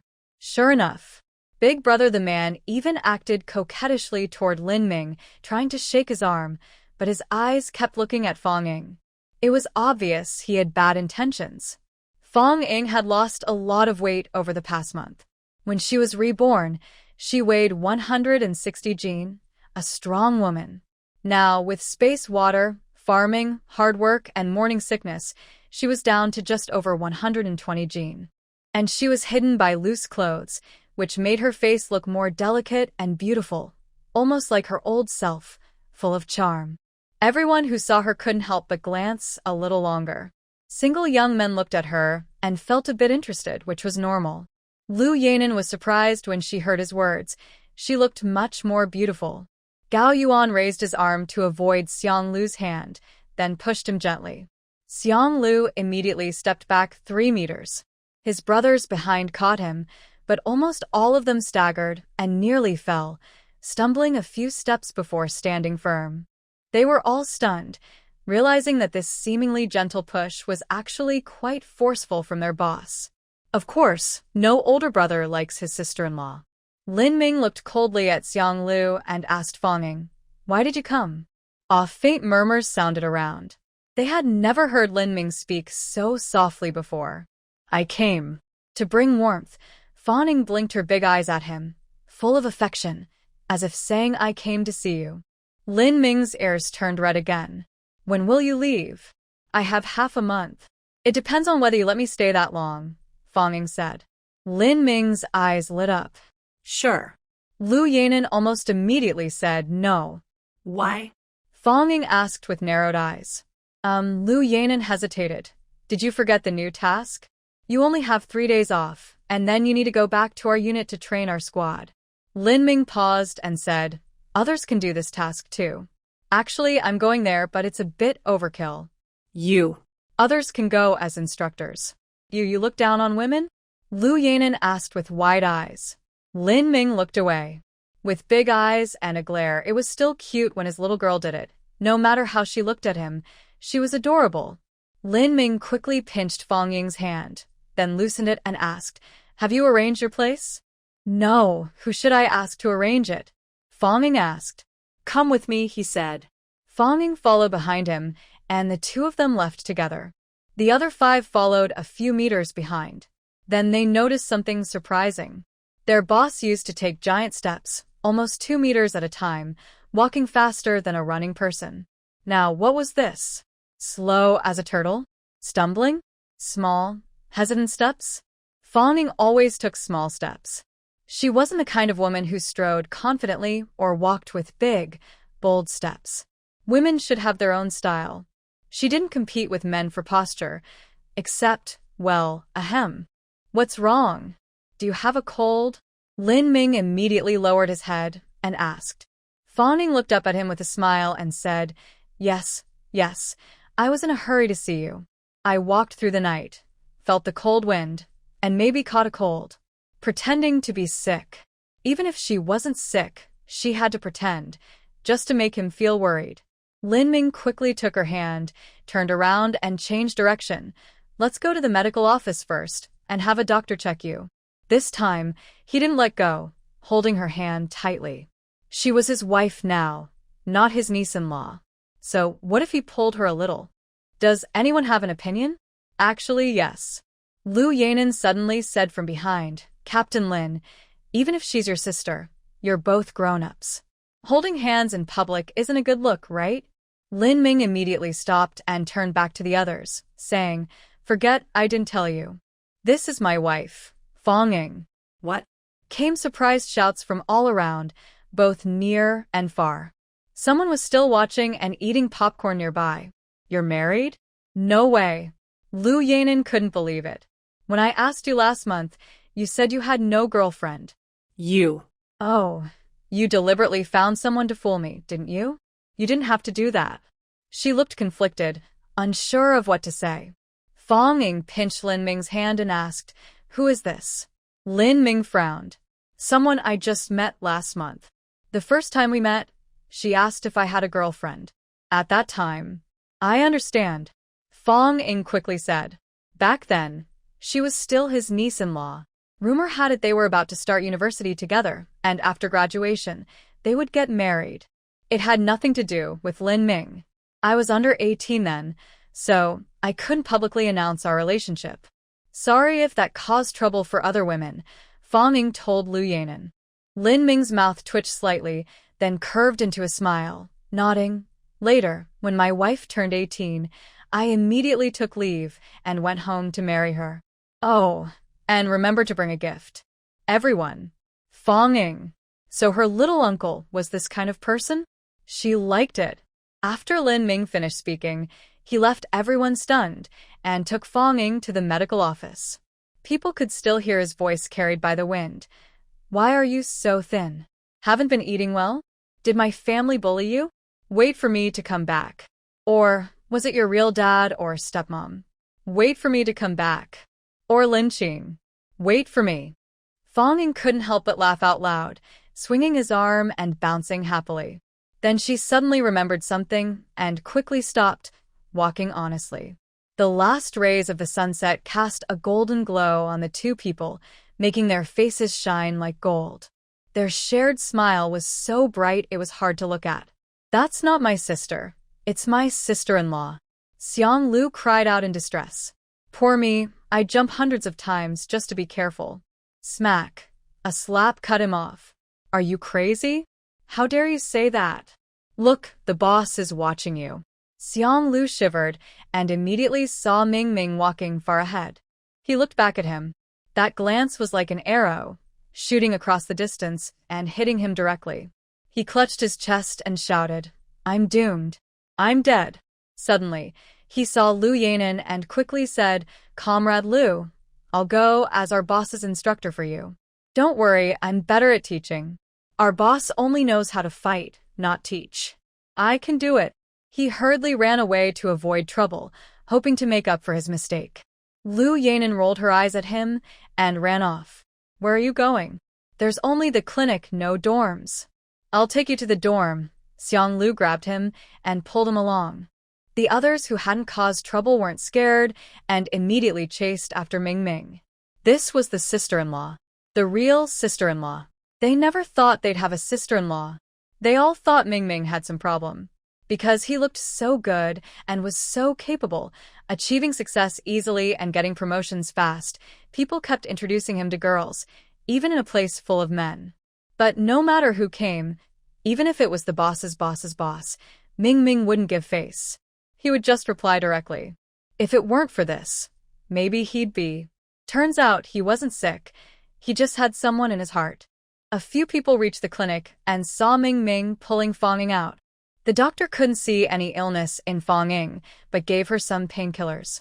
Fong Ying of course refused to take them and quickly pulled Ming Ming away. Sister-in-law. The three of them called out in unison when they saw her. "Hey, hey." Fong Ying smiled warmly. "Good kids." Their expressions froze instantly. Huh. "I think that sounded wrong. Sorry, I didn't mean anything bad. I'm too shy, haha." It wasn't just because she was shy. It was also because, in her eyes, these three were just young and naive. In the past, people like them called her grandma. The three kept watching her. If she hadn't been smiling so happily and loudly, they might have believed her. "Sister-in-law is so cheerful." Ark chuckled. "It's a good match with my older brother." Turns out he likes this kind of thing. No, Fong Ying said. "Our brother doesn't like this. He just likes me." Everyone. Shy? Where is she shy? Can a shy woman say such things? This time, Lin Ming's ears and neck turned red. But the smile at the corner of his mouth grew wider. He took Fong Ying's hand and said, "Don't say these things to outsiders in the future." "Yes, I will only tell you." Fong Ying smiled. "Hurry up, I have good news to tell you tonight." "What news do you want to tell at night?" "Just tell me now," Lin Ming said. Fang Ying tugged at his hand and nudged him twice. Lin Ming was surprised. His whole face turned red. He tightly held Fang Ying's hand and hurriedly walked away. The three brothers behind couldn't follow anymore. They couldn't keep up. They couldn't watch anymore. It was too heartbreaking. Their special forces unit usually doesn't allow visitors, but sometimes leaders come for inspections or units come to show support. Usually it's the cultural troupe or similar groups. Once a chef from a restaurant came to visit, but Fang Ying was still assigned to stay in the room used by the leaders during their inspection. It wasn't very fancy, but it was private and quiet. No one else stayed in the nearby rooms, so they could do as they pleased at night. Ahem. Fang Ying coughed twice again. Lin Ming immediately went to get water and handed it to her.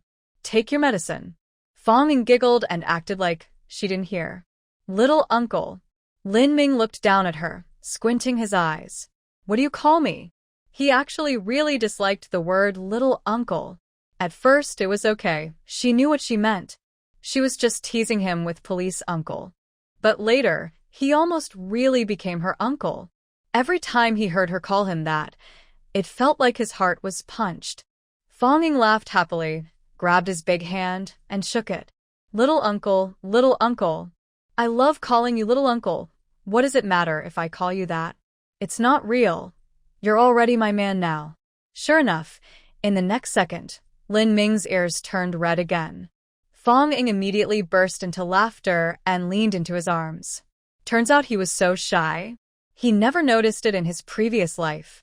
Before, they just often walked to and from school together and occasionally said a few words when they met at school. On summer evenings when they go out to cool off, they often meet at the alley entrance, under big trees or in small parks, and chat for a while. It seems like they meet quite often, but every time, Lin Ming acts very normal, just like a big brother from the neighborhood, chatting casually with a little sister. However, he doesn't seem like someone who would be in the mood for small talk with a little sister. Fang Ying only just realized this now. She also feels the arm that was resting on her shoulder and back slowly tighten, holding her close. From above, she hears his hoarse voice. Why did you come? Of course. I missed you, Fang Ying says softly, her face pressed against a shoulder.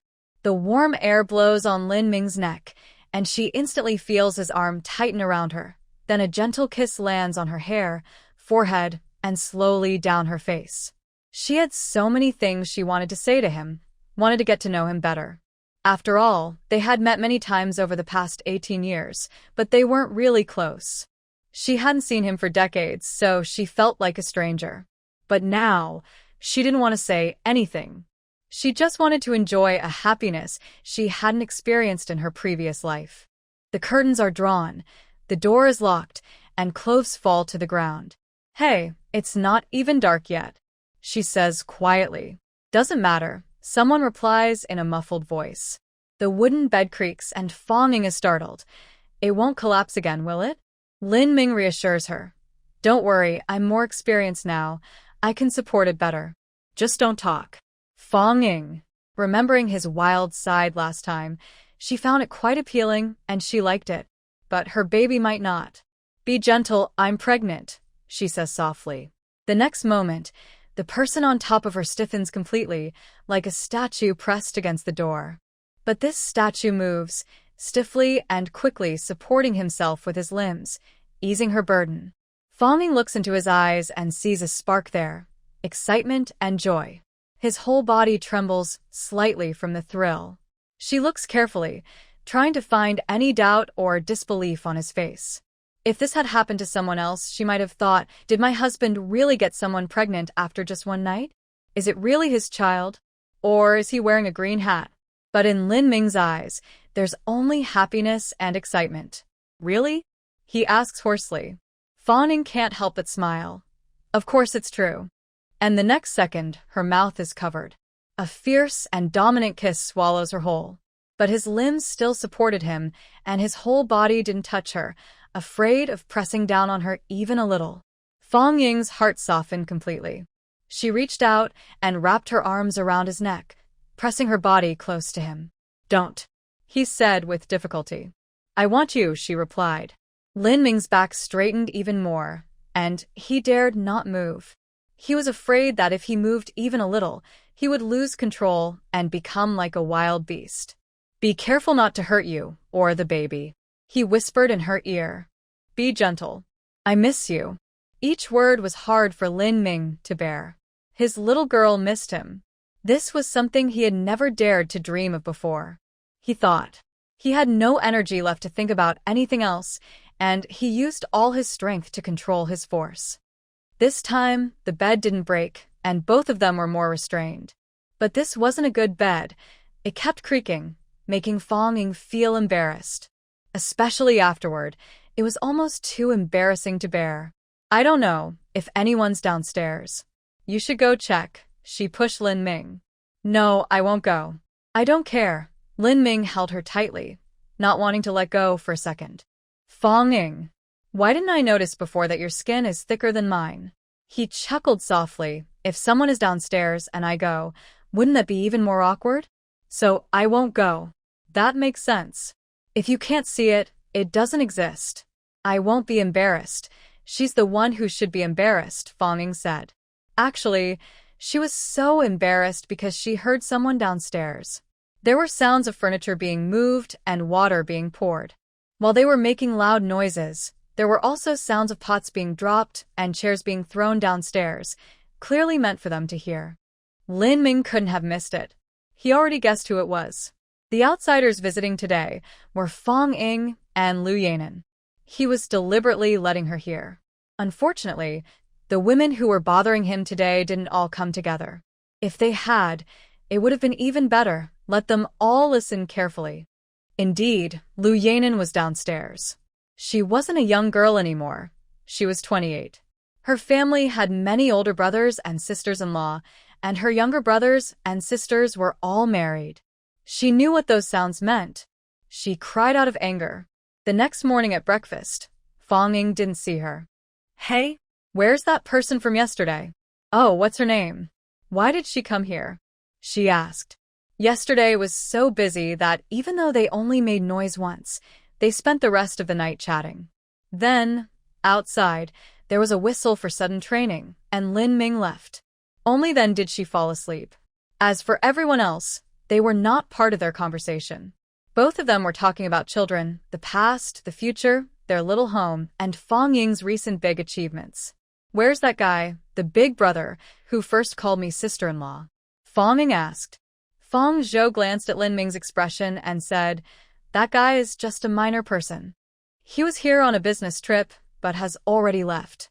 The big brother is named Xiang Lu. He's gone with her now on a business trip.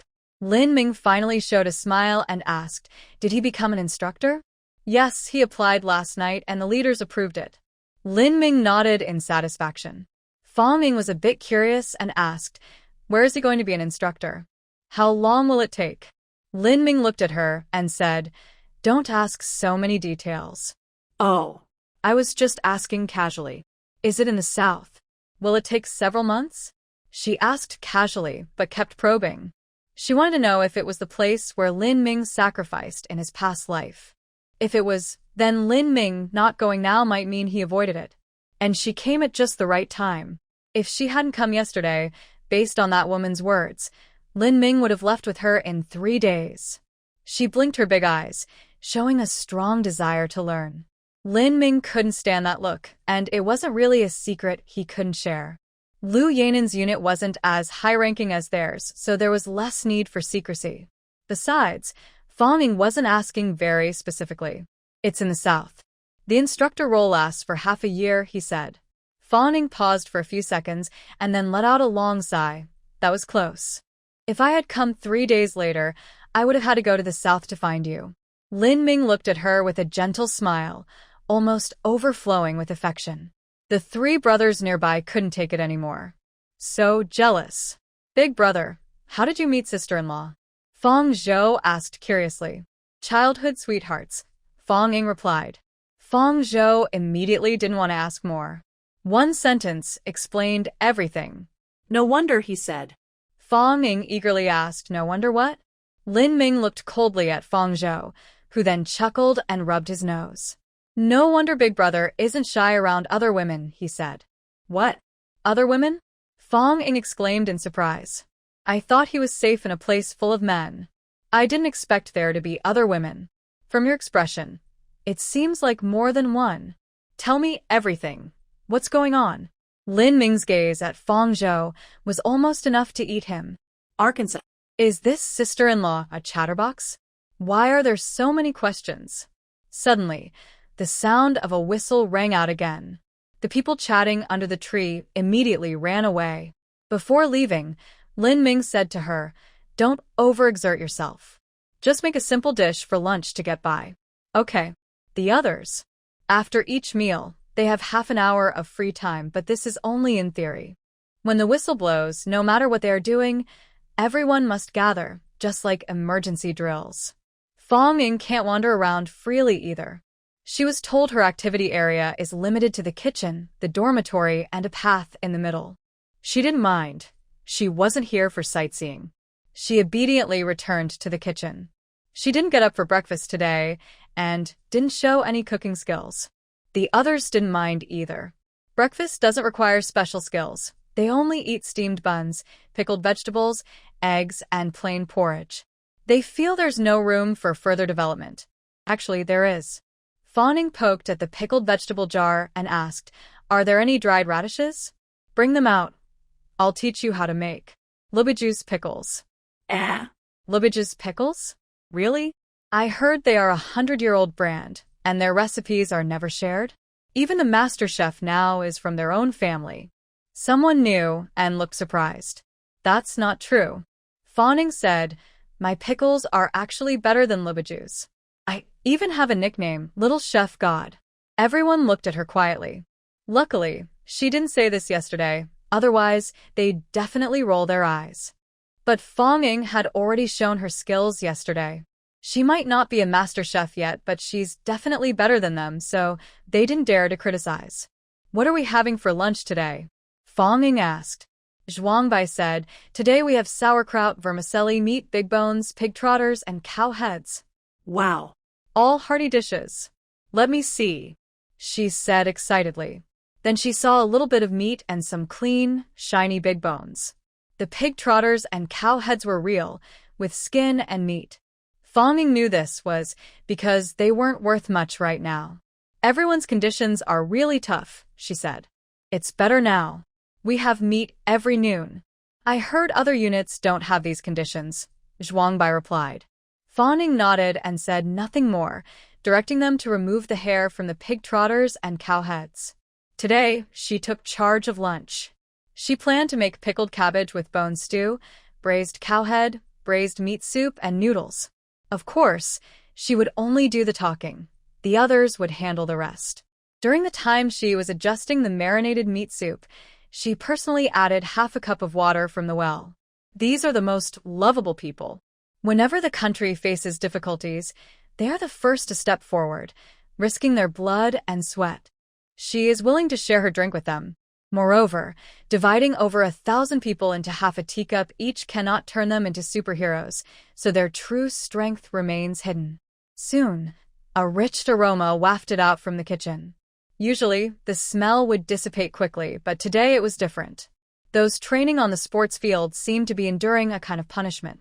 He Qing approached Lin Ming quietly and said, "You're really lucky. Where did you find such a wife?"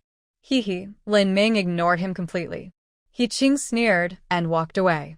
He didn't return to his squad but went straight to the leader's office, coming out half an hour later. Then the leader called Lin Ming over. He Qing suddenly asked for a marriage leave, so he can't go on this mission. "Are you going?" the leader asked. Lin Ming immediately frowned. The leader understood the situation. His wife had just visited him for a day, and now he had to leave. It was a bit unfair. But so many people don't even see their wives. Even if they do, they aren't allowed to visit relatives, who only sees their family a few days a year. Being able to glance at his wife was already very lucky for him. "This mission is special. After it's over, I'll give you half a month off, not counted as annual leave," the leader said. Lin Ming's brows relaxed. "All right, I accept. When do we leave?" He initially wanted to leave immediately, but thinking about how Lin Ming had been under his command for so many years and had never made any requests, he softened his tone. Let's leave tonight. Lin Ming immediately saluted and turned to leave. Suddenly, he remembered something and turned back. Leader, I have to say something.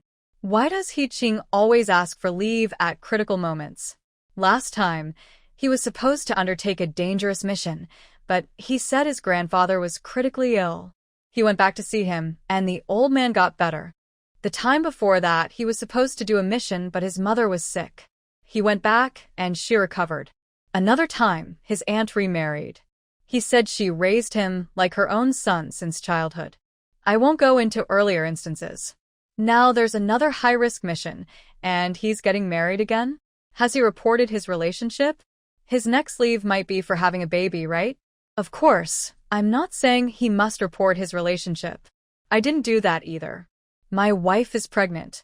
When she gives birth, I want to take a month off too. But He Qing's leave always seems to be perfectly timed. He usually never takes leave and saves his days for important moments. When needed, he would request time off. The leader frowned suddenly. He hadn't thought about this before. He Qingsheng trained very hard and cared for his comrades. He had a good reputation and rarely took leave, not even during the New Year, often substituting for others. Everyone liked him very much. He only occasionally took leave, at most once or twice a year, and for short periods, 3 or 5 days, with valid reasons, except for his aunt's remarriage. But because of this, he often avoided important tasks. The leader glanced at Lin Ming, who saluted again, and then turned to leave.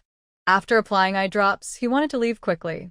In fact, Lin Ming had already noticed He Qing's habit, but he didn't mind before. He had many military achievements, and he was grateful to He Qing for allowing him to take on dangerous missions, which earned him credit. But this time, he was truly angry. He didn't care about those credits. He wanted to spend more time with his little girl, who traveled a long way to see him. Actually, the distance wasn't that far, just difficult to travel, and it was hard to find a good excuse. This time he came in, but maybe next time he wouldn't be able to. Sending a chef to visit was just a joke. Lin Ming left the office building as lunchtime arrived. Today, he wasn't called back unexpectedly and had his own seat. He didn't sit with Fanging, which made him a little disappointed until he saw Fanging walking over with a bowl. He immediately moved aside to give her space. Everyone around was from Lin Ming's unit, his own people. When they saw Fanging, their eyes lit up. Yesterday, they heard she was coming. But since Lin Ming had been with Fanging after lunch, they didn't get a chance to ask. Later, during training, chatting was not allowed. Now, seeing Fanging sit next to Lin Ming directly, the rumor was confirmed. Everyone's expressions became complicated. Some congratulated, some envied, some felt sad. Ahem, I won't explain the reasons. Fanging paid close attention to those with unfriendly looks. These people would need to be watched carefully in the future. She exchanged glances with them, while Lin Ming's eyes mostly stayed on her. Everyone felt like there was vinegar in today's dish. But it was really delicious. It was the best beef and noodles they had ever tasted in their lives. The pickled cabbage and big bone soup were also good, different from before. Could it be that his sister-in-law made all this? They are all smart people, and all the chefs haven't changed. The only variable is Fanging. The gap in the dishes is so big. If it's not her fault, then whose is it? Even Lin Ming was surprised to see Fanging. Last night, he heard she was working as a head chef at a restaurant. She kept talking about how great she was, but he didn't listen much. He just kissed her. Turns out, she really is impressive. Yes, she is. She's always been honest since she was a child, never lying, just saying what she thinks. Now she just likes to express herself more. Everyone finished their lunch quietly and lined up to leave. Fanging stayed with them. She came to bring warmth, not to wash dishes. Teaching them how to cook was enough. She wouldn't get involved in other issues. When they reached a place where they could talk freely, everyone suddenly gathered around Fanging. Hello, sister-in-law. Sister-in-law, did you cook today's food? You're so amazing, sister-in-law. Can you stay with us for a few days? When will you come again? You look so pretty, sister-in-law. Lin Ming immediately looked at one of them. The person shivered and quickly said, Sister-in-law, you and our boss are really a good match. Fang Ying smiled so much her eyes curved, chatting with everyone. To make someone like you just say nice things. Nice words don't always have to praise the person directly. Oh, I hear your accent is from Shandong. I've heard Shandong people are very straightforward and can drink a lot. Is that true? A tall man over 1.9 meters immediately laughed. Sister-in-law, you're really accurate. I'm from Shandong. People there really can drink. My dad can drink 2 gin in one go. You must be able to drink a lot too. Fang Ying looked at him with admiration. Ha ha. The strong man shyly rubbed his head. Sister-in-law, where do you think I'm from? Another person asked. Wow, that's easy to guess. I can tell just by your accent. Are you from Sichuan?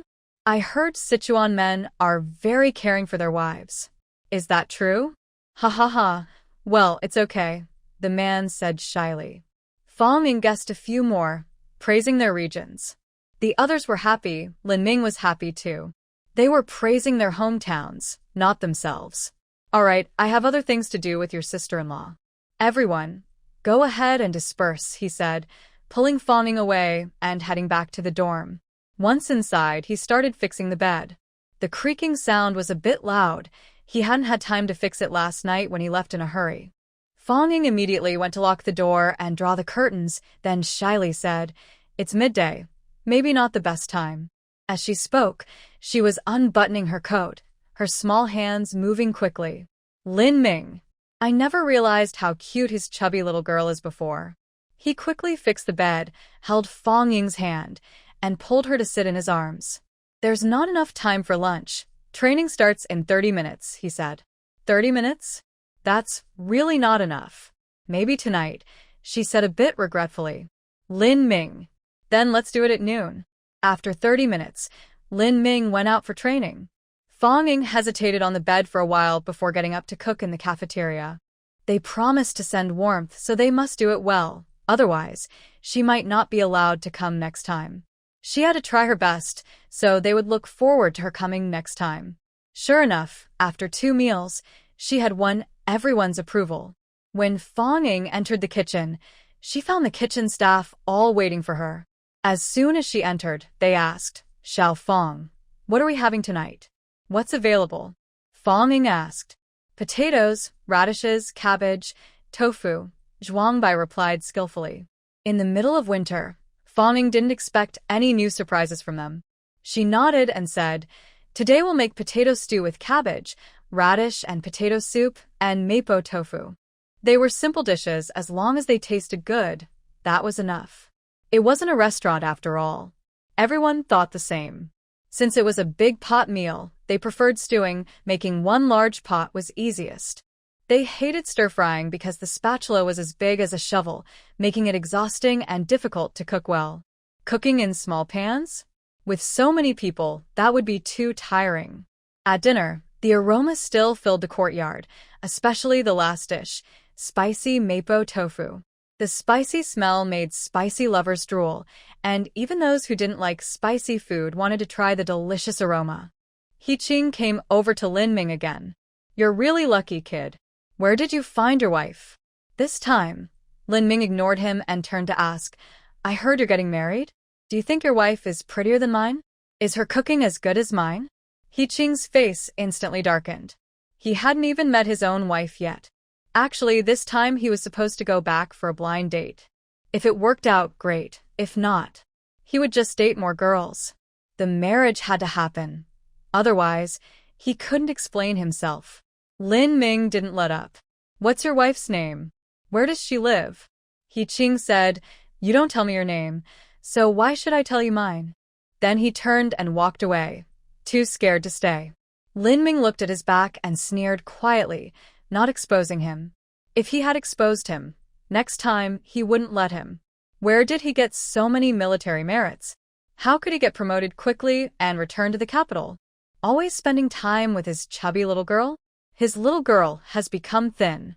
When he's not home, the family's relatives are all top tier, and they only bully her. He needs to write a letter to his father. Fang Ying finished cooking early this time and came out to find him. They also had half an hour to rest before dinner. Seeing her approach, the people around immediately got excited and wanted to go over. Sister-in-law is pretty, and she speaks nicely. They like to listen. Sister-in-law, guess.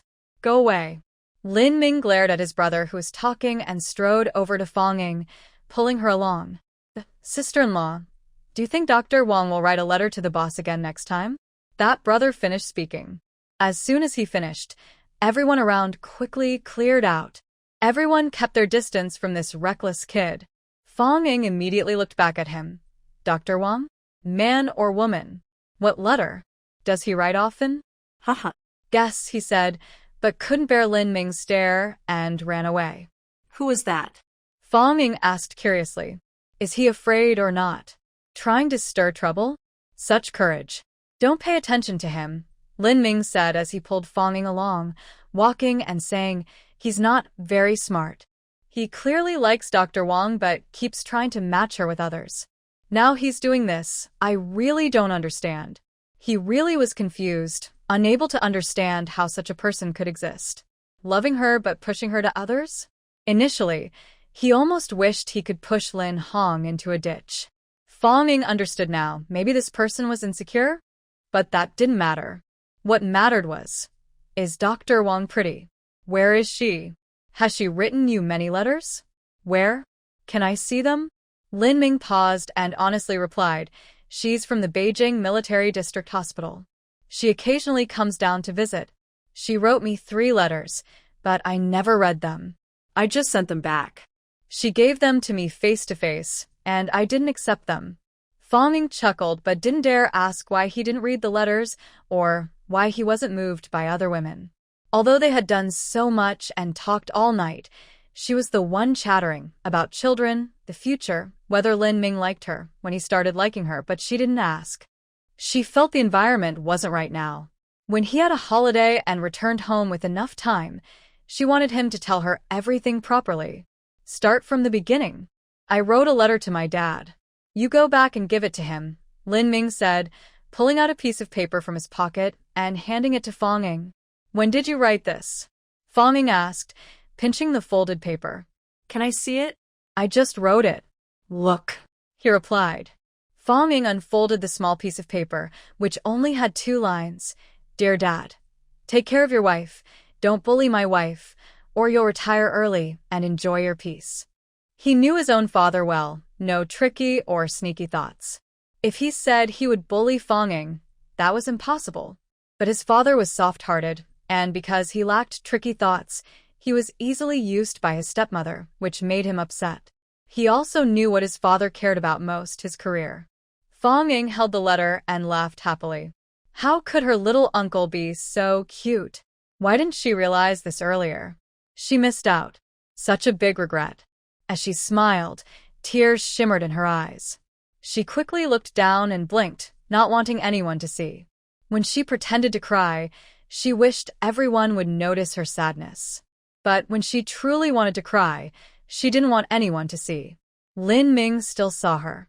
If it weren't for the crowd around them watching, he would have hugged her tightly and comforted her. Now, he could only raise his rough hand to wipe away the tears at the corner of her eye. Why are you crying? Did they bully you too much?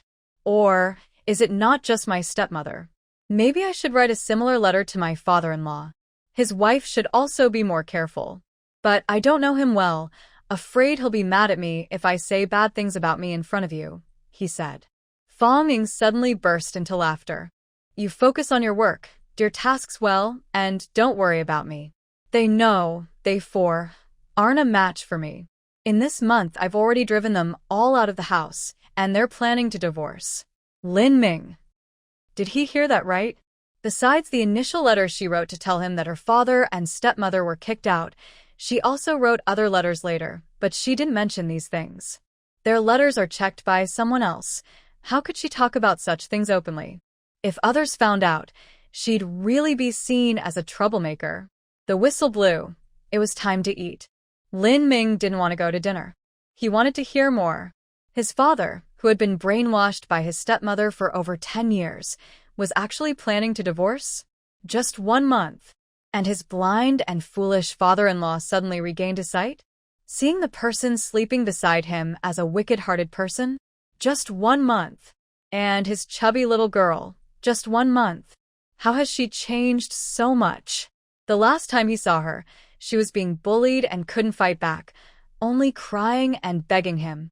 Luckily, he left that day. Otherwise, she might have begged someone else. He can't think about this. He must not think about it. But he doesn't need to eat, yet he worries his wife and children might go hungry. They went to the cafeteria to eat, and after leaving, there was no time to talk. A comrade with a backpack was waiting at the door, driving the car. Commander Lin, the others are already gathered, just waiting for you. Fa Ming was surprised. Are you going on a mission? Yeah. Lin Ming said, I was afraid you'd worry, so I didn't tell you earlier. He thought she should find out eventually, so it was better to let her know at the last moment, making the time before that happy. So, he left early the morning after their wedding without waking her. Fa Ming really didn't like this. She immediately hit Lin Ming. You should have told me earlier. If you told me earlier, I could have prepared something. Now. She hadn't even packed her bag yet, so she reached into her pocket and took out a small medicine bottle. It was a plain plastic bottle, holding about 20 milliliters of water. She whispered, this is medicine from an old traditional Chinese doctor. He said it's his family's secret recipe. Cures all illnesses, detoxifies, and treats wounds. Anyway, take it. It's a token of my heart. Don't lose it, and don't give it to anyone else. When there's no other way, try it. I think this old doctor is pretty effective. Look at me now, so thin, not because I've been bullied, but because I've been taking his herbal medicine. Really? No time to prepare for her. She can't even spin a convincing story. Later, she'll have to find an old traditional Chinese doctor in the capital. Lin Ming held the medicine bottle, put it in his pocket, and looked at her gently. Don't worry, it's your intention. I understand. Though he didn't believe it at all. Who in this world has a cure-all medicine? How could such a clever little girl believe that? It's just because he cares too much. You're pregnant now. Don't take any random medicine, he added. Fa Ming smiled. I won't take it now. Lin Ming looked at her deeply and said, write me a letter when you get home. At least 1 letter a week, preferably 1 a day. I want to see it when I return. Okay. Fa Ming asked, where are you going on this mission? How long will you be gone? When will you return? All I can say is to the south. The return date is uncertain, Lin Ming replied. After saying this, he waved goodbye to her and strode away confidently. Fa Ming felt her heart tighten. The south again? Is this avoiding something or not? But there's no point in thinking about it now. She can't go with him. She felt down all night, but the next day she gathered her spirits and kept working to bring warmth. She thought that only by becoming more important here could she perhaps influence him a little. Half a month passed quickly. With everyone reluctantly seeing her off, Fa Ming left the base gate. She felt truly reluctant to leave. In the following days, Fa Ming started to use her skills more. Because everyone trusted her now, knowing she was a military wife, they thought she was just visiting Lin Ming, not a spy sneaking in to cause trouble. So Zhuang Bai no longer watched her closely. While she was preparing spices like Sichuan pepper and star anise to make 5-spice powder, no one was paying attention. She had learned everything she needed, and everyone else was busy with their own tasks. Then Fa Ming secretly added some extra ingredients. In the end, the dishes she made were so fragrant they made mouths water, and no one else could replicate that taste. They used the same ingredients and followed the same steps, but they just couldn't match her flavor. It must be some kind of talent, an innate gift, that made the difference. Everyone was convinced. In these days, Fa Ming worked hard, cooking many dishes herself.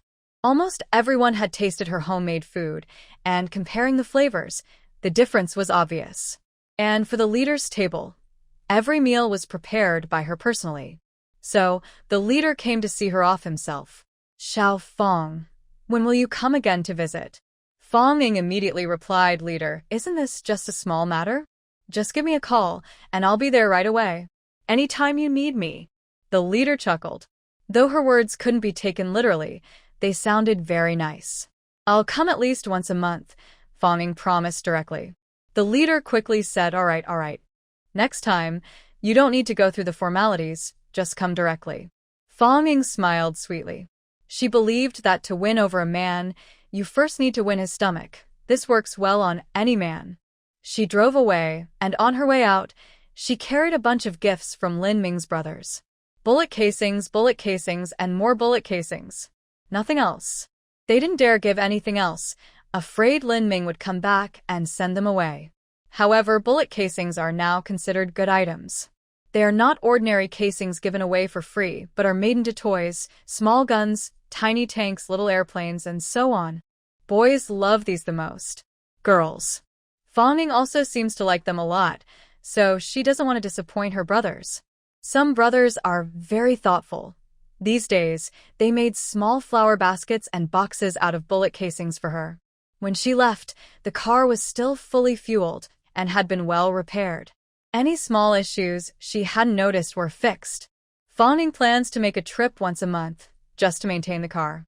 She drove out quickly, heading to the Samba fertilizer factory. She wanted to see how her sister and others were doing. Are they still alive? If everything went smoothly, they should have escaped long ago. If not, she didn't dare think too much. With no one on the road, she drove very fast, feeling like she was sailing on dry land. Strangely, she didn't feel like vomiting. Since she left just on time, by the time she reached the fertilizer factory, it was already dark, around 7 or 8 o'clock. Fong parked the car far away and quietly sneaked into the factory. Before she got close, she heard the roar of approaching vehicles. She quickly hid in the grass by the roadside. She saw 10 trucks coming back in a group. She recognized these trucks. They belonged to the bald men. It looked like they were returning now. She wasn't sure if this was their first time back after leaving or if they had been back and forth several times. If it was their first time, it would be interesting. Once the trucks entered the factory and the gates closed, she immediately followed. Because the factory was noisy with people, and the 2 dogs were barking wildly, but no one paid attention to them. Fong took the opportunity to throw 2 buns, one south, one north. Each dog caught one, and then went to sleep. This made it easier for her to slip inside. The wall here was quite low, suitable for climbing over. Perhaps the guards intentionally left this weak spot to catch anyone sneaking in. But now, the 2 dogs had been knocked down, and the guards had gone to see the commotion elsewhere. In the yard, the bald men got out of the trucks and slowly moved toward the office, looking very tired. Next to the fat manager stood a middle-aged man who looked like a black farmer, expressionless, watching the bald men. The men suddenly looked so scared they didn't dare make a sound and stopped in front of him. Seeing the man's face, the bald man immediately trembled and shouted, "Director, this isn't our fault. We didn't touch those cigarettes. We wouldn't dare. I don't know which troublemaker changed it. It must be the buyer himself. They just don't want to pay and falsely accuse us." The factory manager raised his hand and slapped him across the face. The bald man was tall and strong, with a tough face, but he endured the slap without dodging. He was knocked back 2 meters and fell to the ground. He lay there without getting up. "Was it you who changed it, or was it me? Or you?" He turned and glared at the fat manager. The fat manager immediately knelt down. "I dare not, brother. You know me, I wouldn't have the guts. The cigarettes were bought and stored properly in the warehouse. I didn't dare touch a single box. And now you say I changed everything? If I had 10 times the courage, I wouldn't dare." The factory manager turned away, not looking at him. He knew the fat man was really not brave enough. As for the bald men, they were new last year, and he wasn't very familiar with them. Over the past year, they had been sneaky and mischievous. But he knew that being too strict would break brotherhood, so as long as they didn't go too far, he turned a blind eye. If you want the horse to run, you have to feed it grass. But lately, their appetite had grown. Last time, they even stole 100 bags of fertilizer. And they wanted to blame a restaurant? Did they think he was stupid? Now, they had stolen a whole batch of cigarettes. He personally checked the goods, pulled them directly from the warehouse, and there was no problem. The buyers were all trusted acquaintances, so he dared to sell. If 1 or 2 people said the cigarettes were fake, maybe they just wanted to cheat him out of money, but if 10 buyers said they were fake, then they definitely were. It wasn't you who changed it yourselves, who could sneak around and check the bags right under your noses. The factory manager asked calmly, like a question. The 10 drivers immediately shouted in protest, "It's not us. We don't know either. I dare not." It was useless. The factory manager waved his hand, and dozens of people standing nearby suddenly rushed over, giving the 10 men a big memory jolt. Gradually, different voices appeared. "I want to report. It must be old third son. He stole 10 bags of fertilizer before." One person shouted. Old third son suddenly got angry and said to the speaker, "I'm accusing you now. The factory manager, he steals oil. Every time he refuels, he takes a bottle and sells a few bottles on the way. He can steal 100 yuan worth of oil in one trip. Get lost. You don't steal? You all steal. Old 6 steals the most. He steals 200 yuan worth each trip. I want to report. Last time, Lao Han said the car was broken and spent 300 yuan to fix it, but actually, the car wasn't broken. He secretly kept the money himself. I will report this." Everyone stopped talking because they couldn't listen anymore. Fong Yun hid in the dark, excitedly asked Jiren, "Did you record it? Did you record it?" "Stop talking," Jiren said. Fong Yun immediately shut up. But it was too late. The director's ears twitched, and he shouted toward her, "Who's there? Come out now." Then a few people rushed toward that direction. Fong Yun's heart sank to the bottom, then jumped to her throat. She was afraid of exposing Jiren, so she quickly stood up and walked toward them. Shivering, she said, "It's me." Jiren looked at her back, feeling soft-hearted. He wanted to put away the camera, but seeing the others looking at Fong Yun with bad intentions, he quietly hid the camera behind some makeshift cover, a pile of rotten wood, still recording. He also hid in another direction. The director saw Fong Yun, and a smile appeared on his dark face. "It's you. You know quite a lot, huh?" The people hiding in the dark trembled at these words. What did they mean? Fong Yun's legs started to tremble, but she looked confused and said, I don't know anything." "Don't know? Don't you know what we are doing right now?" The director said calmly. His expression was like a cat playing with a mouse. Everyone brought into the factory was secretly observed. He watched them come in full of hope, saw them struggle, despair, and give up resistance, working numb every day. From the second day Fong Yun arrived, he started observing them. Then he noticed these few people were different. They looked hopeful, but there was no struggle or despair, and they weren't numb. They ate poorly, slept badly, earned money that wasn't enough to cover their losses at night, and worked hard during the day. How could they still be hopeful after a few days? Still trying to escape? Are they crazy?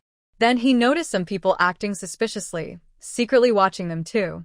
He didn't see the camera, but he guessed who they were. Police. Their actions had been exposed. The police came to investigate and gather evidence. But this time, they didn't rush in to arrest people. Instead, they sneaked in secretly. Surely, they wanted to learn more about them and gather evidence, right? Apart from not guessing her identity correctly, everything else was mostly right. Fong Yun seemed to guess something from his teasing expression, and her heart sank again, but she stubbornly said, "I don't know. I didn't see anything." "Smart people should say that," the man said with a smile. "Little girl, are you married?" This topic confused Fong Yun for a moment, but she quickly replied, "Yes, I am." "Oh, you're married? What about your husband?" he asked. "My husband is waiting for me at home. I told him I would come back for the new year. If I can't go back, he will come looking for me," Fong Yun said. "Ha, keep pretending," the man said. Which man would let his wife go out to earn money for the family? He stays at home? Such a man, better not to have. Fong Yun suddenly felt that his words made a lot of sense. The man continued, "My wife passed away, and I'm still single now. Marry me, I won't mind." Fong Yun's eyes widened instantly. "Get lost. Come here, we'll go into the bridal chamber right now," the man said. Fong Yun froze. So, after hiding for so many days, she still couldn't escape? The current situation was really bad for them. Because the bald guy caused trouble, tonight the fertilizer factory was fully staffed. The security guards on the day shift who stayed to watch the factory had all come, over 40 people, plus dozens of obedient, numb workers and the 10 men with the bald guy, about 100 people in total. Feng Zhua and Feng Yu couldn't fight them at all. She was doomed. Feng Yin started trembling all over. She shouldn't have watched them stuff cigarettes into fertilizer bags, wanting to stay and see what happened next, to gather complete evidence. She should have left when she saw them producing fake fertilizer and enslaving illegal workers. But now, she couldn't leave. Hearing the man's words, laughter erupted around them. A crowd gathered to pull Feng Yun. Someone teasingly shouted, "Sister-in-law. Big brother is so lucky, sister-in-law is really pretty. Look at her small, white hands." Some even started touching her, pinching here and there, and others directly tried to her clothes. Feng Yin struggled desperately, but how could she fight off a group of men alone? A few moments later, her padded jacket was torn off and thrown into the air. Several men fought over her clothes, laughing strangely. "Sister-in-law smells so good. Too bad she's already taken. Big brother, when you get a new sister-in-law, give this one to me, okay?" Puffed. "Who do you think you are? Big brother and I are relatives. If anyone's getting her, it's me first." Okay, when you're done playing, give it to me." Everyone started teasing and laughing. Feng Yin finally started crying. Jiren sighed and rushed out. Feng Zhua and Feng Yu acted faster than him, rushing from another direction, holding sticks. They quickly knocked down several people in one hit. But there were too many, and everyone was fierce and unafraid of fighting. Within a few seconds, they realized what was happening and started fighting back. It wasn't just Feng Zhua and Feng Yu fighting, although they got hurt more and more people were knocked down. They even used deadly force, aiming for the heads. The factory manager finally moved. He pulled out a long knife from his waist and charged forward. Surprisingly, he was skilled and strong, quickly subduing Feng Zhua and Feng Yu. Each of them was stabbed a few times. If they hadn't dodged quickly, the knives could have gone straight through them. Men like him are powerful enough to control so many subordinates. Their wounds grew worse, and their movements slowed down. On the other side, Ji Ren, who had also grown up in chaos, knew a few fighting moves, but he was old now. He was knocked to the ground and couldn't get up, curling up desperately to protect himself. Feng Yin was heartbroken and cried out loudly, "Stop fighting! Stop fighting! I'm getting married!" The man just gave her a cold smile, didn't speak, and kept fighting, as if he wanted to keep Feng Zhua and Feng Yu here forever. "Help! Help! Someone save us!" Feng Yin shouted in despair. But she had no hope left. This was a factory in the middle of nowhere, surrounded by residential areas where these people lived. They had sealed off the factory tightly. Suddenly, someone shouted, "There's a fire! Look over there, isn't it on fire?" Someone pointed at a warehouse. Everyone turned to look, and sure enough, they saw a faint glow coming from the building. Not very big. A few people at the edge ran to put out the fire. But just as they reached the kitchen and tried to get water, the fire suddenly flared up, almost like a whoosh, shooting out from the window. The whole building was burning through. Not only this warehouse, but other warehouses also suddenly caught fire, and within seconds, the flames grew large, even reaching the roof. This shouldn't happen. They were fake fertilizer, not easy to burn. But even though it was fake fertilizer, these warehouses were worth thousands of dollars when sold. The factory manager was panicked. He stopped fighting and shouted, "Put out the fire! Put out the fire!" But the fire was unstoppable. A group of people just arrived at the warehouse with water buckets, and the office building suddenly caught fire too. Inside, there were valuable things. He had prepared a whole warehouse of cigarettes. "Come quickly! Put out the fire here first." The fire here was smaller, and there was hope to extinguish it. Everyone hurriedly ran toward the side. Feng Zhua was covered in blood, rushing to Feng Yun's side, grabbing her and running. Meanwhile, Feng Yu went to fetch Jiren. for people staggered toward the main gate. Jiren shouted, "Machine, machine." Fengyu pulled him back to their hiding spot, grabbing something from a pile of rotten wood and taking it away. The factory director had no intention of letting them go, and now he definitely wouldn't. Although he didn't know what they were holding, it must be very important. Just as they reached the gate, thinking they could escape, he blocked their way. "Humph, wanna leave? Leave your life behind and float away." He was furious. The fire looked abnormal. They had accomplices. No, he had to catch their accomplices too. Otherwise, he was finished. "Someone stop them," the man shouted. Although his voice was loud, the scene was chaotic and everyone was busy fighting the fire. Only a few obediently ran over. But that was enough. The man stood at the door, pointing a knife at them. "Who set the fire? Come out quickly, or I'll kill them." In the next second, he suddenly felt a sharp pain in his head. A stone hit him, causing a large bump to swell visibly. He looked around fiercely, still unsure what had hit him, when another stone flew over and struck his left eye. Someone nearby immediately heard a popping sound. "Ah!" The man screamed in pain, covering his eye, blood streaming from his fingers. Fengzhua and Fengyu took the chance to put down the person they were holding and rushed forward, taking advantage of his injury to kill him. The man was indeed ruthless. His movements were precise and fierce. He swung a long knife skillfully, quickly injuring Fengzhua and Fengyu again. Their movements became stiff and error-prone, losing more blood. If this continued, they would be dead in a few seconds. Feng Ying had to rush out. She was dressed as a man, with her face covered, holding a 2-meter-long red tassel spear, charging out of the darkness. Every inch of her was strong. She dared not engage in close combat.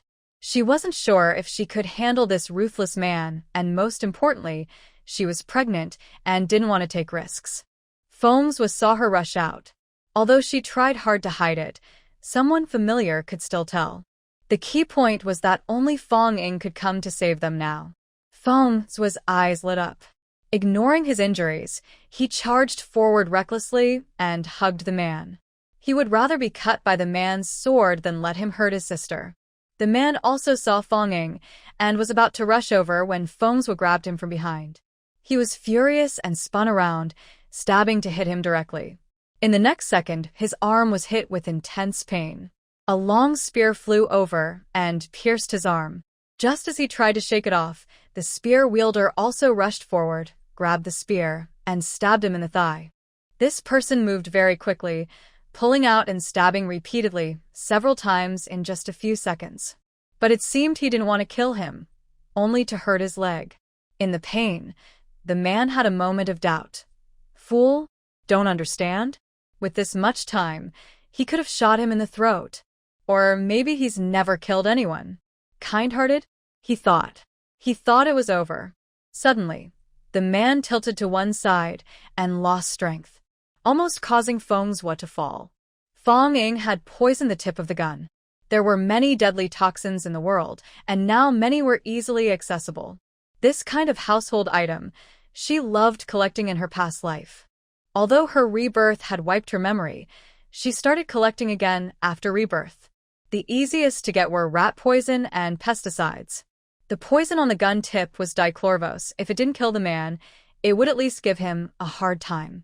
She never intended to kill him. This was self-defense, and it was hard to judge. Getting involved in a murder charge would be pointless. Plus, if he died, many things would become untraceable, so he couldn't die now. Let's go. Feng Ying lowered her voice. Without her telling them, Fengzhua had already thrown the man aside, grabbed Feng Yun, and Fengyu held Jiren. Several of them rushed out. Behind them, a few men charged forward. But more people ran out from behind, those who had been enslaved and finally realized they could take the chance to escape. If they stayed, they'd be cattle or horses for life, always at risk of being killed. They weren't really animals. Who didn't want to live? Seeing the leader dead, the big stone in their hearts suddenly lifted, and they desperately ran toward the door. A few men chasing Feng Ying couldn't keep up. They wanted to chase her, and also catch the escaping people. As a result, more and more people escaped, and they couldn't handle everything at once. They still had to worry about their big brother. Big brother. Big brother, how are you? A few people shook and swayed, carrying the man into the factory. Suddenly, smoke billowed everywhere inside, and flames appeared on all sides. They quickly carried him out again. Ahead, Fong Ying had already led people to the hidden cart and was calling others to get on. Wait. Wait for me. Someone shouted from behind, hoping to catch a ride. Fong Ying didn't want to pay attention to them. Now wasn't the time for kindness. There were dozens of people running behind. She had saved one or two, but the car couldn't hold dozens. Those who didn't get on might feel upset and block the vehicle, refusing to let them go. But she needed a few of them now. Otherwise, if they ran away, it would be hard to find them later. Hurry up and get in, she whispered. The closest people heard her and looked happy, then rushed into the car. Before the door closed, Fong Ying started driving away. The people behind were indeed upset and shouted loudly, "Help me. Wait for me." Why should they get away? Come on. They ran off. This shows how twisted human nature can be. Meanwhile, those on the car were grateful and thanked Fong Ying happily. Thank you. Thank you. Fong Ying stayed silent and drove quickly. Fong Ying anxiously cared for the injured, tears covering her face, without her realizing. She was also covered in dirt and blood. What should I do? What should I do?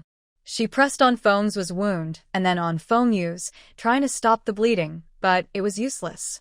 Fong Ying took a small bag from her pocket and threw it to her, saying, "Yunnan Bai Yao. Put it on the wounds." Fong Yun was overjoyed, tearing open their clothes and sprinkling the powder carefully. Fortunately, there was enough powder to use. Fong Ying then threw a small bottle. Fast-acting hemostatic pills. Yunnan Bai Yao was bought from a pharmacy. Each bottle had a small red pill. She separated the pills from the powder, keeping them apart. Fong Ying took the bottle and stuffed several pills into her mouth. Fong Ying also threw over a military water bottle. Give them some water. This was real good stuff, half a bottle of clear water and half a bottle of well water, with a strong enough concentration to keep them alive until they reached the hospital. Sure enough, those whose faces had turned pale and were barely conscious looked better after drinking a few sips. Their faces visibly improved, their eyes opened, and they looked more alive. Fong Yun was overjoyed and burst into tears. Fong Ying, looking in the rearview mirror, also relaxed and said to Fong Yun, who was happily unaware, "Give some to the old man too." Jiren, true strength shows in critical moments. Good kid. Oh, okay. Fong Yun quickly went to feed Jiren water. Jiren took a few sips, and his discomfort eased significantly. He felt like he wouldn't die anymore. What kind of water? Instant effect? He secretly glanced at Fong Ying, who was just reflected in the rear-view mirror. Fong Ying smiled at him. Jiren looked away. Everyone has secrets, right? Fong Ying also looked away and focused on driving. After a while, she threw a handful of nails out of the window. She hadn't forgotten that there were 10 trucks at the factory.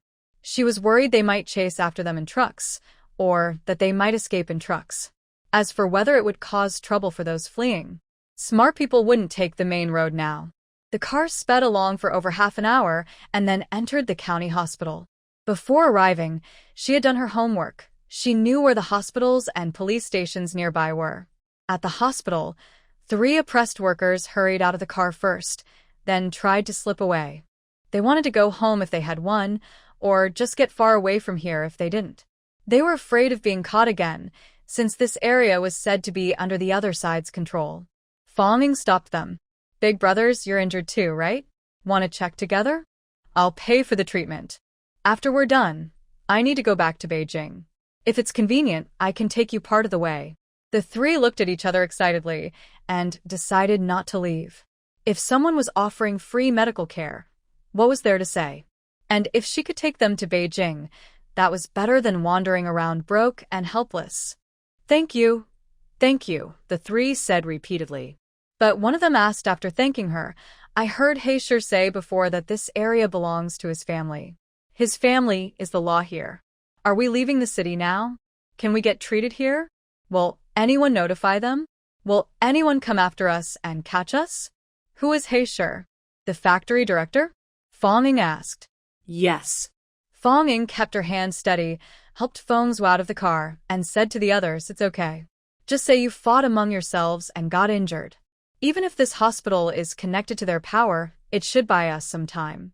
Let's bandage up first, then we'll leave immediately. Okay. The three felt reassured. Fong Ying didn't expect the other side to be so confident, claiming that the entire city was theirs.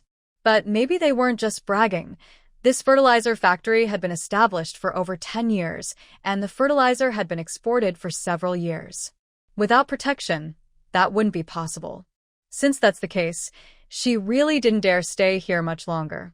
Doctor, help. Someone's dying. There's so much blood. Fong Ying hurried to the hospital entrance. This county hospital still doesn't have an emergency room, but there is a doctor on duty since there are wards with patients. She shouted loudly, and several doctors were quickly called and opened the door for her. It turned out that Feng Zhu and Feng Yu were covered in blood, which was very frightening. The others looked quite miserable, messy, and dirt-stained. Before the doctor could ask, Fong Ying explained loudly, "We are from the same village. We got into a fight while playing cards. Are my brothers okay?" Feng Zhu and Feng Yu were conscious, but weak. Hearing brother instantly revived them, and they smiled. The doctor heard they weren't involved in a serious attack and relaxed. He examined them and found that although they had many cuts, they were just surface wounds. The medicine was applied in time, and they were almost scabbed over. He treated their wounds again, disinfected, stitched, bandaged, and applied some Yunnan Baiyao. There was nothing serious. Jiren was treated similarly, several small cuts stitched up, mostly soft tissue bruises, and some minor bone cracks.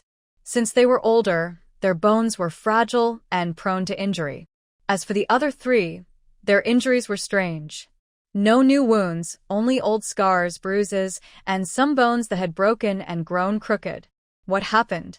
Do they often get into fights? Is someone still messing with them? But it makes sense, they were the ones who got beaten. Do you want to stay in the hospital for injections, or go home to rest? The doctor asked. Even broken bones can be treated at home, let alone minor cracks. Go home. Fong Ying replied immediately. The doctor didn't say much. After Fong Ying paid, they were allowed to leave. Back in the car, Fong Ying asked Jiren to sit in the front seat. The road back to Beijing was bumpy, and she didn't want him to hurt his bones. Besides, she wasn't planning to go back to Beijing. She wanted to take a rougher route. As the car left the county, Fong Ying finally relaxed. What do we do now? Should we call the police? She asked. Before Fong Ying could answer, the three men immediately said no. We heard they're all part of the same group. If you call the police, I'll get out of the car. I won't go with you. That's like a sheep entering a tiger's den. Is it really that bad? Fong Ying still couldn't believe it. Seeing her attitude, the three quickly tried to open the car doors to jump out. Fong Ying said, "Don't worry, no police. I also think it's dangerous to call them." Only then did they settle down a bit. But if we don't call the police soon, what if they run away? That's like releasing a tiger back into the mountain. Fong Ying said. Those people, she doesn't want to let any of them go. They're all fierce wolves who have seen blood. If released, they would go out and bite others. Fong Ying only glanced at her through the rearview mirror and said, "Don't worry." Fong Yun immediately felt relieved. The car became quiet. Only then did Fong Yun slump back in her seat, feeling scared again. Just now, she was almost finished. Not only would she have been doomed, but she also almost dragged 3 others to their deaths. If that had happened, she would have felt it was a shame to die. Fortunately, her sister appeared at the critical moment and saved them. Her nose felt sore, her throat tightened, and she choked up. "Why did you come? You wouldn't stay outside watching over us, right?" She was so touched. Fong Ying looked at her. Since she couldn't lie convincingly, she decided to tell the truth. "Actually, I didn't. I just came from Lin Ming's workplace because I was worried about you. I stayed outside for a while, thought you had already left, and was about to leave when this happened. In the end, it's just luck that you escaped." She didn't take credit for it. Fong Yun insisted on attributing it to her. It's still thanks to you. If you hadn't come back out of worry and risked rushing out again, even a fairy couldn't have saved us, Fong Yun sobbed. It was really terrifying. Fong Zhua and Fong Yu nodded in agreement. Thank you, sister. Both of them said in unison. Hearing her called sister for the first time, she felt quite happy. Usually, Fong Ying appeared younger than them with a more delicate face, but her demeanor was always mature and steady. She did things even old men wouldn't dare to do. Actually, they preferred to call her big brother instead of sister. Fong Ying also found the word sister quite comfortable. After all, in her previous life, she was used to others calling her that. She also looked at Fong Zhua and Fong Yu through the rearview mirror. The inside of the car was dim, so she could only see their outlines. But earlier at the hospital, she saw that their eyes were dull and lifeless. They had been hit hard today. Usually they strutted around confidently, thinking they were unbeatable, but today they were pressed down and beaten, outnumbered 2-1, almost beaten to death. Their confidence was shattered. What should we do? Should we give up practicing martial arts? She suddenly asked. The two of them were stunned. In the next second, their attitude changed and they said firmly no. Practicing martial arts had become part of their bones, as important as eating and sleeping. They couldn't feel comfortable without training every day. No matter what, they wouldn't give up martial arts. You have talent, so does that mean others shouldn't have talent? Fong Ying asked again. This time, they paused for a few seconds, then both answered together, no. They are not so arrogant as to think others can't be better than them. They know their own strength, but it's only limited to a small area. They probably won't be the best in the world. Not to mention, their senior brothers who went out to make a living are even stronger than they are. That person is in his 40s. Even if he's not as talented as you, he's practiced for 20 more years and has more experience. Is it normal that you can't beat him? Fong Ying asked again. Fong Zhua and Fong Yu's faces showed smiles, and their eyes lit up. When their master taught them martial arts, he was already quite old, and their senior brothers were at home. Their master was not as strong or fast as the senior brothers, but he could still beat them. He said it was because he had more experience. So, it's normal that they lost. After 20 years, they will definitely be stronger than that person. Thank you, sister, Fong Zhua said. Fong Yu said, we understand. When we go back, we will train hard. Fong Zhua said. Learn martial arts more diligently. Fong Yu added. Fong Ying smiled and said, that's right. One mountain is higher than another. Don't compare yourself to others. Just be good enough yourself. Comparing with others is endless. To be honest, even the closest to you, you can't beat me. Fong Zhua and Fong Yu. If it was before, they might have argued with Fong Ying, but now, well. Fong Zhua said, sister, your spear throw just now was so cool. So fierce and accurate. Sister, the way you stabbed his leg so quickly. What's that move called? The legendary Stormy Pear Blossom Spear? Fong Yu asked. Sister, why did you only stab his leg? If you had aimed at his neck, he would be gone in an instant, Fong Zhua said. Fong Yu immediately glared at him. Wouldn't that be killing? The master said, unless absolutely necessary, we shouldn't cause killing. Oh, right, Fong Zhua said. But how did he fall at the end? Isn't he dead? The car was silent again. Now, they started to worry about that black stone. It's not that they are afraid he died, but they worry that if he died, it might cause trouble for Fong Ying. Fong Ying said, I put poison on the spear. Everyone. So stabbing anywhere is the same? Dead? Probably won't die, Fong Ying said. Stabbing his leg was to prevent him from escaping. I definitely hurt his knee just now. From now on, that leg will be useless. Let's see how arrogant he is then. No matter how proud, has limits. He probably won't have a chance to be arrogant anymore. Fong Yin no longer cried. She looked at Fong Ying's back and felt more and more that the gap between her and her sister was growing bigger. Can you really do kung fu? When did you learn? She asked curiously. Fong Ying paused and said, that's a secret between me and my little uncle. We grew up together very close, and before you knew it, we often spent time together. He taught me martial arts. Fong Yin rolled her eyes instinctively. Can't she stop showing off all the time? Can she consider her feelings? But she didn't seem upset anymore. She acted as if she hadn't heard anything, only wanting to roll her eyes. What happened with that fire?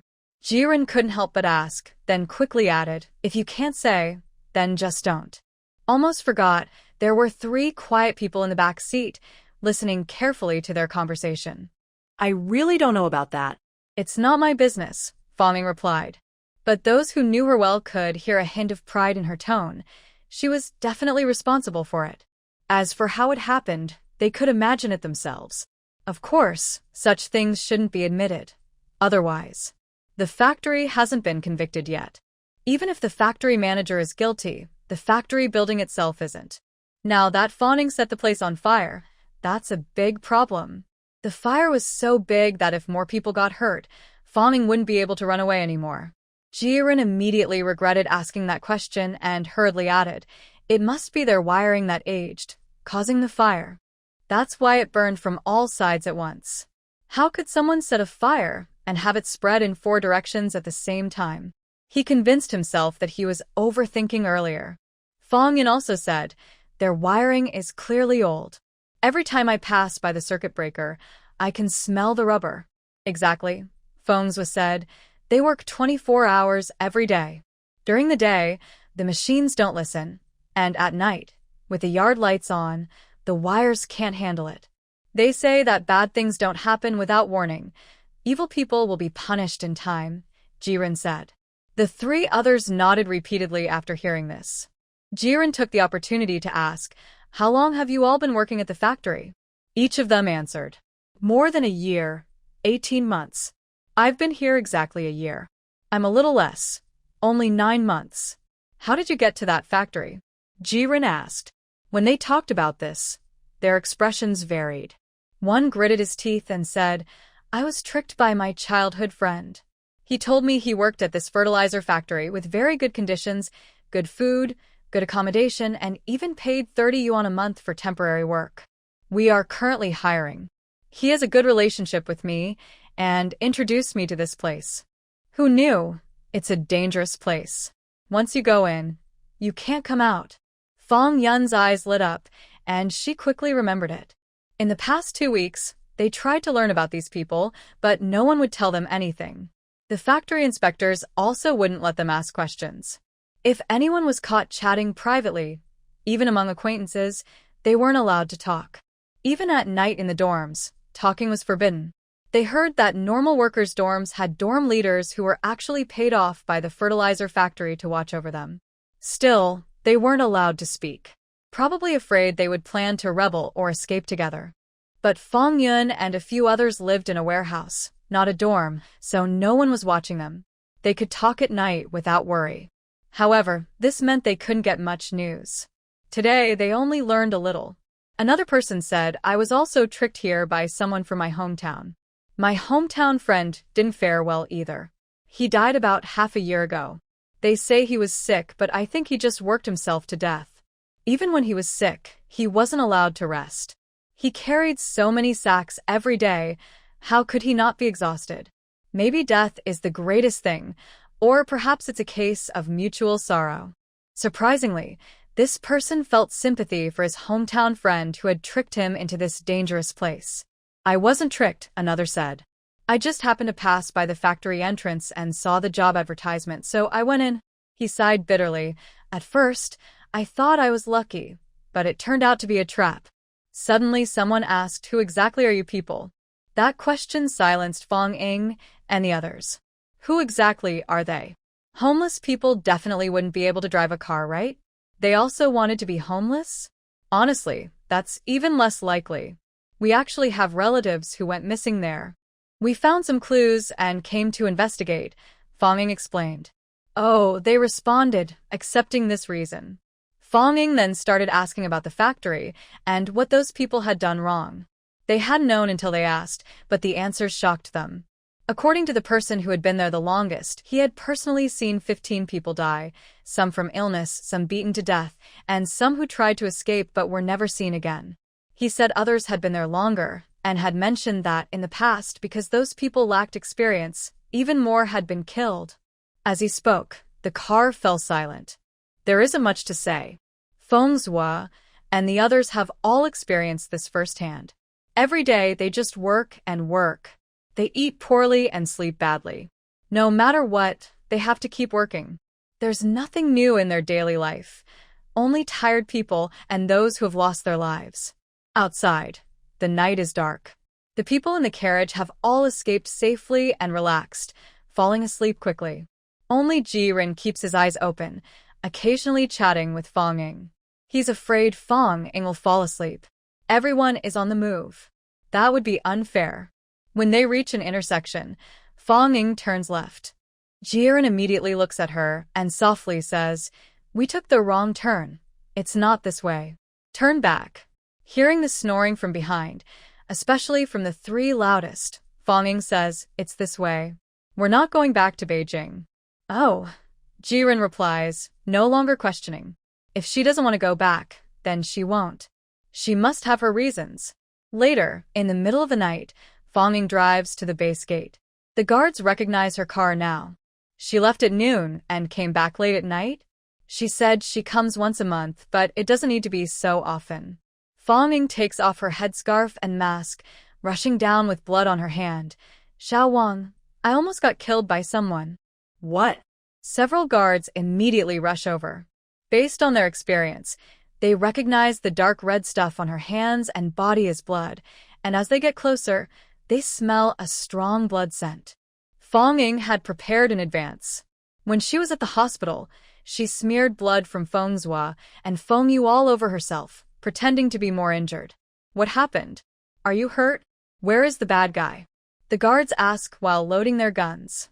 Fong Ying chokes up and says, "Thanks to my car, I managed to escape and even pulled out a car full of victims. Can I see the leader and report what happened?" "Of course." The guards immediately call the leader. Although their base is hidden, it's definitely not outdated. The equipment is advanced and the phone lines run underground to prevent detection. The leader tells Fong Ying over the phone to come see him immediately. As for the people in her car, they are still inside. They are still cautious. Fong Ying, looking disheveled, heads to the leader's office and runs into him on the way. He's coming from the dormitory. "What's going on? Are you hurt?" "Go to the medical room first," he asks with concern.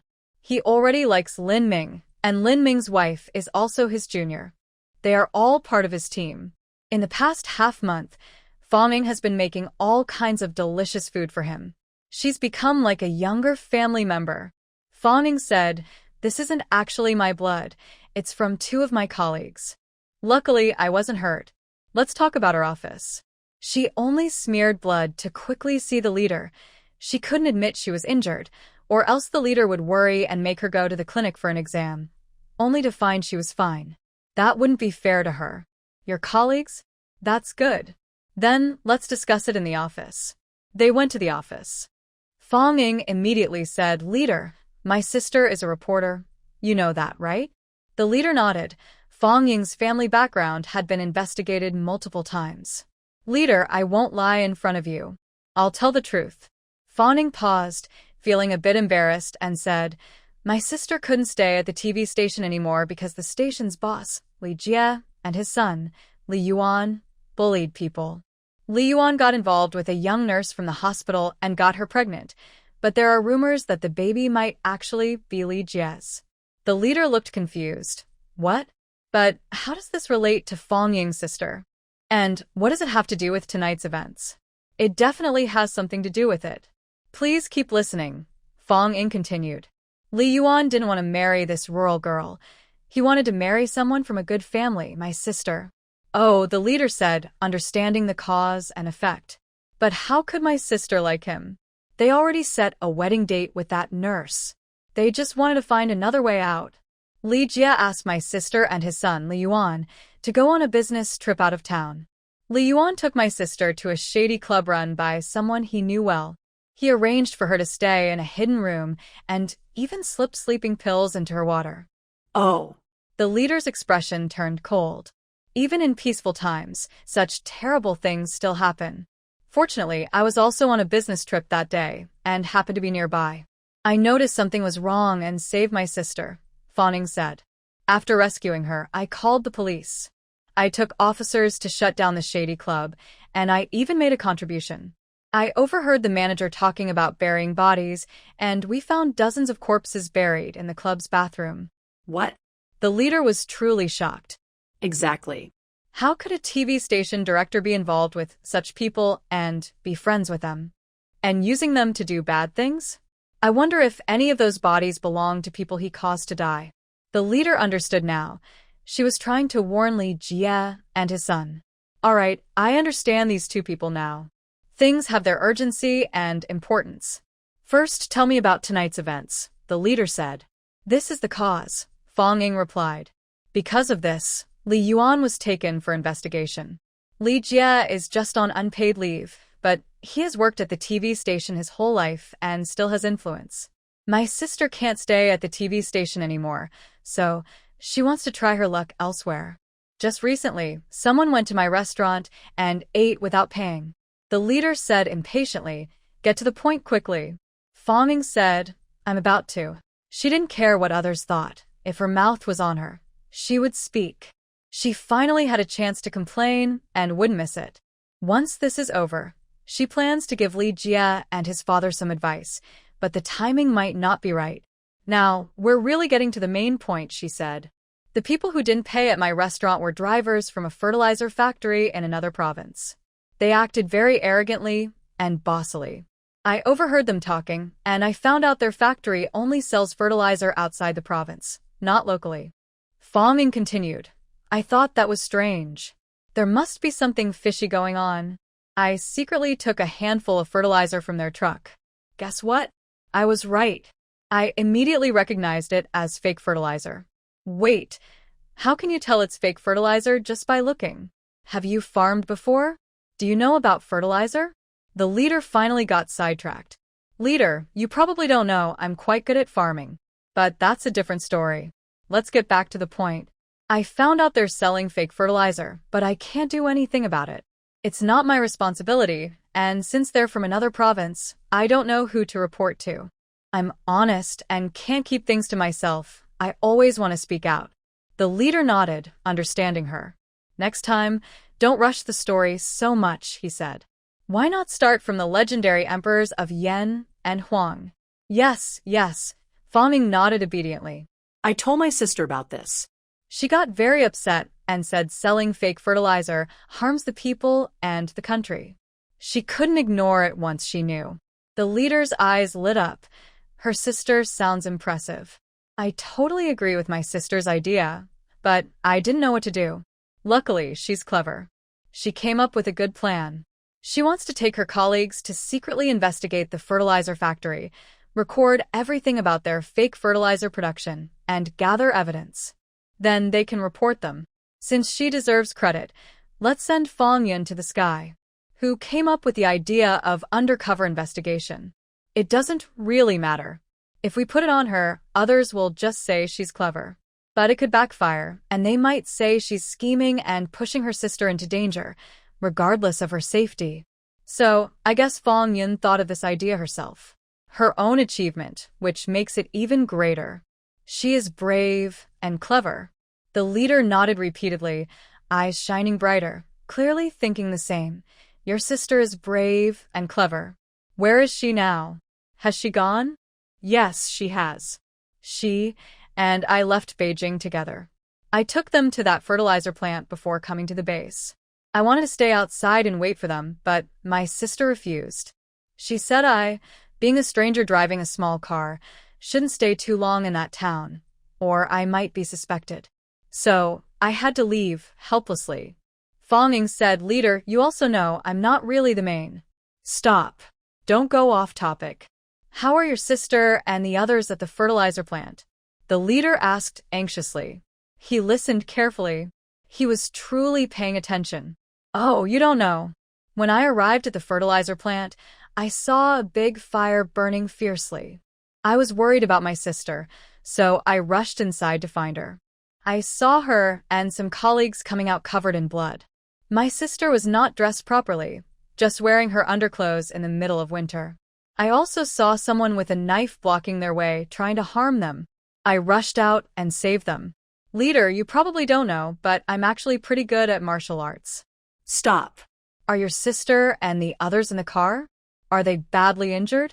I'll have someone take them to the medical room. The leader made 2 calls, and someone drove a car to pick them up. While picking them up, they also searched them. The car stayed outside until the search was complete before it could come in. Fong Ying finished what she needed to say, and the rest was for the leader to ask about. They went together to the medical room.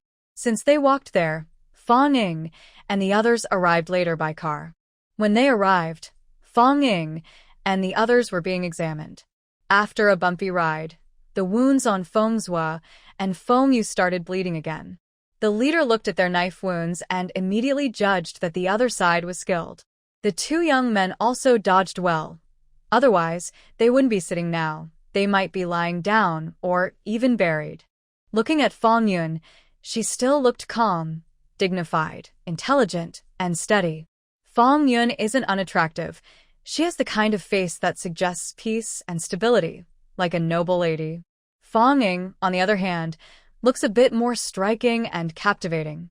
Letting an older man see this, Fong Yun is definitely more reliable. When she saw the leader approaching, she immediately stood up, behaved confidently, and politely greeted the leader. She was still wearing Fong Ying's clothes. The leader had seen Fong Ying wear this outfit a few days ago, leaving a deep impression. Thinking about what Fong Ying just said about what Fong Yun might have gone through, and seeing her now trying hard to hide her fear and stay calm, the leader's impression of her improved. Good girl, don't be afraid. You're safe now, said the leader. Fong Yun's eyes reddened, but she tried not to let tears fall. Fong Ying said, Sister, don't cry. We're far away now. Those people don't know we are from the capital. Maybe they won't find us to seek revenge in the future. Revenge? The leader frowned. Did you report to the police on the way? No way. Fong Ying pointed at the 3 people locked in the corner, looking like quails. They're all forced workers from that factory. I was about to say this earlier. They said that area is under their control, and reporting to the police wouldn't help. I didn't dare stay longer, and came here to see you overnight. The leader understood now. How could they produce fake fertilizer recklessly, set fires, commit murders, and enslave workers without protection? Such forces must have backers. I understand. Rest and bandage yourselves first. Come with me, said the leader to Fong Ying. We'll talk slowly this time. Fong Ying reached out and took the backpack that Jiren had been holding all along. Let's go. I have the truth. The leader glanced at the backpack, but said nothing. The 2 returned to the office. He first asked for the address, then made a few calls, instructing nearby allies to arrest the people, avoiding local gangs. Fong Ying nodded internally. This was her main purpose for coming. Otherwise, was she just here to give Li Jie and his father a warning? That was just incidental. The local police might not be able to handle it, and returning to the capital was too far. The relationships there were complicated, and this incident was serious. Nothing like losing 30,000 yuan. Wang Jun solved it with 1 call. This time, Wang Jun couldn't handle it alone. Only the local leaders could manage it. Handing it over to him, he could take care of everything with a few quick calls to his brothers. The leader put down the phone and said, Now you can speak openly. Start from the beginning. When your sister entered the factory. It seems you didn't know anything then. Fong Ying patted her backpack. My sister also thought about this. She said language isn't powerful enough. People might not believe what they hear. There must be proof. Leader, do you have a device that can play such video recordings? She opened her backpack and revealed the machine inside. Hey, this is something we discarded. How do you have it? He asked. Did you see that old man just now? She's my sister's co-worker, a camerawoman. She used to be a war reporter. Fong Ying praised Jiren again. We promised to help her succeed. She keeps her promises. Fong Ying started talking again. Boss, you don't know. Uncle Ji also had a tough life. He was about to retire but was used as at the last minute. When my sister went on a business trip that day, Li Jie thought it was strange to send only his son, Li Yuan, with her, so he sent an old, useless camerawoman to follow. The boss was no longer in a hurry. He had seen the person and knew there was no danger to his life. The other matters were handled by a brother unit. Now he had time to listen to Fong Ying from the beginning, and he was very interested. He chimed in, I didn't expect that this old, useless camerawoman would turn out to be their weakness. Oh. Fong Ying slapped her thigh. Boss, you're amazing. You guessed it right. I actually skipped a lot of details. You don't know, but thanks to this camerawoman, the malicious plans of the Lee family were exposed. Back then, the manager of that shady shop knew I was there to buy things and must have brought the money for the purchase. He said the shop was full. That person is so sneaky. Guess what he did? He turned on the lights in the empty rooms, pretending there were people inside, claiming the shop was full. The boss nodded. That's impressive, paying attention to details. As a result, he invited me to stay at his house. He put sleeping pills in my tea and stole 30,000 yuan from me. Fong Ying said. Wow. Did you get it back? The boss asked immediately. I was so worried at the time. That was money from the unit. Even if I sold myself, I couldn't afford to lose it. That's not right, the boss said. A person's value can't be measured by money. Besides, I think you're very valuable. Haha. Thank you, boss. Let's continue, Fong Ying said. I felt the tea tasted strange, so I didn't drink much. I found out my money was gone and was worried about my sister, so I hurried to see her. Just as I called my sister out of the room, I saw the manager's wife chasing after her. She and the manager went into the room where my sister had stayed before, and later Li Yuan also went in. They didn't come out for a long time. Camerawoman Uncle Ji said there was something suspicious inside. He secretly went behind a room to check, then recorded a video and came back. It turned out that Li Yuan and the manager's wife. Ahem, I won't say more to avoid dirtying your ears, Fong Ying said. The leader looked embarrassed, surprised by how many things were involved. But this cameraman with the surname Ji was really brave, daring to film everything. Later, we escaped from the black shop, feeling hopeless and afraid to call the police locally. This incident actually made me realize that the people there might not be trustworthy. One of them is actually the black shop manager's cousin. That night, I couldn't find anyone to help, so I thought of my dad's boss, Uncle Wang Jun. He's very kind. I called him, and Uncle Wang immediately sent someone to investigate. Just like you, sir. When you hear about unfair things, you immediately send people to look into it. There are still many good people in this world, although I often meet bad people. I can always turn to good people for help, and things often turn out well. Justice always wins over evil, she said with a smile. The leader smiled back. The girl was really good at talking, saying things well. Justice always wins. My surname is Wang. I am your Uncle Wang Jun's cousin. Just call me Uncle Wang, Wang Ting said. He suddenly remembered that Fong Ying's father, Fong Da, was in the same department as his cousin. But was his cousin really kind and friendly? He looked at the girl across from him, blinking her cute big eyes, a chubby, white-faced girl. Well, anyone would be kind and friendly facing such a face, right? Besides, this girl was really interesting. Huh? Such a coincidence? Fong Ying said happily. No wonder you're so nice. Turns out we're family. Your family really has good manners. The leader felt a bit awkward. Such praise was a bit too direct, and he wondered if she was just complimenting him. Forget it, this girl was straightforward. She said what she thought.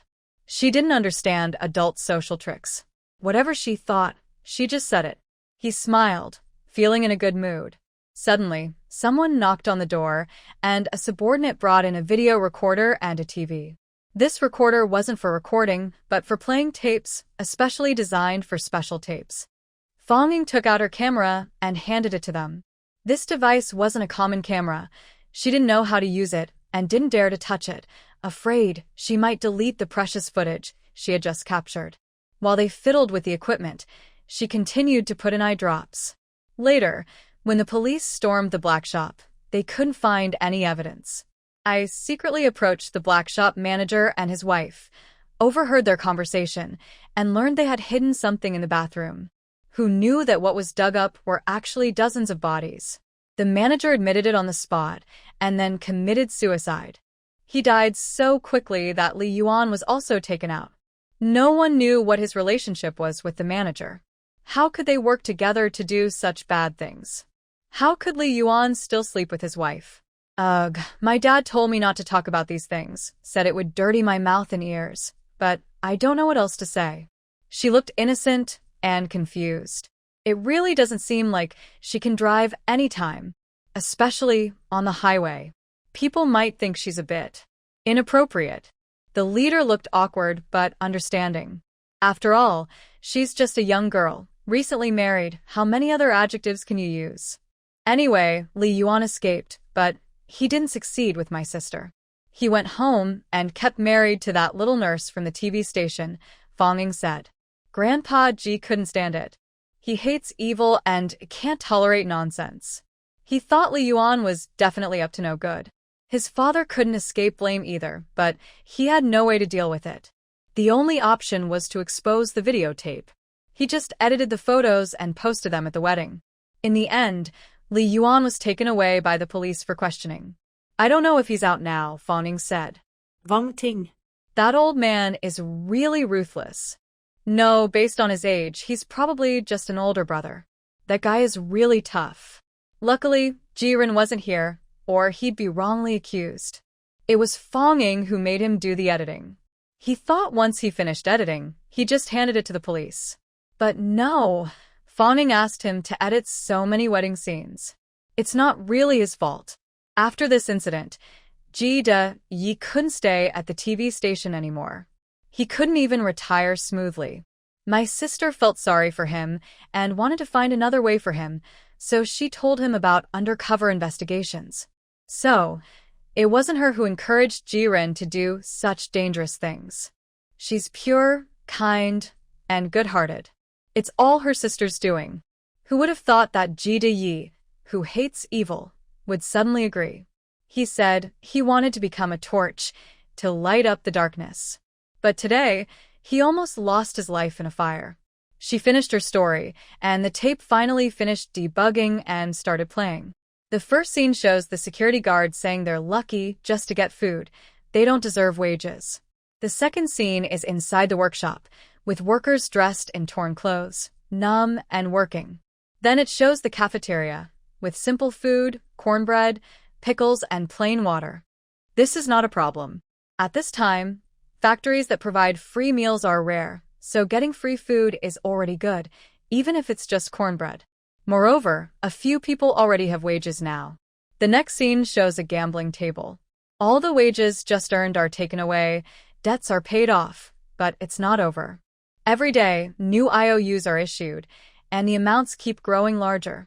Because the videotape is limited to just one reel, only about half an hour can be recorded, so Jiren tries to save tape whenever possible, only turning on the camera at critical moments. A good recorder almost becomes a camera, but at key moments he also records a little extra. For example, the fake fertilizer produced in the workshop.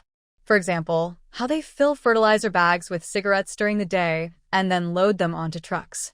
For example, how they abuse workers. They only stayed for half a month and no one was beaten to death yet, but every day someone was hit.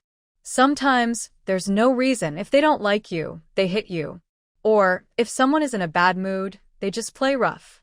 Jiren has been beaten before. The camera rolls, bumps around, and the sounds of punches landing are clearly recorded. Jiren tightly guards the bag in his arms. This was a test from Blackstone. He noticed that Jiren always carries his bag with him. He didn't expect a camera. He thought there was something valuable inside and sent people to it. Later, Feng Zhua and Feng Yu rushed out to save Jiren. Fong Ying didn't know all this. She only saw Jiren being beaten. She's about 60, ready to retire, an old body. Because of her suggestion, she dragged him into trouble. Although she shifted the blame onto Fong Yun, she knew what was really going on in her heart. She sighed and thought, whether to go or not, like Grandpa Ji decide himself. She didn't feel much guilt. She didn't threaten Jiren with a knife. If he went, it was his own choice. She was right about one thing. This old man still has passion, hates evil fiercely. Of course, his standards for evil are a bit high. He turns a blind eye to some small corruptions in the TV station from before. Finally, the scene shows a bald man being beaten. Then they're discovered, and Fong Yin rushes out to protect Ji-ren, tearing his clothes in the process. Then Feng Zhua, Feng Yu, and Ji-ren all rush out and fight with the others. The last shot freezes on Fong Yin rushing out to grab someone, knocking down Blackstone in a few moves. Then the tape runs out. The leader pats his thigh and says, "So you really have some skills." Those shots were quick and accurate. Have you trained? Of course. Fong Yin used a different story with him, worried he might ask Lin Ming, since Lin Ming hadn't taught her martial arts before he went to the army. Did you see those two young people? Feng Zhua and Feng Yu. They started practicing martial arts at 5. Later, their parents died, and they became orphans with no home. I helped them out by treating them to a big meal, and now we work together. Uncle Wang, you don't know. The restaurant I'm at now was in a terrible state at first. No one came to eat, and it was about to close down. It was because I treated them to a big meal that I saved the restaurant. Now, the restaurant is busy with customers every day. It earns over 1,000 in sales even when it's not fully open. We even opened a food factory, and I'm the manager. Our products are now popular all over the country. Wang Ting looked at her silently and had to interrupt. Girl, I'm curious how eating a big meal could bring a restaurant back to life, and what kind of products your food factory makes that are so popular nationwide. But right now, we need to deal with the immediate problem. Oh, okay. Fong Ning said. Let's get back to the main point. I saw how pitiful they looked, and since my sister-in-law works late at night, and it's not safe for her alone, I let them stay at my house. We go to work together, every day. Both of them wake up early to practice martial arts. I started learning with them, and I didn't expect I'd be pretty talented. I'm a martial arts prodigy. Wang Ting. The phone on the table rang, saving him. He quickly picked it up. Hello? They caught them? Good, good. How many escaped? They're a group of very dangerous people. Not a single one should be left free. Especially their factory manager. Make sure to catch him. He's injured. Fong Ning interrupted. He was also poisoned. With some kind of insecticide. Otherwise, I wouldn't be able to take him down so easily, just a few moves. It's mainly because of the poison. He couldn't deny it. It would be found out sooner or later. Better to admit it openly. Wang Ting. The other side was poisoned. Check the local hospitals for any signs of poisoning. That's all for now. Don't hang up yet. How many people did you send? What's the scene like when you arrived? Did it burn to ruins? Were there any casualties? Have you caught anyone yet? Make sure to distinguish. There are not only bad people in that factory, but also some workers they enslaved. Those people don't need harsh methods. Don't confuse the two groups and let the villains escape. It was unclear whether the leader was genuinely concerned or just didn't want to hang up.